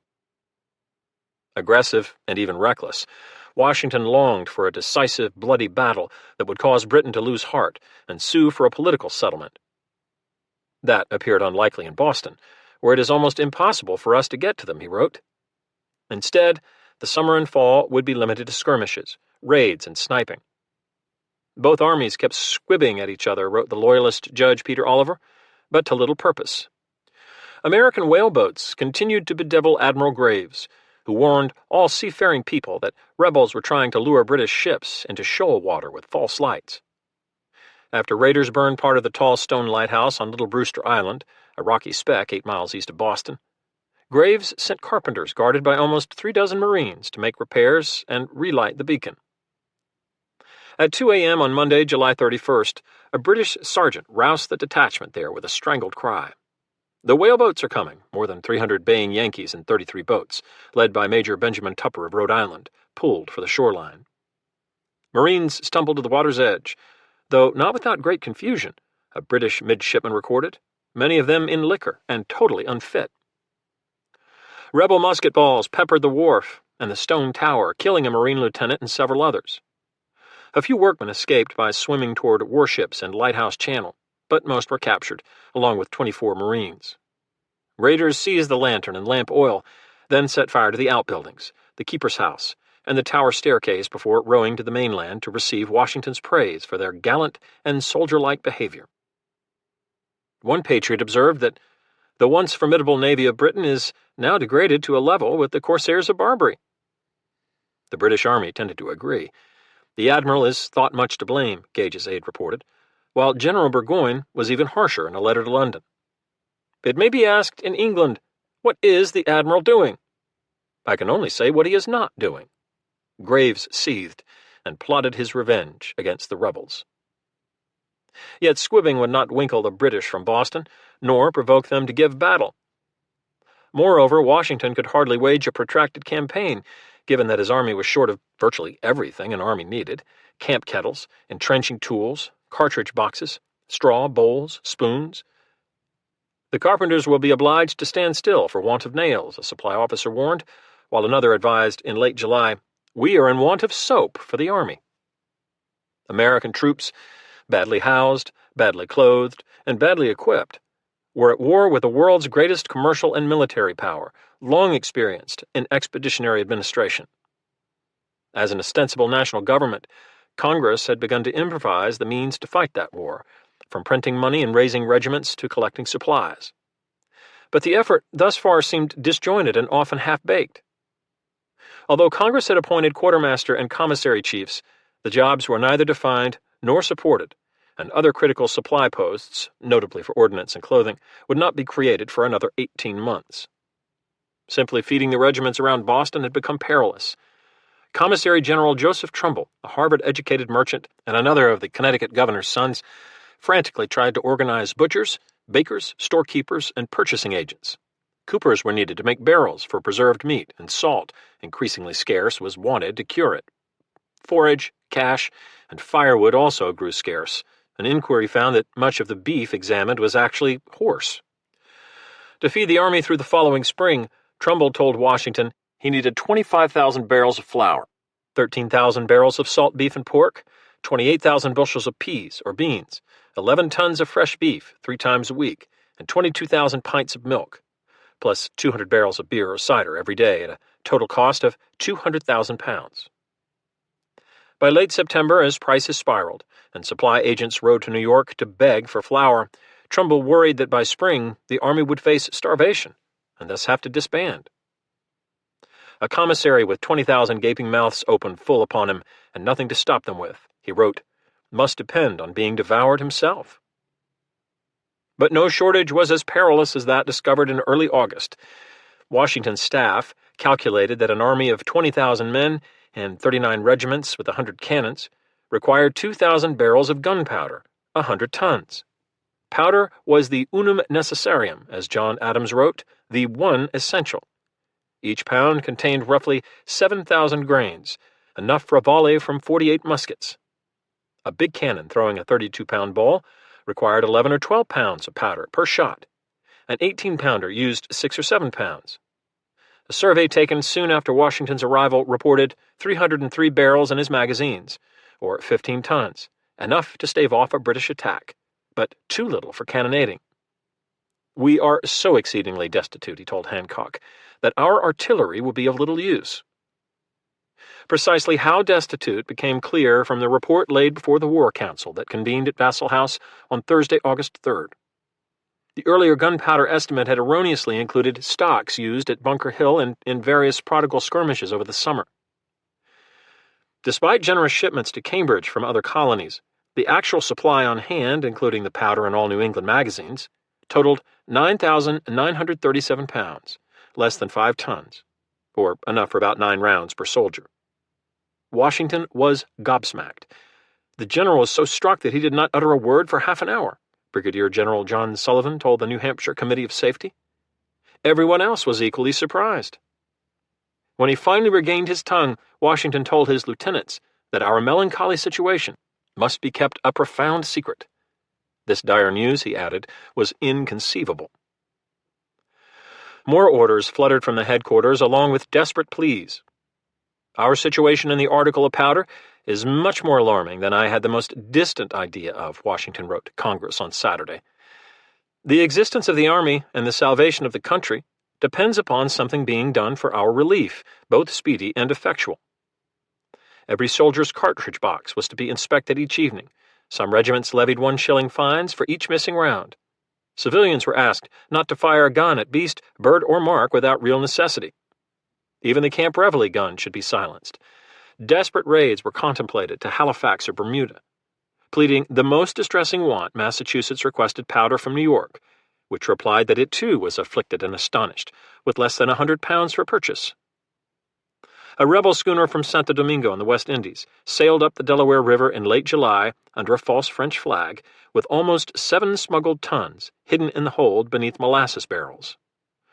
Loaded into a half-dozen wagons, the powder was promptly sent north with an armed escort. A second consignment of 5 tons soon followed, and by late August, Washington had enough for 25 rounds per soldier, still a paltry amount. War could not be waged with an occasional smuggled windfall, yet not a single American powder mill existed when the rebellion began. Mills operating during the French War had fallen into disrepair or been converted to produce flour or snuff. A particular concern was the shortage of saltpeter, potassium nitrate, typically collected from human and animal dung, and the only scarce ingredient in gunpowder. Identified as a strategic commodity in the medieval Book of Fires for the burning of enemies, saltpeter had been imported to Europe from India through Venice for centuries. Imperial Britain bought almost 2,000 tons a year. The saltpeter was kneaded with small portions of sulfur and charcoal, then pulverized, dusted, glazed, and dried to make gunpowder.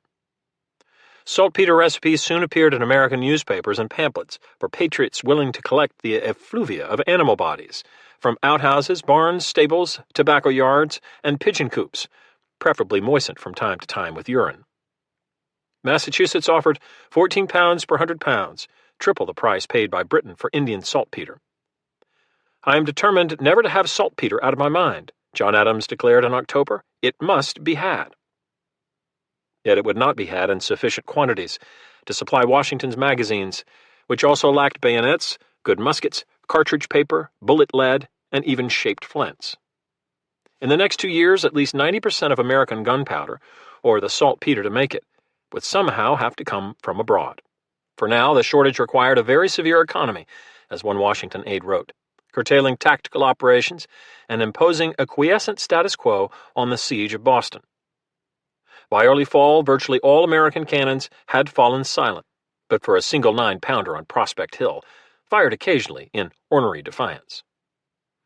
As Washington grappled with his powder problems, another shock jolted the American camp.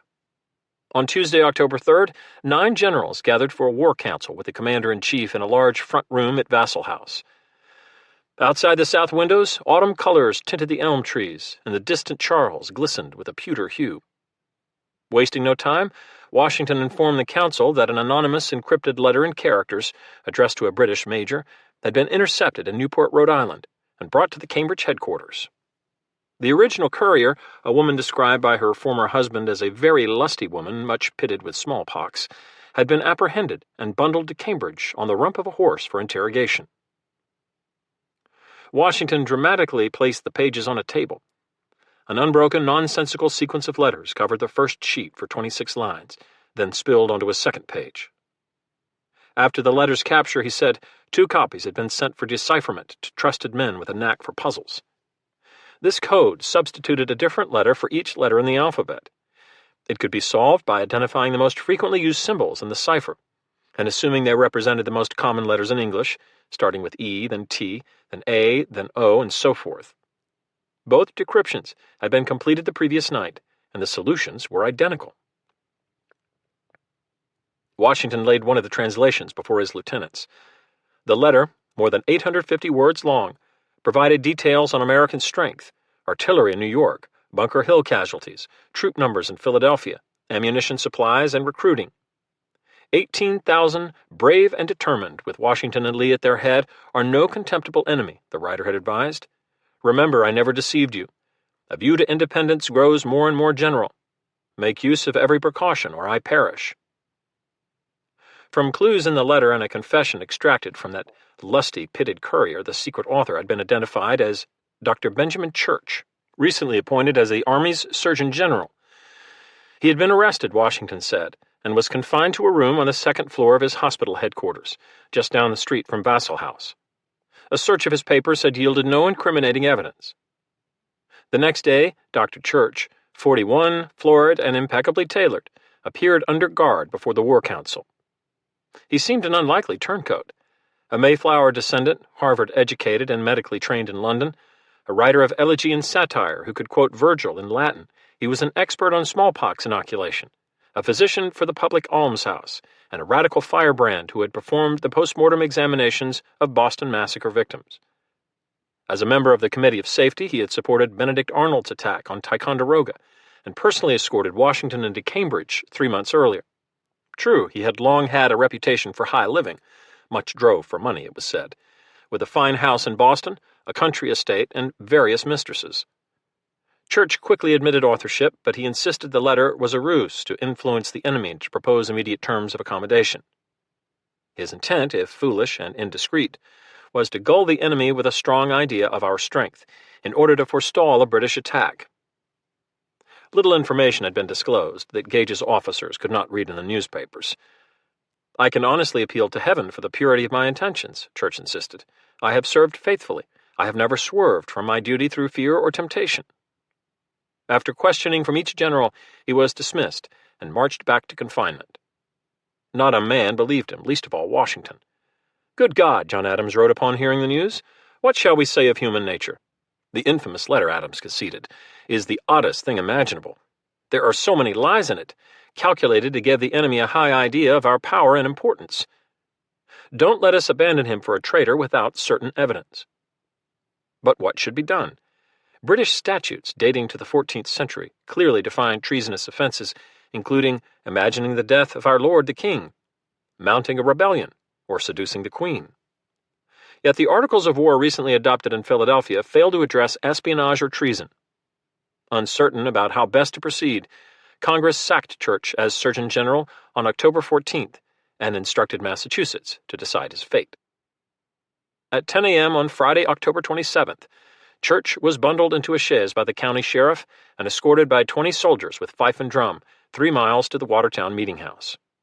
Members of the Massachusetts House of Representatives, of which Church was an elected delegate, filled many of the 100 boxes on the ground floor. Spectators packed an upstairs gallery and armed guards stood at each exit. Summoned by the doorkeeper, Church strode down the aisle to a wooden bar below the pulpit. The Speaker, James Warren, read a dispatch from Washington describing the War Council's conclusion that Church was guilty of holding a criminal correspondence with the enemy. The infamous letter was produced, and the decryption read. For more than an hour, Church parried the accusations, invoking the Magna Carta, habeas corpus, and his pure heart. He claimed that he had refused a guinea a day to betray the American cause, and that he had merely intended to confuse, if not dupe, the British. The letter was innocently intended, however, indiscreetly executed, just a piece of artifice, ultimately intended for his brother-in-law, a loyalist newspaper publisher. And how, he asked, could he have conducted a criminal correspondence if the letter had not reached the British? General Greene, watching from the gallery, wrote his wife that night, "With art and ingenuity, he veiled the villainy of his conduct, and by implication transformed vice into virtue." Church appeared spotless as an angel of light, William Tudor, the Judge Advocate General, told John Adams. The assembly broke for a late lunch. After a chicken wing and a mug of flip at Coolidge's Tavern, Church resumed his defense at 3:30 p.m. "Is it criminal, sir, to alarm them with a parade of our strength and preparation?" he asked. "If this is the work of an enemy, where are we to look for a friend?" Invoking his long service to the cause, he added, "Weigh the labors of an active life against the indiscretion of an hour. To your wisdom, gentlemen, to your justice, to your tenderness, I cheerfully submit my fate." That fate was sealed. The House promptly expelled him for what James Warren called the wickedness of his heart. Under orders from Congress, Washington sent him with a 9-man prisoner escort to Connecticut, where Church complained of being confined in a close, dark, and noisome cell. Congress specifically denied him the use of pen, ink, and paper. Not for more than 150 years, after scholars sifted through General Gage's private papers, would Church's guilt be irrefutably confirmed. He had been a British spy, at least since early 1775, for cash, and had likely provided information about hidden weapons in Concord, among other rebel secrets. During Church's lifetime, he was briefly paroled after several physicians reported that asthmatic conditions in the Connecticut dungeon endangered his health. But angry rioters sacked his Boston house and forced him back to jail for his own protection. Efforts to exchange him for American prisoners held by the British provoked more riots. His wife and children made their way to London, where the king gave her a £150 pension. In 1778, Church would finally be allowed to go into exile, but the sloop carrying him to Martinique vanished without a trace. He was never heard from again, although his grieving father, a Boston deacon, refused to give up hope to his own dying day. In 1780, he bequeathed £5 and a shelf of books to his son Benjamin, whether living or dead, God only knows. All through the fall, bored, mischievous, and gullible American soldiers spread fantastic rumors that the British had been ordered back to England, that a French fleet had put to sea on America's behalf, that the Spanish had besieged Gibraltar, that 8 German generals, or 3 German princes, would soon arrive with an ammunition ship to help Washington, that Holland had called in debts and forced Britain to declare bankruptcy. It was said on the best authority that a London mob had destroyed the Parliament building and chased Lord North to France. Autumn sickness crept through the camps, and although the American force exceeded 20,000 by early November, those present and fit for duty remained below 14,000. The officer corps now comprised 60 colonels and lieutenant colonels, 30 majors, 290 captains, 558 lieutenants, and 65 ensigns. Washington's host also included 21 chaplains, 31 surgeons, 1,238 sergeants, and 690 drummers and fifers, all games of chance, including pitch and hustle, which involved a half-pence coin, were forbidden by his order, so to build morale. Wrestling matches were staged in late October between the brigades on Winter and Prospect Hills. Men foraged for chestnuts, apples, and turnips. They sang camp songs accompanied by German flutes. Weather forecasters studied the upper side of the moon for clues, though no one doubted that winter was coming. The Army would need 10,000 cords of firewood in the next few months, and Washington was already fretting over a most mortifying scarcity that hindered recruiting and could force his regiments to disperse or risk freezing. Every day, British fire drubbed the bivouacs, sometimes 40 or 50 cannonballs for each American shot.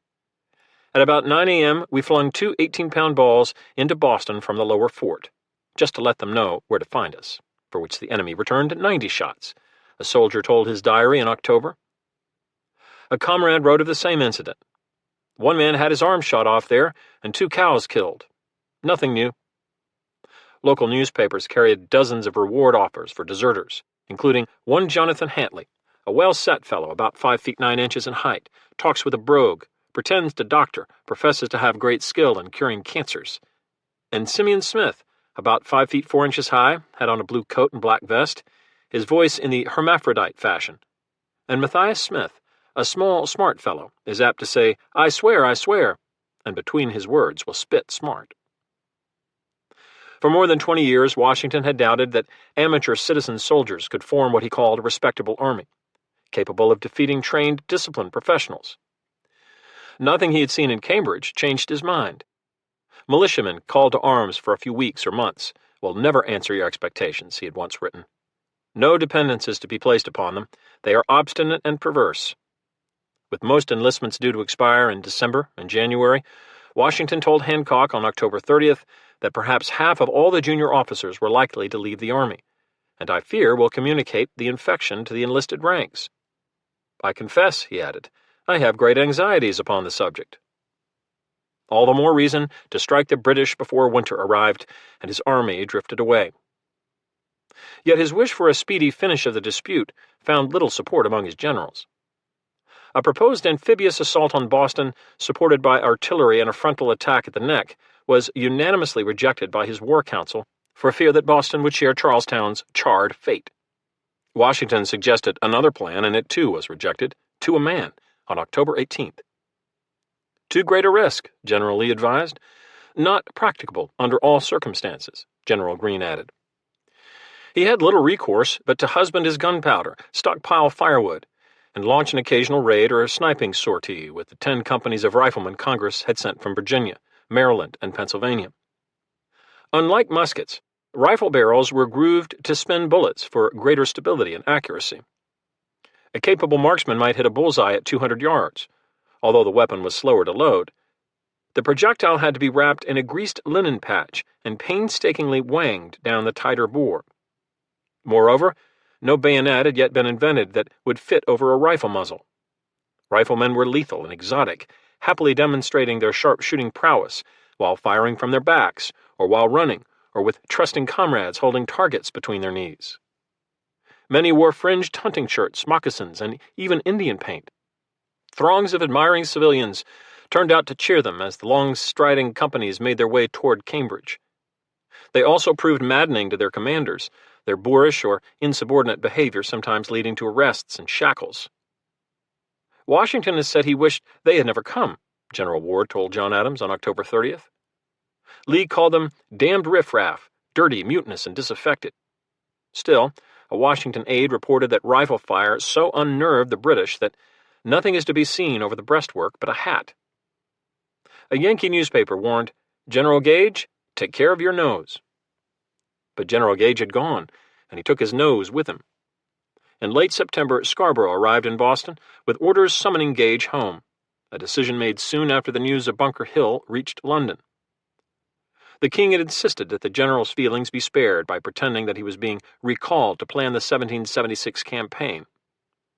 Gage packed his personal papers in white pine boxes, and after a flurry of salutes, sailed aboard the Transport Palace at 9 p.m. on October 11th.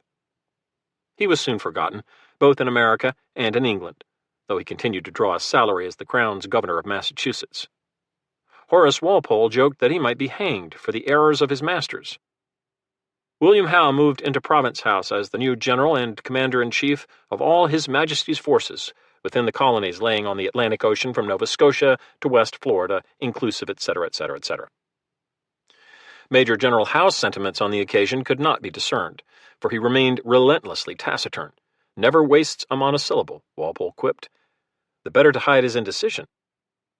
Now 46, and thick-set, with bulging eyes and a heavy brow, he bore an uncanny resemblance to his monarch, perhaps because his mother was widely rumored to be the illegitimate daughter of George I. His father, a viscount and the governor of Barbados, had died young in 1735. William Howe's eldest brother, George, deemed the best officer in the British Army, had also died young, from a French bullet at Fort Carillon in 1758. In gratitude, Massachusetts paid £250 for a monument to his memory in Westminster Abbey. A second brother, Richard, succeeded to the Viscount's title, and was now an admiral. William emerged belaureled from the French War, not least for his celebrated climb up a St. Lawrence River bluff to reach the Plains of Abraham, laying hold of stumps and boughs of trees, a witness reported, during Britain's capture of Quebec. Family lore held that he returned to England clad in buckskin and moccasins, to be known thereafter to his siblings as the Savage. Elected to Parliament from Nottingham, the Savage advocated restraint in colonial policy, and vowed never to take up arms against his American kinsmen, even as he privately advised Lords North and Dartmouth that he was willing to do precisely that. When orders came to report to Boston, he told a constituent that he could not refuse without incurring the odious name of backwardness to serving my country in a day of distress. He added assurances that the insurgents are very few in comparison to the whole of the people. Although he rarely spoke, was often wrong when he did, and seemed averse to advice, the manly if morose Howe was a welcome change within the ranks after old woman Gage. He is much beloved by the whole army, a captain wrote. They feel a confidence in him. Howe now had some 11,000 mouths to feed, and little to feed them. "What in God's name are ye all about in England?" an officer wrote in a letter published at home. "Have you forgot us?" Hospitals remained jammed with men suffering from wounds, scurvy, dysentery, and other maladies. "I have eat fresh meat but 3 times in 6 weeks," a lieutenant wrote. Rebel whaleboats chased loyalist fishing smacks from coastal waters, severing supplies of cod, haddock, and terrapin. Bad mutton cost $1 a pound. A skinny goose, 20 shillings. Salt meat was the inevitable staple, though said to be as hard as wood, as lean as carrion, and as rusty as the devil. General Percy reportedly killed and roasted a fowl for his table, while one Winifred McCowan, a camp retainer, took 100 lashes across her back for stealing and butchering the town bull. A Boston man wrote that he had been invited by 2 gentlemen to dine upon rats. With each passing day, the blockade grew more oppressive.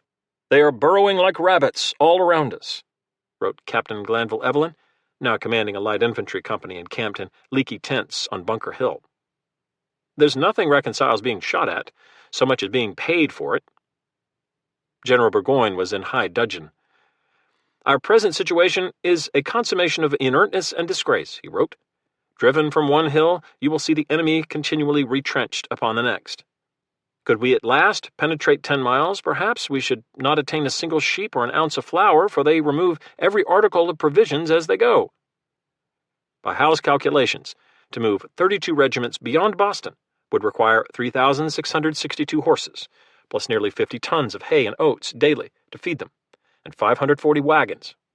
That was almost 3,000 horses and 500 wagons more than he had. Shifting the army by sea from Boston to New York had been discussed since midsummer. Burgoyne listed 8 good reasons to make the move, including the large trove of Loyalists there, access to food and forage on Long Island, and control of the Hudson Valley corridor to Canada. But permission from London had been late in arriving, as usual, and now the season was too far advanced for a safe passage, given stormy weather, rebel pirates, and the lack of a single secure harbor between Boston and New York. Howe did some more arithmetic. Unless 5,000 regulars were left to hold Boston, complementing the 12,000 needed in New York, at least 1,000 Crown officials and Loyalists would also have to be transported, along with 300,000 pounds in goods, which, Burgoyne urged, ought on no account to be left to the enemy. Such an exodus would require far more British shipping than was currently available. Inevitably, they would have to winter in Boston, as one private wrote, like birds in a cage. Badly fed birds at that.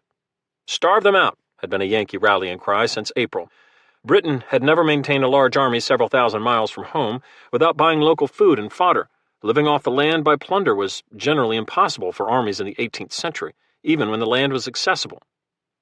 To sustain the fleet in the coming months, the Navy and victualling boards would hire far more transport tonnage than in the last French war, and that did not include ships needed by the Treasury and Ordnance Board bureaucracies responsible for feeding army troops abroad.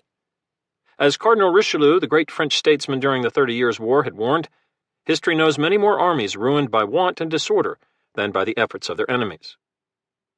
British supply contractors were supposed to stockpile at least a 6-month food reserve in Boston. Yet when Howe took command, the larder held less than a 30-day supply, including just 24 bushels of peas. 5 store ships from England and Ireland arrived, but Most of the 5,200 barrels of flour aboard proved rancid.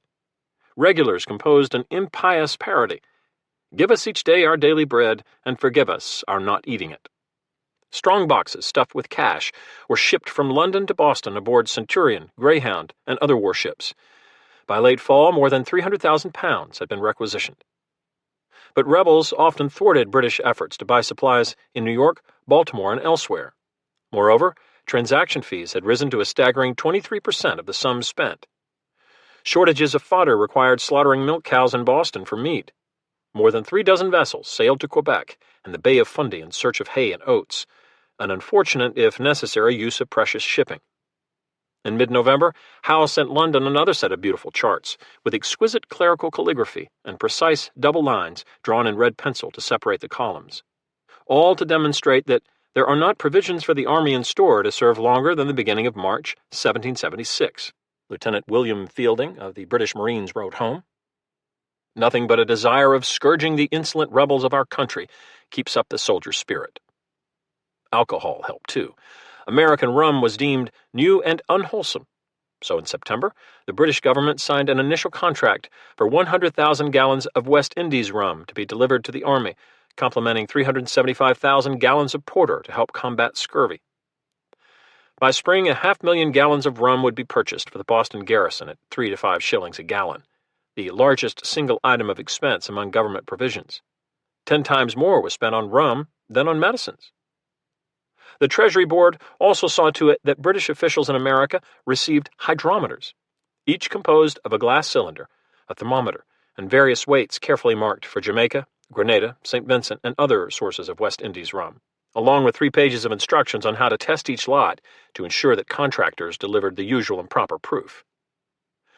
Rum had long been a reward for difficult military duty. Howe quietly made it part of the regular ration, issued at a daily rate of a quart for every 6 men. 4 small British warships and a storeship rounded the Casco Bay headland off Falmouth, Maine, on the mild, breezy morning of Monday, October 16th. Nearly 2,000 souls lived in remote Falmouth, 100 miles up coast from Boston, the men scratching out a living as fishermen, millers, and timberjacks. For more than half a century, Royal Navy agents had routinely come to collect enormous white pines, some of them 3 feet in diameter and blazed with the King's proprietary broad arrow insignia. After felling, the great sticks were twitched into the water by 20 yokes of oxen, then lashed into rafts or winched onto ships and hauled across the Atlantic to Portsmouth and other shipyards to be shaped and stepped as the towering masts on the King's biggest men of war. To the lament of British shipwrights, that mast trade all but ended with the gunplay at Lexington. Felled timber had been hidden upriver from Falmouth, and after armed rebels twice thwarted British efforts to secure the masts, Royal Navy officers threatened to beat the town down about their ears. As the 5 vessels carefully warped into the harbor the following afternoon, a rumor spread that the intruders simply intended to rustle livestock along the bay. Militiamen hurried off to shoo the flocks and herds to safety. That delusion vanished at 4 p.m., when a British naval officer with a Marine escort rode to the King Street dock, marched to the crowded town hall in Greel's Lane, and with a flourish delivered a written ultimatum, full of bad English and worse spelling, one witness complained. Read aloud twice by a local lawyer who was said to have a tremor in his voice, the decree warned that in the name of the best of sovereigns, you have been guilty of the most unpardonable rebellion. The flotilla had orders to administer a just punishment. Falmouth was given 2 hours to evacuate the human species out of the said town. Every heart, a clergyman wrote, was seized with terror, every countenance changed color, and a profound silence ensued. A 3-man delegation rode out to Canseau, an 8-gun former merchantman, to beg mercy of Lieutenant Henry Mowat, the flotilla commander. Few sailors knew the upper New England coast better than Mowat, a 41-year-old Scot who for more than a decade had surveyed every cove, island, and inlet for admiralty charts. One senior officer described him as the most useful person perhaps in America for the service we are engaged in. Mowat held a grudge against Maine militiamen who had briefly taken him prisoner during a skirmish over the contested masts in Falmouth 5 months earlier. But his instructions from Admiral Graves went far beyond personal revenge. Graves had been ordered by Lord Sandwich, First Lord of the Admiralty, to show the rebels the weight of an English fleet. You may be blamed for doing little, but can never be censured for doing too much. Graves had taken the hint, In early October, he told Mowat to burn, destroy, and lay waste 9 maritime towns northeast of Boston. So far, the chastisement had gone badly. Gales nearly wrecked 2 of Mowat's ships off Gloucester. Houses in a couple of targeted towns were judged by his gunnery experts to be too scattered to be worth his limited supply of incendiary carcasses. Contrary winds kept the flotilla from reaching Machias, another town 200 miles up the coast, where a British midshipman and several sailors had been killed in a bloody scrap in June. Falmouth would have to do. The town had not the least right to expect any lenity, Mowat told the emissaries. His orders were unequivocal. But because of the known humanity of the British nation, he would hold his fire if by 8 a.m. all small arms, ammunition, and the 5 carriage guns known to be in Falmouth were surrendered. All night long the townsfolk debated, fretted, wailed, and debated some more. Horse and ox teams plodded through Queen, Fish, and Middle Streets, hauling away furniture, shop goods, and the infirm. Hothead militiamen vowed to incinerate the town themselves if Falmouth complied with Mowat's demand. A few old muskets were sculled out to the Canseau by time, but at dawn the people of Falmouth screwed up their courage and sent another delegation to inform Mowat that they had resolved by no means to deliver up the cannon and other arms. Perceiving women and children still in the town, Mowat later told Graves, "I made it 40 minutes after 9 before the signal was hoisted." A red flag appeared on Canseau's main topgallant masthead. Tongues of smoke and flame abruptly licked from the ship's gun decks. The firing began from all the vessels, a witness later wrote, a horrible shower of balls from 3 to 9 pounds weight, bombs, carcasses, live shells, grape shot, and musket balls. Eventually more than 3,000 projectiles. The crash of shattered glass and splintered wood echoed along the waterfront, where a dozen merchant coasters also came under bombardment. For 3 hours, fires blazed up only to be swatted out by homeowners and shopkeepers, although some militiamen looted their neighbors while pretending to fight fires. The oxen, terrified at the smoke and report of the guns, ran with precipitation over the rocks, dashing everything to pieces, another resident wrote. At noon, Canseau's log recorded, the fire began to be general both in the town and vessels, but being calm, the fire did not spread as wished for. Concussion and recoil also fractured several gun carriages on the British ships. The sloop Spitfire was much shattered, Mowat reported, so 30 Marines and sailors went ashore to toss torches through windows and doorways. The breeze picked up at 2 p.m., and by late afternoon Falmouth presented a broad sheet of flame from Parsons Lane to 4 Street. Britain had murdered another Yankee town. The Essex Gazette tallied 416 buildings destroyed, including 136 houses, the Episcopal Church, various barns, the meeting house, the customs house, the library, and the new courthouse. Many of the 100 structures still standing were thoroughly ventilated by balls and shells, and the 3-day rain that began at 10 p.m. ruined furnishings that had failed to burn. Mowat counted 11 American vessels sunk or burned, 4 others captured, and a distillery, wharves, and warehouses all laid into ashes.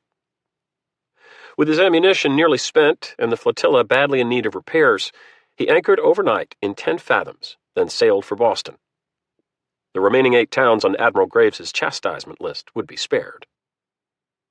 The admiral claimed to have administered a severe stroke to the rebels, but he soon took a stroke himself, when a letter from London arrived relieving him of command. Graves had done both too little and too much in 6 months of war. The Admiralty had grown weary of his excuses and the Army's complaints. He would be missed by no one except perhaps his nephews. As an act of vengeance, the razing of Falmouth may have brought brief satisfaction, but it made little sense tactically or strategically. While nearly 2,000 residents sought shelter at the beginning of a Maine winter, couriers carried the news to the outside world. It cannot be true, the Gentleman's Magazine opined when reports reached London. The French foreign minister called the attack absurd as well as barbaric. In Cambridge, General Lee denounced the tragedy acted by these hellhounds of an execrable ministry, and recommended seizing British hostages in New York. "This is savage and barbarous," James Warren wrote John Adams. "What more can we want to justify any step to take, kill, and destroy?" The wolf had risen in the heart. Enraged and unified, Americans demanded revenge. Coastal towns fortified themselves and organized early warning systems with beacons and express riders. The Yale College Library became an armory. Some colonial governments had already authorized privateers, merchantmen converted into warships, to attack enemy shipping, and Congress would soon follow suit. Such patriot marauders collected from a third to the entire value of a captured ship, with severe consequences in the coming years for several thousand British vessels. Few were angrier than General Washington. He rejected Falmouth's plea for ammunition and men.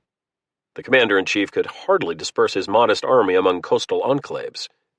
But in a pale fury, he denounced British cruelty and barbarity. More clearly than ever he saw the war as a moral crusade, a death struggle between good and evil. In general orders to the troops, he fulminated against a brutal, savage enemy. Many Americans now agreed with the sentiment published in the New England Chronicle a month after Falmouth's immolation. We expect soon to break off all kinds of connections with Britain and form into a grand republic of the American colonies. Chapter 5. I shall try to retard the evil hour. Into Canada, October to November 1775. Some 230 miles northwest of Boston, a second siege now threatened Britain's hold on Canada. For almost a month, more than 1,000 American troops had surrounded Fort St. John's, a dank compound 20 miles below Montreal on the swampy western bank of the Richelieu River, in what one regular called the most unhealthy spot in inhabited Canada. A stockade and a dry moat lined with sharpened stakes enclosed a pair of earthen redoubts, 200 yards apart, and connected by a muddy trench. A small stone barracks, a bakery, a powder magazine, and several log buildings, chinked with moss, stood in the southern redoubt. 30 cannons crowned the ramparts and poked through sodded embrasures, spitting iron balls whenever the rebels approached, or grew too impertinent with their own artillery. By mid-October, 700 people were trapped at St. John's, among them most of the British troops in Canada, drawn from the 26th Foot and the 7th Foot, known as the Royal Fusiliers, as well as most of the Royal Artillery's gunners, 80 women and children, and more than 70 Canadian volunteers. Sentries cried, "Shot!" whenever they spotted smoke and flame from a rebel battery, and hundreds fell on their faces in the mud as the ball whizzed overhead or splatted home somewhere. The regulars still wore summer uniforms and suffered from the cold. The first hard frost had set on September 30th, followed by 8 consecutive days of rain. Some ripped the skirts from their coats to wrap around their feet. The garrison now lived on half rations and shared a total of 20 blankets, with no bedding or straw for warmth. Only a shallow house cellar in the northern redoubt offered any shelter below ground, and it was crammed with the sick and the groaning wounded. Major Charles Preston, the fort's dimple-chinned commandant, had sent 4 couriers to plead for help in Montreal. Each slipped from the fort at night and scuttled through the dense Richelieu thickets. But no reply had been heard, not a syllable, Preston archly noted, since an order had arrived from the High Command in early September to defend St. John's to the last extremity.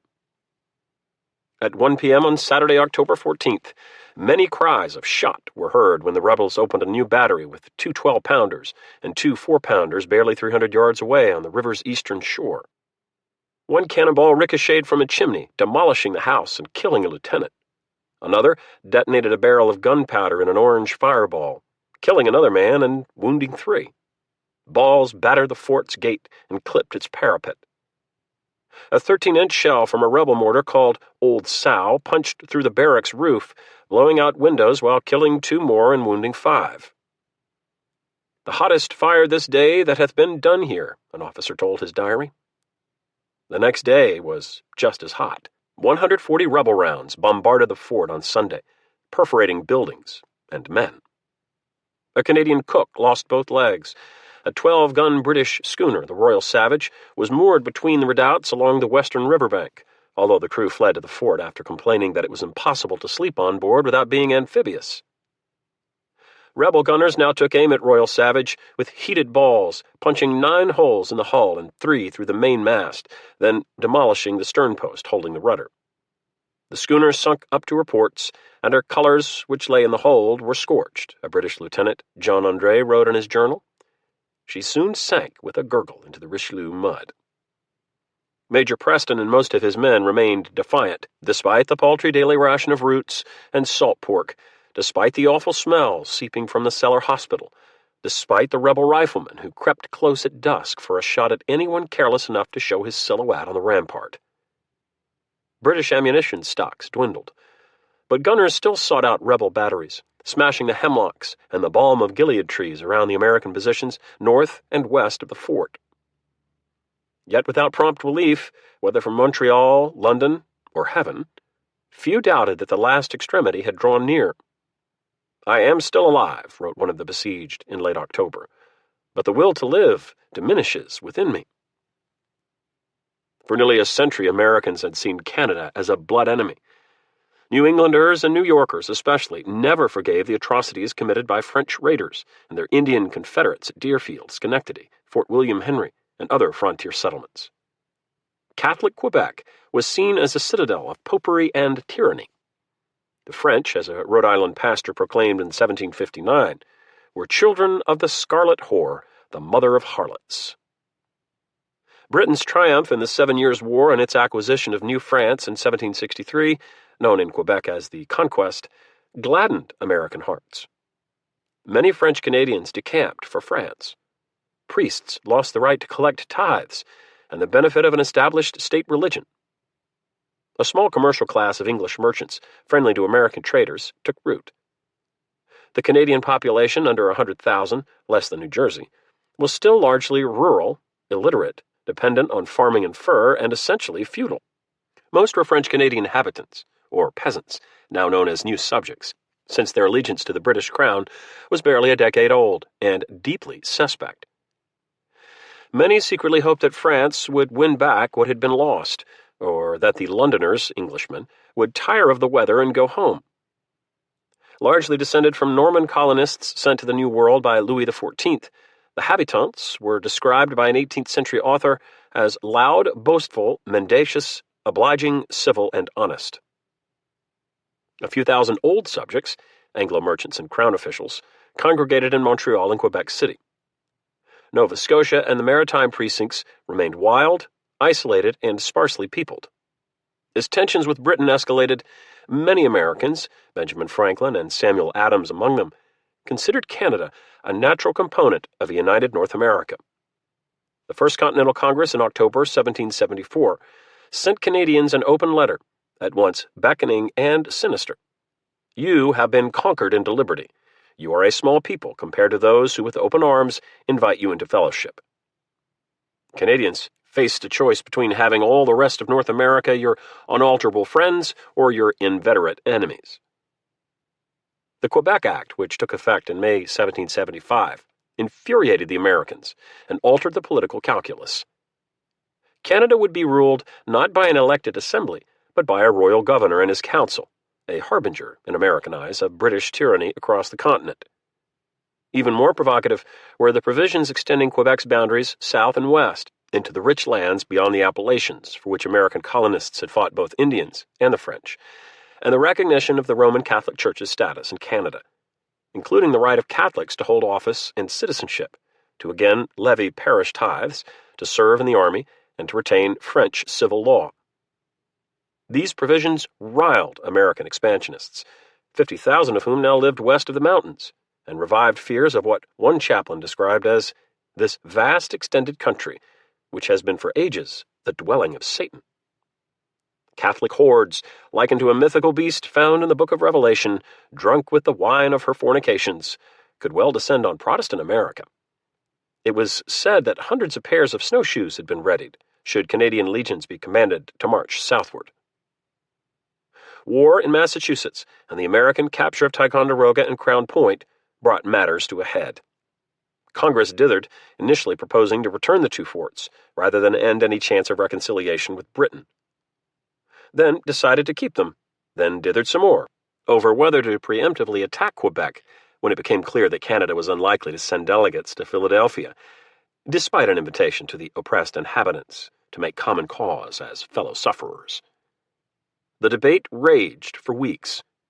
Even Washington, who had qualms about opening another front, saw utility in capturing Canadian staging grounds before the reinforced British could descend on New York and New England.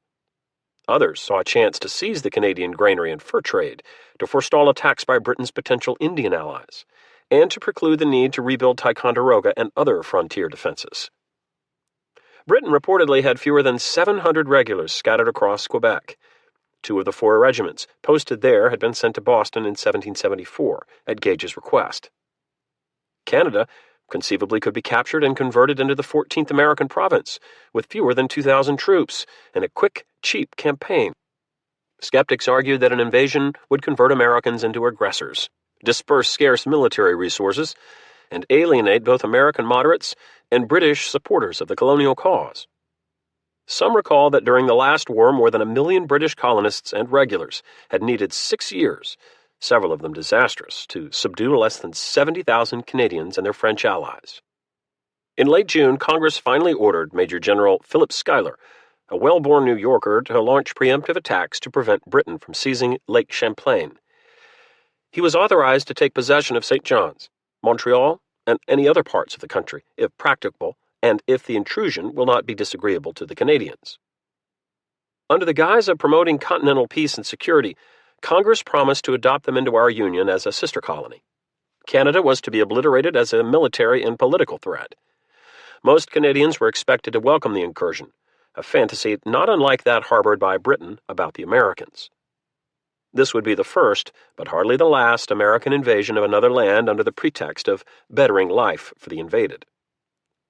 Congress had denounced Catholics for impiety, bigotry, persecution, murder, and rebellion through every part of the world. Now it found the Protestant and Catholic colonies to be strongly linked by their common antipathy to British oppression. In a gesture of tolerance and perhaps to forestall charges of hypocrisy, Congress also acknowledged that Catholics deserved liberty of conscience. If nothing else, the Canadian Gambit caused Americans to contemplate the practical merits of inclusion, moderation, and religious freedom. The Northern Army, as the invasion host was named, was to be a liberating force, not a vengeful one.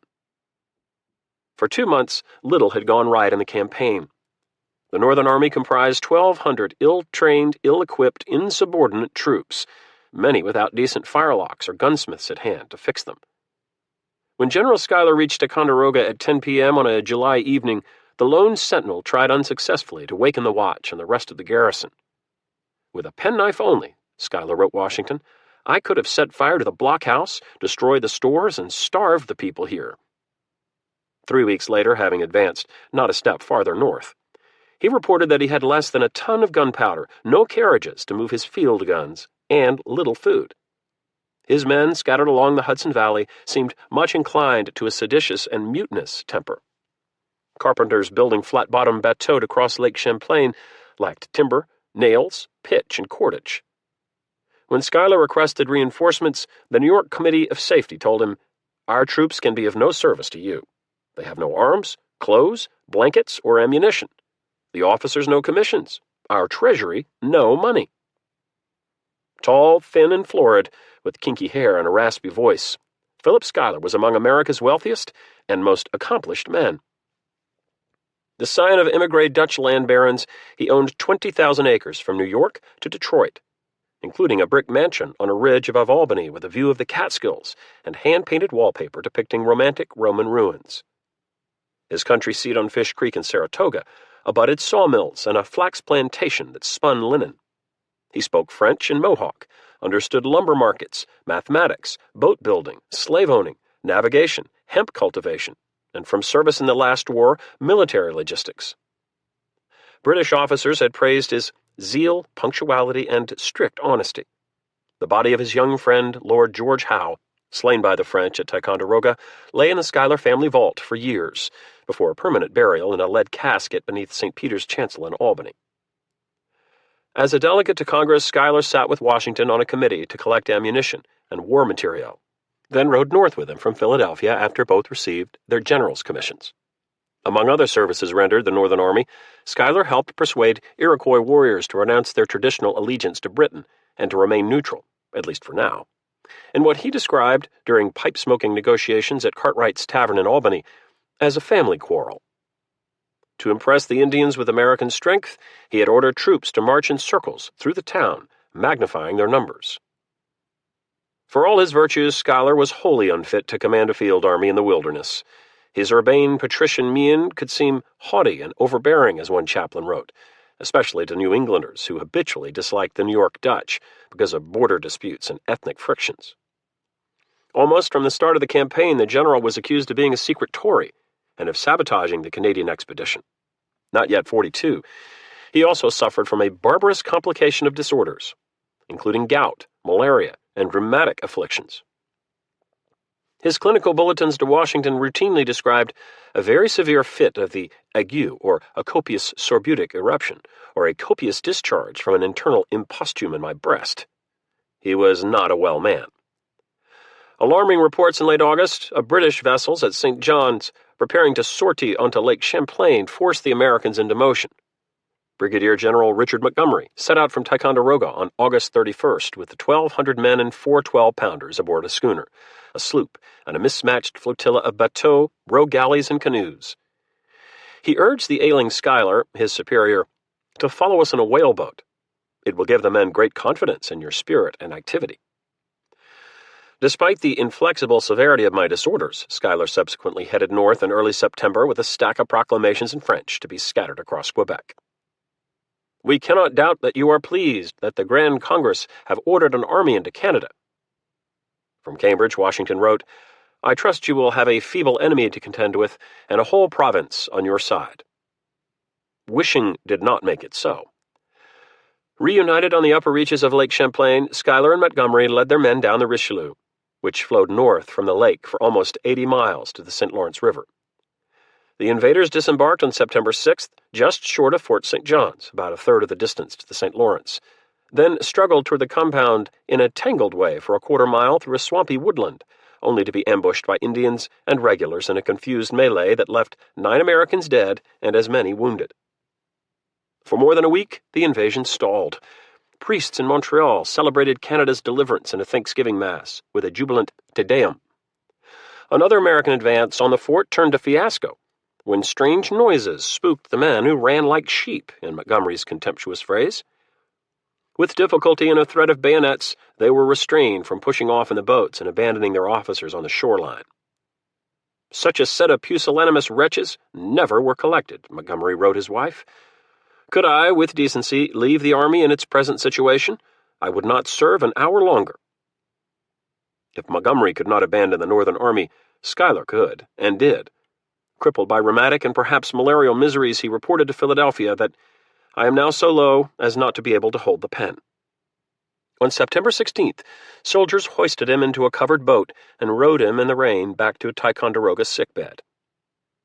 If Job had been a general in my situation, he wrote Congress, his memory had not been so famous for patience.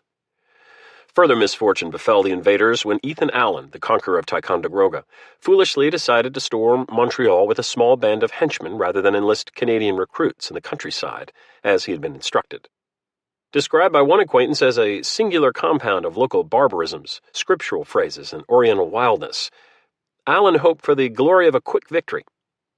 But as he approached the city, several dozen regulars and 200 French and English militiamen sortied through the gates on September 25th to catch him by surprise along the St. Lawrence.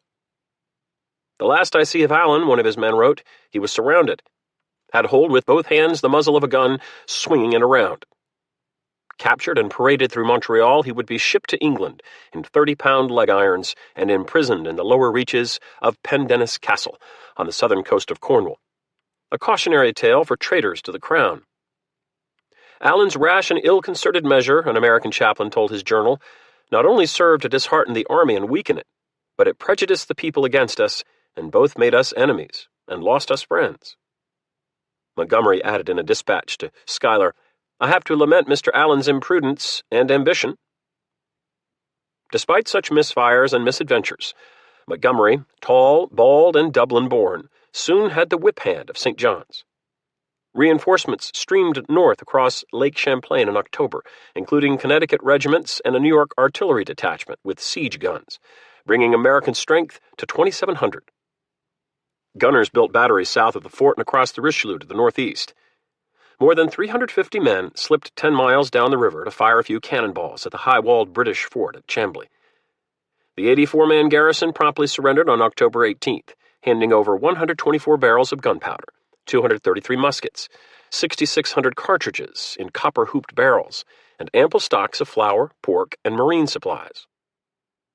We have gotten 6 tons of powder, which With God's blessing, we'll finish our business here, Montgomery wrote Schuyler. No less ominous for St. John's, a putative rescue force from Montreal, some 800 habitants, Indians, local merchants, and regulars, assembled on an island in the St. Lawrence on October 30th, then beat across the river toward Longueuil in several dozen bateaux. 300 Americans rose up along the south bank to scourge the boats with musketry and grape shot, killing between a few and a few dozen, depending on the account, without a single Yankee casualty. The bateaux scattered, the habitants and loyalists deserted in droves, and St. John's last hope for salvation vanished. 300 yards northwest of the beleaguered fort, yet another American battery had been hacked from the swamp and furnished with cannons, mortars, and a chest-high breastworks.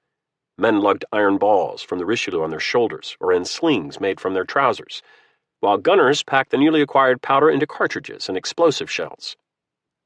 At 10 a.m. on Wednesday, November 1st, All Saints' Day, the guns opened in concert with the battery across the river in a stupefying bombardment of 1,000 balls and more than 50 shells, which by sunset had knocked everything in the fort to shatters, an American officer exulted. Montgomery halted the cannonade long enough to send a white flag to the gate, carried by a Canadian prisoner who swore upon the holy evangelist that the rescue force from Montreal had indeed been routed, that no more help was forthcoming, and that further resistance would bring melancholy consequences. After a 53-day siege, with 60 defenders killed or wounded, his food and powder all but gone, Major Preston had finally had enough. He stalled for a day by trying to squeeze concessions from the Americans. Would the honors of war be observed? Could officers keep their baggage, sidearms? Why not permit the men to sail for England on parole? "Let me entreat you, sir, to spare the lives of a brave garrison," Montgomery told him. The British would be treated with brotherly affection in Connecticut jails. Negotiations briefly broke down when the proposed articles of capitulation suggested that British fortitude and perseverance should have been exerted in a better cause. Preston declared that his men would rather die with their arms in their hands than submit to the indignity of such a reflection. Montgomery struck the clause, but threatened to resume his bombardment if you do not surrender this day. At 8 a.m. on November 3rd, a wet, blustery Friday, Montgomery's men shouldered their firelocks in a field south of the fort. A few wore smart uniforms like the gunners in blue coats with buff facings. More sported drab yeoman togs and slouch hats. To the trill and rap of fife and drum, the defeated garrison marched 6 abreast, with colors flying through the gate, some of them mud-caked, their feet bound in rags. First came the 26th Foot in brick-red coats with pale yellow facings. Then the Royal Fusiliers with blue facings, then Royal Artillery troops in dark blue coats and once white waistcoats, drawing 2 small guns.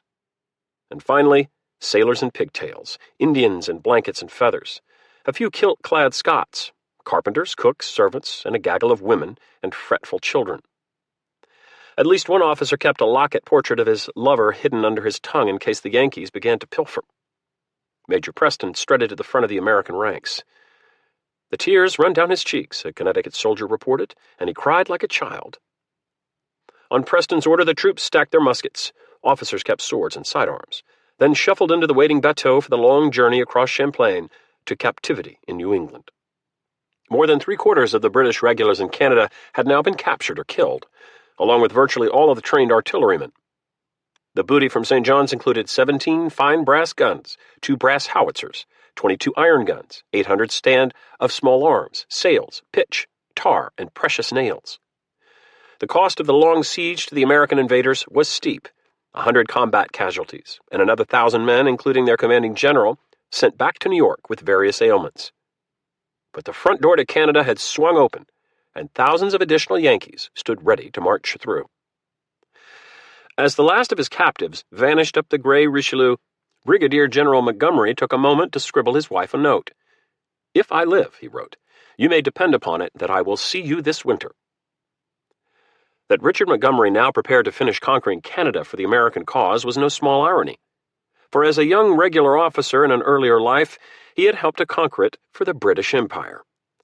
The youngest son of an Irish baronet, he was commissioned as an ensign after 2 years of college in Dublin, then devoted 16 years to the King's service, half of it in North America and the West Indies. Slender and lightly pocked, he blamed the heat and severity of combat in Martinique and Cuba in 1762 for the loss of his hair. He blamed a girlfriend, for other disorders. "She has clapped me," he wrote a fellow officer in 1769. "The flames of my passion have subsided with those of my urine." An end to the French War meant an end to promotions. And in 1772, after years as a captain, including wartime service at St. John's and Montreal, Montgomery, in disgust, sold his commission for £1,500. "I have of late conceived a violent passion," he wrote a cousin. "I have cast my eyes on America, where my pride and poverty will be much more at their ease." Packing up his volumes of Hume, Montesquieu, and Franklin's experiments, as well as a new microscope, surveying equipment, and draftsman's tools, he sailed for New York and bought a 70-acre farm just north of Manhattan. Still only 34, in July 1773, he married well. Janet Livingston was the eldest daughter of a prominent New York patriot judge who owned a 13,000-acre estate in Albany County. Elected to the New York Provincial Congress when political unrest turned to rebellion, Captain Montgomery abruptly found himself appointed a brigadier general. His air and manner designated the real soldier, one subordinate wrote. But the honor only deepened his Irish fatalism. He told a former British comrade of a premonition that he would die by a pistol, and before marching north, he wrote his will. "I have been dragged from obscurity much against my inclination, and not without some struggle," he told Janet, adding that as soon as he could slip my neck out of the yoke, I will return to my family and farm. That yoke still held him, and the ordeal at St. John's, half-drowned rats crawling through the swamp in his description, showed Montgomery how removed the Northern Army was from disciplined proficiency, regardless of its success in capturing the fort. After one contentious conference with his subordinates, he wrote on the minutes, "I can't help observing to how little purpose I am here." To his brother-in-law he denounced the badness of the troops. "The New Englanders, I am now convinced, are the worst stuff imaginable for soldiers. Their privates are all generals, but not soldiers. New York regiments were the sweepings of York streets. 'Tis no uncommon thing to see an officer beastly drunk, even on duty." Shortly before Preston's surrender, Montgomery narrowly escaped death when a British cannonball sliced the tail from his uniform coat, knocking him to the ground. Disheartened and depressed, he contemplated resignation. "I have not the talents or temper for such a command," he wrote Schuyler, who was still overseeing the invasion from afar. Generalship, he added, required acting eternally out of character. But the command was his until his superiors decided otherwise, and now Montreal beckoned. The Northern Army plodded northwest from St. John's toward the St. Lawrence, through mud and mire and scarce a spot of dry ground for miles together, a Connecticut chaplain noted. Baggage carts sank to their axles on roads corduroyed with crumbling logs. Foul weather and a shortage of boats delayed crossing the river. But on November 9th, Montgomery sent an ultimatum. Unless Montreal unlocked her gates, he would raze the town, leaving 8,000 residents homeless in a Canadian winter. Built on a ridge parallel to the river's northwestern bank, with 18-foot plastered stone walls, described as little more than an eggshell, and a loopholed parapet in bad repair, Montreal was built for commerce and God's glory, not for fighting. Except when drunken fur traders grew rowdy.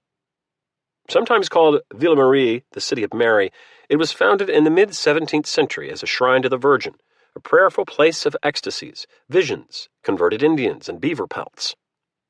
River navigation ended here, and here the boundless western wilderness began. The town had become a somewhat unsavory assemblage of merchants on the make, Canadian history observed. It was no accident that New France never had a printing press. A British officer reported that the people throw all their dung on the ice in order that it may float away when the winter breaks up. By Sunday, November 12th, when Montgomery reached Recollet in the southwest suburbs, a delegation of frightened merchants agreed to his capitulation terms. On Monday morning, they swung open the Recollet Gate, and the Northern Army, led by two-wheeled field guns, rambled into Montreal. Some were British redcoats confiscated at Chambly or St. John's. But most were now so shabby that a beggar in Europe would be better dressed than they were, one priest said. Down Rue Notre-Dame, the column tramped past seminaries, dingy trapper taverns in the Rue de la Capitale, and a few fine houses of dressed gray limestone with tin roofs and green shutters. The Yankees camped in public storehouses and the Citadel barracks at the north end of town. Most took it as a good sign when a marble bust of George III was decapitated by an anonymous vandal and dumped down a well in the Place d'Armes. Rarely had a fortified town fallen so easily, yet Montgomery took little solace in the triumph. He warned Schuyler on November 13th that his troops were exceedingly turbulent and indeed mutinous, only by promising that they could soon go home had he been able to coax them to Montreal. He was hounded by a legion of females, pleading for British and Canadian husbands, brothers, and sons captured in the past month, while also battling his own soldiers over their confiscation of those redcoat uniforms. There was no driving it into their noodles that the clothing was really the property of the British soldier, that he had paid for it, Montgomery wrote Janet. To Schuyler he added, "I must go home. I am weary of power." He suggested that Schuyler come to Montreal, or that General Lee take command in Canada, or that Congress send a delegation to oversee the invasion. None of that was likely with winter descending, and he knew it. Montgomery would have to soldier on alone. One final objective remained before Canada could be considered an American possession, and that lay 144 miles down the St. Lawrence. "I need not tell you that till Quebec is taken, Canada is unconquered," he wrote his brother-in-law. To Janet he added, "I have courted fortune and found her kind. I have one more favor to solicit, and then I have done." 40 miles downstream, perhaps the only man to save Canada for the crown, now pondered how to reverse Montgomery's fortunes. Major General Guy Carleton, governor of the province and commander of the few royal forces still intact, had narrowly escaped capture in Montreal. A few hours before the invaders reached Recollet, Carleton and 90 loyal companions slipped through the shadows to a St. Lawrence wharf, tumbled onto the brig Gaspé and 10 smaller vessels, then shoved off for Quebec. A witness described the departure as the saddest funeral. They had reached Sorel, less than halfway to their destination at the mouth of the Richelieu, when opposing easterly winds and the sudden appearance of American shore batteries forced them to drop anchor, to await a dark night and a following breeze before running the gauntlet. "I shall try to retard the evil hour," Carleton had written Lord Dartmouth, "though all my hopes of succor now begin to vanish." Even becalmed in the middle of nowhere, Guy Carleton was a formidable enemy. One acquaintance called him a man of 10,000 eyes, not to be taken unawares. He had showed his contempt for the Americans by refusing to read Montgomery's surrender demand in Montreal, instead ordering the town executioner to ritually tread on the paper before tossing it with tongs into the fireplace. At 51, he was tall and straight, with thinning hair, bushy brows, and cheeks beginning to jowl. A biographer described his enormous nose mounted like a geological formation in the middle of his rather shapely face. Like Montgomery, he was of Anglo-Irish gentry, and also a third son. Commissioned in 1742, he had been named quartermaster general by his friend James Wolfe for the 1759 expedition that captured Quebec, but cost General Wolfe his life. In his will, Wolfe left his books and £1,000 to Carleton, who had survived a head wound in that battle, and would survive 3 more wounds and other scraps. He was quick-tempered, autocratic, humane, and secretive.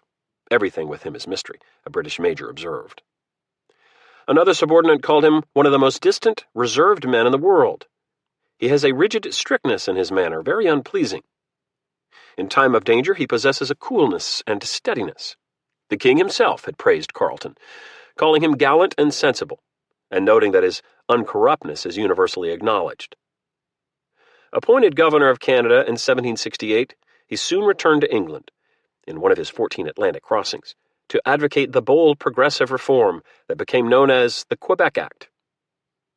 During the 4 years needed to persuade Parliament, Carleton also met and married Maria Howard, an earl's daughter almost 30 years his junior. She had been educated in Versailles, a useful pedigree when they returned to Canada together in late 1774. He found North America in turmoil, of course, with the fetid spirit of liberty threatening British sovereignty north and south. No sooner had his Quebec Act taken effect than Carleton declared martial law and sent Maria home, the better to battle American interlopers. If the Canadian clergy and affluent French seigneurs supported him and his reforms, the habitants were wary, and the English merchants mostly hostile because of his disdain for democratic niceties. Before fleeing Montreal just ahead of Montgomery, Carleton wrote Dartmouth that his scheme to defend Canada had failed. Lake Champlain lost, the outposts at Chambly and St. John overrun, Montreal doomed, and the militia hopelessly inert because of the stupid baseness of the Canadian peasantry. No longer did Britain have certain military advantages that had helped conquer New France 15 years earlier, notably logistics bases in New England and New York, and thousands of armed American provincials fighting for the crown. In fact, hundreds of Canadians, the lower sort, had now rallied to the rebel cause. When this dispatch reached London, a courtier concluded that Carleton was one of those men who see affairs in the most unfavorable light. By Wednesday night, November 15th, Carleton saw little reason for optimism on the dark, swirling St. Lawrence. Gunfire from American cannons on both shores, as well as from a floating battery, swept the British vessels in such a quantity all the soldiers left the deck, a mariner reported. Frightened sailors refused to go aloft to loosen the sails. Pilots turned mutinous. The wind remained contrary, and the master of a British munition ship carrying several tons of gunpowder vowed to surrender rather than be blown to flinders. A truce flag from Sorel brought another American ultimatum, and this time Carleton had no executioner's fire tongs at hand. Colonel James Easton wrote, "General Montgomery is in possession of the fortress Montreal. Your own situation is rendered very disagreeable. If you will resign your fleet to me immediately without destroying the effects on board, you and your men shall be used with due civility. Failure to comply would result in the squadron's annihilation by 32-pounders, the Americans warned, though in truth they had no guns that large. The moment had arrived for desperate measures. On Thursday night, with help from Jean-Baptiste Bouchet, a sloop captain known as the Wild Pigeon for his stealth and speed, Carleton disguised himself as a habitant in a tasseled wool cap, moccasins, and a blanket coat belted with a ceinture fléchée, the traditional peasant sash. Over the Gaspé's rail, he climbed and into a waiting skiff with an orderly, an aide, and several crewmen. At Bouchet's direction, they steered for the river's narrow northern channel, shipping the muffled oars and paddling with cupped hands past American campfires and barking dogs for more than 30 miles to the trading town of Trois-Rivières. There, an armed two-masted snow, the Fell, would carry him farther downstream. Behind them, their erstwhile comrades dumped most of the gunpowder and shot into the St. Lawrence, then struck their flags in surrender. Even without the powder, more spoils fell into American hands. 11 rivercraft, 760 barrels of flour, 675 barrels of beef, 8 chests of arms, entrenching tools, additional redcoats, 200 pairs of shoes, and more than 100 prisoners, among them Brigadier General Richard Prescott. Carleton had again made good his escape, slipping into Fortress Quebec on November 19th. To the unspeakable joy of the friends of the government, and to the utter dismay of the abettors of sedition and rebellion, General Carleton arrived, a customs official recorded. We saw our salvation in his presence. But as he stripped off his peasant disguise to re-emerge as the king's satrap in Canada, Carleton hardly felt like a savior. We have so many enemies within, he privately wrote Dartmouth from Chateau St. Louis, the governor's palace. I think our fate extremely doubtful, to say nothing worse. Of even greater concern were enemies without. As a Quebec merchant had just written, intelligence has been received that one Arnold, with 1,500 woodsmen, marched from New England the 1st of October on an expedition against this place. Their intention must be to enter the city by assault. That was precisely Colonel Benedict Arnold's intention. The former Connecticut apothecary who had captured Ticonderoga in cahoots with the star-crossed Ethan Allen was gathering strength 20 miles west of Quebec City, amid aspen and birch groves in Pointe aux Trembles, a riverine hamlet with a church, a nunnery, and a few farmhouses built of flint cobbles. His 675 emaciated men, less than two-thirds the number that had started north with him from Cambridge almost 2 months earlier, were recuperating from a grueling trek through the Maine wilderness, already lauded by one Canadian admirer as an undertaking above the race of men in this debauched age. The last miles along the St. Lawrence had been particularly painful. Most of the soldiers were in constant misery, a Connecticut private wrote, as they were barefooted, and the ground frozen and very uneven. We might have been tracked all the way by the blood from our shattered hoofs. At Arnold's request, all shoemakers around Pointe aux Trembles were now sewing moccasins for the men from badly tanned hides. Habitant brought hampers of roast beef, pork, potatoes, and turnips, despite a recent church edict that barred those disloyal to the crown from receiving Holy Communion, baptism, or burial in sacred ground. Once his men regained their vigor and were reinforced by Montgomery's troops from Montreal, Arnold planned to knock up a dust with the garrison at Quebec, who were already panic-struck. His only regret was not capturing the city already. "Had I been 10 days sooner," he wrote Washington on November 20th, "Quebec must inevitably have fallen into our hands." Even now, gaunt after his main anabasis, Arnold, at 34, was muscular and graceful, with black hair, a swarthy complexion, and that long, beaky nose. He was adept at fencing, boxing, sailing, shooting, riding, and ice skating. There wasn't any waste timber in him, a subordinate observed. Restive and audacious, he was as brave a man as ever lived, in one comrade's estimation, and as fine a battle captain as America would produce that century, a man born to lead other men in the dark of night.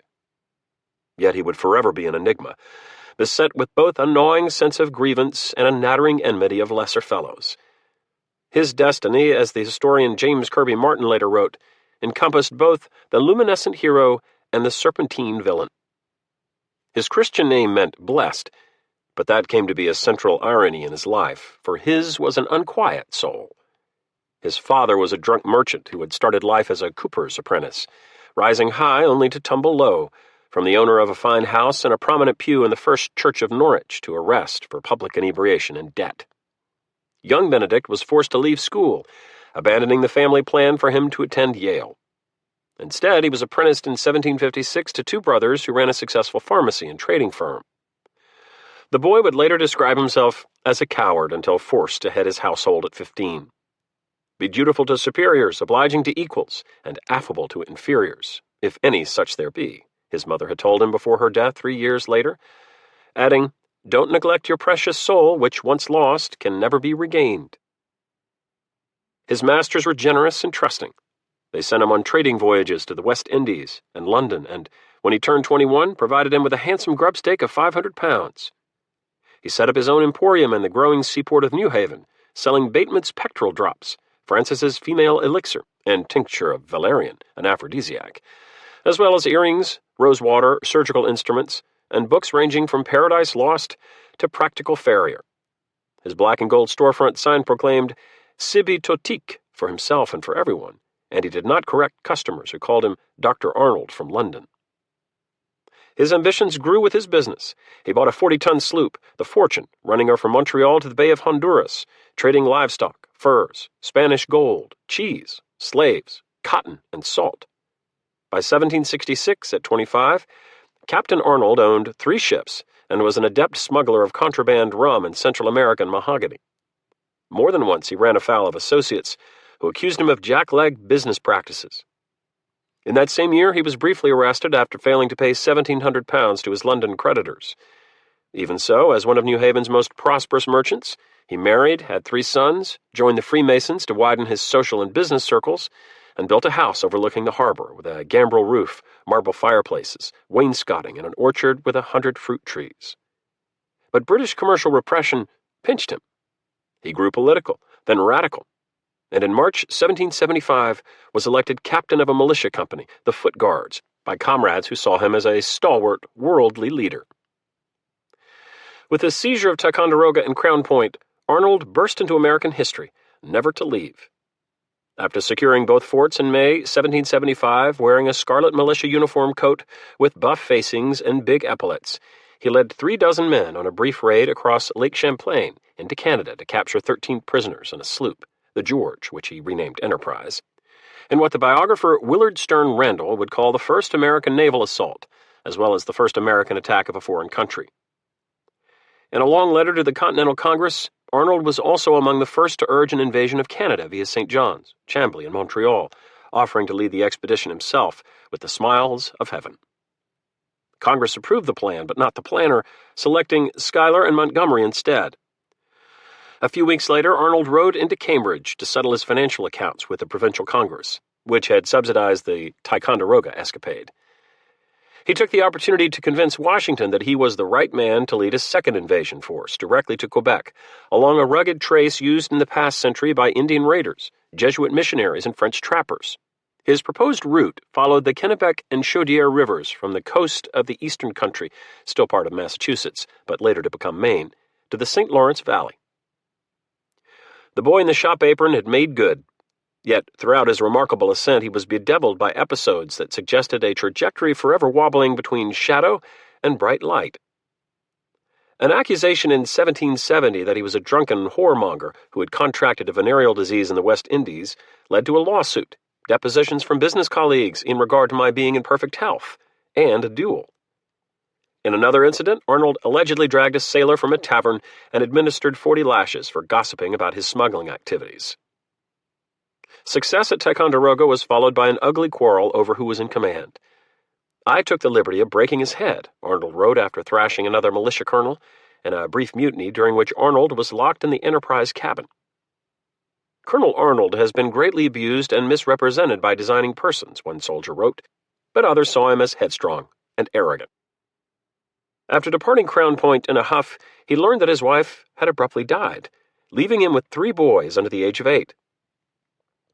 He put them in the care of his faithful sister and headed for Cambridge, telling a friend that an idle life under my present circumstances would be but a lingering death. Washington chose to take a chance on him. The commander-in-chief had contemplated a similar expedition through Canada's back door, and this pugnacious, enterprising, persuasive merchant, this fighter, seemed worth a gamble. In early September, he gave Arnold a Continental Army colonel's commission and permission to recruit 1,100 active woodsmen from the regiments in Cambridge for a mission that was secret, though known to everybody, as one officer noted. "Not a moment's time is to be lost," Washington wrote. "The season will be considerably advanced." He believed that Quebec will fall into our hands, a very easy prey. Few military expeditions would be more heroic or more heartbreaking. "The drums beat, and away they go," a rifleman in Cambridge wrote a friend, "to scale the walls of Quebec and spend the winter in joy and festivity among the sweet nuns." The active woodsmen were mostly farmers, with a few adventurous oddballs like a wiry 19-year-old named Aaron Burr, grandson of the revivalist preacher Jonathan Edwards, and son of the former president of the college in Princeton, New Jersey, where young Burr was admitted at age 13. Washington also provided 3 companies of riflemen from Virginia and Pennsylvania, partly to get them out of Cambridge. Their acknowledged leader was a deep-chested teamster, sawyer, and formidable border pugilist named Daniel Morgan. Captain Morgan, known as the Old Wagoner, carried a turkey call made out of a conch shell.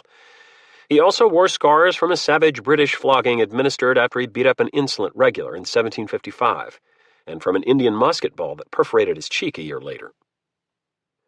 After marching 40 miles north to Newburyport, Arnold's brigade paraded with flags unfurled near the Merrimack River, listened to a sermon drawn from Exodus in the First Presbyterian Church. "If thy presence go not with me, carry us not up hence," then clambered onto 11 coasters, stinking of fish.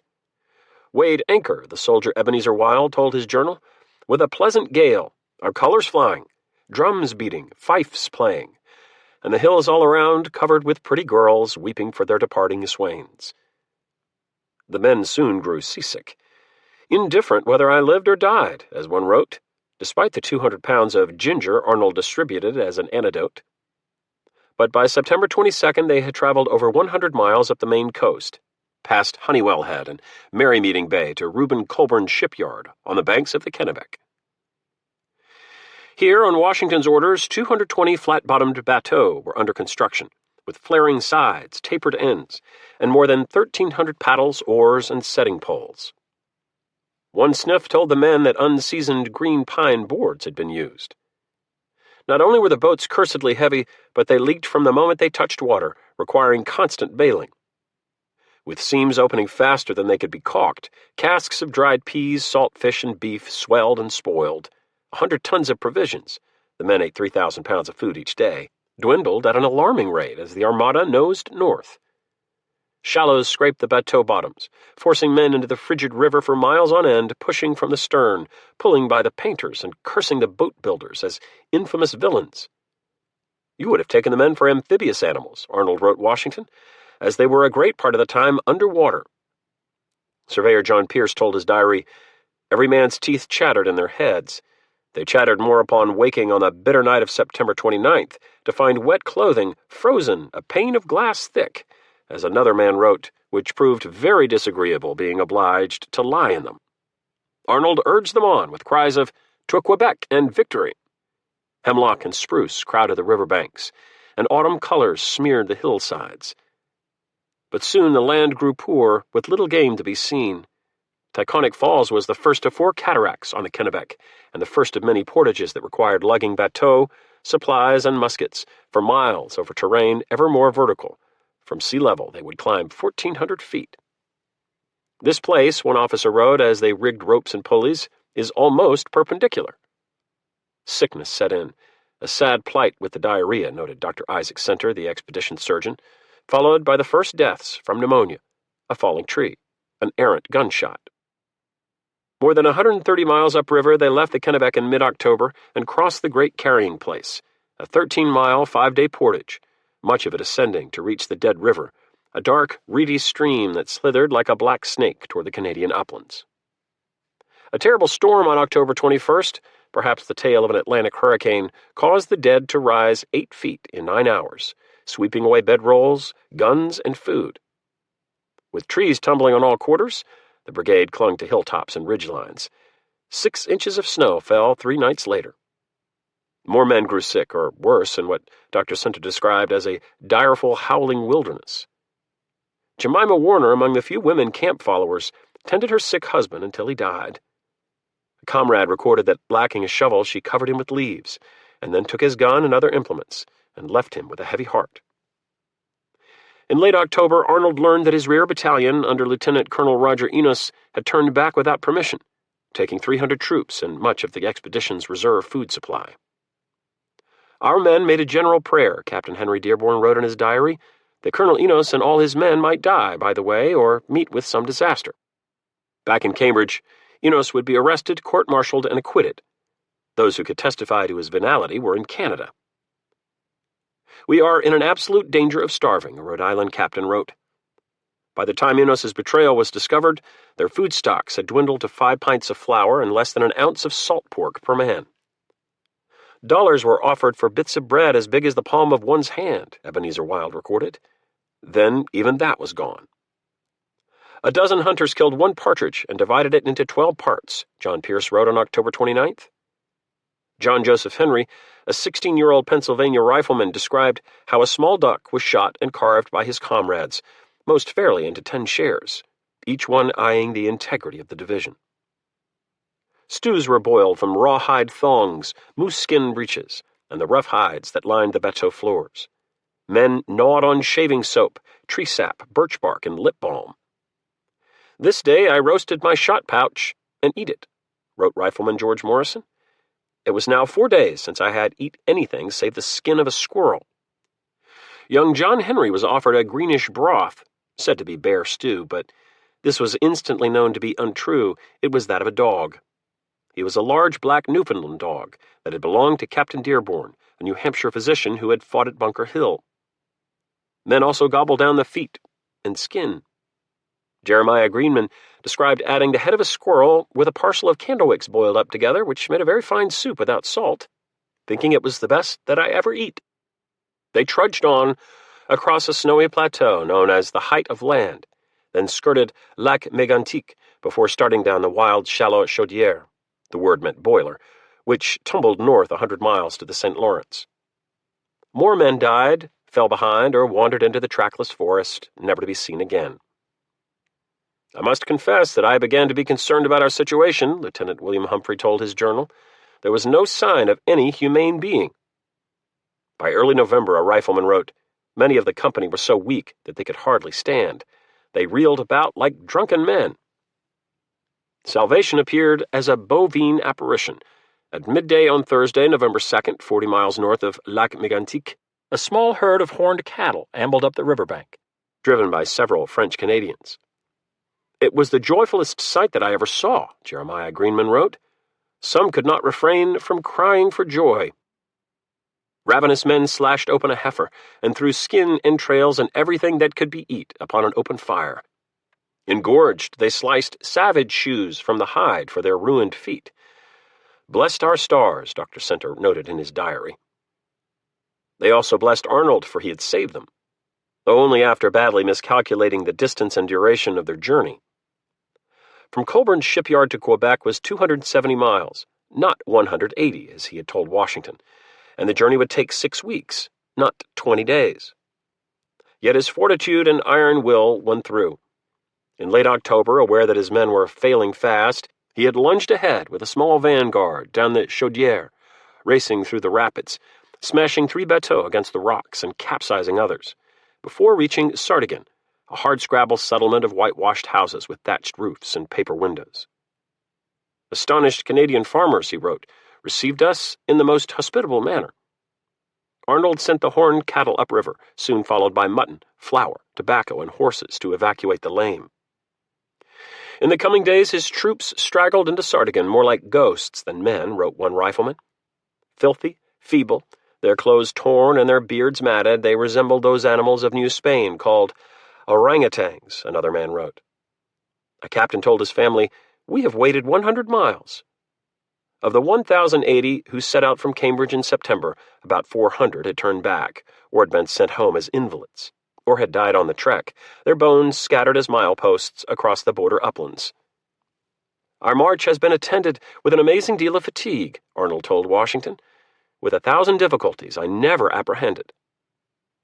The commanding general, in reply, would praise your enterprising and persevering spirit, adding, "It is not in the power of any man to command success, but you have done more. You have deserved it."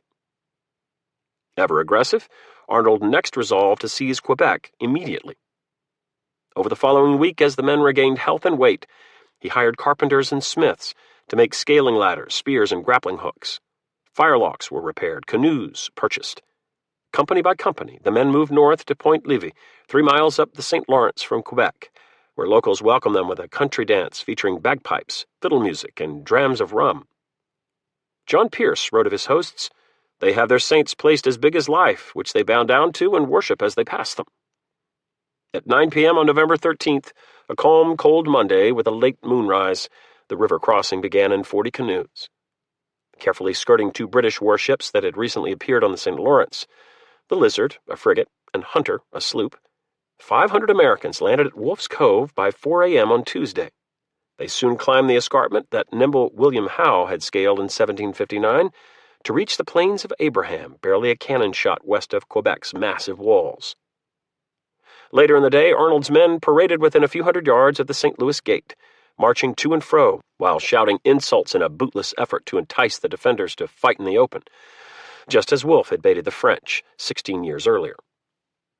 "They huzzaed thrice," a British officer reported.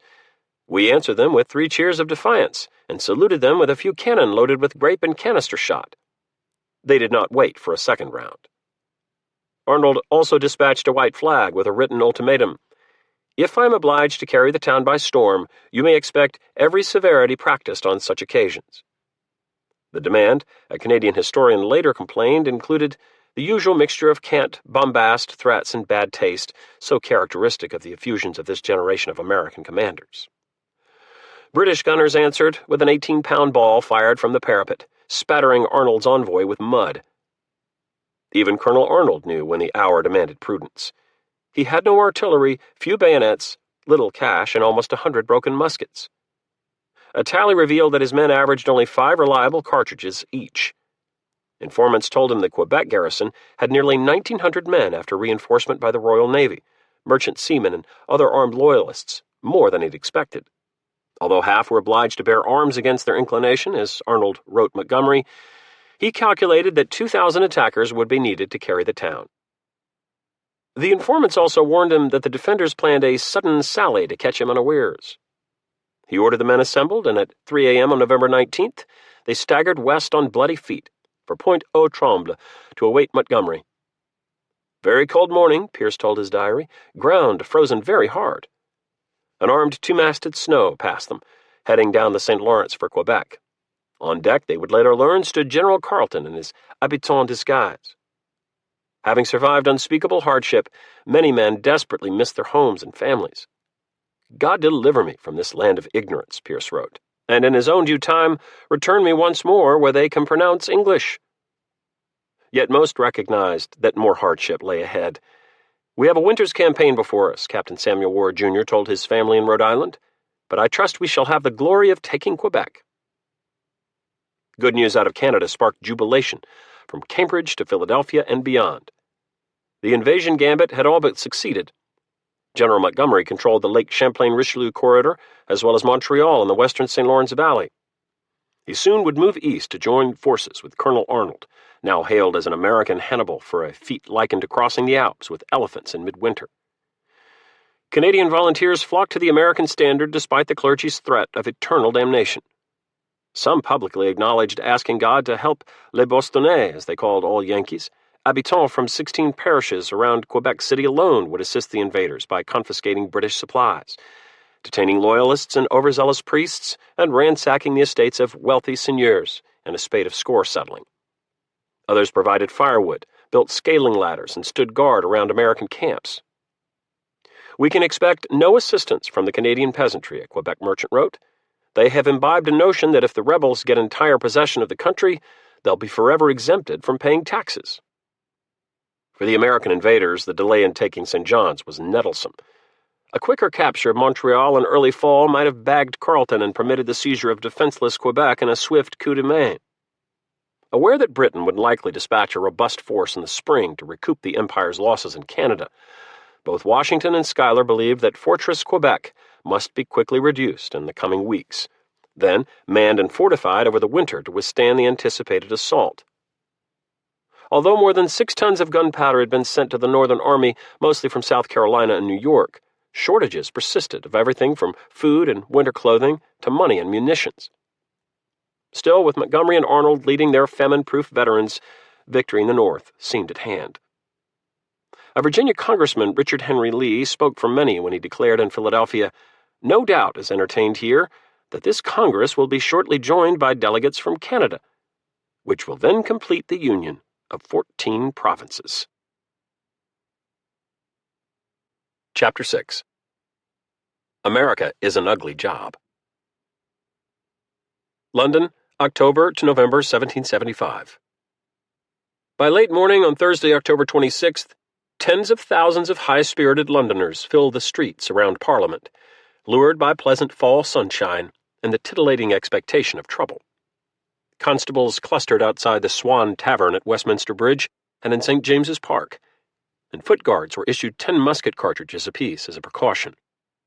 George III was to open a new session of Parliament this afternoon, but an American merchant named Stephen Sayre had been arrested at his Oxford Street house on suspicion of high treason. It was said that Sayre intended to kidnap the king, diverting his hijacked coach to the Tower, where bribed guards would lock the gates behind him and allow seditious rioters to ransack the arsenal. Skeptics declare that if such an outlandish plot existed, the conspirators should be sent to Bedlam Asylum rather than to prison. But the authorities took no chances. Sayre himself had been dragged to the Tower, which raised the curiosity of the public to an extravagant pitch, the London Public Advertiser reported. People imagined something very extraordinary is to happen. The clock over the main entrance at St. James's Palace touched 2 p.m. as the king emerged, swaddled in silk and ermine. The crowd was very great in the courtyard to see His Majesty get into the state coach, a guards lieutenant wrote. Everybody agrees that His Majesty never went to the house with such universal shouts of applause. In fact, many hisses could be heard amid the cheers when the royal procession lurched from the palace, led by 2 horse grenadiers holding drawn swords and 3 coaches, each pulled by 6 horses, and stuffed with nobles and gentlemen in waiting. Behind them followed horse guards in red and gold, then trumpeters, yeomen of the guard, and 14 liveried footmen in ranks of 2. The gilded coach carrying the king was unlike anything in the Empire, or perhaps the world. 24 feet long, 13 feet tall, and weighing 4 tons, it was drawn, at a glacial pace, by 8 Royal Hanoverian cream horses, each the color of buttermilk and at least 15 hands high. On the roof, 3 carved cherubs representing England, Scotland, and Ireland supported a gilt crown, and painted allegorical panels on the doors evoked imperial grandeur. A gilded fish-tailed sea god sat at each corner above the iron-rimmed wheels to signify Britain's maritime might. Appropriately, since the coach's tendency to pitch, yaw, and oscillate made riding in it like tossing in a rough sea, as the later monarch would complain. A platoon of constables brought up the rear, scanning the crowd for kidnappers while George settled into his satin and velvet cushions. He could hear the hisses as well as the applause, but public disapproval rarely piqued him. He knew that most of his subjects were happy enough that fall. England had never harvested a finer wheat crop, bread prices were down, manufacturing was near full employment, and more money was changing hands in the kingdom than at any other time since the memory of man, as Lord Barrington put it. Annual deaths still exceeded christenings in London, but the gap had narrowed and Irish immigrants buoyed the population. Violent crime had dropped, and fewer debtors were being jailed. Life, for many, might still be nasty, brutish, and short, but less so. The Americans, by contrast, appeared perpetually angry. How long ago it seemed that Harvard College had offered cash prizes for the best poems commemorating George's reign, for the best Latin verse and hexameters, the best Latin ode, the best English long verse. The king tried to ignore things that vexed or displeased him, like the petitions from Bristol and Liverpool urging reconciliation, which he consigned to the Committee of Oblivion, or the annoying letters from John Wesley, that Methodist who warned that the Americans will not be frightened. They are as strong as you, they are as valiant as you. In the summer, George had refused to receive what the colonials called their olive branch petition, imploring the king to stop the war, repeal the coercive acts, and effect a happy and permanent reconciliation. He would not treat with rebels. Lord North warned him that the insurrection had now grown to such a height that it must be treated as a foreign war. Casualty reports from Concord and Bunker Hill certainly bore out the First Minister, not to mention the sour rumors from Canada. The king had responded in late August with a proclamation of rebellion, forbidding all commerce with the colonies, and requiring every subject to help in the suppression of such rebellion on pain of treason. The provincials were misled by dangerous and ill-designing men, the king declared, forgetting the allegiance which they owe to the power that has protected and supported them. Heralds read the edict at Westminster, Temple Bar, the Royal Exchange, and elsewhere. Hisses were heard then, too. He shrugged them off. British colonial policy quite simply sought revenue for the greater good of the empire. But that damned American War, as North called it, forced the government to confront a displeasing dilemma. Either accede to conciliation and forgo income from the colonies, or prosecute a war that would cost more money than could ever be squeezed from America. Moreover, success in crushing the rebellion would likely be followed by an expensive, protracted occupation. Even from the lofty vantage of a throne, coherent British war aims were hard to discern. Yet a king must remain steadfast, and George had thrown himself headlong into the role of Captain General, studying military texts, visiting summer encampments, reviewing the Guards regiments. He continued to make his lists and his charts of ships building and repairing at various yards, of guard vessels protecting ports and waterways, of oak timber in store, more than 57,000 loads, of royal ships in ordinary, the reserve fleet, including the number of guns mounted. He made more neat columns of British garrisons abroad from 1764 to 1775, of the commanders of various cavalry units, of all his regiments, including those in Boston, with the number of officers, musicians, and the rank and file tabulated at the bottom of the page, and his arithmetic scratchings in the margins. Finally, he sketched an organizational chart of his army in America, using tiny inked boxes hardly bigger than a pinhead, labeled with regimental numbers. Then he gave his draft to a better artist to convert into a smart diagram with copperplate script, symbols and colored pencils, and tiny cannon silhouettes to represent artillery batteries. That helped him to follow that damned American War.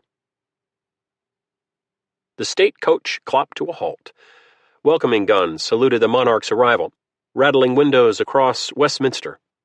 Horse guards paraded in Parliament Street to see that all was quiet, the public advertiser noted. George strode into the former Queen's Chamber at the southern end of the parliamentary warren, now used by the House of Lords. Adorned with his crown and regal ornaments, as the official parliamentary account recorded, he took his seat on a straight-backed throne. He is tall, square over the shoulders, an American loyalist in London wrote, shows his teeth too much. His countenance is heavy and lifeless, with white eyebrows. Peers in crimson robes flanked him. On George's command, the usher of the Black Rod summoned several hundred members of the Commons, who soon stood in the back in their coats and boots, shifting from one foot to the other since there were no benches for them. In his precise, regal voice, the king went straight to the American question.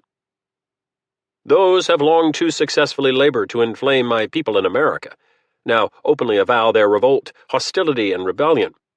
They have raised troops and are collecting a naval force. They have seized the public revenue and assumed to themselves legislative, executive, and judicial powers. Parliament and the Crown had displayed moderation and forbearance, eager to prevent the calamities which are inseparable from a state of war. Alas, war had become more general, and is manifestly carried on for the purpose of establishing an independent empire. I need not dwell upon the fatal effects of the success of such a plan. The phrase fatal effects seemed to hang in the air. Upturned faces ringed the chamber, every peer and commoner in rapt attention. To put a speedy end to these disorders by the most decisive exertions, he continued, I have increased my naval establishment and greatly augmented my land forces. The full fury of the empire would be unleashed on the rebellion. The government also was considering friendly offers of foreign assistance, with treaties likely. He saw no probability that the French or other adversaries would intrude in this family squabble. Finally, when the unhappy and deluded multitudes against whom this force will be directed shall become sensible of their error, I shall be ready to receive the misled with tenderness and mercy. In 20 minutes he was done and out the door, rumbling back to the palace in his monstrous coach. A few naysayers disparaged the address. Horace Walpole, for one, counted 3 or 4 gross falsehoods. But the Commons voted with the usual hefty majority to thank His Majesty, noting that on our firmness or indecision the future fate of the British Empire and of ages yet unborn will depend. An independent America would be a dangerous rival, in which case it would have been better for this country that America had never been known than that a great consolidated American empire should exist independent of Britain. The king could only agree. Where the cause is just, he would write, I can never be dismayed. For George and Queen Charlotte, monarchical rhythms change little from month to month or year to year. They both meet in the breakfast room about a half hour after 8. When she goes to the breakfast, she rings for the children. The king had written in an account of their domestic life. Every evening after dinner they retire into her apartments to drink coffee, and there they generally spend the remainder of their evening. He fussed with his collections, barometers, clocks, coins, Handel oratorios, or immersed himself in a book and read aloud passages he found especially pithy. Both kept an orchestra and patronized the opera. He played a creditable flute, harpsichord, and violin. Much of their time in the Queen's house, the family residence, later called Buckingham Palace, was spent instructing their growing brood in the ways of royalty, as in Charlotte's letter to George P., the Prince of Wales, read to him by a tutor on his 8th birthday. Above all things, I recommend unto you to fear God. We are all equal, and become only of consequence by setting good examples to others. For those with fine houses in the city's fashionable squares, Berkeley, Grosvenor, Cavendish, the seating of Parliament intensified London's social swirl.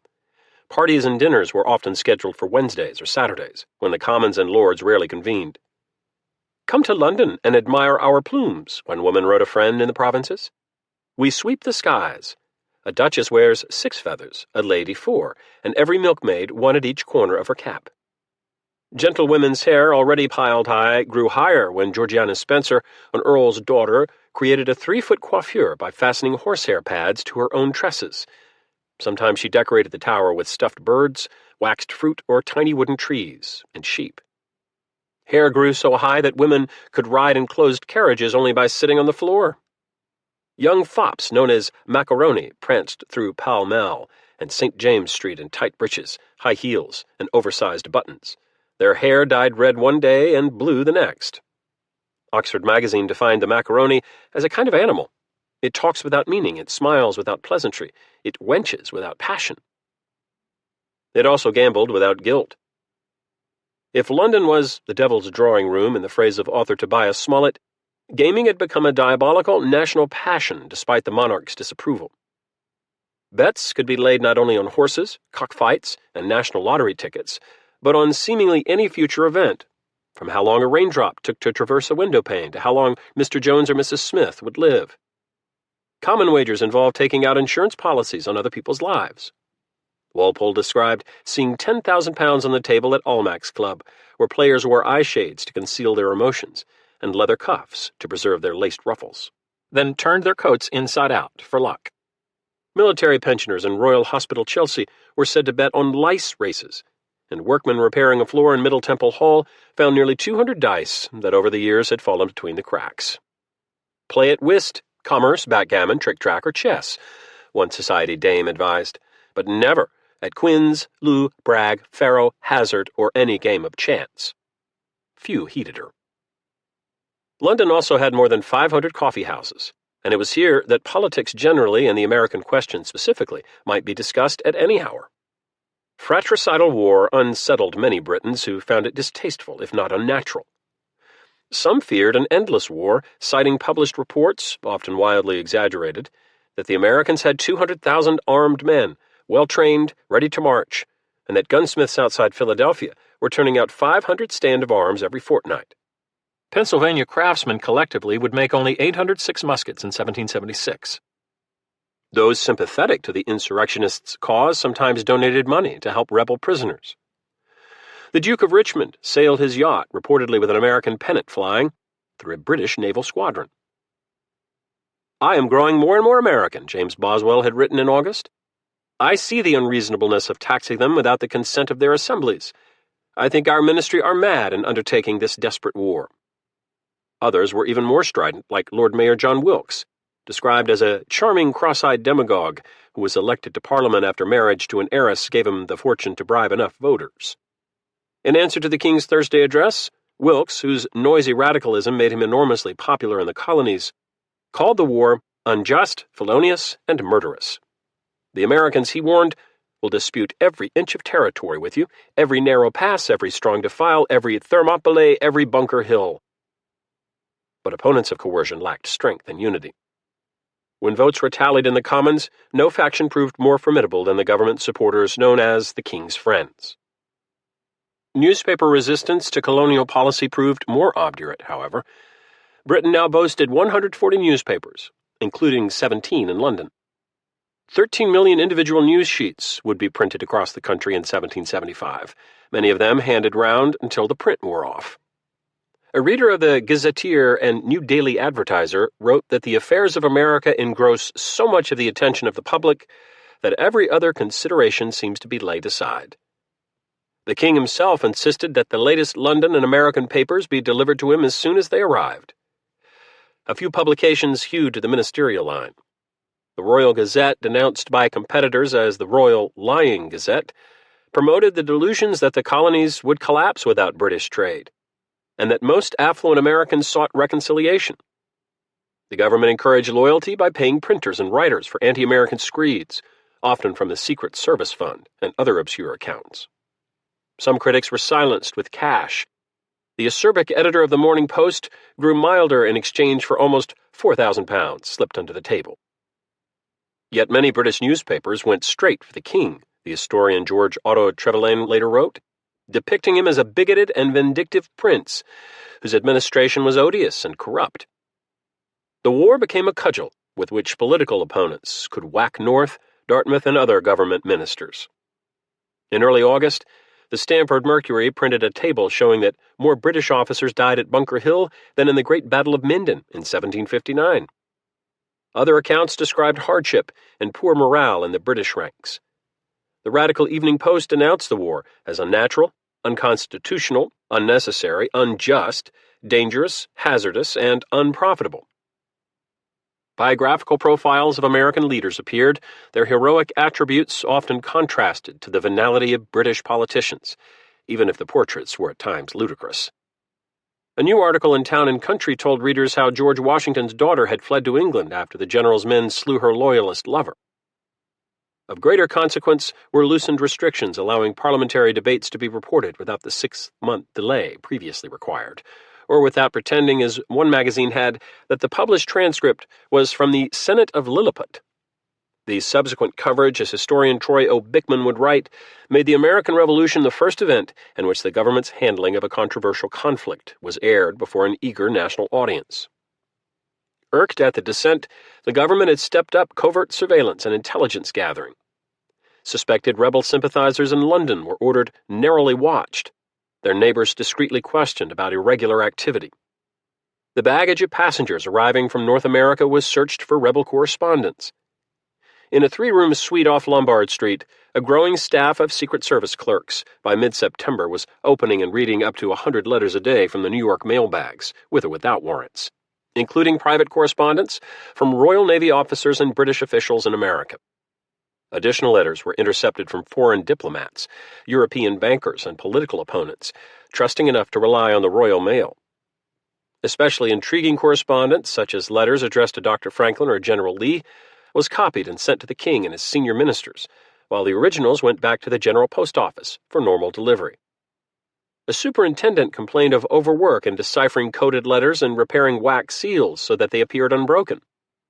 "I had so much to do," he added in a November memorandum, "that I knew not which way to turn myself." Despite such difficulty, pains, and trouble, the intelligence collected often was disappointingly thin, little more than gossip. George nevertheless carefully noted the time, to the minute, as usual, he received each batch of pilfered mail. As October spilled into November, the king immersed himself in tactical details of the American war. George received copies not only of ministry dispatches to and from his generals, but also paymaster and commissary instructions. He reviewed intelligence on possible gunpowder shipments from Lisbon, clandestine activities in Amsterdam and Dunkirk, and river inspectors' reports of suspicious cargoes on the Thames. He was consulted about the choice of commanders, the composition of particular regiments, and where they should deploy, and the shipment of salt and candles across the Atlantic. He arranged, at an initial cost of £10,000, for 2,400 German troops to serve at British garrisons in the Mediterranean, freeing regulars there for combat service in North America. He also weighed in on a proposed military assault on the southern colonies, on which widows and orphans of men killed in Boston should receive pensions, and on whether American prisoners should be shipped to India, where the insalubrious British territories were short of white settlers. When Catherine the Great declined to rent him 20,000 Russian mercenaries, she had not the civility to answer in her own hand, George wrote North at 2 minutes past 8 p.m. on November 3rd.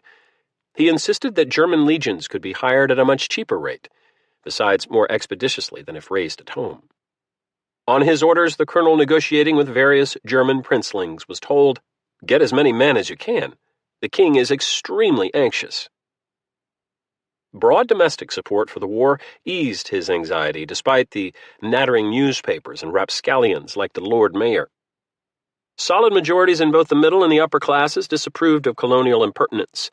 Edward Gibbon, who was just finishing his first volume on the Roman Empire's collapse, wrote in October that the government's executive power was driven by the national clamor into the most vigorous and repressive measures. Many towns across Britain sent endorsements of ministerial policy to London. It was the war of the people, North later observed. It was popular at its commencement and eagerly embraced by the people and the Parliament. Without doubt, the disruption of transatlantic trade injured some London merchants, as well as woolen workers in Norwich and linen weavers in Chester. British exports to America plummeted from almost £3 million in 1774 to barely £220,000 this year. But many other businesses thrived.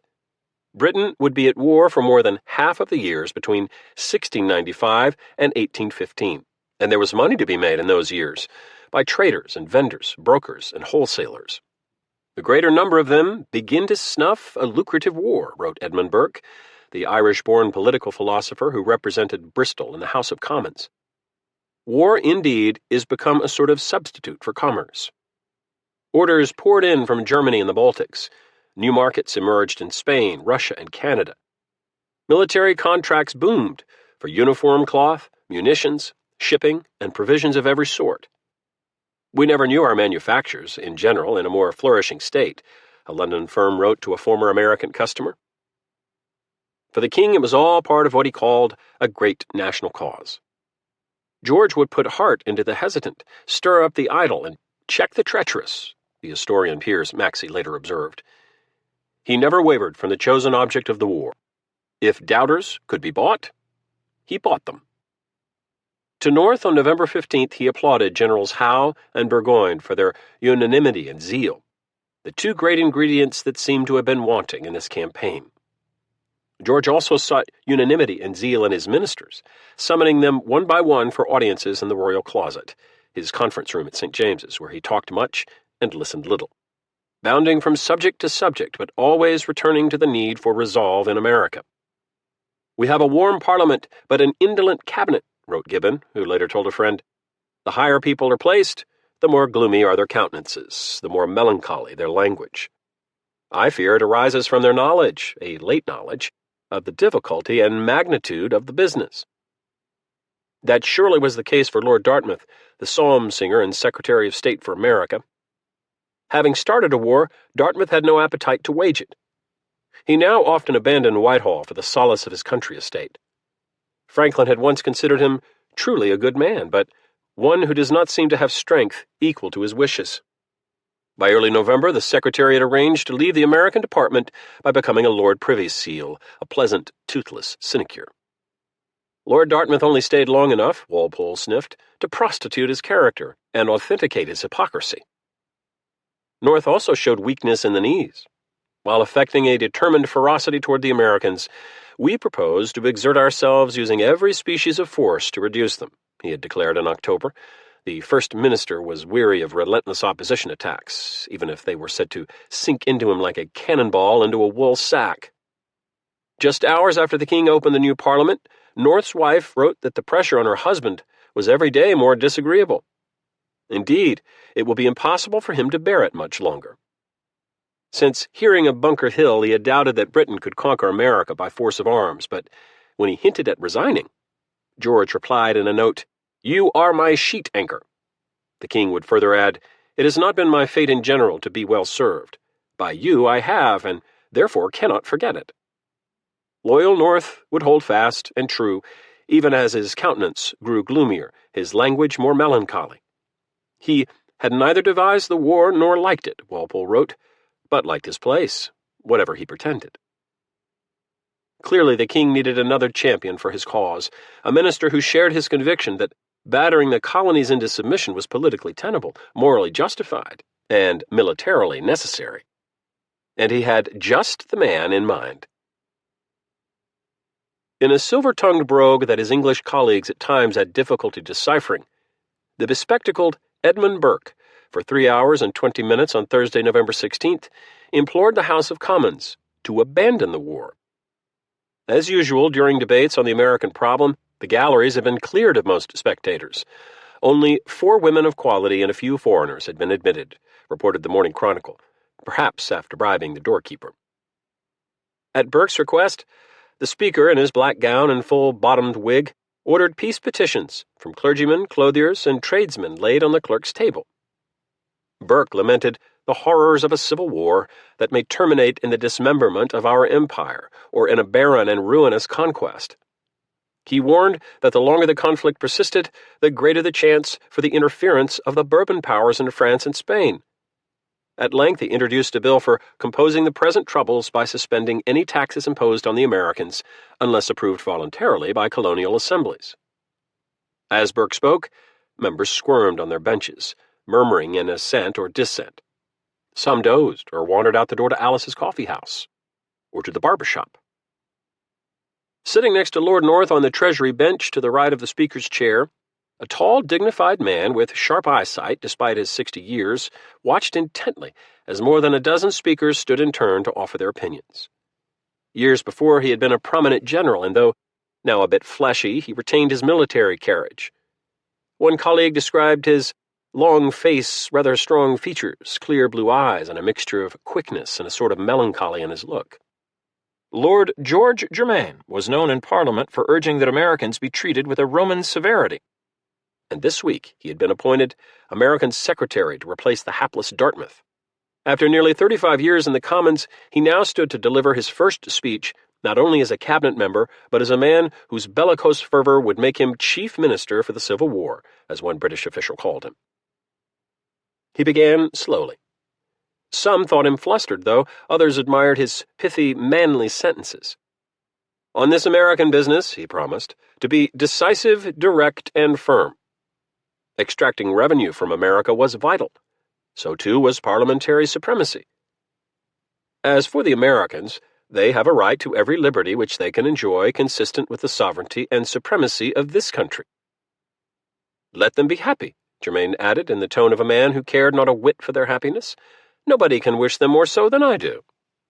He continued, What I have always held, I now stand in office to maintain. To the questions, what force is necessary, What do you mean to send? I answer, such forces as are necessary to restore, maintain, and establish the power of this country in America will not be wanting. If they persist in their appeal to force, the force of the country must be exerted. The spirit of this country will go along with me in that idea, to suppress, to crush such rebellious resistance. Just before 4 a.m., after 14 hours of debate, Burke's proposal was defeated, 2-1. Pity me, encourage me, Germain told a friend, and I will do my best. Some fall so hard they bound and rise again, the ubiquitous Walpole observed. Such had been the fate of George Germain, born George Sackville, the youngest son of a duke. He was among Britain's most controversial public men of the 18th century, esteemed, disgraced, rehabilitated, and raised to high office only to tumble once again. Named for his godfather, George I, and raised in a Kent palace with 52 staircases and 365 rooms, he had attended Trinity College in Dublin. Said to be half bear garden and half brothel, while his father served as Lord Lieutenant of Ireland. Ambitious and clever, he was an engaging conversationalist who retailed indiscreet stories of the royal family. His fluency in French reputedly put a serrated edge on his English irony. In either language, he had a mordant wit, once telling a supplicant, "I find myself debarred the satisfaction of contributing to your happiness and ease." Diligent, capable, and a deft debater, Sackville kept a large library of books he tended not to read, claiming, "I have not genius sufficient for works of mere imagination." Married in 1754, his wife called him "my dearest man." He proved a good father to 5 children, even as tales circulated of his flagrant homosexuality, both a sin and a capital crime in his day. He found his calling as a soldier, demonstrating what one admirer called cannon-proof courage. At the Battle of Fontenoy in 1745, he was so far forward in the fighting that after he was shot in the chest, his wounds were dressed in the French king's tent. A year later, he pursued Scottish clansmen through the Highlands after their defeat at Culloden. And in 1758, at St. Malo during the 7 Years' War, he was again wounded while fighting the French. "No body stood higher," Walpole wrote. "No body has more ambition or more sense." Then came the great fall. On August 1st, 1759, Lieutenant General Sackville was the senior commander of British forces serving in a coalition army when 37,000 Allied troops battled 44,000 Frenchmen near the North German village of Minden.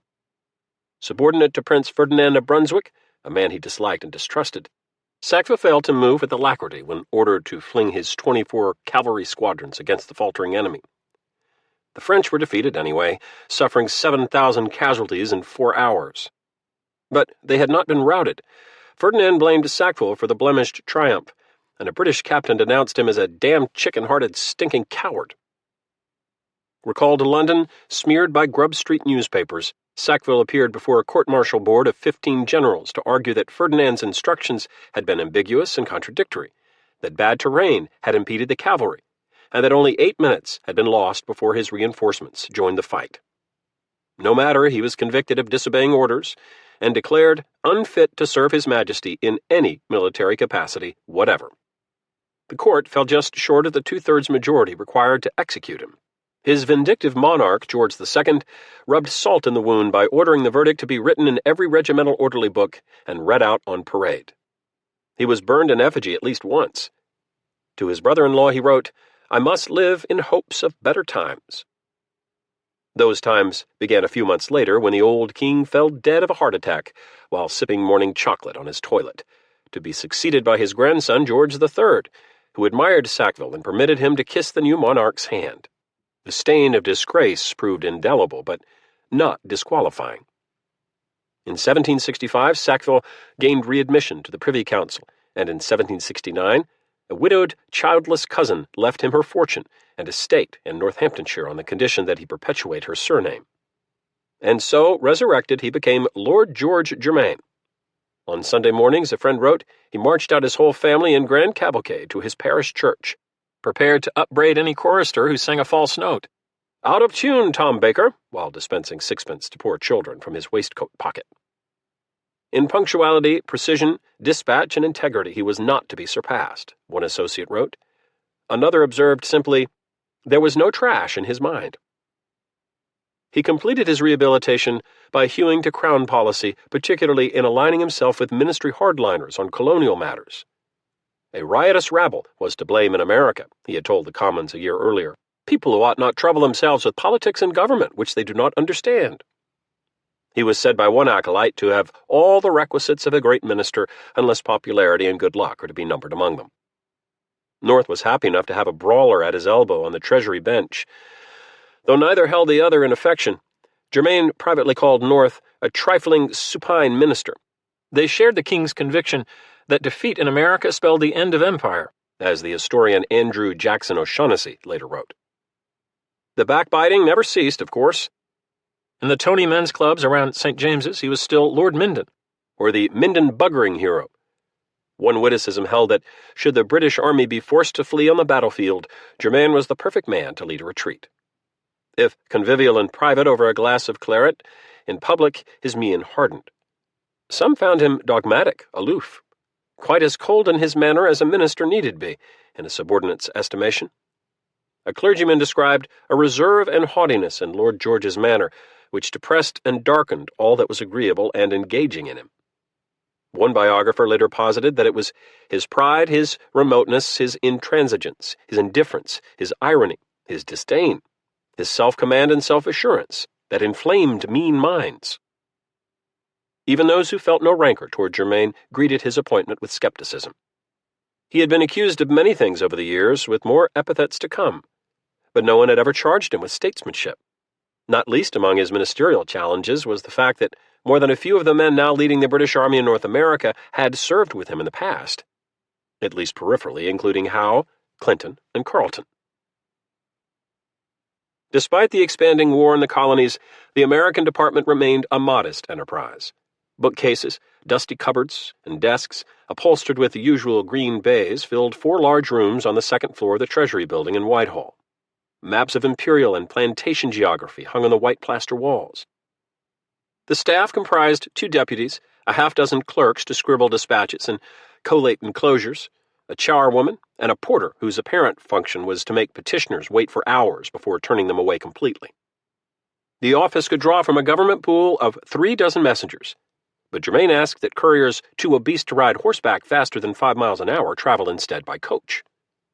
As secretary, he was paid just under £2,000 annually, although various perquisites nearly tripled the salary, notably the £5 allotment from every fee paid on various documents signed by the king, including military commissions, licenses to sell trees, and appointments at King's College in New York. He also was entitled to £3,000 in Secret Service funds, plus 1,000 ounces of white plate.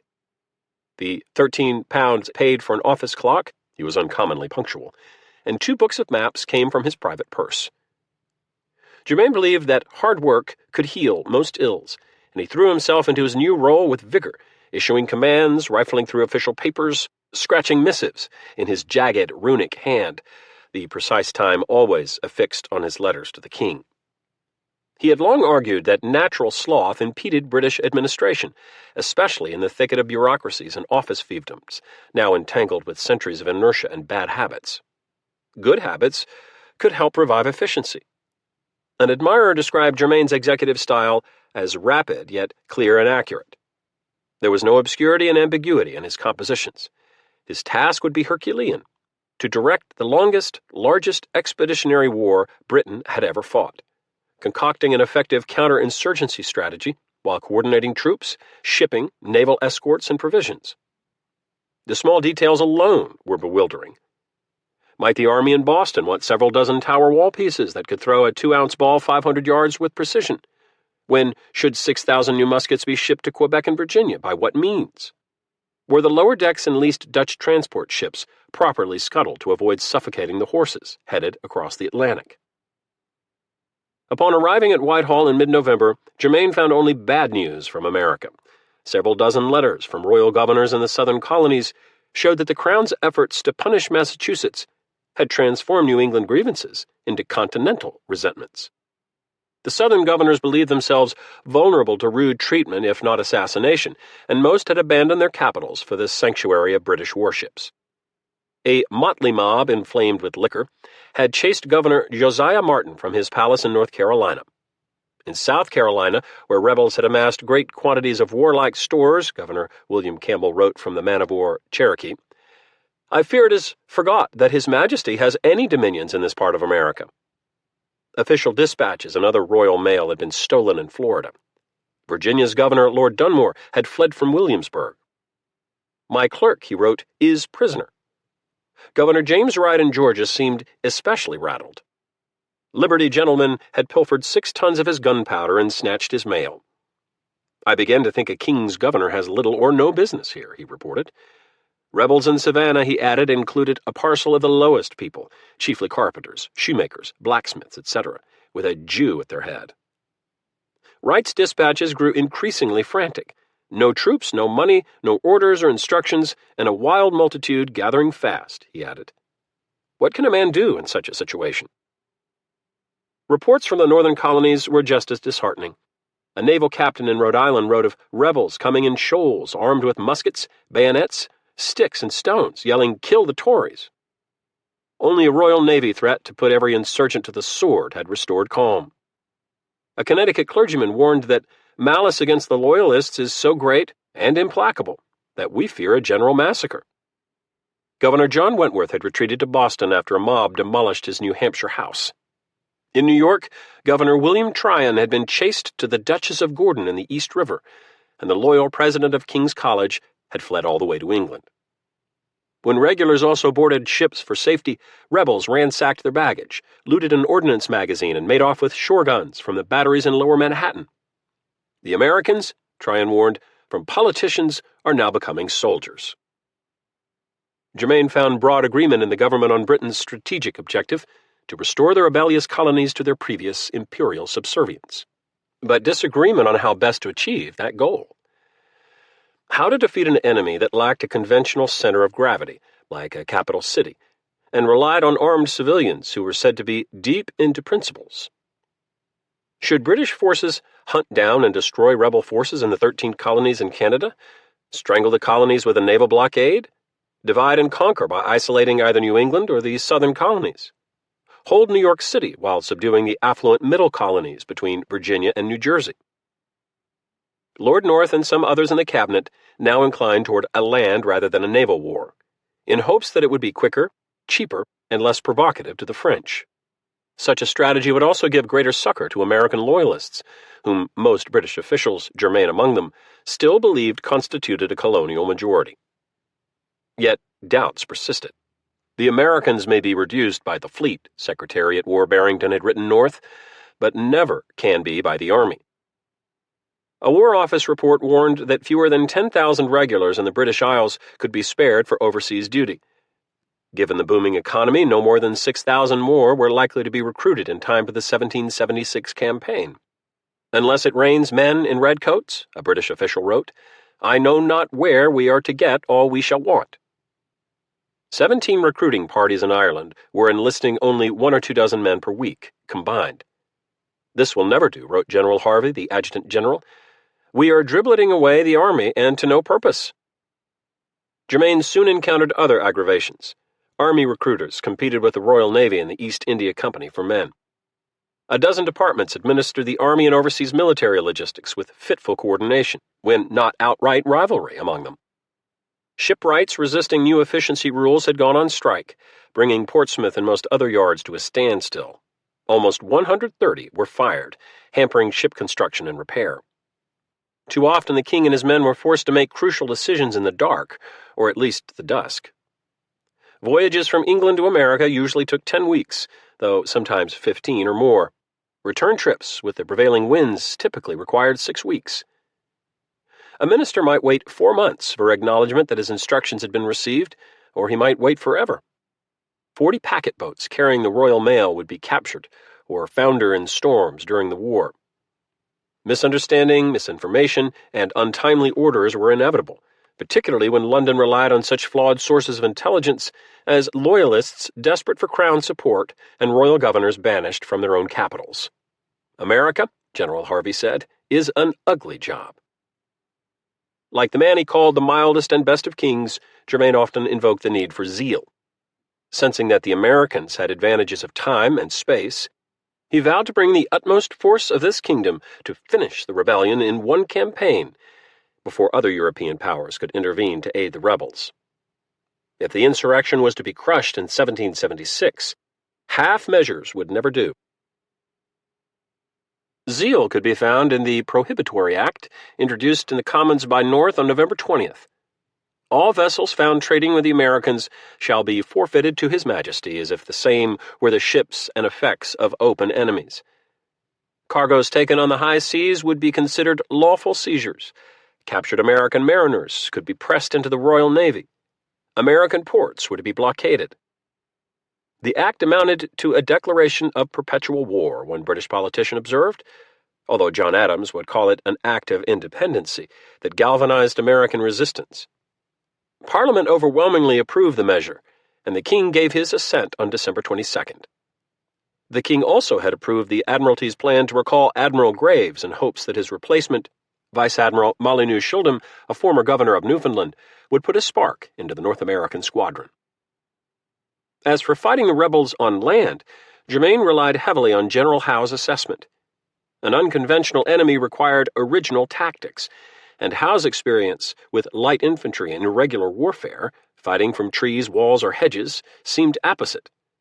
The commanding general favored squeezing New England between the blockaded ports and the North River, also known as the Hudson, with an offensive launched into New York from Canada once the American interlopers were expelled from Quebec. Germain agreed. A robust fleet must be dispatched to the St. Lawrence, and another to Boston or New York.